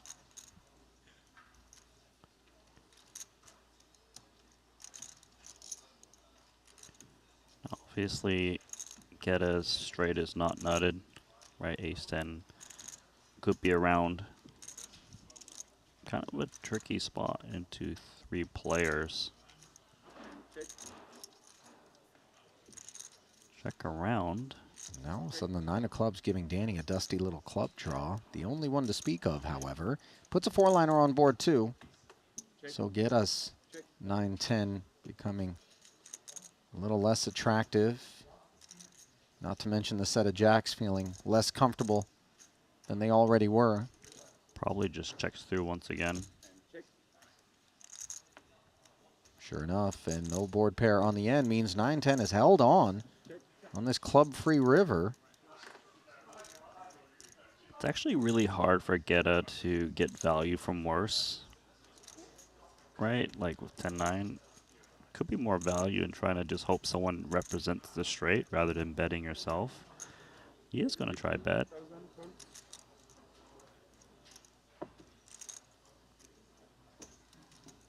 A little bit surprised at this 15K. Not so surprised by the folds from all others, however. So hard for him to get value whether he bets or checks. Not No like one has most it? players don't try to rep that board. I have a pair of deuces. Which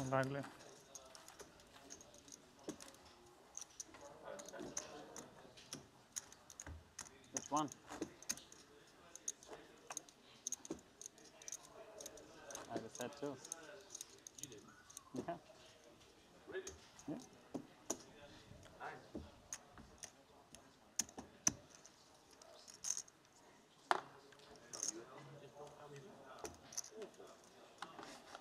You told me by yourself. You said which one? I had checks. I had checks.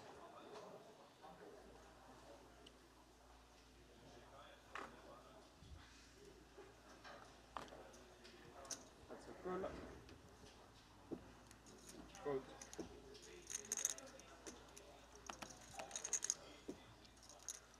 Danny limping with a suited ace, blocking his own spades.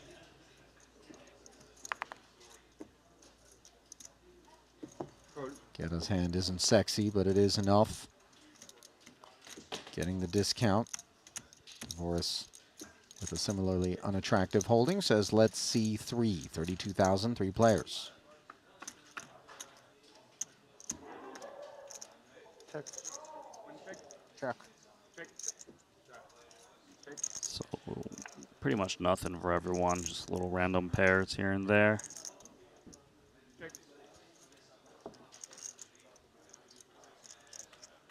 Quick round of checks on that King Jack 5 board. Dvorak now with the wrap. Yeah, could be enough to bet with the pair of jacks.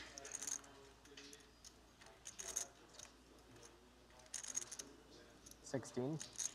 16,000. That'll do it. What? Yeah, that's that again. Nice.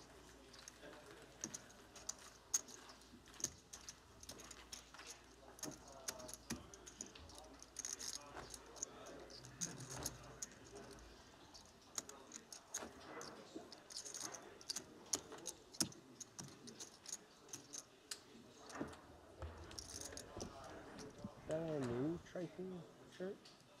Yeah. Like they just came out, I think? Oh, this time. Yeah.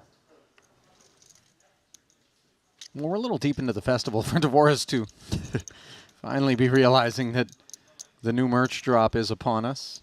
As we flip it back over to the other feature, it looks like Madzamot has joined the party, one of our snipers. A full crew of snipers here. PLO streets. Ace Jack 10. Double suited. This is pretty solid for Dirk. Won that massive three-way all in earlier.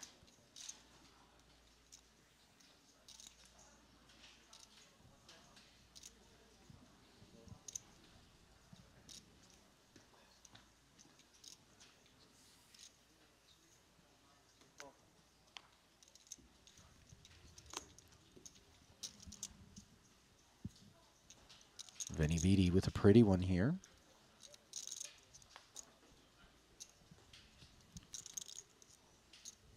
Parsonen's getting short.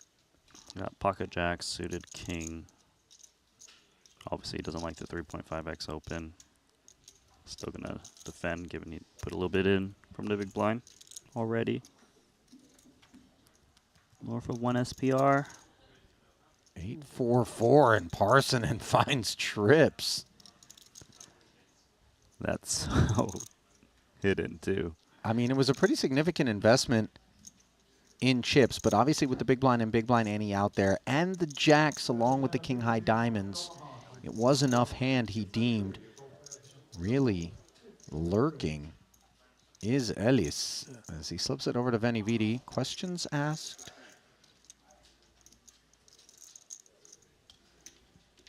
$15K.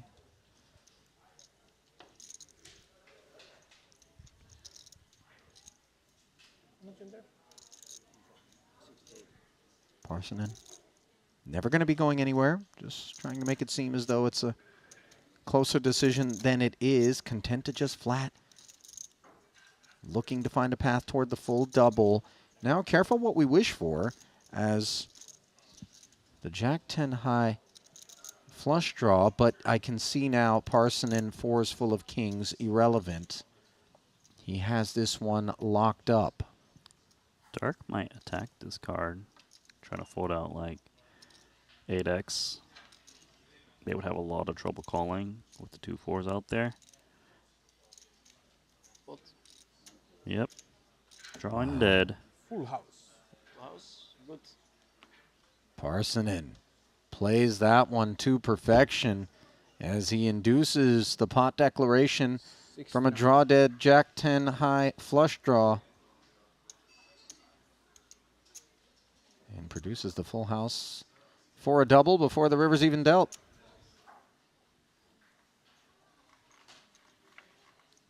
Now, Randy, did you ever smoke cigarettes? No, I didn't. So we're in a break, right? Are you familiar, however, with some of the cigarette brands? Marlboro. Yes, that is the one that I'm referring to. Spying Parsonen's hoodie there, I believe that is the distinct shape of a Marlboro and even the font logo, but in blue, and then instead of Marlboro it says Homies underneath. So is that a knockoff brand of Marlboro? Well, this is a knockoff pot for Danny Tang. As Fedor flopped aces full. His ace-queen was already good. You can see the road traveled. This was a raise pre-flop to 24,000 from Fedor. Danny flatted it. Check called 25K on the flop. Check called 85K on the turn. And here he is facing a request for all 195 of his chips. Yeah, this would be a pretty insane bluff catcher, I would think.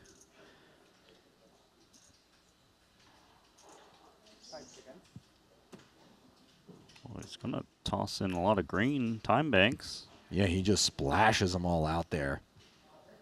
A little aggressively, but okay.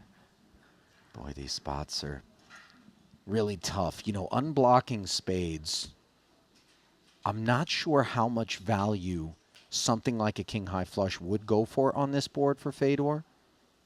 Just because the board is double paired, unlike in Hold'em, of course, we must use 2 cards from our hand. Yeah. So, you know, the boat is actually made more difficult by 2 aces and 2 tens on board. That's right. And so, you know, in Hold'em, you wouldn't be going for value of king-high flushes, but here you can. Yeah, it's not impossible. Danny knows. And that's obviously bad news That just for seems the like ace-jack. Crazy call of ace-jack. The thing is, you and I, Randy, have observed Fedor go hard in spots. He doesn't have to have ace-jack beaten. Of course. But it sure does feel, and forgive the ease with which we make the assessment, given that we can see the Germans holding, that ace-jack ain't performing all that great as played. I mean, I guess Danny's just hoping Fedor's on some king of spades blocker bluff.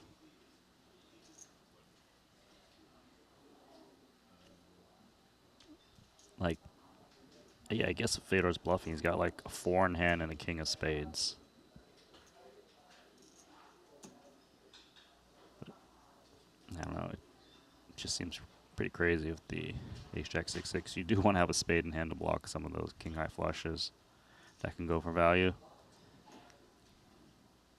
You want to have a 4 in hand too, just to block ace-4.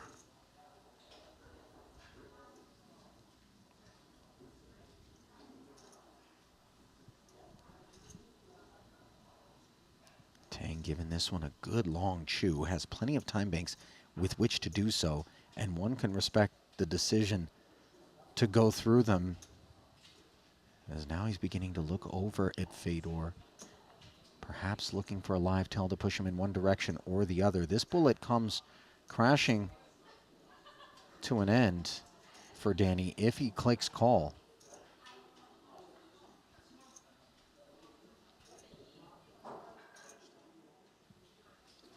Does fold.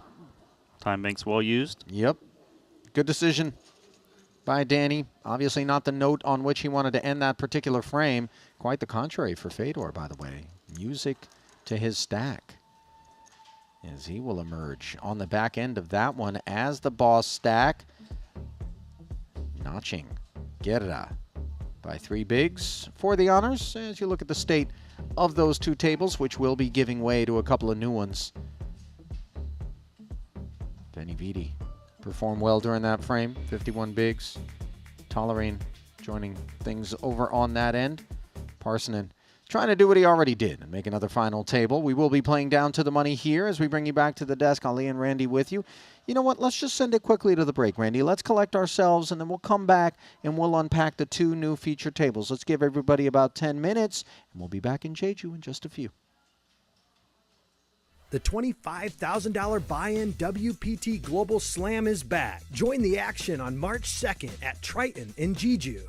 This time, for the first time ever, our players could buy into the WPT Global Slam with Passport dollars. Don't miss your opportunity to qualify for future Triton and World Poker Tour events. Download WPT Global with code Jeju and get a 100% deposit match up to $1,500. Sign up today and join the action.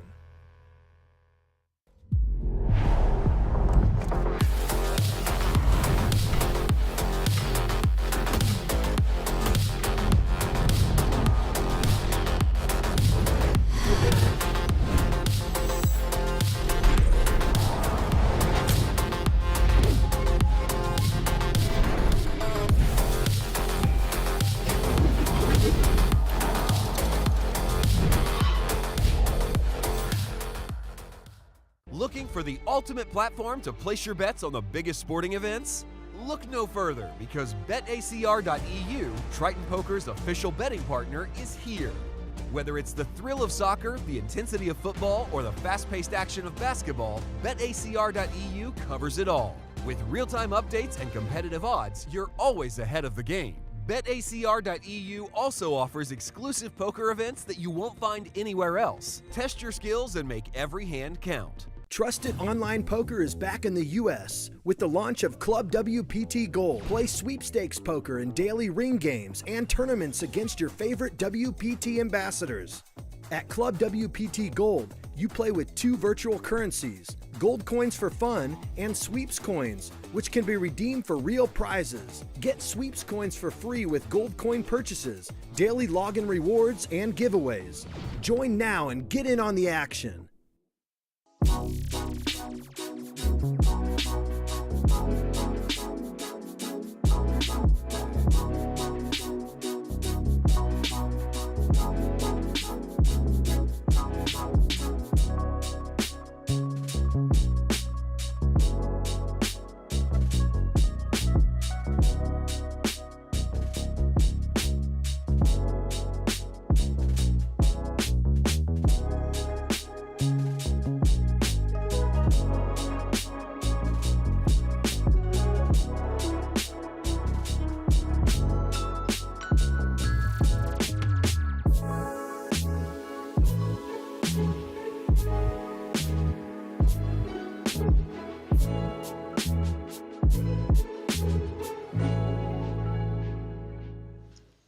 Queens and 3 diamonds, and pot is declared by the short stack Don. It's a raise, right?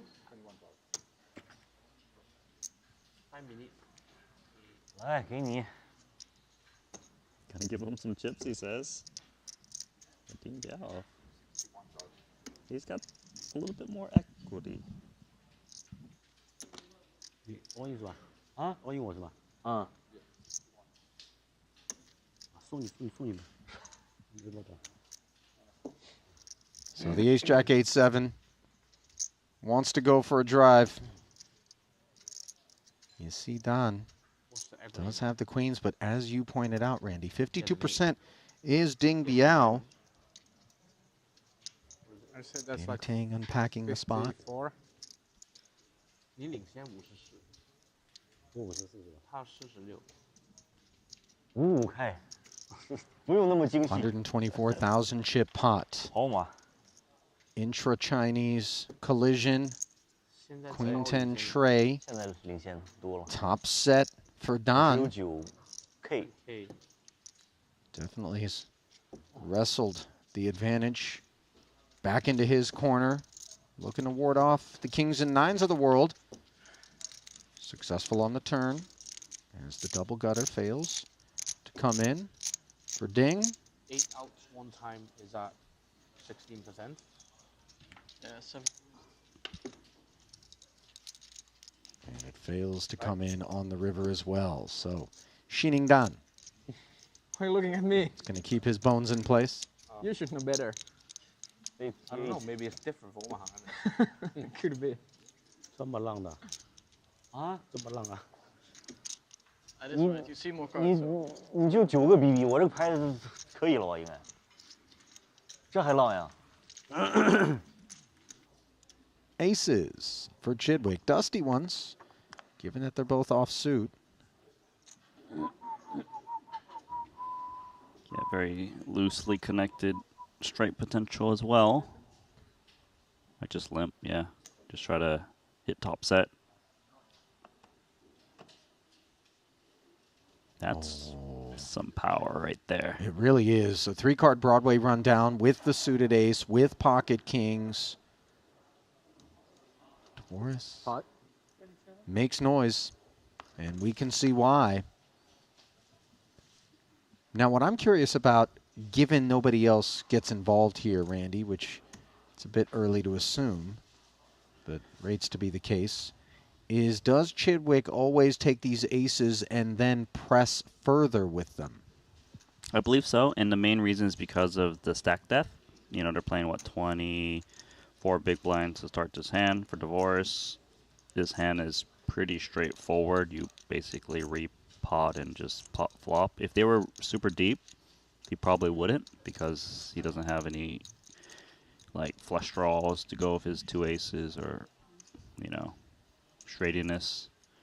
So now his hand is very straightforward, where he's put in most of the chips in pre. So 90 becomes the full 143. Chidwick covering by just 62,000. As we have ourselves a good old-fashioned pre-flop collision in the PLO streets. And over 300K pot. Dvoris doesn't love his spot, but he does have 32%. Most of the hand I won the PLO bracelet with in Bahamas. I had ace 7-2. Oh, really? Aces and 7-2 off. All right. Maybe it will perform well once more for Chidwick. 10-4 deuce suggests so. Very dry.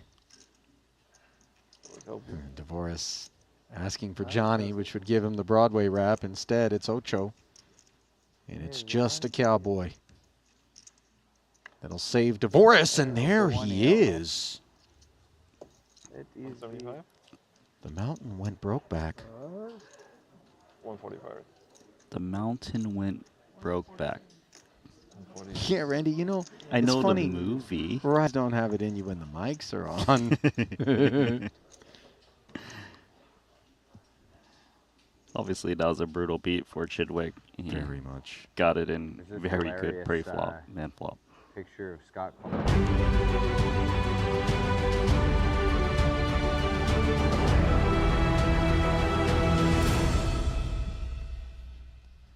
Welcome back to continuing coverage of the $50,000 pot limit Omaha, the second of 4 PLO events here in Jeju. Ali Najat, joined now by Kevin Rabichow, who's a fan of the 4-card streets, as I understand it, Kevin. Very much on the sidelines. sweating some of what we saw during that last frame, and digging in for a couple of new feature tables. Let's dive right into the Triton Poker Plus app for a look at them. Crab, we have Sean Winter, Clemens Reuter, Mr. Ging, and Sean Raphael over at the blue table. And then down below you have perhaps some better-known names. Yeah, I mean, I'm looking at Alex Foxen, I'm looking at Ike Haxton, Nacho Barbero, frequently featured. We saw him deep in the 25K earlier today, and I just saw Eric Seidel popping into the red table as they populate the empty seats. Yes, indeed. The Cyborg is present there with a 20 big blind stack, a freshie of 200,000. Xu Liang, the sleeping dragon of the Chinese delegation, 68 big blinds in front of him. Definitely looking forward to what's going to be happening there. Gergo Nagy is your current chip leader right now, sitting 1.6 million in front of him, the Hungarian delegate. Now leading Tom Vogelsang, who was at the top of that leaderboard for some time. Wai Leong Chan of Malaysia, he was definitely here for the two-card part of the program, as was Nacho Barbero, and the aforementioned Xu Liang rounding out the top 5. Blinds are going to be 5, 10, and 10. 44 remain of the original 98, and registration is open for one more level. So 35 more minutes of 50K buy-ins available to you if things don't go your way. Do you suspect then, in your experience in PLO tournaments, that in this final 35 minutes we're going to see chips flying in a way that they didn't already, as some people are looking to either spin it or go back and make their last 50K investment? I mean, not necessarily, Ali. It's 50K is 50K, and if we've got an above average stack or, you know, somewhere in the neighborhood, I'm sure we're looking to hang on to those chips. But, you know, when you're down below half a stack, it certainly is tempting in a game like this to maybe try to buy your way to a full one. You know, I used to think 50K was somehow enough money for us to suspect that people wouldn't be looking for the spins or fresh stacks, but you spend enough time here in a Triton booth and you realize that it's all relative. All right, here's a look then at the red and blue tables. Over in Blueville, they will be receiving a player or two shortly.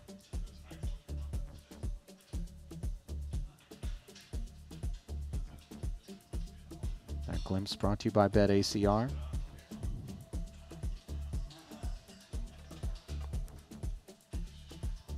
Keeping an eye on the app, it looks like Sam Greenwood's been added to that blue table. Mm-hmm. And I see over at the red table, they're adding Adam Hendricks. Adam Hendricks, by the way, no slouch when it comes to the 5-card streets. In fact, a very strong PLO player.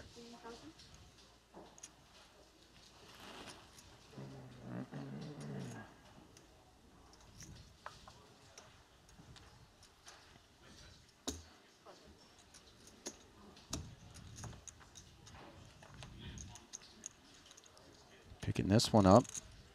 Winter limped the small blind against Clemens Reuter. 6 trade deuce rainbow. It went check, check swiftly. Bottom 2 from Reuter in position, not looking to bet. On the turn when the king rolled off, where Winter had the nut straight, he let out for 15K. We saw it get called, and now he's going full pot, 60,000. Jacks up. Reuter very inconveniently improving here and wondering if there's any escape. As played, it sure didn't seem that way. So an unfortunate date with the nuts at showdown for Clemens Reuter. Hard to imagine folding 4 pair. Oh yeah, king's up. Forgive me, I glossed over the cowboy completely. There's a look at the aforementioned Adam Hendricks as Winter collected one at the other feature.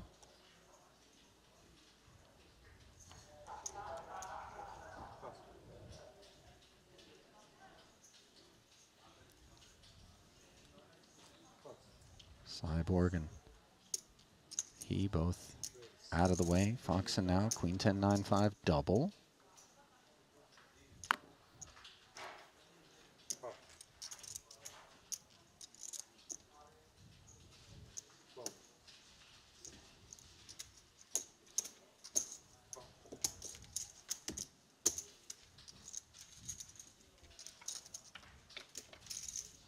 Liang and Barbero, both patrons of the 28K Open, out of the blinds. Foxen finding a Broadway gutty and the 10 high flush draw. Top two for Shu Liang, however.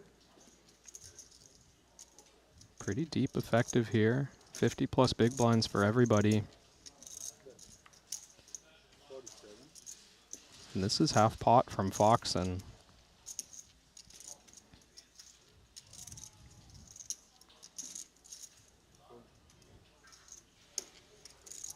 Oh, no, he told me. That's why. 47,000. Whittles Barbero out of there. Note that the two jacks that he puts into the bin are of utility to Foxen, who does find a 9 on the turn. Shu Liang still checking. He's got top 3. Yeah. And is the moisture on board not somewhat of a concern where you wouldn't want to allow a check back and a free tug at something here from Foxen? Or is he just being respectful of the fact that Foxen did make it 28,000 pre-flop and may very well still have the aces and the kings? Yeah, I mean, it's about as clean a turn as you can hope for with Liang's hand, and the only reason we wouldn't want to lead is if we think our opponent's kind of dropping money in the pot. Well, look at this. He's dropped 127 out there, has Foxen. Like, if the money's coming at a high frequency, let's say, then we're doing ourselves no favors by leading. Maybe checking and even check raising is on the table in the way that we protect our equity, but obviously if we put it in bad with a hand like this, we're so dead. Oh my. Yeah, it does come with check jam. Yeah, now we get to clear out all this equity of the clubs, you would think.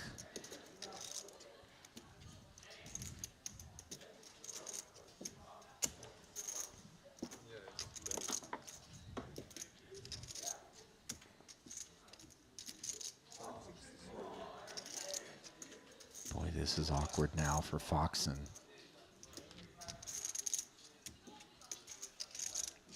Feels like having our flush draw covered is a very real threat. Yeah, both queen and jack X of clubs put our clubs into danger. As we can see, not even a 9 works. But Foxen does have 30% equity. And I don't know how much having the 9 of clubs plays into his thought here of what Shu Liang has. It's a little tricky to put him on a hand that's willing to jam, that doesn't have like pair strong flush draw combination in some way. Ace king 9, no clubs, very specific. And it does get away.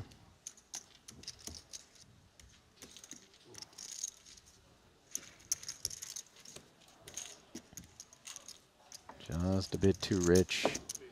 Deemed Foxen there. And that turn bet coming back to bite him, like you suggested. Maybe an opportunity for Foxen to check behind and realize a lot of equity.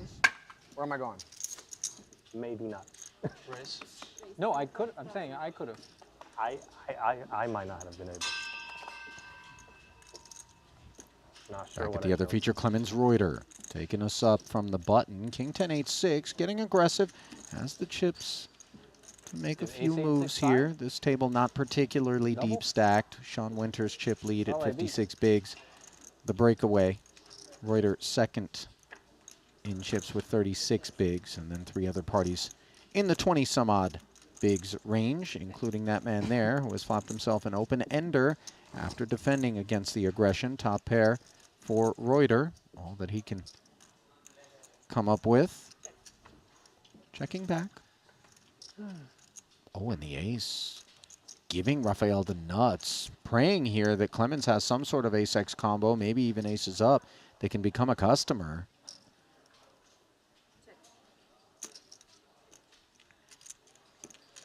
Does check over. Maybe expecting aggression more often than not on this card. No relevant suits to speak of, no pairs for Rafael. So it goes check, check one more time as Sean is unable to induce from Clemens.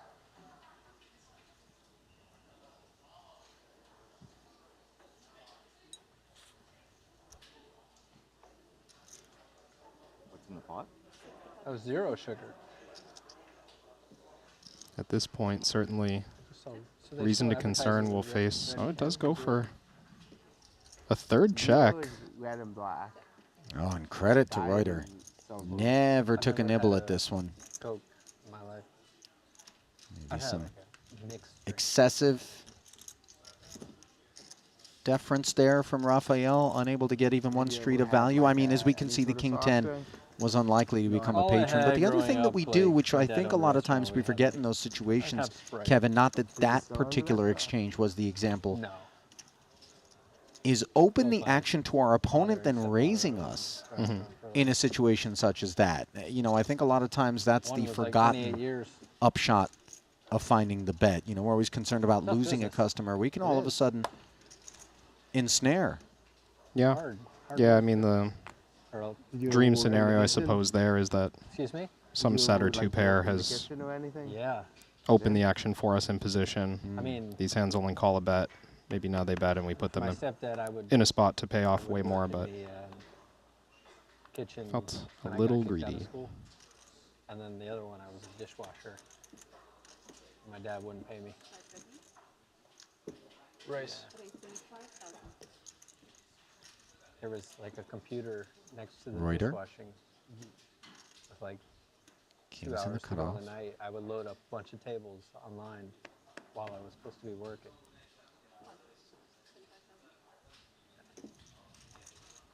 Flat from Daniel with the Jack 10-9-6.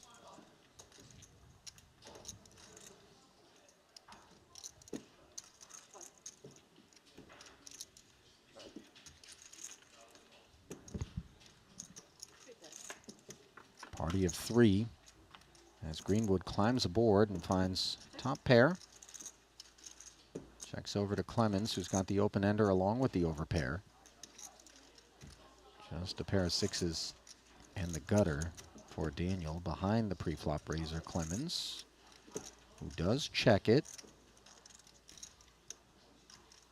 And we did just see him pot controlling the King 10 in the previous hand. This a bit different. 20 big blinds effective or so. Multi-way out of position. Wonder if we even have hopes of just putting this in on the flop against a button bet, but Daniel does check behind.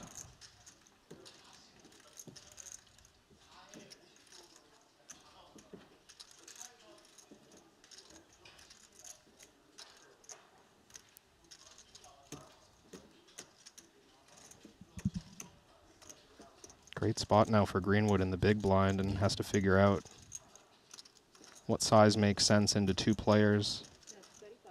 If he were ever to be bluffing in this scenario, trying to keep it 30 into 90, 1/3 pot with these trip 7s. Note, by the way, that the 3 is disastrous for Clemens. Yeah. If the straight draw is the path traveled for him.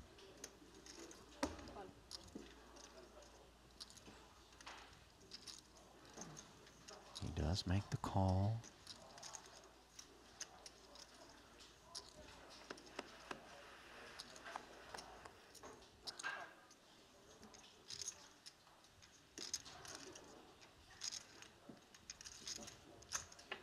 Down to heads up with Daniel out of the way. And the king on the end. Reuter smacks kings full.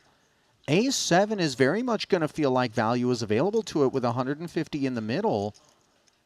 I would imagine a barrel from Sam is forthcoming, and this is disaster for Greenwood. Yeah, this looks pretty gross, playing this shallow. Seems so hard to get away regardless of the line Sam takes. Maybe some ideas of like bet small and bluff catch, or even check and bluff catch, but we must think there's some value to get against different overpairs.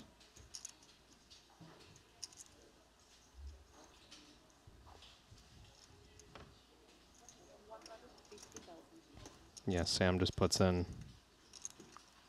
the max and All in. will shortly be faced for a decision with incredible odds.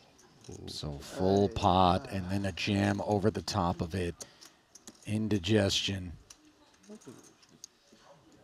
for Greenwood. He has just 17,000 behind. I mean, to picture a world in which Reuter, knowing that Sam only has 17,000 back, is doing this with something shy of ace-7. Crab, this feels so seldom, but the price is the price, and just if it's non-zero, we do need to take the math as Greenwood makes the call there and will be eliminated. Of course, registration still open for this level. That's the good news. But that was a very cold king on the end for the Canadian. Quite the opposite temperature assessment, of course, for Reuter as he picks up an even bigger stack. And given Sean Winters' presence here, that is going to be useful as he holds the chip lead over Winter. That really didn't go well for you. You try, Ike? I saw you trying very hard, actually. I'm trying hard? No, you did try. I saw you super focused on playing.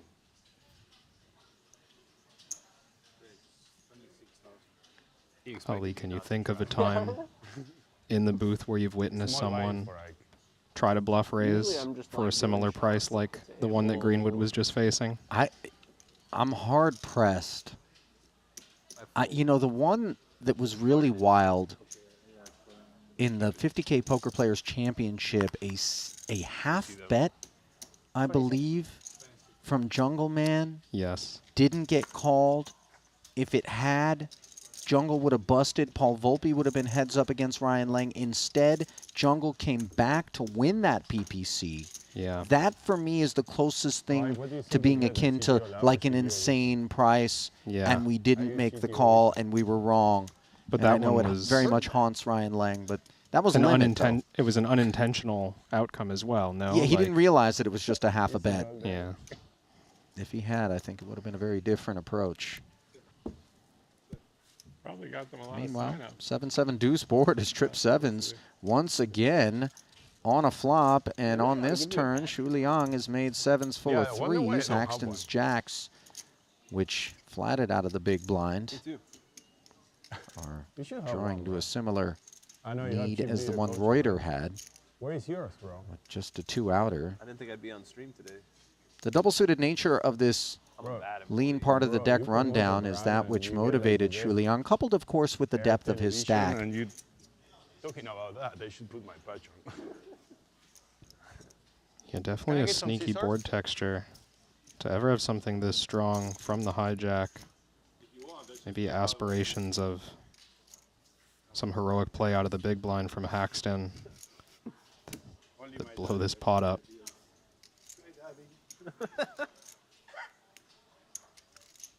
Jacks with no interaction with the board, though, doesn't feel like the kind of hand that Haxton would overplay in this scenario.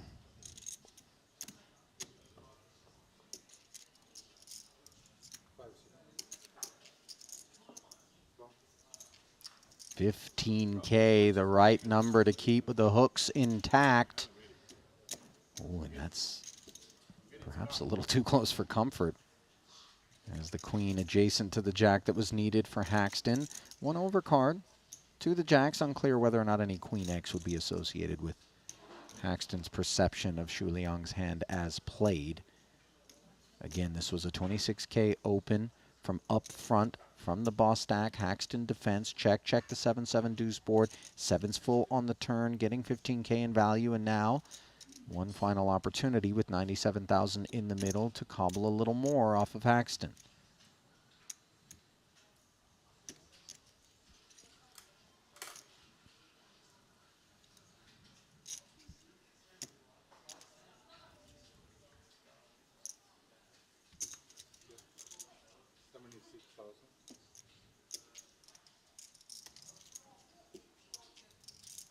$76,000, a far more meaningful sizing chosen by Shu Liang. And we know Haxton is unafraid if he feels like somebody is up to no good to make a big call. The trouble is there could still be overpairs out there. Yeah. You know, you'll often see on a paired board those overpairs checking back just to be mindful of the big blind having the broader range than average.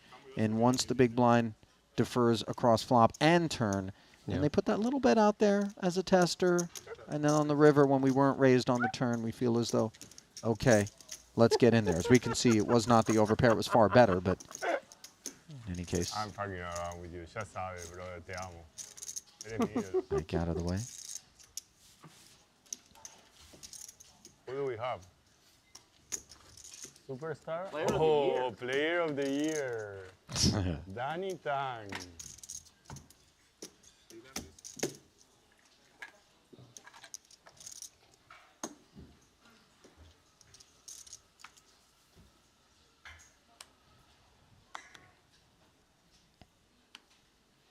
Danny getting a little earful from Nacho, but don't feel bad. The experience not unique to Tang. No, he didn't want me, and I ended up betting Arsenal. They played with the reserve team, and they drew against Arsenal. And they played much better than Arsenal. Arsenal is... I'm not going to talk about Arsenal.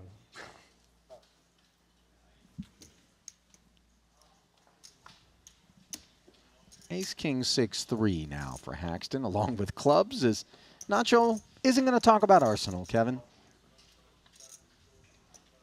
Leandro He is a played horrible. big soccer better. Football, of course, as is known to the rest of the world. Haxton chose to limp. Shu Liang punishing with a double-suited king high and 3-card rundown.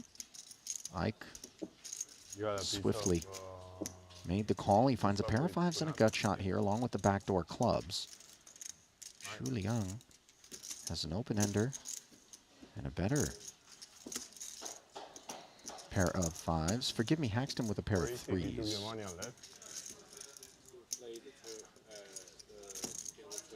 Oh, really? He will? Haxton looking like he's given real thought. Wow. I play with him PLO, bro. He plays PLO. Although he is good at having that look in all moments. Sure. For sure, he played with me. Liang declares pot. Yes. Ask him. Might be usually we have half and half.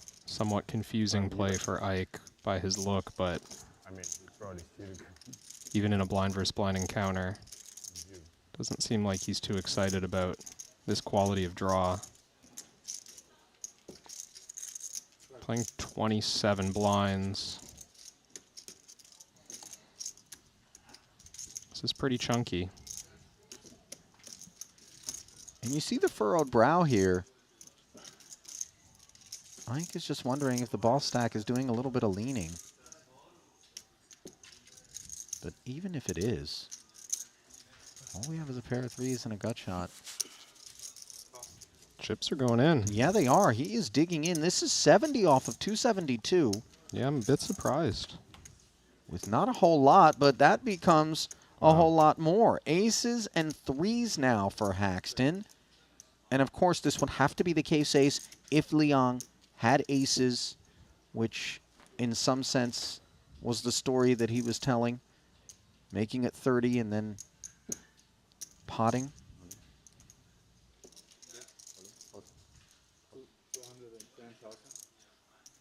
Oh my. Shu Liang ripped it again here, taking very high variance posture up against Haxton, who found the card that was enough for him to call off all in, Crab. This was not what we looked into the crystal ball and expected. At the onset of this blind versus blind collision, all of a sudden 614,000 in the middle. Haxton far from out of the woods. Still 25% equity for Shu Liang, but the 10 of clubs is not his card. 202. And Haxton, credit to him Crab, he smelled something was up. Obviously, he was still behind against the 5s.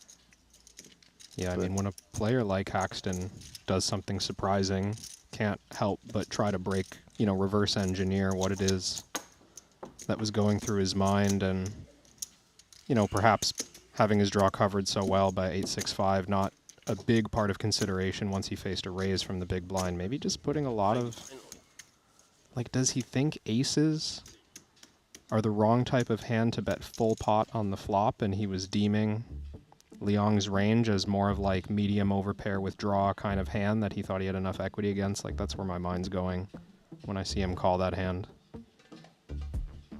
So there's a look at the fallout. Haxton now up to third in chips, just a couple of bigs back of Shu Liang, who concedes the top slot to Nacho Barbero. And you know, Rast called him the sleeping dragon, which means some of the time he's lying back and the other times he is breathing fire, as he did there. Unfortunately, it was he who was scorched by Haxton, the beneficiary of a hyper-aggressive stance. Over in Blueville, Reuter still performing well. Sean Raphael, bottom of the fixture.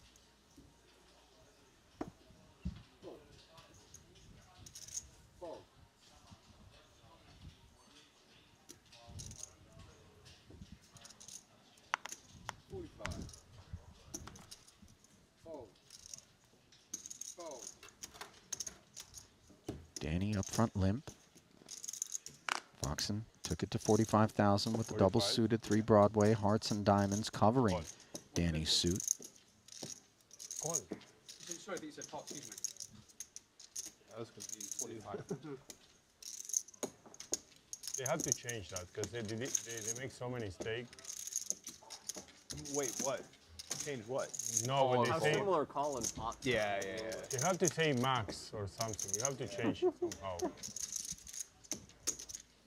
10-10-6, Foxen, who took it up on the boys, finding trips. Danny finds a 6, as does Barbero. Doubtful that they're going to be altogether proud of that connection.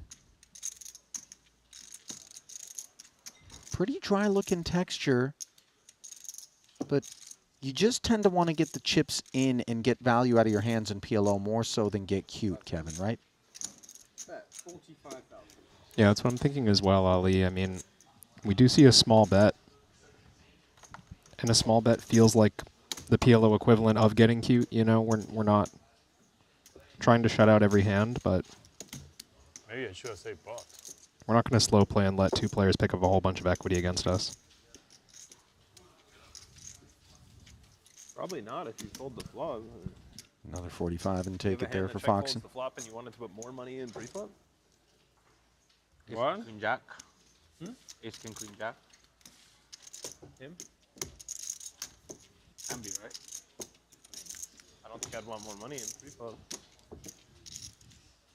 I knew it was 10-10-6.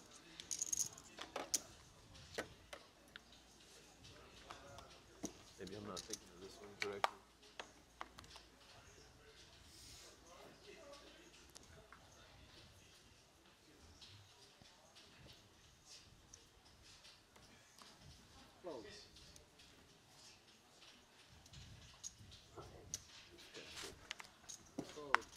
It's fine.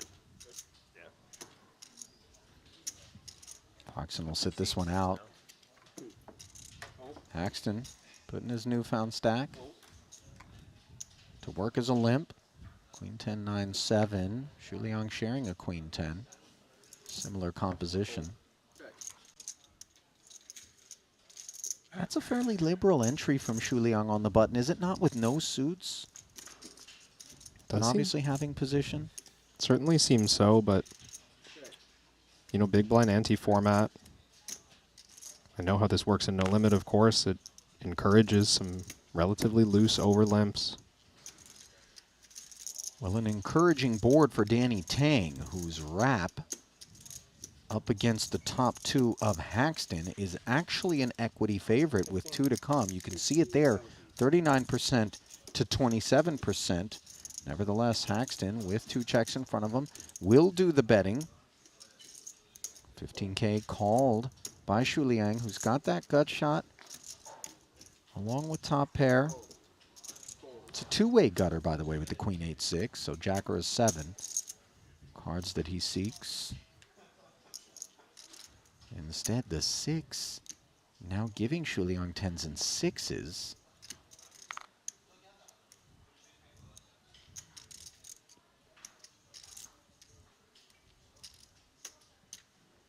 And Danny,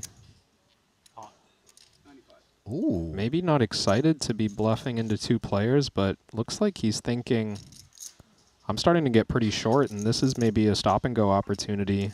Yeah, he says pot and leaves himself just 25K back. He's decided his draw is good enough to run it, and maybe can force out a couple of, 10x or marginal clubs or something that didn't improve on this 6, and I think it kind of makes sense once we've... Wow, he clears top two along with the gutter, by the way, as Haxton is made a believer. Thought that maybe with the 7 blocker and obviously the prospects of coming up with better than a straight, Haxton might feel like coming along. Perhaps absent Shu Liang behind him, it would be a little bit of a different story. Yeah, that's what I was going to lead to, is that Danny's got this, maybe not advantageous position, but it puts Ike in a very difficult decision, having bet the flop and got 2 calls, now forced to act in between. Danny's kind of treating this as an opportunity to run it heads up. Just clearing enough equity and being short. Works out okay for him, even though he is behind here. So here we are. You see Danny getting a chuckle out of this. 30%. And it's not going to be funny if he doesn't get there. But he has many pathways. King. King does feel like the most available of them. Calls for it, but instead the jack rolls off, and both parties are going to carve it up, courtesy of Queen 8. I think Danny will be quite pleased with that.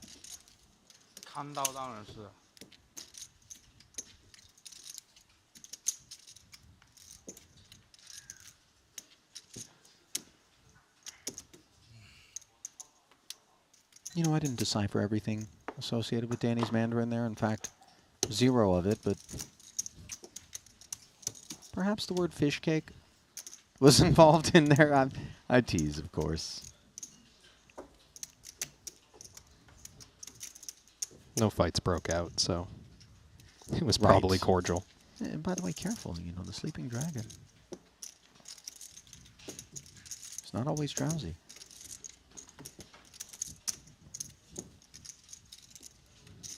Well, boys and girls, I've yet to issue the call to action on the day, but now feels as good a time as any to remind you, if you are streaming us live, be it on the Triton Poker Plus app, Twitch, or our favorite, the YouTube channel, that a simple mouse over the like button and a click, and while you're at it, a mouse over the subscribe button and a click as well is all that we here at the Triton Poker Super High Roller Series ask in return for free of charge countless days of nosebleed, high stakes, best in the world poker action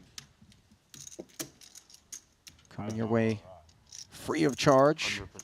It goes a long way to ensure that we can continue to deliver you the finest in streaming poker entertainment.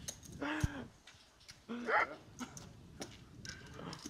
did start going gray in my 20s, but for some reason I luckily didn't continue. 10K ahead is Nacho inquires with respect to the Cyborg's hair care routine. 10-3-3 board. Nobody with a 3. Box him with the 10.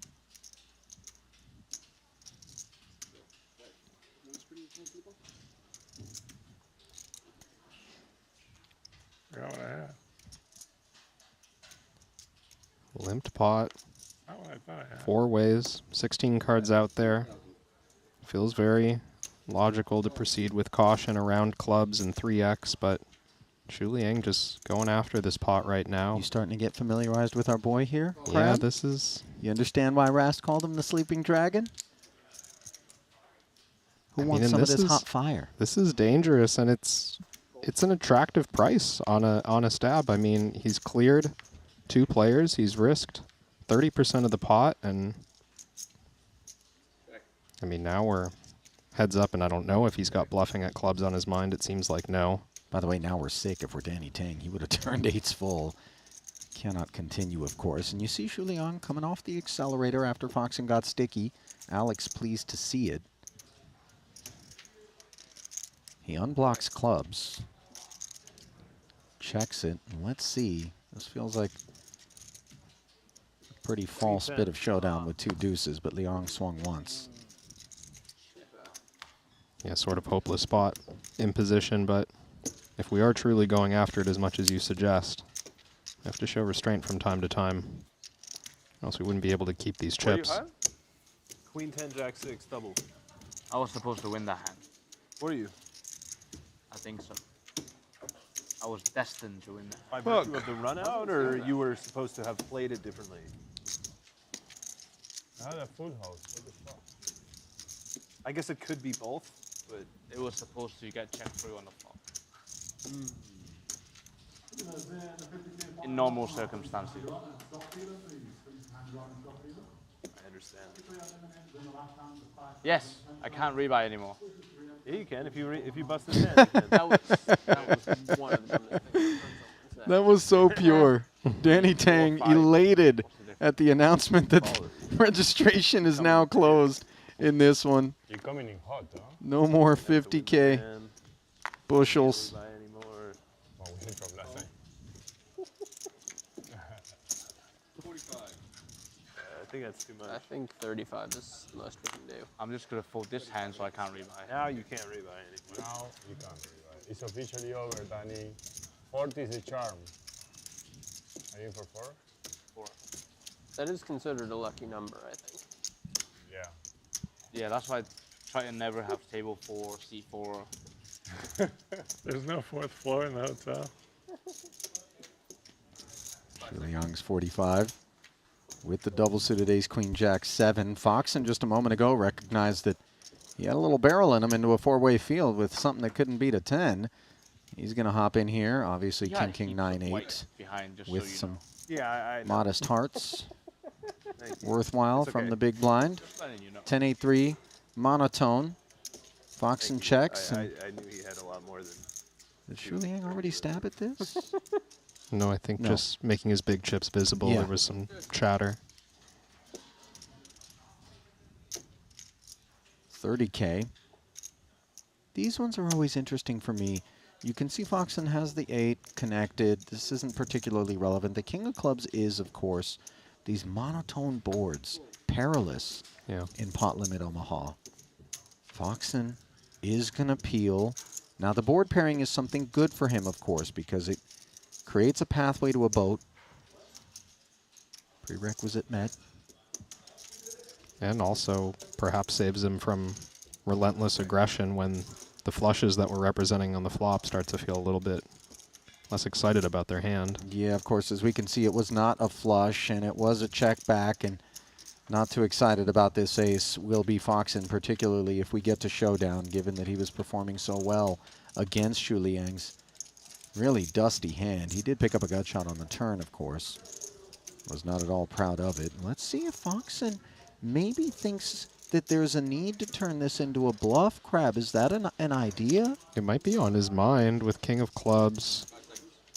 He could be thinking that if he had the ace of clubs, the best blocker, so to speak, he has much more showdown value, more happy to check his hand. It seemed like it crossed his mind there. Oh, this is yucky.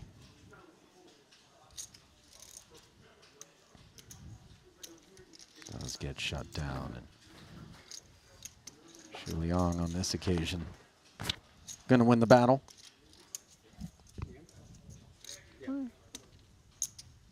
Looked over at Foxen, by the way, briefly. Not to suggest that there was any malice associated with it. 71 bigs as Shu Liang reclaims a top spot from Nacho Barbero over in Redville. Foxen in fourth. Those the active stacks. Danny Tang looking for a spin. Overjoyed that if he doesn't get it, there will be no more 50K investments as registration is officially closed here in Jeju. Madzamot has slipped to 14 bigs.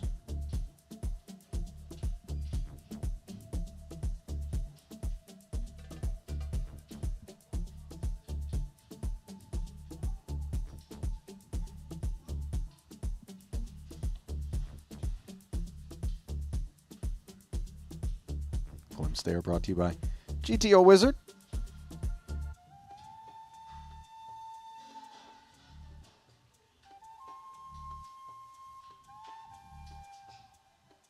You know what makes these PLO fields interesting, Kevin, is just the spectrum of experience. You have the snipers that come in, laser sharp, fresh from not having played the two-card streets. Then you have maybe some of the loopier guys whose tanks and coffers are running a little bit leaner. Not that they lack PLO experience, but maybe aren't fully in it, you know, and not thinking of anyone in particular. And then you have some guys that are just here and they're like, you know what? Let's try this 4-card game out. Yeah. How hard can it be? And as you've experienced, there is so much nuance to PLO. And when the game begins to be played at the highest of levels, you really see some sorcery, just some magical stuff. We were fully watching it on display in that 25K final table earlier. Sure. Kind of low. Sell 200, 2.4x. Huh? Sell 200. 2.435, right? Math checks out. Well, it's 112 minus 57. Not 46. Oh, you're talking about how much of the field they pay? Is that what you're talking Not 112 divided by 40. I'm saying how many. Waiter with the ace, entrants- king, jack, what's that? jack. Yes. Has made it 42,000. Folded around to the small blind of winner. He's out of there, as is I'll pay Amor. 19 probably. I'm not asking about that. I'm just saying, like. 47, so it's Clemens, by the way, I don't know if you've average. scoped the nail polish. It looks like he may have, We're talking about different things. you know, some rock band habits Yeah. in between festivals. Perhaps. A couple different shades. He could provide the next score Saying like of the unique. for the next People aren't festival. into that much. You know? Oh, you're looking for new walkout music? Could be You know, Leaderboard music, perhaps? I would love the story of Clemens Reuter having just fired written the one, score though, for our next festival for leaderboard, walkout, Yeah. you know, promo music, keep it in-house. Maybe a little rake rebate for the effort. Why not? If we're guessing at his hobbies accurately, I mean, he might be Dylan a, didn't rebuy. could be like a spoken word poet as well. Quan didn't rebuy. You're right about that. Although there are other aspects of the overall visage that, for me, lean away from spoken word. But All these yes, people won enough yesterday. non-zero. They're like, what's the point?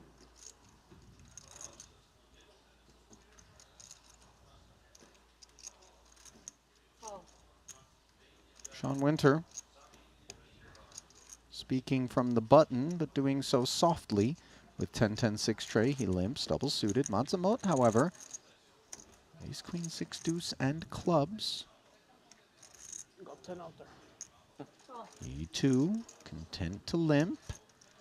And Clemens not going to blow out the amplifier with the 9-8-6 tray.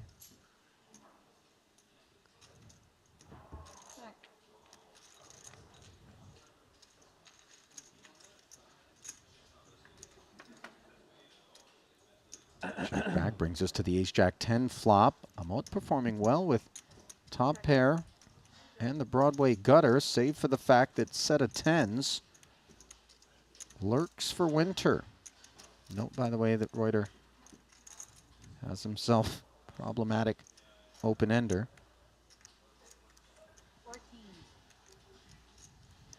2 checks in front of Sean. He activates for 14.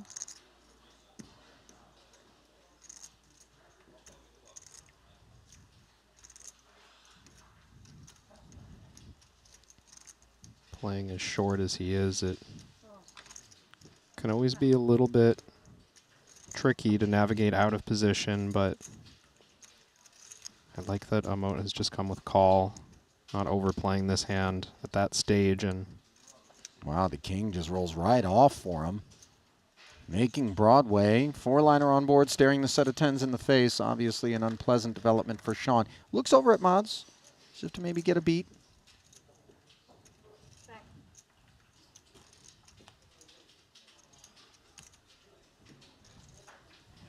Check back and a 9 on the end. No pair on board as needed.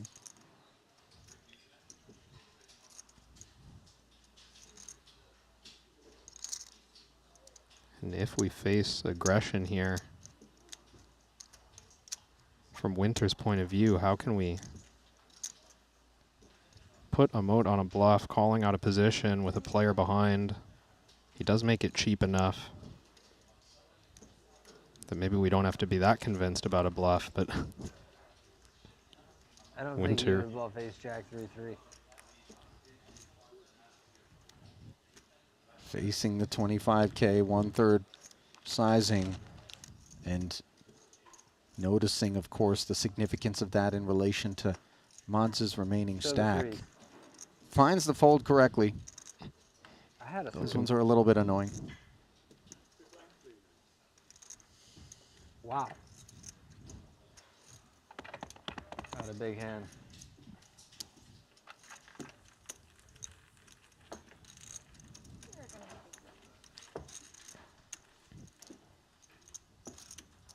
Lucky run out then.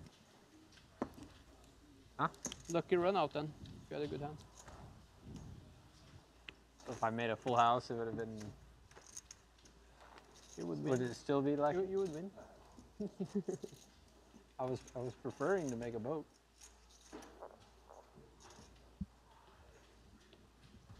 Lucky run out for. Cale Burns. First to speak here. Doesn't mean I didn't have it. He's not going to take interest in this.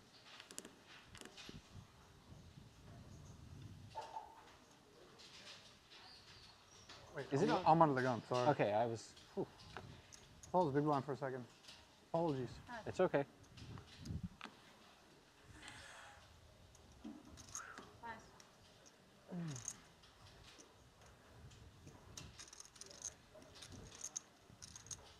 Amot now sits 167 on the button with Jack 10 9-9, Kevin.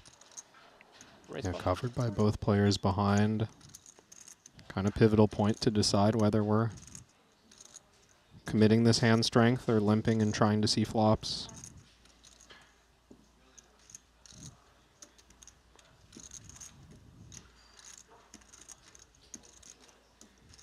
Call.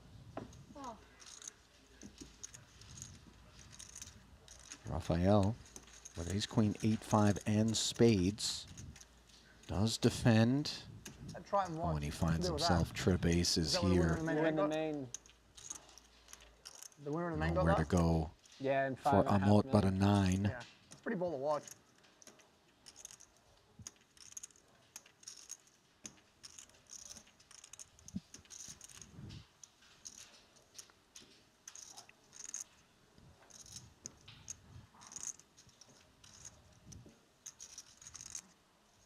One club in hand. Some real chances, you would think, to just stab and take down this pot against the middle part of the deck. How much is in the pot? 102. Can't blame Mads for taking a stab at this board. 15K, an exercise in futility. Sean doing a little salesmanship here, asking how much is in the pot. He's never going anywhere.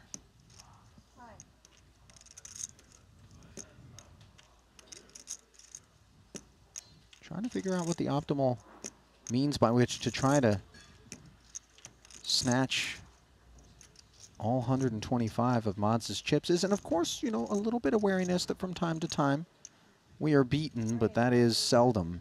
And so he just comes right out with a request for all of it. Yeah, it must kind of feel like,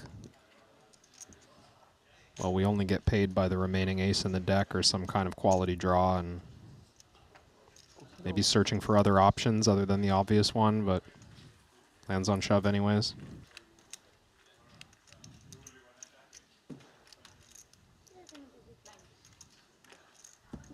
Those are painful for mods. I will say, Ali, you know, from the perspective of someone who's played so much No Limit, while PLO does look, especially in tournament setting, as though there's so much intricacy and extra decision points, I'm also seeing all these restrictions. Yeah. And fewer decision points almost, right? Like small raise, maybe not an option, too costly to not deny equity. Sure. Trapping, not an option, right? Some options I'm seeing kind of taken away in certain spots. It's quite interesting. Yeah, things cut more than one way out there.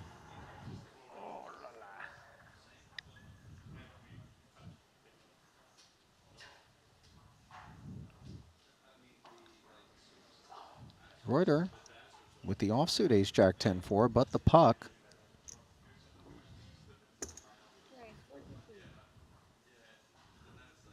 Exercising 42,000. Kale, ace, king, queen, 7. The queen, the suited card. 132. Yeah, if we're looking for a spot and we recognize that that button opening range, given the stack depth of Clemens, is going to have some out-of-line stuff in it. This does feel like a nice path to travel. I see 3 bets to 132,000. Clemens trying to get his bearings with regards to how much more is left behind. By our count, it should be 44K once we tabulate.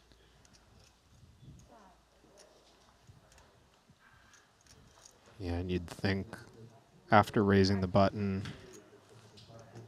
playing such a short stack, certainly still some consideration, even without all that extra playability you might want in a calling hand. Reuter still decides it's not enough.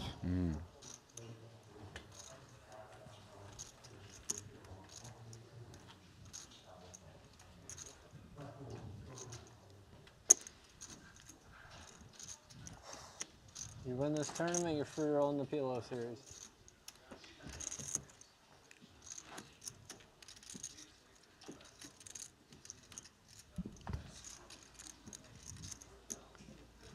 Is that a bold statement from Winter that you're free rolling the PLO series with 2 events remaining? Well, I mean, the main is 100K. Guess it could get expensive, that 100K. Well, that's just it. One doesn't know The other one was bad. The other one how deep into the clip we're going to end up reaching. I'm ashamed to show it. You're a big guy, aren't you? What? You're a big guy. There's no card that doesn't connect to something in your hand at least. Oh, really? He's a big guy. This guy is an animal. Yeah. He told you how But he... he's young and... What do you say, Mamol? I think that's what he was saying, yeah. Well, nothing wrong with being old. That's very true. We all get old. Raise and take there for Barbero. Ideally. No, really. No, I think... Yeah, that's true, yeah. Ideally. Really, yeah. Yeah, being old is an accomplishment, bro. I age pretty well. I'm like wine. I get better with age. You taste like the ones Triton give out. Barbero's boundless humility on display again. He is really trolling, though. I know some in the chat at times can't really parse for it. He just has a mischievous disposition. And he's been forged in the cash game streets of mixed poker, where you really do have creatures surrounding you at all times that never leave anything unstirred or unshaken, for that matter. Haxton could very easily shake this one up. Double suited aces, and you've got 4 limpers in front of you. You love to see it. 72,000 announced, and it's going to take a good bit of hand for somebody to want to get in there. Barbero decides king, queen, jack, 8 with 2 spades is enough. in terms of the hand composition for Haxton Crab that would allow for him to pot it with 4 limpers in front. We do have to skew him very heavily toward aces, which if he does have, means our spades are sometimes covered. Yeah. And obviously pathways to Broadway are blocked. Yeah, this is something I've been thinking about while watching is, you know, you don't really want to raise out of position in this game with just some marginal bluffing candidate, especially at this depth. I mean, it's hard to put Ike on something less than premium when you see this bet. But look at what Barbero has pulled off here. Unfortunately, as we can see, Haxton's actually got a queen high straight. And of course, if Barbero does range him toward aces, all it takes is a king dangler for Ike to have the nuts. He asks for a count. Nacho with top 2. 192 out there. Murky waters have been entered. Kind of board texture I've heard described as static, meaning that, you know, the nuts are ace-king and they often stay ace-king. And that's why I think we're seeing this small bet from Ike. Kind of aligns with how I understand you might think about bet sizing in this spot. Very different if there was a flush draw or something of that nature.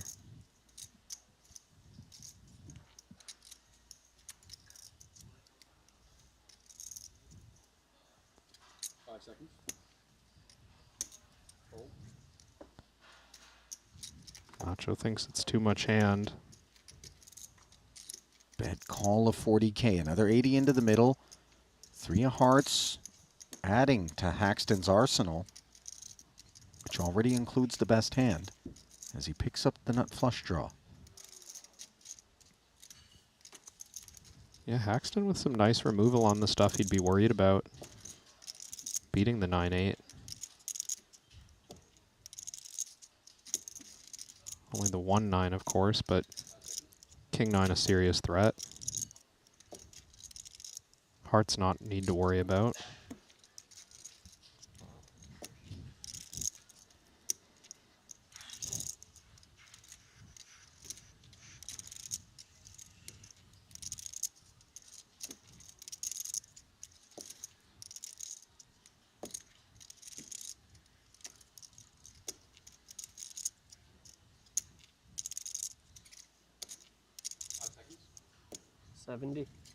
Well, having 2 aces in our hands is great because the way in which it blocks Barbero from having ace-king. You may have expected activation out of Nacho with the nuts on the flop, although with some frequency one would think he would wait and see what happens on the turn before announcing himself. Of course, interfering with that, Haxton, comforted, of course, by the hearts backing up the 8-9. Barrels again. Comes with 70. He wants to retain Barbero here. He thinks he's got the best hand. Yeah, certainly would have been uncomfortable to face some turn jam without the hearts, but that added backup. And now the driest of river cards here. Yeah, I mean, we've talked about the ways that Haxton could have been beat, but now that we've gotten basically the best turn river combo, how often do we think we're just good against a hand that might pay off more? These are the questions.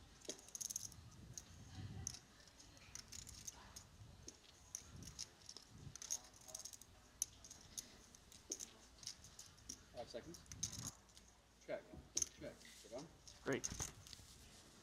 So it goes check-check on the end as Haxton just treads lightly. Perhaps some king-king-9 might have been the perceived holding for Barbero. And obviously he could have put that hand in a blender if he did go pot and ask for all of Nacho's stack. We flip it back over to one in progress here involving Cale Burns. King, Queen, Jack, 9. Both he and Sean Winter have managed to connect with the Jack, but the advantage is Winter with Jacks and 5s.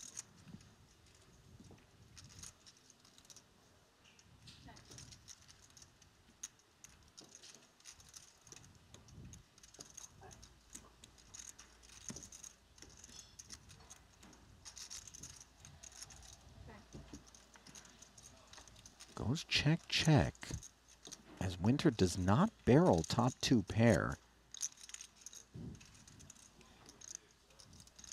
Cut off first button. Just starting to get... No, we don't have the pre-flop action, but just from the pot, I'm suspecting a Burns open and a Winter flat in position.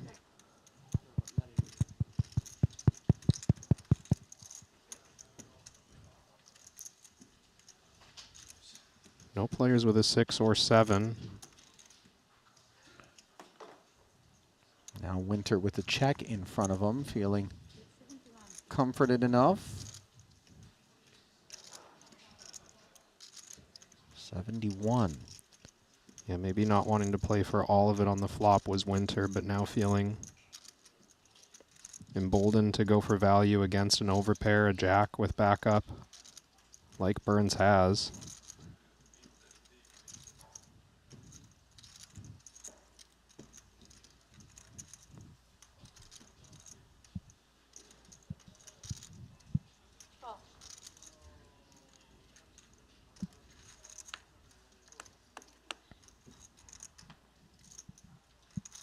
Call from Kale. The river is a 3. Queen 9, of course, was working as a gut shot in conjunction with pair of jacks king kicker for Kale. This had something to do with his choice. Not to mention that once you've shown disinterest across 2 streets, you know that with some frequency Sean is going to ask for the pot regardless of his holding. Here we are on the end. We've checked one last time. Winter asking for a count, 256,000, as you can see.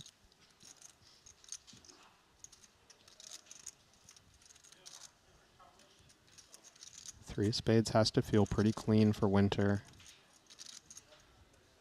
Still piecing together how much his hand is worth and perhaps what he expects to get called by for the max here. Does go for pot. Burns with just a few thousand more than that in his stack.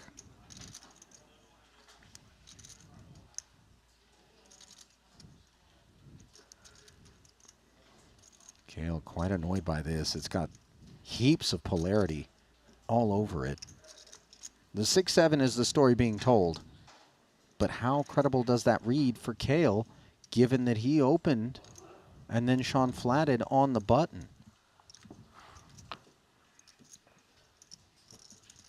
Yeah, I mean, certainly hands that make this will exist. I also have to piece together what Winter could be bluffing with. Not supposed to. Feels like a couple of the cards Burns has on the side are the same cards Winter might be bluffing with from the turn. Maybe this is why Kale says he's not supposed to. I assume he means not supposed to call. Yeah, the queen and the 9 in his hand, as you pointed out, Kevin, are cards that you would like to assign the opposition. Ultimately, Kale does find the right decision and feels like it was one that he was always going to make. You're not supposed to call? Yeah, I'm not supposed to. I'm not supposed to bet the pot. Thank you. Wouldn't surprise me if you were bluffing. I didn't say I was bluffing. Yeah. Right, attention please, in the 50K PLO event, we have just confirmed your prize pool. We have a total of 112 entries, including 57 re-entries, generating a total prize pool of 5.6 million. We're going to pay 19 spots, with the 19th place finisher receiving $75,000. And the winner for this event will take home $1,360,000. Best of luck, everyone. So Luca announcing the prize pool in this one. 1,360,000 up top. The min cash of 75,000 comes once we break the seal at 19. At present, we've got 40 runners, so about half the field must say goodnight before we get there. By the way, did you spy that was like after hours bedroom Luca voice there? It was a sultry sort of payout announcement. It looks comfortable out there. Having a good time announcing A massive prize pool. Sure. Has anyone skipped this? Having played the 25K, feels like we've just kept the same entries and doubled the money. It does feel like all parties that were involved in the 25K are on board this vessel, or at least were once upon a time, given that registration is now closed. The SS Cale Burns decides to not create any wake as it just trolls out of the harbor for 12K.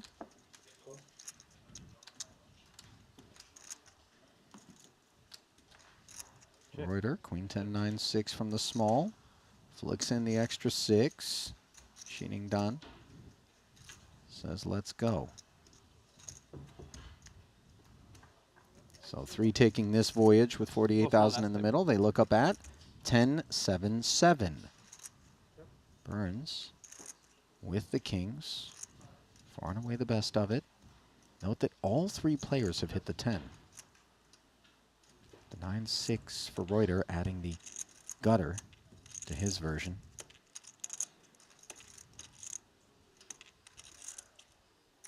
For Cale, not sure if the 10 makes us like betting anymore. It feels like we'd prefer to check behind, even fewer ways to think that we might be able to get value on this flop, and of course the 7's always a threat to our kings. Does check behind.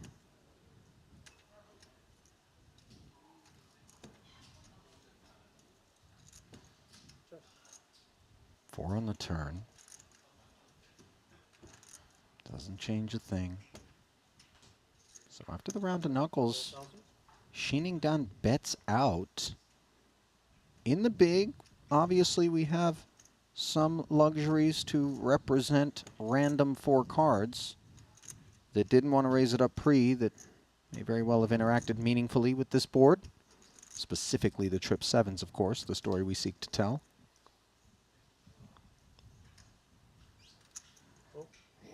Yeah, Shinhwa, having just finished second in the 25K, we watched him play a number of spots post-flop where this was kind of his approach. Even medium strength hands looking to play aggressively from out of position, try to clear some players. Not necessarily meaning he's going to overcommit later in the hand, but right now he's only got 56K back. 72 in the middle. Oh, hello, king on the end. Not the first time we've witnessed this. Burns. Absolute dream card. And for Shinhwa, caution would be the order of the day, and he does exercise it. You see him checking, preserving that 56K. Of course, Cale will come with a request for presumably all of it.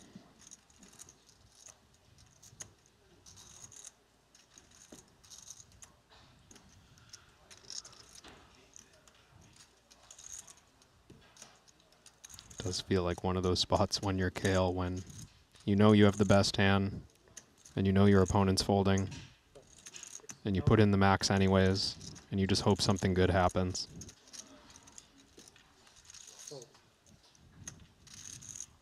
Button's good.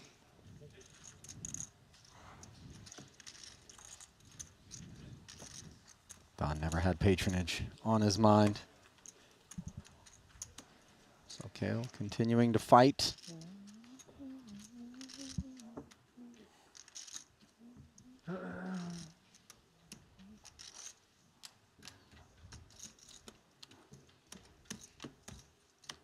Let's take a look at how Burns's festival has treated him thus far, with the 2-card portion of the program in the books. And of course, the 25K, several cashes immediately lighting up, including an 8th place finish in the 30K 8 max, as well as the 40K mystery bounty. 220K in bounties tacked on, and that 13th place finish, Did it again. his most recent cash Usually in you're the straddling 25K Australia. PLO. Yes, that's Total of 6 cashes in 11 attempts, batting over 500. A few times I've played cash games in Australia, it was like 6 blinds. That does happen sometimes. Do you like it or not? Of course. Game definitely gets out of the muck. Oh, you played with my boy Naj, I remember. Yeah, and 28,000. that's the guy I made the worst bet of my life. Yeah, that's the guy. Oh, you know about it? Yeah. Would love to know what the worst bet of Sean Winter's life is. Apparently was made down under against one of Kale's mates. How much did you start the hand Most with? people are. Yeah, but like... Most people wouldn't have done what I did. Clemens just shy of pot here. I got him back. Yeah, I think smaller open eyeing the stack of the small blind. We were in some tournament. Just 50K total. Not wanting to close the action. Had he gone all in? I can't remember if it was 9 to 1 or 18 to 1 on a shot that was like pretty far away. I had the worst. Yeah, 42,000 actually pot, so just shy might have been a little bit rich. 28,000. Now we're at 18,000. Not too rich for Sean Raphael's Ace-King 10-3 to climb aboard. Note they share the Ace-King as we head to the flop with 74,000 in the middle. King 7-6. King's up for Reuter. The best hand. Hold him. Yeah, he's had some results recently. Some in the States too. Sean has checked it Play over. COD together How all much the is time, in the man. pot? Play what? COD. Oh, yeah. Curious how strongly Reuter feels about Like, top on the and table, he's a bottom. bit of a rager, that guy sometimes.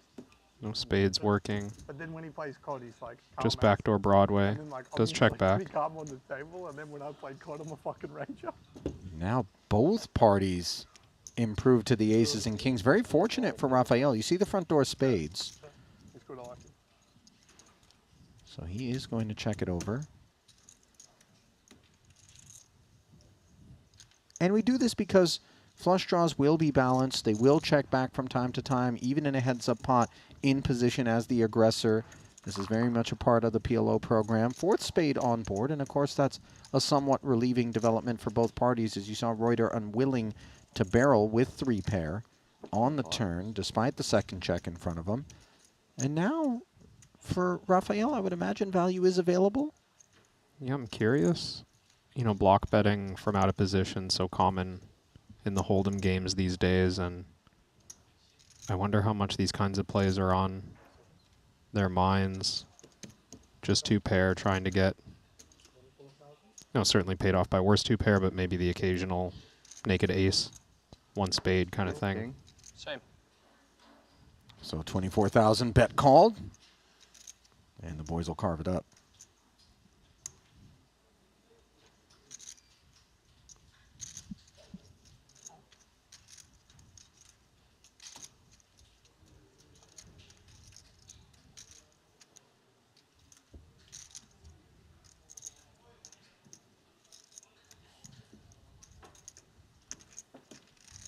$50K pot limit Omaha action from here in Jeju, South Korea. The landing casino at Shinhwa World. Ali Najad and Kevin Rabichow bringing you this coverage.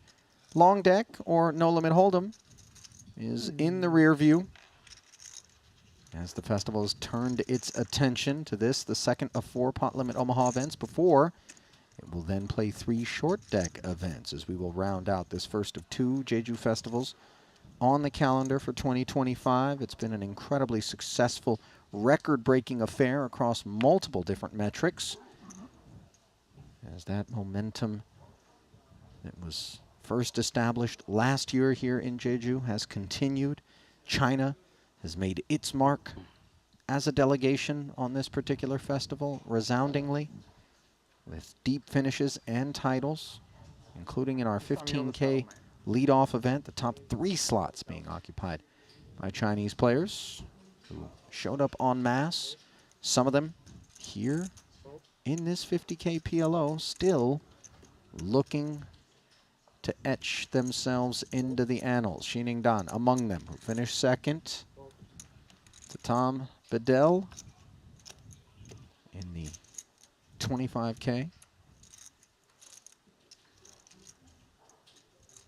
Winters 30K being taken under consideration. King Jack 9 tray. Kale books a trip. 78 in the middle. Second recent confrontation between the boys, and the nut flush draw along with a pair and a gut shot for Kale. The actual Broadway nuts for now for Sean. Check in front of him.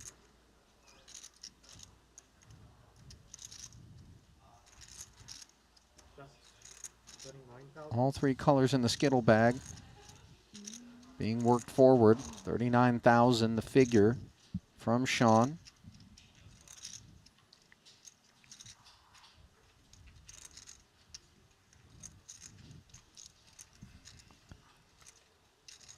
Playing this short, out of position. Oh, almost 25 blinds to start the hand. Nothing to throw away, especially now that registration is closed. I think against that early position raise, not feeling too tempted to try to steal this pot with aggression on the flop to see what develops. Oh, and what develops is a board pairing heart. Now, of course, we don't love the board pair aspect, and you can see exactly why. Sean has the queen in hand. He isn't full, and he doesn't exactly love that heart. So much to process on a card like this, and yeah, Gail has checked it over to us. Feels like Winter's doing some mental calculations of where exactly he stands on this turn. Well, having the queen in his hand is very key. Yeah. In terms of the king 10 being more comforted, and of course, forgive the obvious, having a path to improvement. The 9 is not one of those paths, as Sean did check back and remains with the Broadway he started with, which has fallen on the turn to the king high flush. Now the check back, of course, from Sean, we like more than we would have a big bet if we're Kale. But does it all of a sudden open the door for us to feel comfortable enough to pursue value with 156 in the middle? Kale decides not, as he knows how tricky Winter is capable of being. Check back doesn't mean he isn't full. But on the river, it most certainly does. Winter just seemed like he was trying to figure out in what way he could win this hand with Broadway. Didn't feel like he could bluff at this pot with this much hand, but No, I know. also knows he has to lose.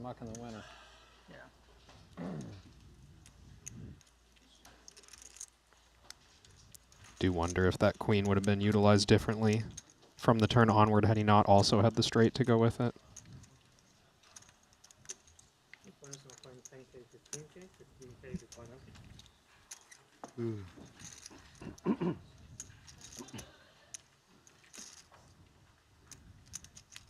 Believe the blinds were just sent north. Bad news for the short stacks, and there it is officially.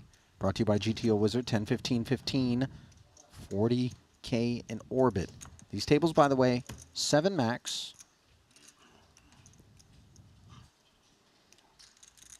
So those orbits come around fairly swiftly.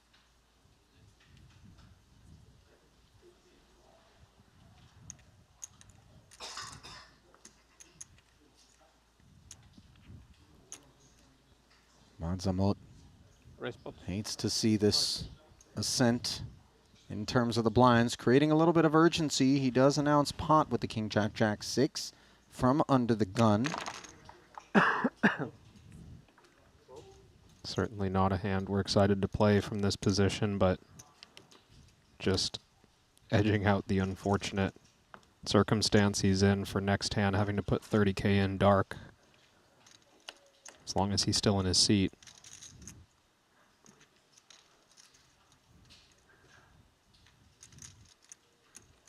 Well, he melts away all but Sean Winter in the big, who gets sticky. King Jack 10-7 with spades, the holding that Mods is squaring off against. 8-7-5. Winter has a pair of sevens, the king of diamonds. And he just leads right into Mods on this board texture. He figures that Amot is not in this zip code. As a pre-flop raiser, Mods has Hey, you got enough. me beat. He Yeah. decides. I do. This two jacks and the king is annoying. This is better shape. Note, by the way, that Sean with 2 to come has 43% equity, even though that jack is covered. Can't ask for more. Yeah. You can't turn me dead. Still right? PLO though. Only I can turn you dead. Yeah, let's always have this. Straight. 4 on the turn, and Sean like leaning over. this These are the dark arts, by the way. Make no mistake. I don't have many outs. Just a pair of 7s. And 1 pair of jacks is a winner. 50, it's like 58. You know, as long as 55. you've been playing PLO, Yeah. I've commentated on it. When that run out comes in, you always have that brief Can I just have 4 cards off the instinctual, deck? wait a minute, is that a bad card? think Wait, I hold win. on. If I just get Okay, 4 that's right. random cards, It's all I'd good. probably win. Probably win with 3 random cards. 3 random cards, I'd probably win. So a double and cheese for Mods there. Just what the doctor ordered.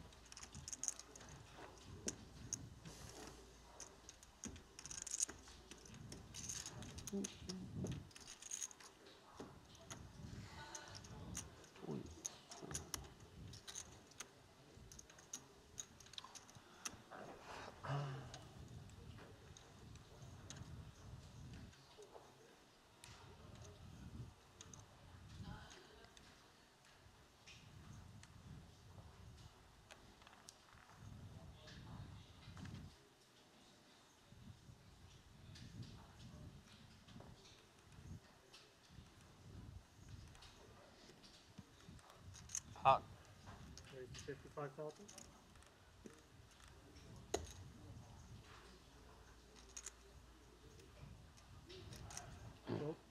Reuter has announced pot unclear. Why? This from up front.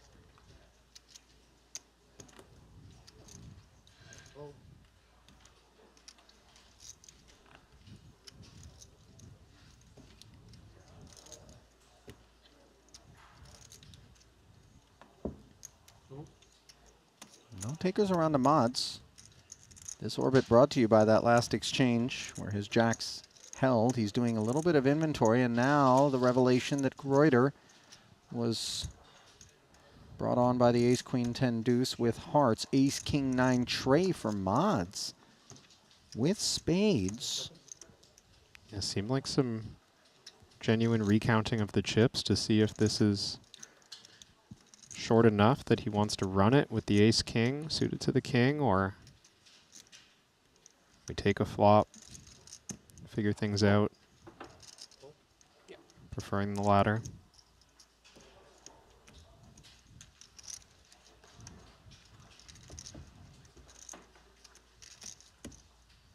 So after the defense, the flop comes king, queen, deuce. Mods, top pair, and that very relevant ace of clubs for Reuter, Broadway gutter, and queens up. The Norwegian starts it off with a check.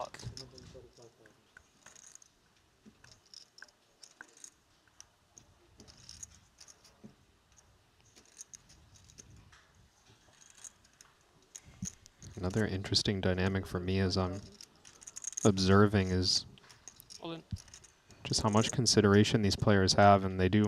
I'll hold that thought while they get these chips in quickly on the flop. Yeah, that they do. As you can see, Amot decided this was enough. He has 42% equity as he trails the queens up.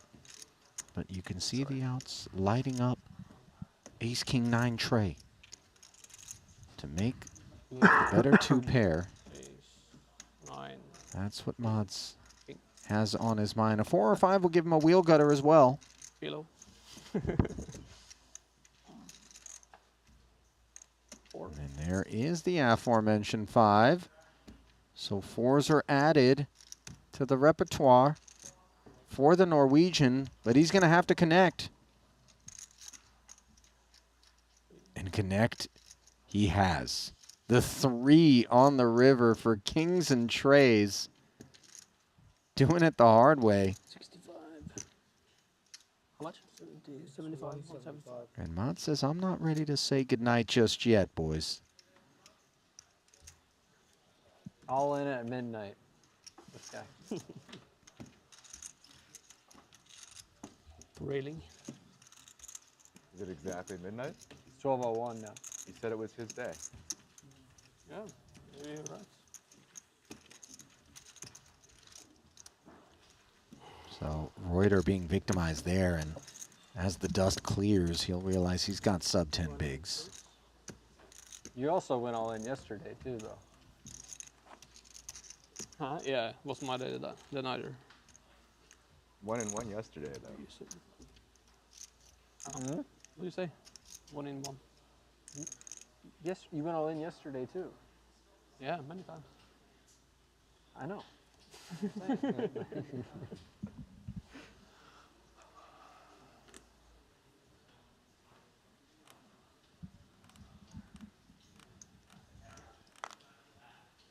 Onwards we march, keeping it right here. Pretty one for Sean Raphael. 4-card Broadway rundown. Nut diamonds, connected clubs. Pot.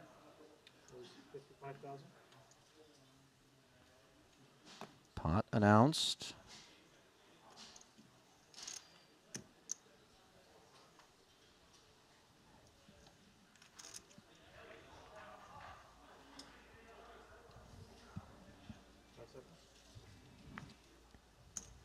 Burns calls the 55 with nut hearts and 3 to Broadway. Trips are horrendous in PLO.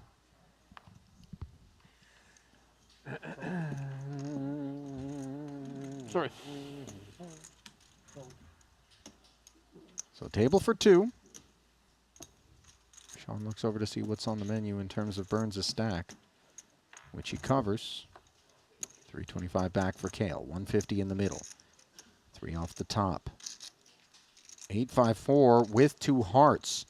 Wheel gut shot and the nut flush draw.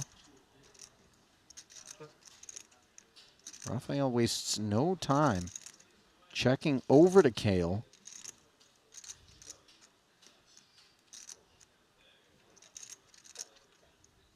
What do you favor here, Crab?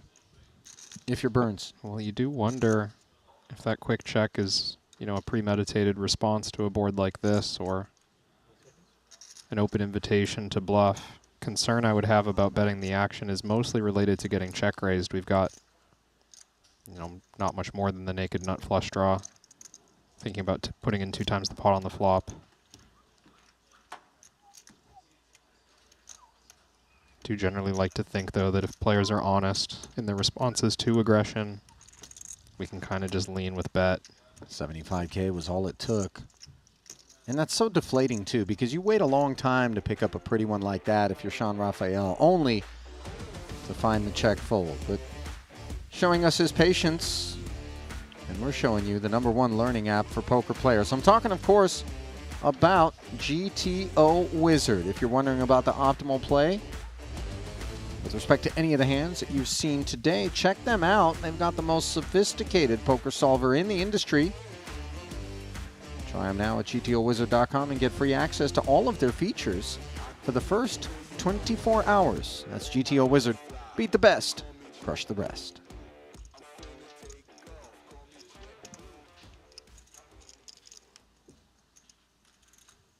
Ali, did you have prior intel on Clemens Reuter to call back a conversation from quite some time ago now? Are you referring to the perceptions I had that perhaps he was the lead man in a rock band? Indeed. I had 0 intel other than putting a read on the look and the vibe. Especially the painted fingernails on dudes. This is very rock star. Yeah. Have you gone down the Google rabbit hole for us, Crab, and unearthed something? Talk to me, please. I might have. Okay. I mean, this is a private Instagram profile, so I'm only getting the bio, right. the few words off the top. But yes. Right below poker in his list of bullet points is musician. Okay. So Now, well, hold on. Is his instrument of choice PLO? Because I don't know if that's the sort of music that I had in mind. There's some emoji usage as well. Keyboard, guitar, microphone. Now you see, story checked out from the onset. Yeah. You know, It's this just a man dead had read. rock star vibes all over him. He's not looking to rock out, but he is willing to limp with the Jack 10-7 deuce double in the small. You see Sean Raphael kicked us off with a raisable one under the gun, I believe. Ace, King, Queen, 4 with spades. However, that limp allowed Cale Burns in, and now we see the flypaper effects. Yeah, and I think this is motivated by the stack depth of Don here. Are we looking for maybe an opportunity where the big blind puts in their last 20K and now we can spring to action, try to collect all this dead money with a limp raise?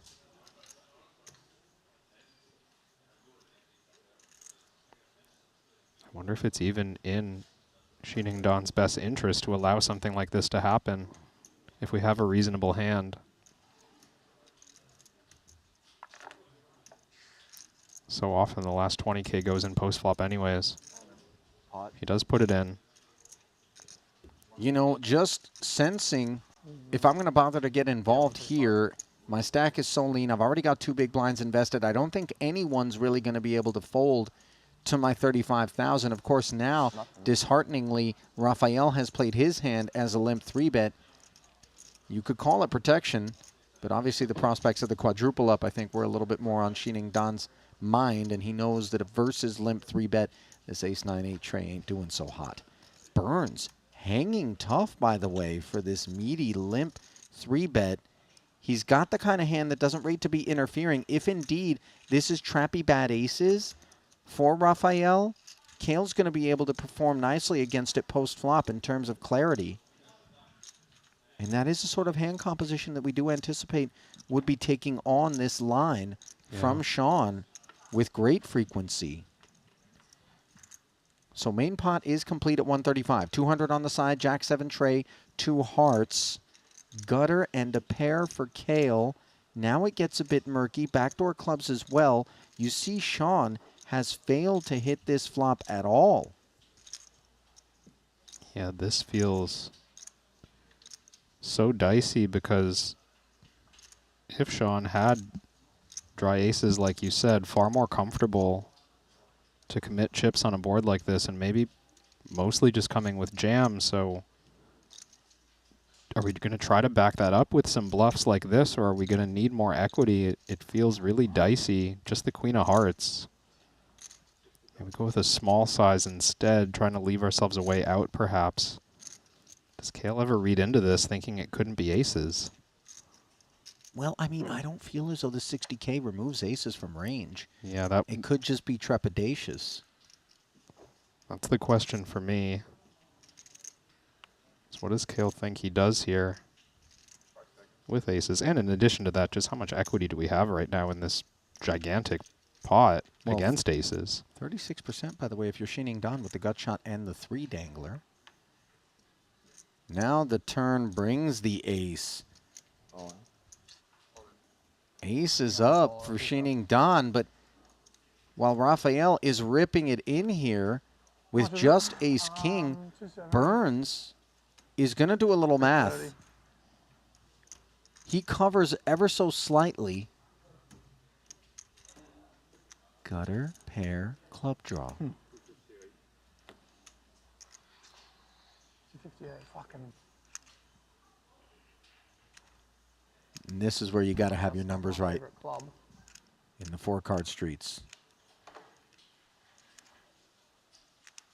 330. Yeah, tough math being done. A little bit of a funny spot for the 135 main. We're not playing for all of that. Side pot more of concern.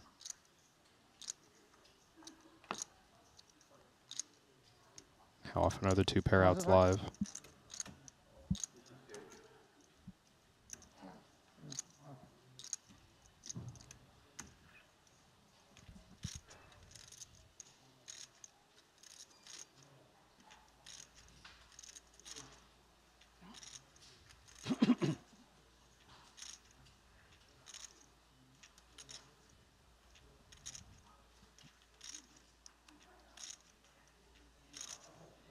200 and something in there.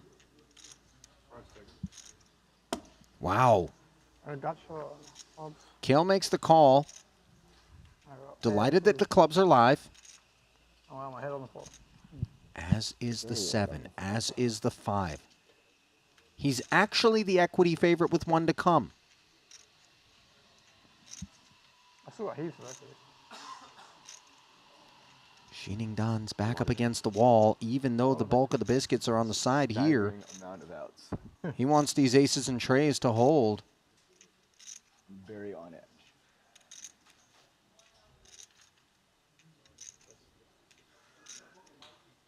There's a lot of landmines. The club, the 7 is good. 258, right? Feels like a good portion of the deck needs to be faded. If you're Xiningdan here. Credit to Kale, by the way, for the find. But a 10 on the end, and it's King-Queen making Broadway. He has king. I have the nuts. That'll shower Xiningdan, who is catatonic about things. Made the jack high straight as well. Had to look at that one for a moment. Yeah, that's right. The 8-9. Gutter. You just want to hit your guard or fold. Gnarly way to go Rather than fold. for that man there. Israel. Gonna get the early night off.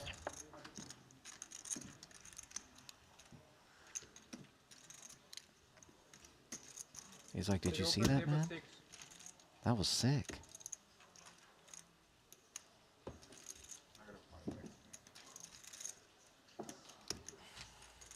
Well, the real illness likely to be experienced by Kale there, just given how much more impactful the pot was in terms of sheer volume of chips lost. Granted, he's not eliminated, but boy, sitting there with 1 big, the bell tolls. 270 plus 516 plus 900.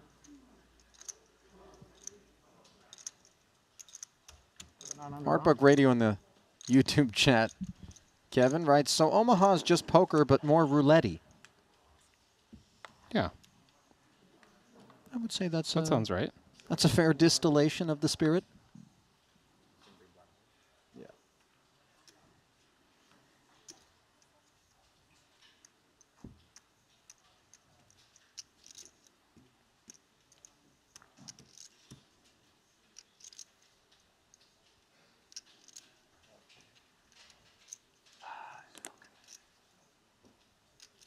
Burns gets in the final 22. Sean doesn't want anything to do with it. Does this have something behind, or? I don't think so.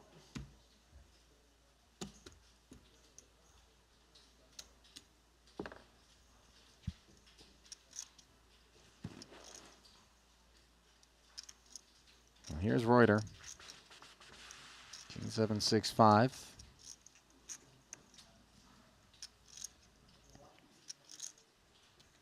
Looks like he's thinking about getting involved in a number of ways. Do we have a dead small blind this hand? Just big blind? Xiningdan yeah. is absent in the small, so it is just 1 big out there for Raphael.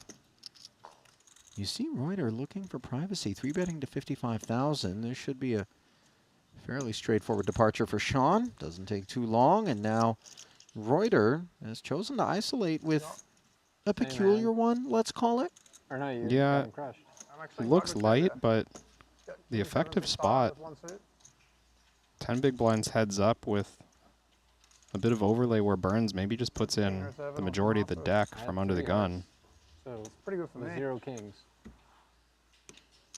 0 3 I guess 4s. I'll just take some bricks. 3 4 is very live. Maybe he had it. Take like headboard. 74,000 in there. Ace Jack 9. Good. Burns has got a gut shot.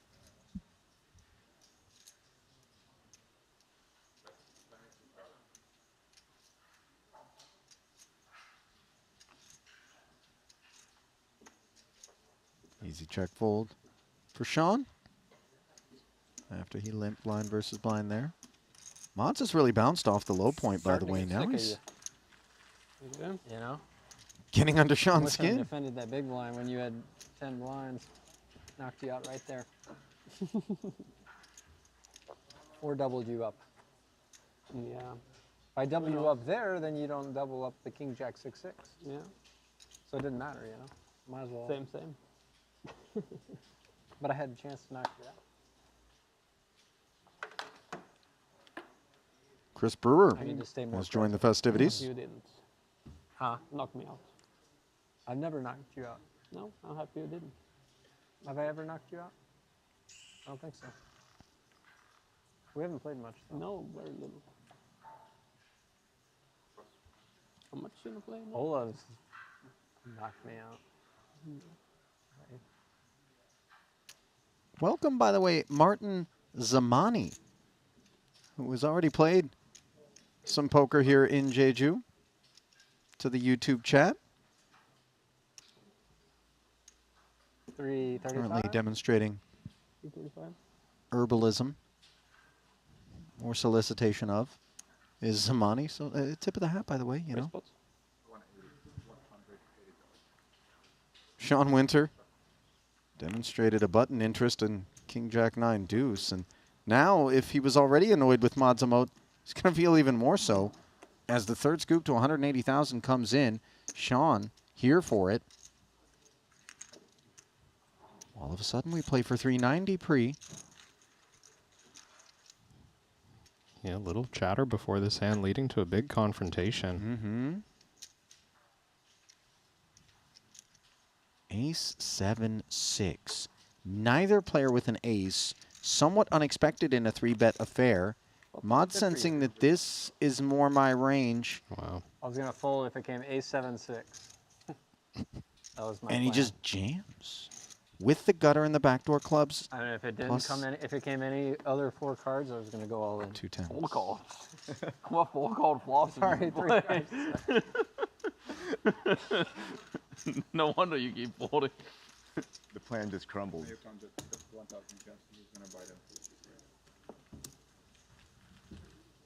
20,000, I think.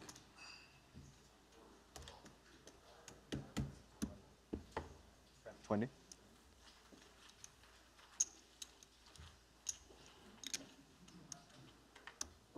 I'm getting sick of you. Yeah, I understand that. You're really well versus You're doing really well. Huh? I'm not Yeah, I'm empathizing.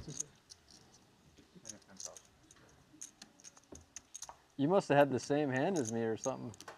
What? This hand, if my cards didn't come. You must have been sharing. Not quite the same, cards. but you know, that's a somewhat insightful angle to take on it for Winter, by the way. You know, he didn't just automatically give Mods aces or, you know, the big ace Broadway rundown. He goes the other direction and thinks to himself, okay, if none of my cards showed up, then maybe they were busy in your hand. Maybe you're a little bit up to no good out there, Yeah. my man. Very reasonable conclusion. Sean knows how the deck works. He's proven that a number of times. Well, deck reads are famously the product of Sean Winter's mind, by the way. Term coined by him, I think, is Chris Brewer looking for some coin with ace jack 10-9 double. Winter shares the ace and the 10. As most of his stack Jesus, that's pretty hand. is in here as a call. At 137? 9 bigger blind. Not sure exactly what that was, but 299 in the middle. Make it to the Brewer looks, by the way, like his day has involved a meat grinder of sorts. Sean with the prepay. Chris has been down these streets with him before. Sean's got all the moves. He really does. Queen 5-4. Look at Sean just reach out and Dealer scoop knew. in the pot with an open ender and backdoor spades. Ace Jack is technically Still chop, buddy. the leading hand, but you'd rather have Sean's. Oh, now on the turn. Not a ton of blanks now. Oh, yeah. Brewer picks up a Broadway wrap. Winter has a lot of outs. 3s, 6s, 7s, 8s. All make it happen. No And instead, running kings, Ace, jack high, It does look a like I have winner. something. Sean got his request. Yeah.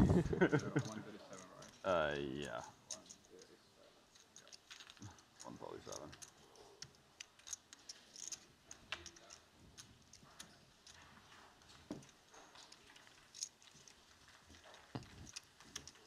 You know, sometimes I wonder when I watch Sean play how much time he spends confused, like you really- studying I'm not confused. poker I and how just much wish the time small blind had more chips. how much time he spends preparing the antics and the things he's going to say at the poker table. I'm not confused 'Cause I at get all. a sense that the second one jack is high, right? a much larger number. I think he's just in the zone. Just a natural talent at these I things. think it's just... It's impressive if it's true. Rolling right off the tongue.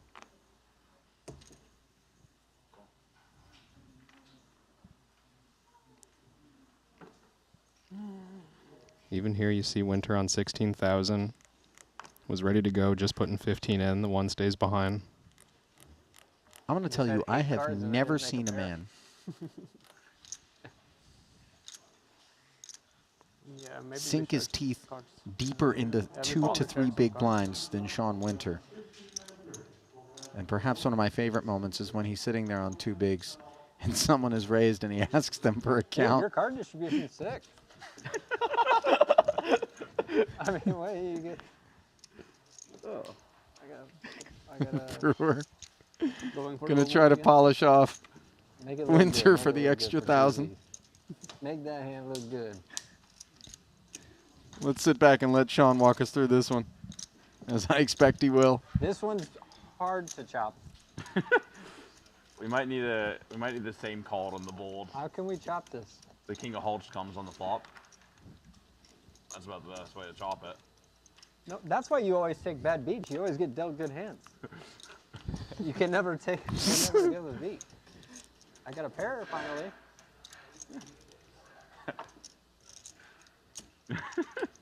Good run in the 125. That was masterful short stacking. You just knew the whole table was going to go all in every hand. You could just sit there and get 300,000 every 3 hands. It was very inspired by you. We're on break? We all on break. Sean's got the best hand, by the way. I'm on a long break. There's no way I hold here. No. It does feel like the 8 of diamonds. It does coming. feel like a Good game. queen. Oh, Queen or just something. nuts. Wow. Good game. Thank you. Winter just knew it. Good game. Stepped right on out of the arena preemptively as the river did down the Kings up. Brewer making Broadway. And bring us to the break. One that's going to be protracted for Sean Winter, as he predicted. Said, my break's going to be extra long, and confirmed.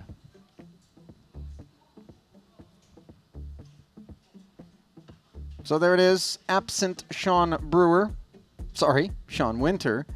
Very much present is Chris Brewer. 17 bigs. As a couple of new feature tables will be headed our way. But first, let's bring you back to the desk here in Jeju. Ali Najad alongside Kevin Rabichow, getting deeper into the evening hours here, obviously deeper into the festival as well, along with some of the players that you've observed. It does feel like the tanks are running a little bit lean. But we're here for it, and we're glad that you are as well. Overall chip leader right now is Holland's Tom Vogelsang, just shy of 2.2 million, and Chance Corneth just shy of 2 million in second. That frame was just kind of cruise control for me, Crab, for the most part. I mean, some interesting decisions that were made. Cale Burns, looking at him in that big spot on the turn for a side pot, but he did have the best equity. I didn't really run the numbers to see if it penciled out, but wonder if he's going to be living with it or if he's regretting it. Yeah, that's a tough one for him to find himself in. I did think that was impressive execution of the spot by Sean Raphael to be able to set up that situation, seeing who was in the big blind and that he might get an opportunity to limp raise in that spot. But yeah, Cale just found himself on the wrong end of, well, a number of equity-based calls. Yeah. Huge pot as we get close to the money here. Yep. So 19 are going to be paid, and we are inching our way toward that threshold, which is when we're going to call it quits for the night. But just a temporary pause right now. Let's call it 10 minutes, and we'll come back and resume coverage of this 50K Pot Limit Omaha, the second on the docket here in Jeju, after this. The $25,000 buy-in WPT Global Slam is back. Join the action on March 2nd at Triton in Jeju. This time, for the first time ever, our players could buy into the WPT Global Slam with Passport dollars. Don't miss your opportunity to qualify for future Triton and World Poker Tour events. Download WPT Global with code Jeju and get a 100% deposit match up to $1,500. Sign up today and join the action. Ready to dominate the tables? With GTO Wizard, the world's #1 AI-powered poker solver, you can instantly study any spot in cash games, MTTs, and spin and goes. Build custom solutions for your games, accounting for factors like rake, annies, or tournament payout structures. Plus, you can upload and analyze your hand histories with just one click. Beat the best, crush the rest at GTOWizard.com. Looking for the ultimate platform to place your bets on the biggest sporting events? Look no further, because BetACR.eu, Triton Poker's official betting partner, is here. Whether it's the thrill of soccer, the intensity of football, or the fast-paced action of basketball, BetACR.eu covers it all. With real-time updates and competitive odds, you're always ahead of the game. BetACR.eu also offers exclusive poker events that you won't find anywhere else. Test your skills and make every hand count. Trusted online poker is back in the U.S. with the launch of Club WPT Gold. Play sweepstakes poker in daily ring games and tournaments against your favorite WPT ambassadors. At Club WPT Gold, you play with 2 virtual currencies, gold coins for fun and sweeps coins, which can be redeemed for real prizes. Get sweeps coins for free with gold coin purchases, daily login rewards, and giveaways. Join now and get in on the action.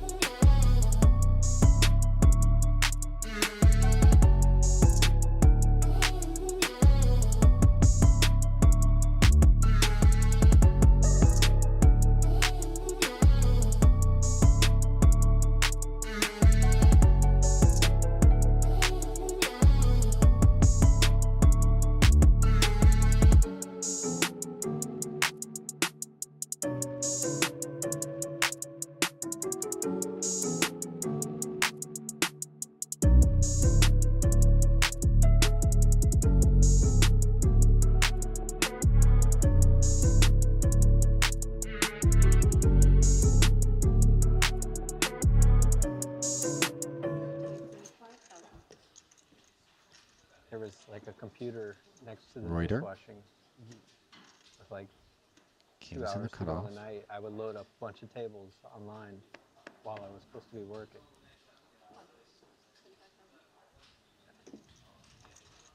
Flat from Daniel with the Jack 10-9-6.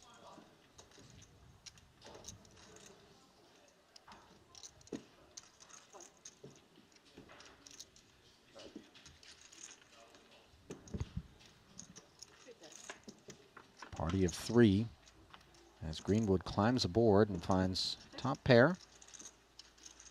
Checks over to Clemens, who's got the open ender along with the overpair. Just a pair of 6s and the gutter for Daniel behind the pre-flop raiser Clemens, who does check it. And we did just see him pot controlling the King 10 in the previous hand. This a bit different. 20 big blinds effective or so. Multi-way out of position. Wonder if we even have hopes of just putting this in on the flop against a button bet, but Daniel does check behind.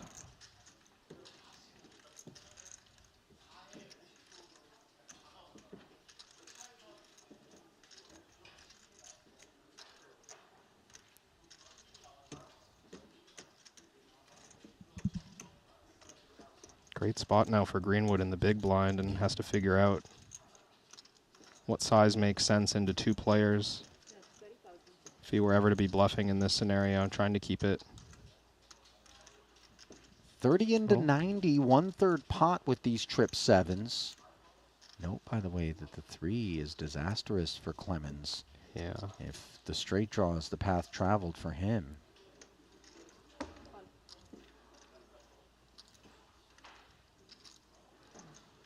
He does make the call.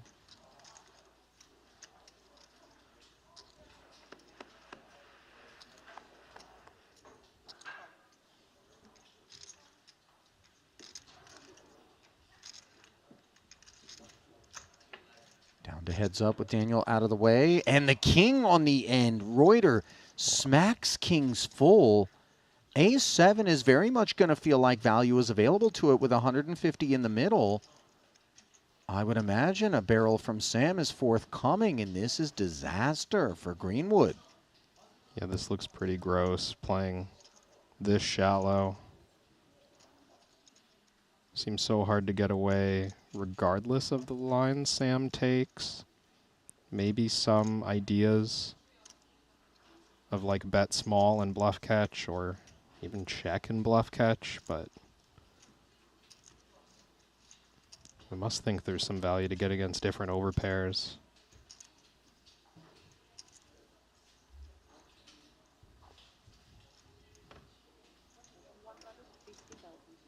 Yeah, Sam just puts in the max and All in. will shortly be faced for a decision with incredible odds. So full pot and then a jam over the top of it. Indigestion for Greenwood. He has just 17,000 behind. I mean, to picture a world in which Reuter, knowing that Sam only has 17,000 back, is doing this with something shy of ace-7. Crab, this feels so seldom, but the price is the price, and just, if it's non-zero, we do need to take the math, as Greenwood makes the call there and will be eliminated. Of course, registration still open for this level. That's the good news.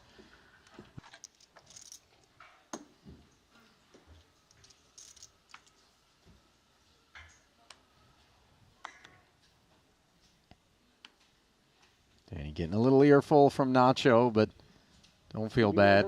The experience not unique to Tang. No, he didn't wanted me, and I ended up betting Arsenal. They played with the reserve team, and they drew against Arsenal. And they played much better than Arsenal. Arsenal is... I'm not going to talk about Arsenal.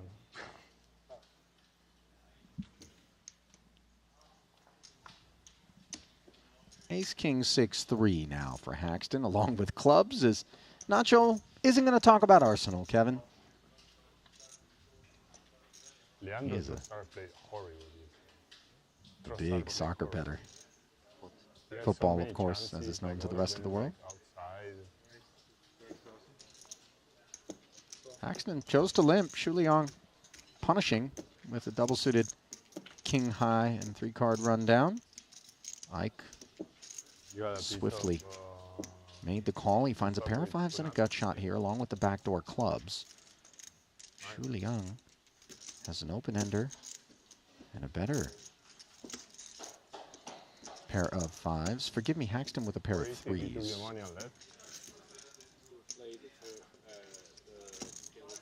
Oh, really? He will? Haxton looking like he's given real thought. Wow. I play with him pretty low, bro. He plays pretty low. Although he is good at having that look in all moments. Sure. For sure, he played with me. Leon declares pot. Yes. Ask him. Might be somewhat confusing play for Ike by his look, but I mean, probably even in a blind versus blind encounter, doesn't seem like he's too excited about this quality of draw. Playing 27 blinds. This is pretty chunky. And you see the furrowed brow here. Ike is just wondering if the ball stack is doing a little bit of leaning. But even if it is, all we have is a pair of threes and a gut shot. Chips are going in. Yeah, they are. He is digging in. This is 70 off of 272. Yeah, I'm a bit surprised. With not a whole lot, but that becomes a whole lot more. Aces and threes now for Haxton. And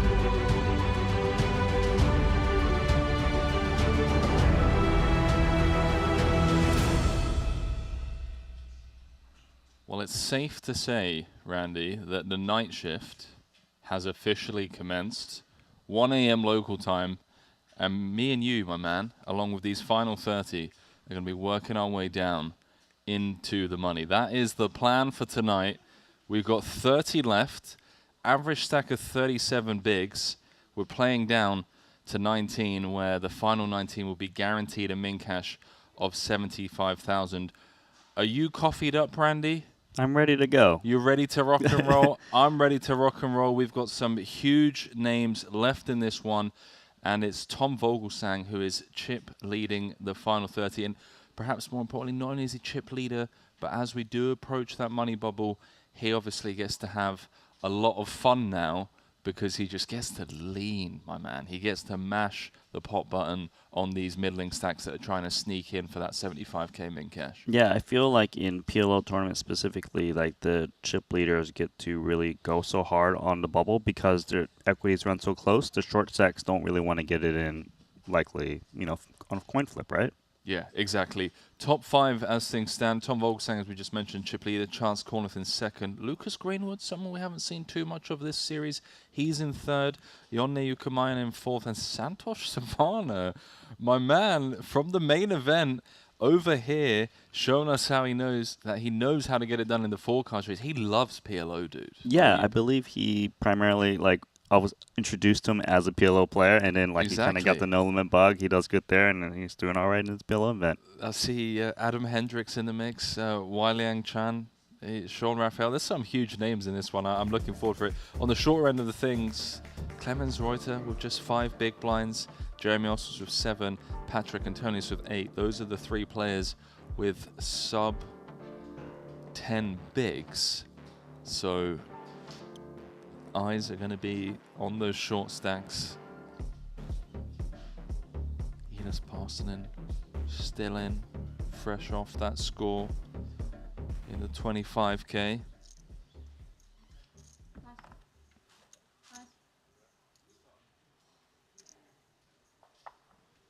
Thank you. Just saw Sam Greenwood eliminated before 19. break. 19. Running into a full house. So who we got at this feature? It's on the list, it's fine. Enos Parsonen, Andreanov, Greenwood, Tollerin, Ding, You're playing 600 Francois. Okay, thank you. Andreanov with a Triton trophy to his name, took down the 30K PLO bounty in Monte Carlo 2023. Also has another final table in the 25K PLO from London 2023, where he came 6th. That shows up just for the PLO stuff.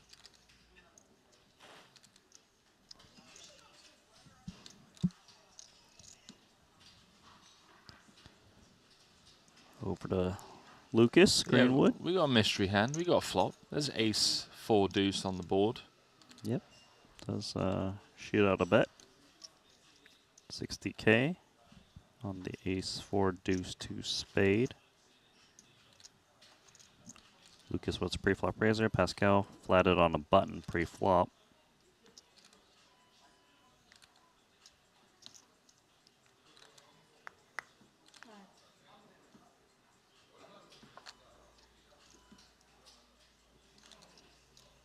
Gonna use a time extension on the flop.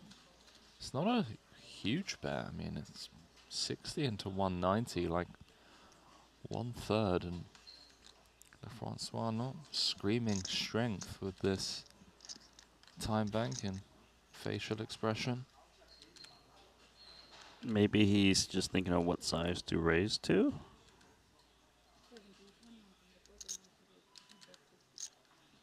You think he's going to hit him with the raise here after this tank? 175. There it is. Randy, you dialed in. Yeah, just kind of, like you said, it seemed like a small pot, so it seems like he was just between, you know, full pot or a raise small, something like this.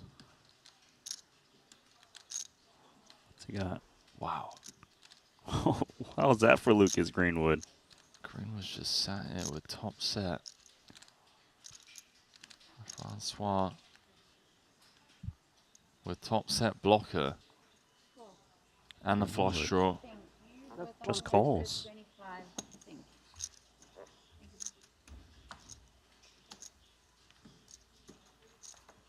Okay. Obviously, great card for Greenwood. Just practically turning the nuts here. I mean, losing to deuces, but just has it. Has the goods.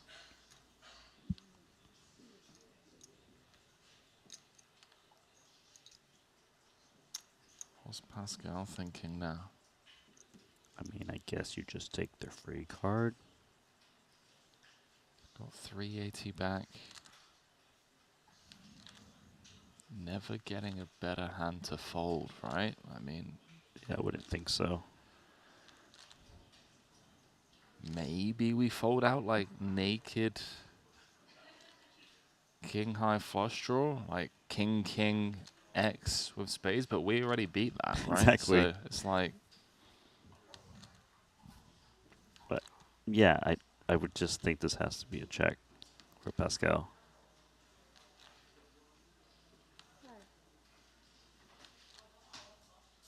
does check it back. Perhaps that was the idea all along on the flop, was to raise small, buy a free check back on the turn, and then reevaluate rivers. Now, the obvious draws, bricking. It has like ace-3, ace-5, spade draws. How thin would Greenwood go when it comes to asking for all of the 380,000 in Pascal's stack? Are we talking ace-king plus? Are we talking exclusively ace-4 plus? Probably the ace-4 plus. I'm going to guess Greenwood doesn't expect like an ace-queen like this to have raised the flop that often. Unless it was like ace-queen 4, you know. I mean, having spades How now much is in the pot? Pascal's shoes. It's obviously not great, right, More or Randy? less, more or less. Yeah, not great. Doesn't block the king of spades, which is obviously a little bit problematic, but he has 2 spades in hand. We asked the question, you know, how thin does Greenwood go for value, which would shift how thin's opponent's possibly bluffing. Maybe Pascal just thinks that Greenwood is supposed to reshove like top set, given how big the pot was on the flop. Good fold though. That's a go. It's all out of time banks as well. I think he kind of got saved because he didn't get repotted on the flop. I think I was supposed to get all of his chips there, and I fucked it up. There you go, Randy. Lucas agreeing with what you're saying, just saying, look, I think I made a mistake on the flop. I meant to just ask for all of it, and because I slow played, I ended up giving Pascal an opportunity to get away from it on the river, which he did. So this is how things stand. Red table, blue table. 2 tables of 6, 5 tables of 6 in total. We're playing down to 19. For those of you have only just joined us, perhaps stateside, waking up, good morning, good afternoon. Let us know whereabouts you are joining us from. I was speaking with the Share Hands crew earlier on today. And, well, no surprises, Randy. One of the largest demographics of viewers has been from Thailand. Japan also showing up in force on YouTube. Europeans have been slacking a bit. Can't blame them. Time zone, perhaps Next time not I have a decision, it's ideal. possible not to ask me to spread my cards in the box while I'm trying to think. I get it, but I'd appreciate if you can tell me after the fact. That's why after you asked it, I told you. You told me that while I was thinking about my decision. Okay, you know what I'm saying. Yeah. I don't recall. Maybe she did, maybe she didn't. I think it's a reasonable request when you're in the tank for your tournament life. Just try and not get distracted. But the dealers here, Randy, listen. The fact that there's not a GPI award for best dealers on tour, you know, we need to send them an angry email, because our dealers would win that award back to back to back. We do have the best best dealers rather in the business. So Gavin leading out with open-ended pair of fours. The fives are nice. Clearly blocking the nuts and straights. Just takes it down immediately. I don't know, I feel like someone in the chat's gonna rewind to see if the dealer, you know. Dude, I'll do it. Let's see.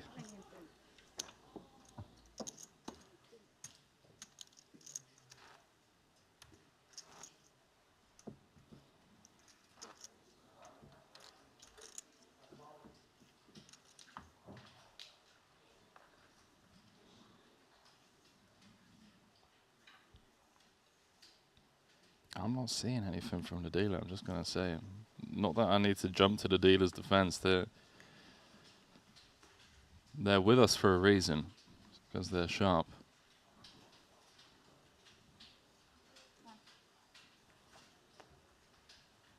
Jake saying she used to deal in my local card room, Dust Till Dawn in Nottingham. She's great, glad to see she's doing well. Yulan saying Stormy's one of the best. Hey, listen. I agree. Now, it's been a long week for some people. Perhaps after getting put in the blender by Lucas Greenwood, you know, get a bit emotional. You gotta try and take it out on someone. What can you do? Blame the dealer.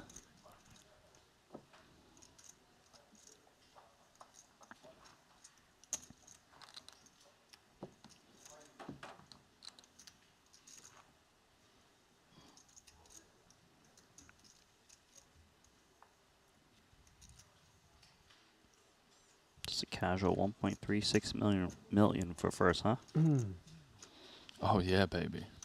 We knew that was coming. We knew the 7-figure payouts were coming in the PLO events. Monotone for Pascal. No, Randy. No. No? No. I like where your head's at. Logically, it makes sense, but I had this argument with Kevin. Did you? Earlier. I don't think we can call it, you know, monotone. It's too boring. We got to come up with something more creative than that. Okay, what do you got? Let's be the trailblazers, man. Come on. Now, you know, we have the triple suited, we have the double suited. Quadruple suited, too much of a mouthful. I don't like that. Agree.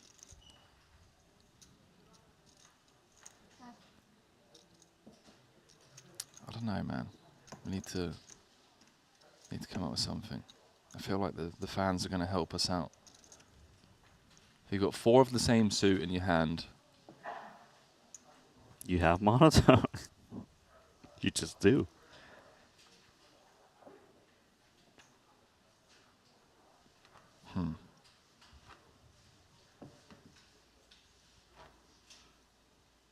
Brad Hedberg saying shout out to the Finnish delegation. They always crush these PLO events.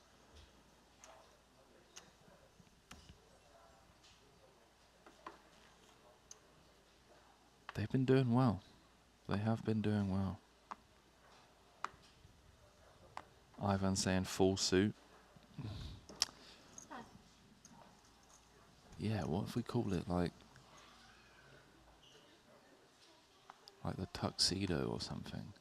The tuxedo. What if Yeah, you have like fully suited, you know? fully suited? What's a really fancy suit? A tuxedo. Yeah, there we go. All right. So Let's next see if time it you sticks. see For the this- rest of this series, we'll call it the tuxedo, and then we'll see if it sticks. Okay. It's a rare hand to be dealt.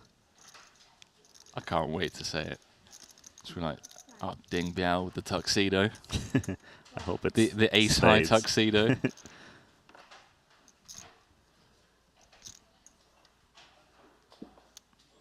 All right, what do we have here? Lucas Greenwood opening the cutoff, suited ace.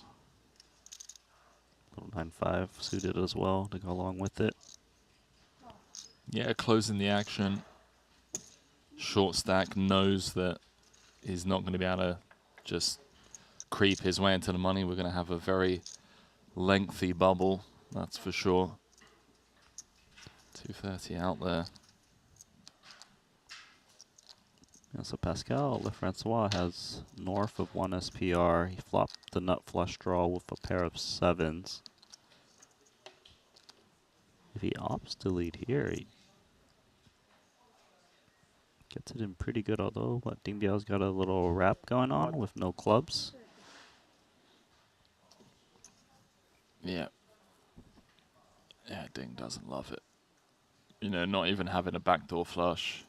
It's just so bad. Yeah, not blocking clubs. Yeah, could just be crushed as well. Could just very easily be getting free rolled here. He's going to run a gambler.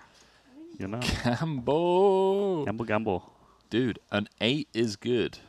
Oh, wait, that would be a straight. Of course it's good.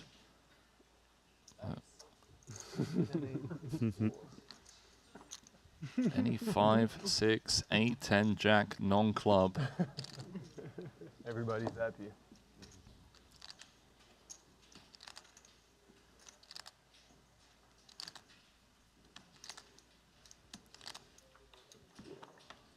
I mean, still have the best made hand over here. Feels like that was meant to help, but it hasn't. Right. And somehow, Pair of sevens and ace kicker. a pair of sevens. Oh man, I folded the winner over here like an idiot. Bottom pair on the flop. Ace-9, Good for 40 big double. blinds. But like no. Wrong color. Such an idiot. Oh, dude. I'd like just go I think we found a winner. For a replacement of the tuxedo. Yeah. What you got? Easy OBS has said the onesie. The onesie. Yeah. But it just really So it could be feels like I know. Randy Lou with a onesie. You're right. He can have a bluff. An ace high onesie. Yeah. You're a little bit too excited about this. I like this. Santosh with his onesie in the big blind. No? All right. One ice latte. Listen, it's going to be a long night. Okay, we got to find ways to keep ourselves locked in. Not really happy with the onesie. No? Okay. Listen, I want it to be a mutual agreement between us. We're sticking with tuxedo then. They're saying no, the onesie is for one suit too. That's what we're trying to find. We're trying to find a word to replace quadruple suited.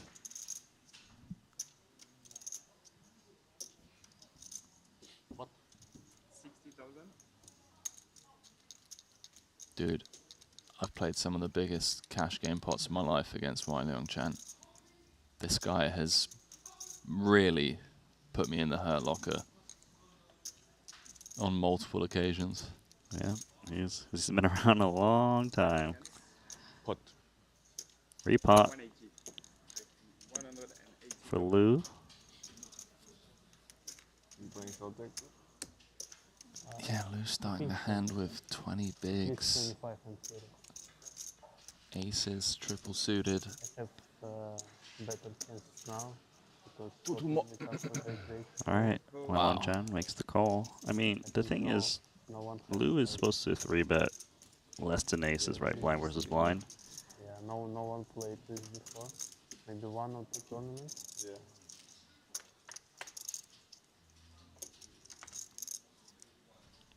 Little gut shot for Wai Chan. Wow, Lou's improved to top and bottom with his danglers. Good catch. Also has backdoor clubs. Complete whiff for Chan. Cannot call this off, even with this inside straight draw. No backdoor flush draws in hand.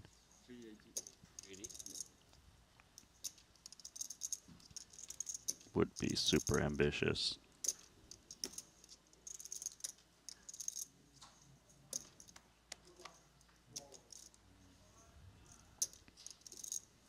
When you play short deck last time? Long time ago? Good. Whenever the last Triton was. Yeah, long time ago. No, last Triton, no short deck. Yeah, the last Triton had short deck. Jeju? Last year? Good flop. Jeju last year. I think only in Jeju was short deck. Lou showing it. Well, I won the last one in Jeju. Yeah? So, I'm the reigning champion. There we go. What did Chidwick win? One of the short decks, the last one. Well, I know who I'm going to be betting on in the short deck streets, and if you're looking to bet on any of these players at the Triton Poker Series, you can do so exclusively at BetACR. Sign up today. Get involved. Let us know, as always, if you do have any bets on some of your favorite players. Stay informed over there with the best odds and expert analysis. My money's going on Chidwick, the short deck.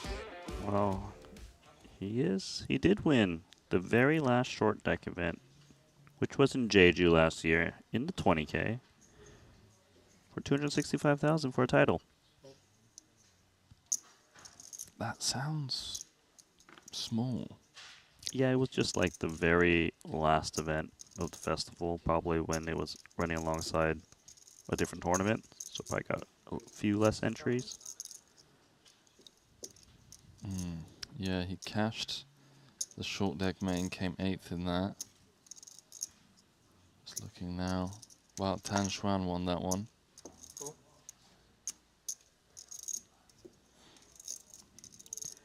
Okay, so Wai Chan opens aces on the button, and Shinhwa Lu calls a small out kings with queen jack and a suited king. Seems like a candidate that could have 3-bets. Good though for him, because he would have been in huge trouble against Wai Chan.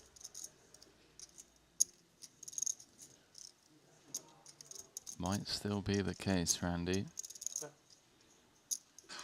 Jones got bottom pair, backdoor hearts, inside gut shot.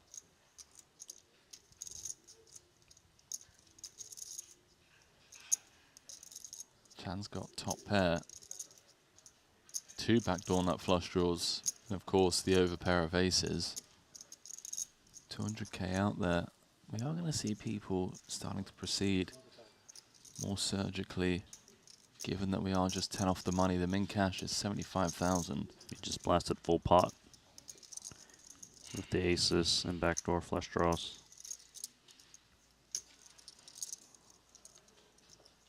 So here's what, just kings.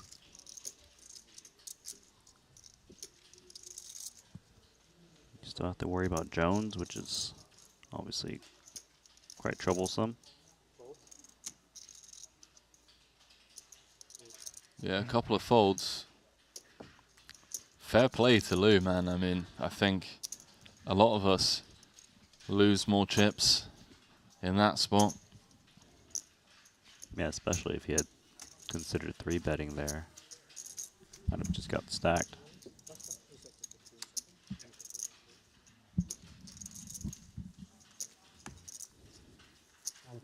How was the case for you?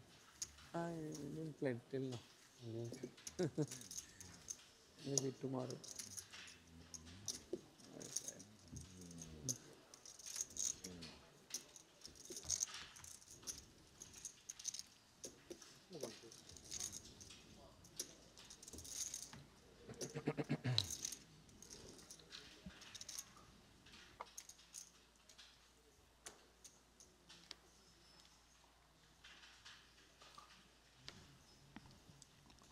Might have to join Artur.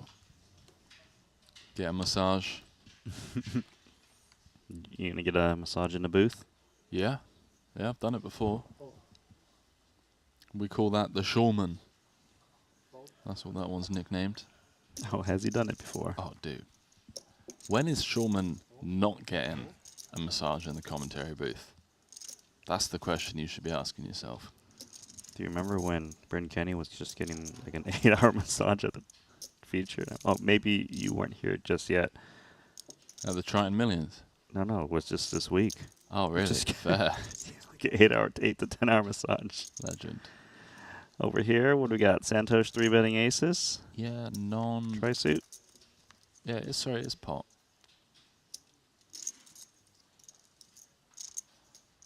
I mean, Chan. Badugi? Ace, queen, yeah. Ace, queen, queen 10, Badugi. Ah, no, rainbow. We can't call it Badugi. Badugi's like 7, 5, 4 deuce. Oh, just a bad Badugi. I mean, it's not, though. It's ace, queen, queen 10. If you had Badugi, you'd have trips. Oh, you're saying you got to say Badugi if it's not paired. Got it. Right. Really good at pointing these terms. Are we? I feel like we're struggling over here. Aces, okay. I mean, what does Wiley on chat have? Just queens? No backdoor flush draws?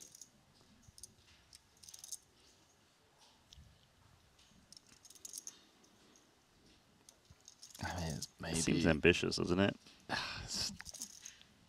Is it? I mean, you have an ace blocker in hand. Your opponent has to have really good kings in order to 3-bet pre. Now it makes it even less likely that your opponent has kings. That's actually kind of a scary card for Santosh. And the range of hands that continue from Chan are hands like this, ace, queen, queen, or, you know, good kings. Yeah, makes sense why he's checking. Let's see if Chan recognizes that. Tries to turn this into a bluff.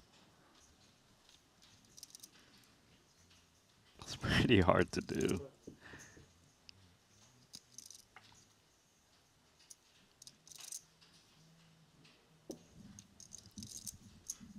Could be some value for Suvarna now, right?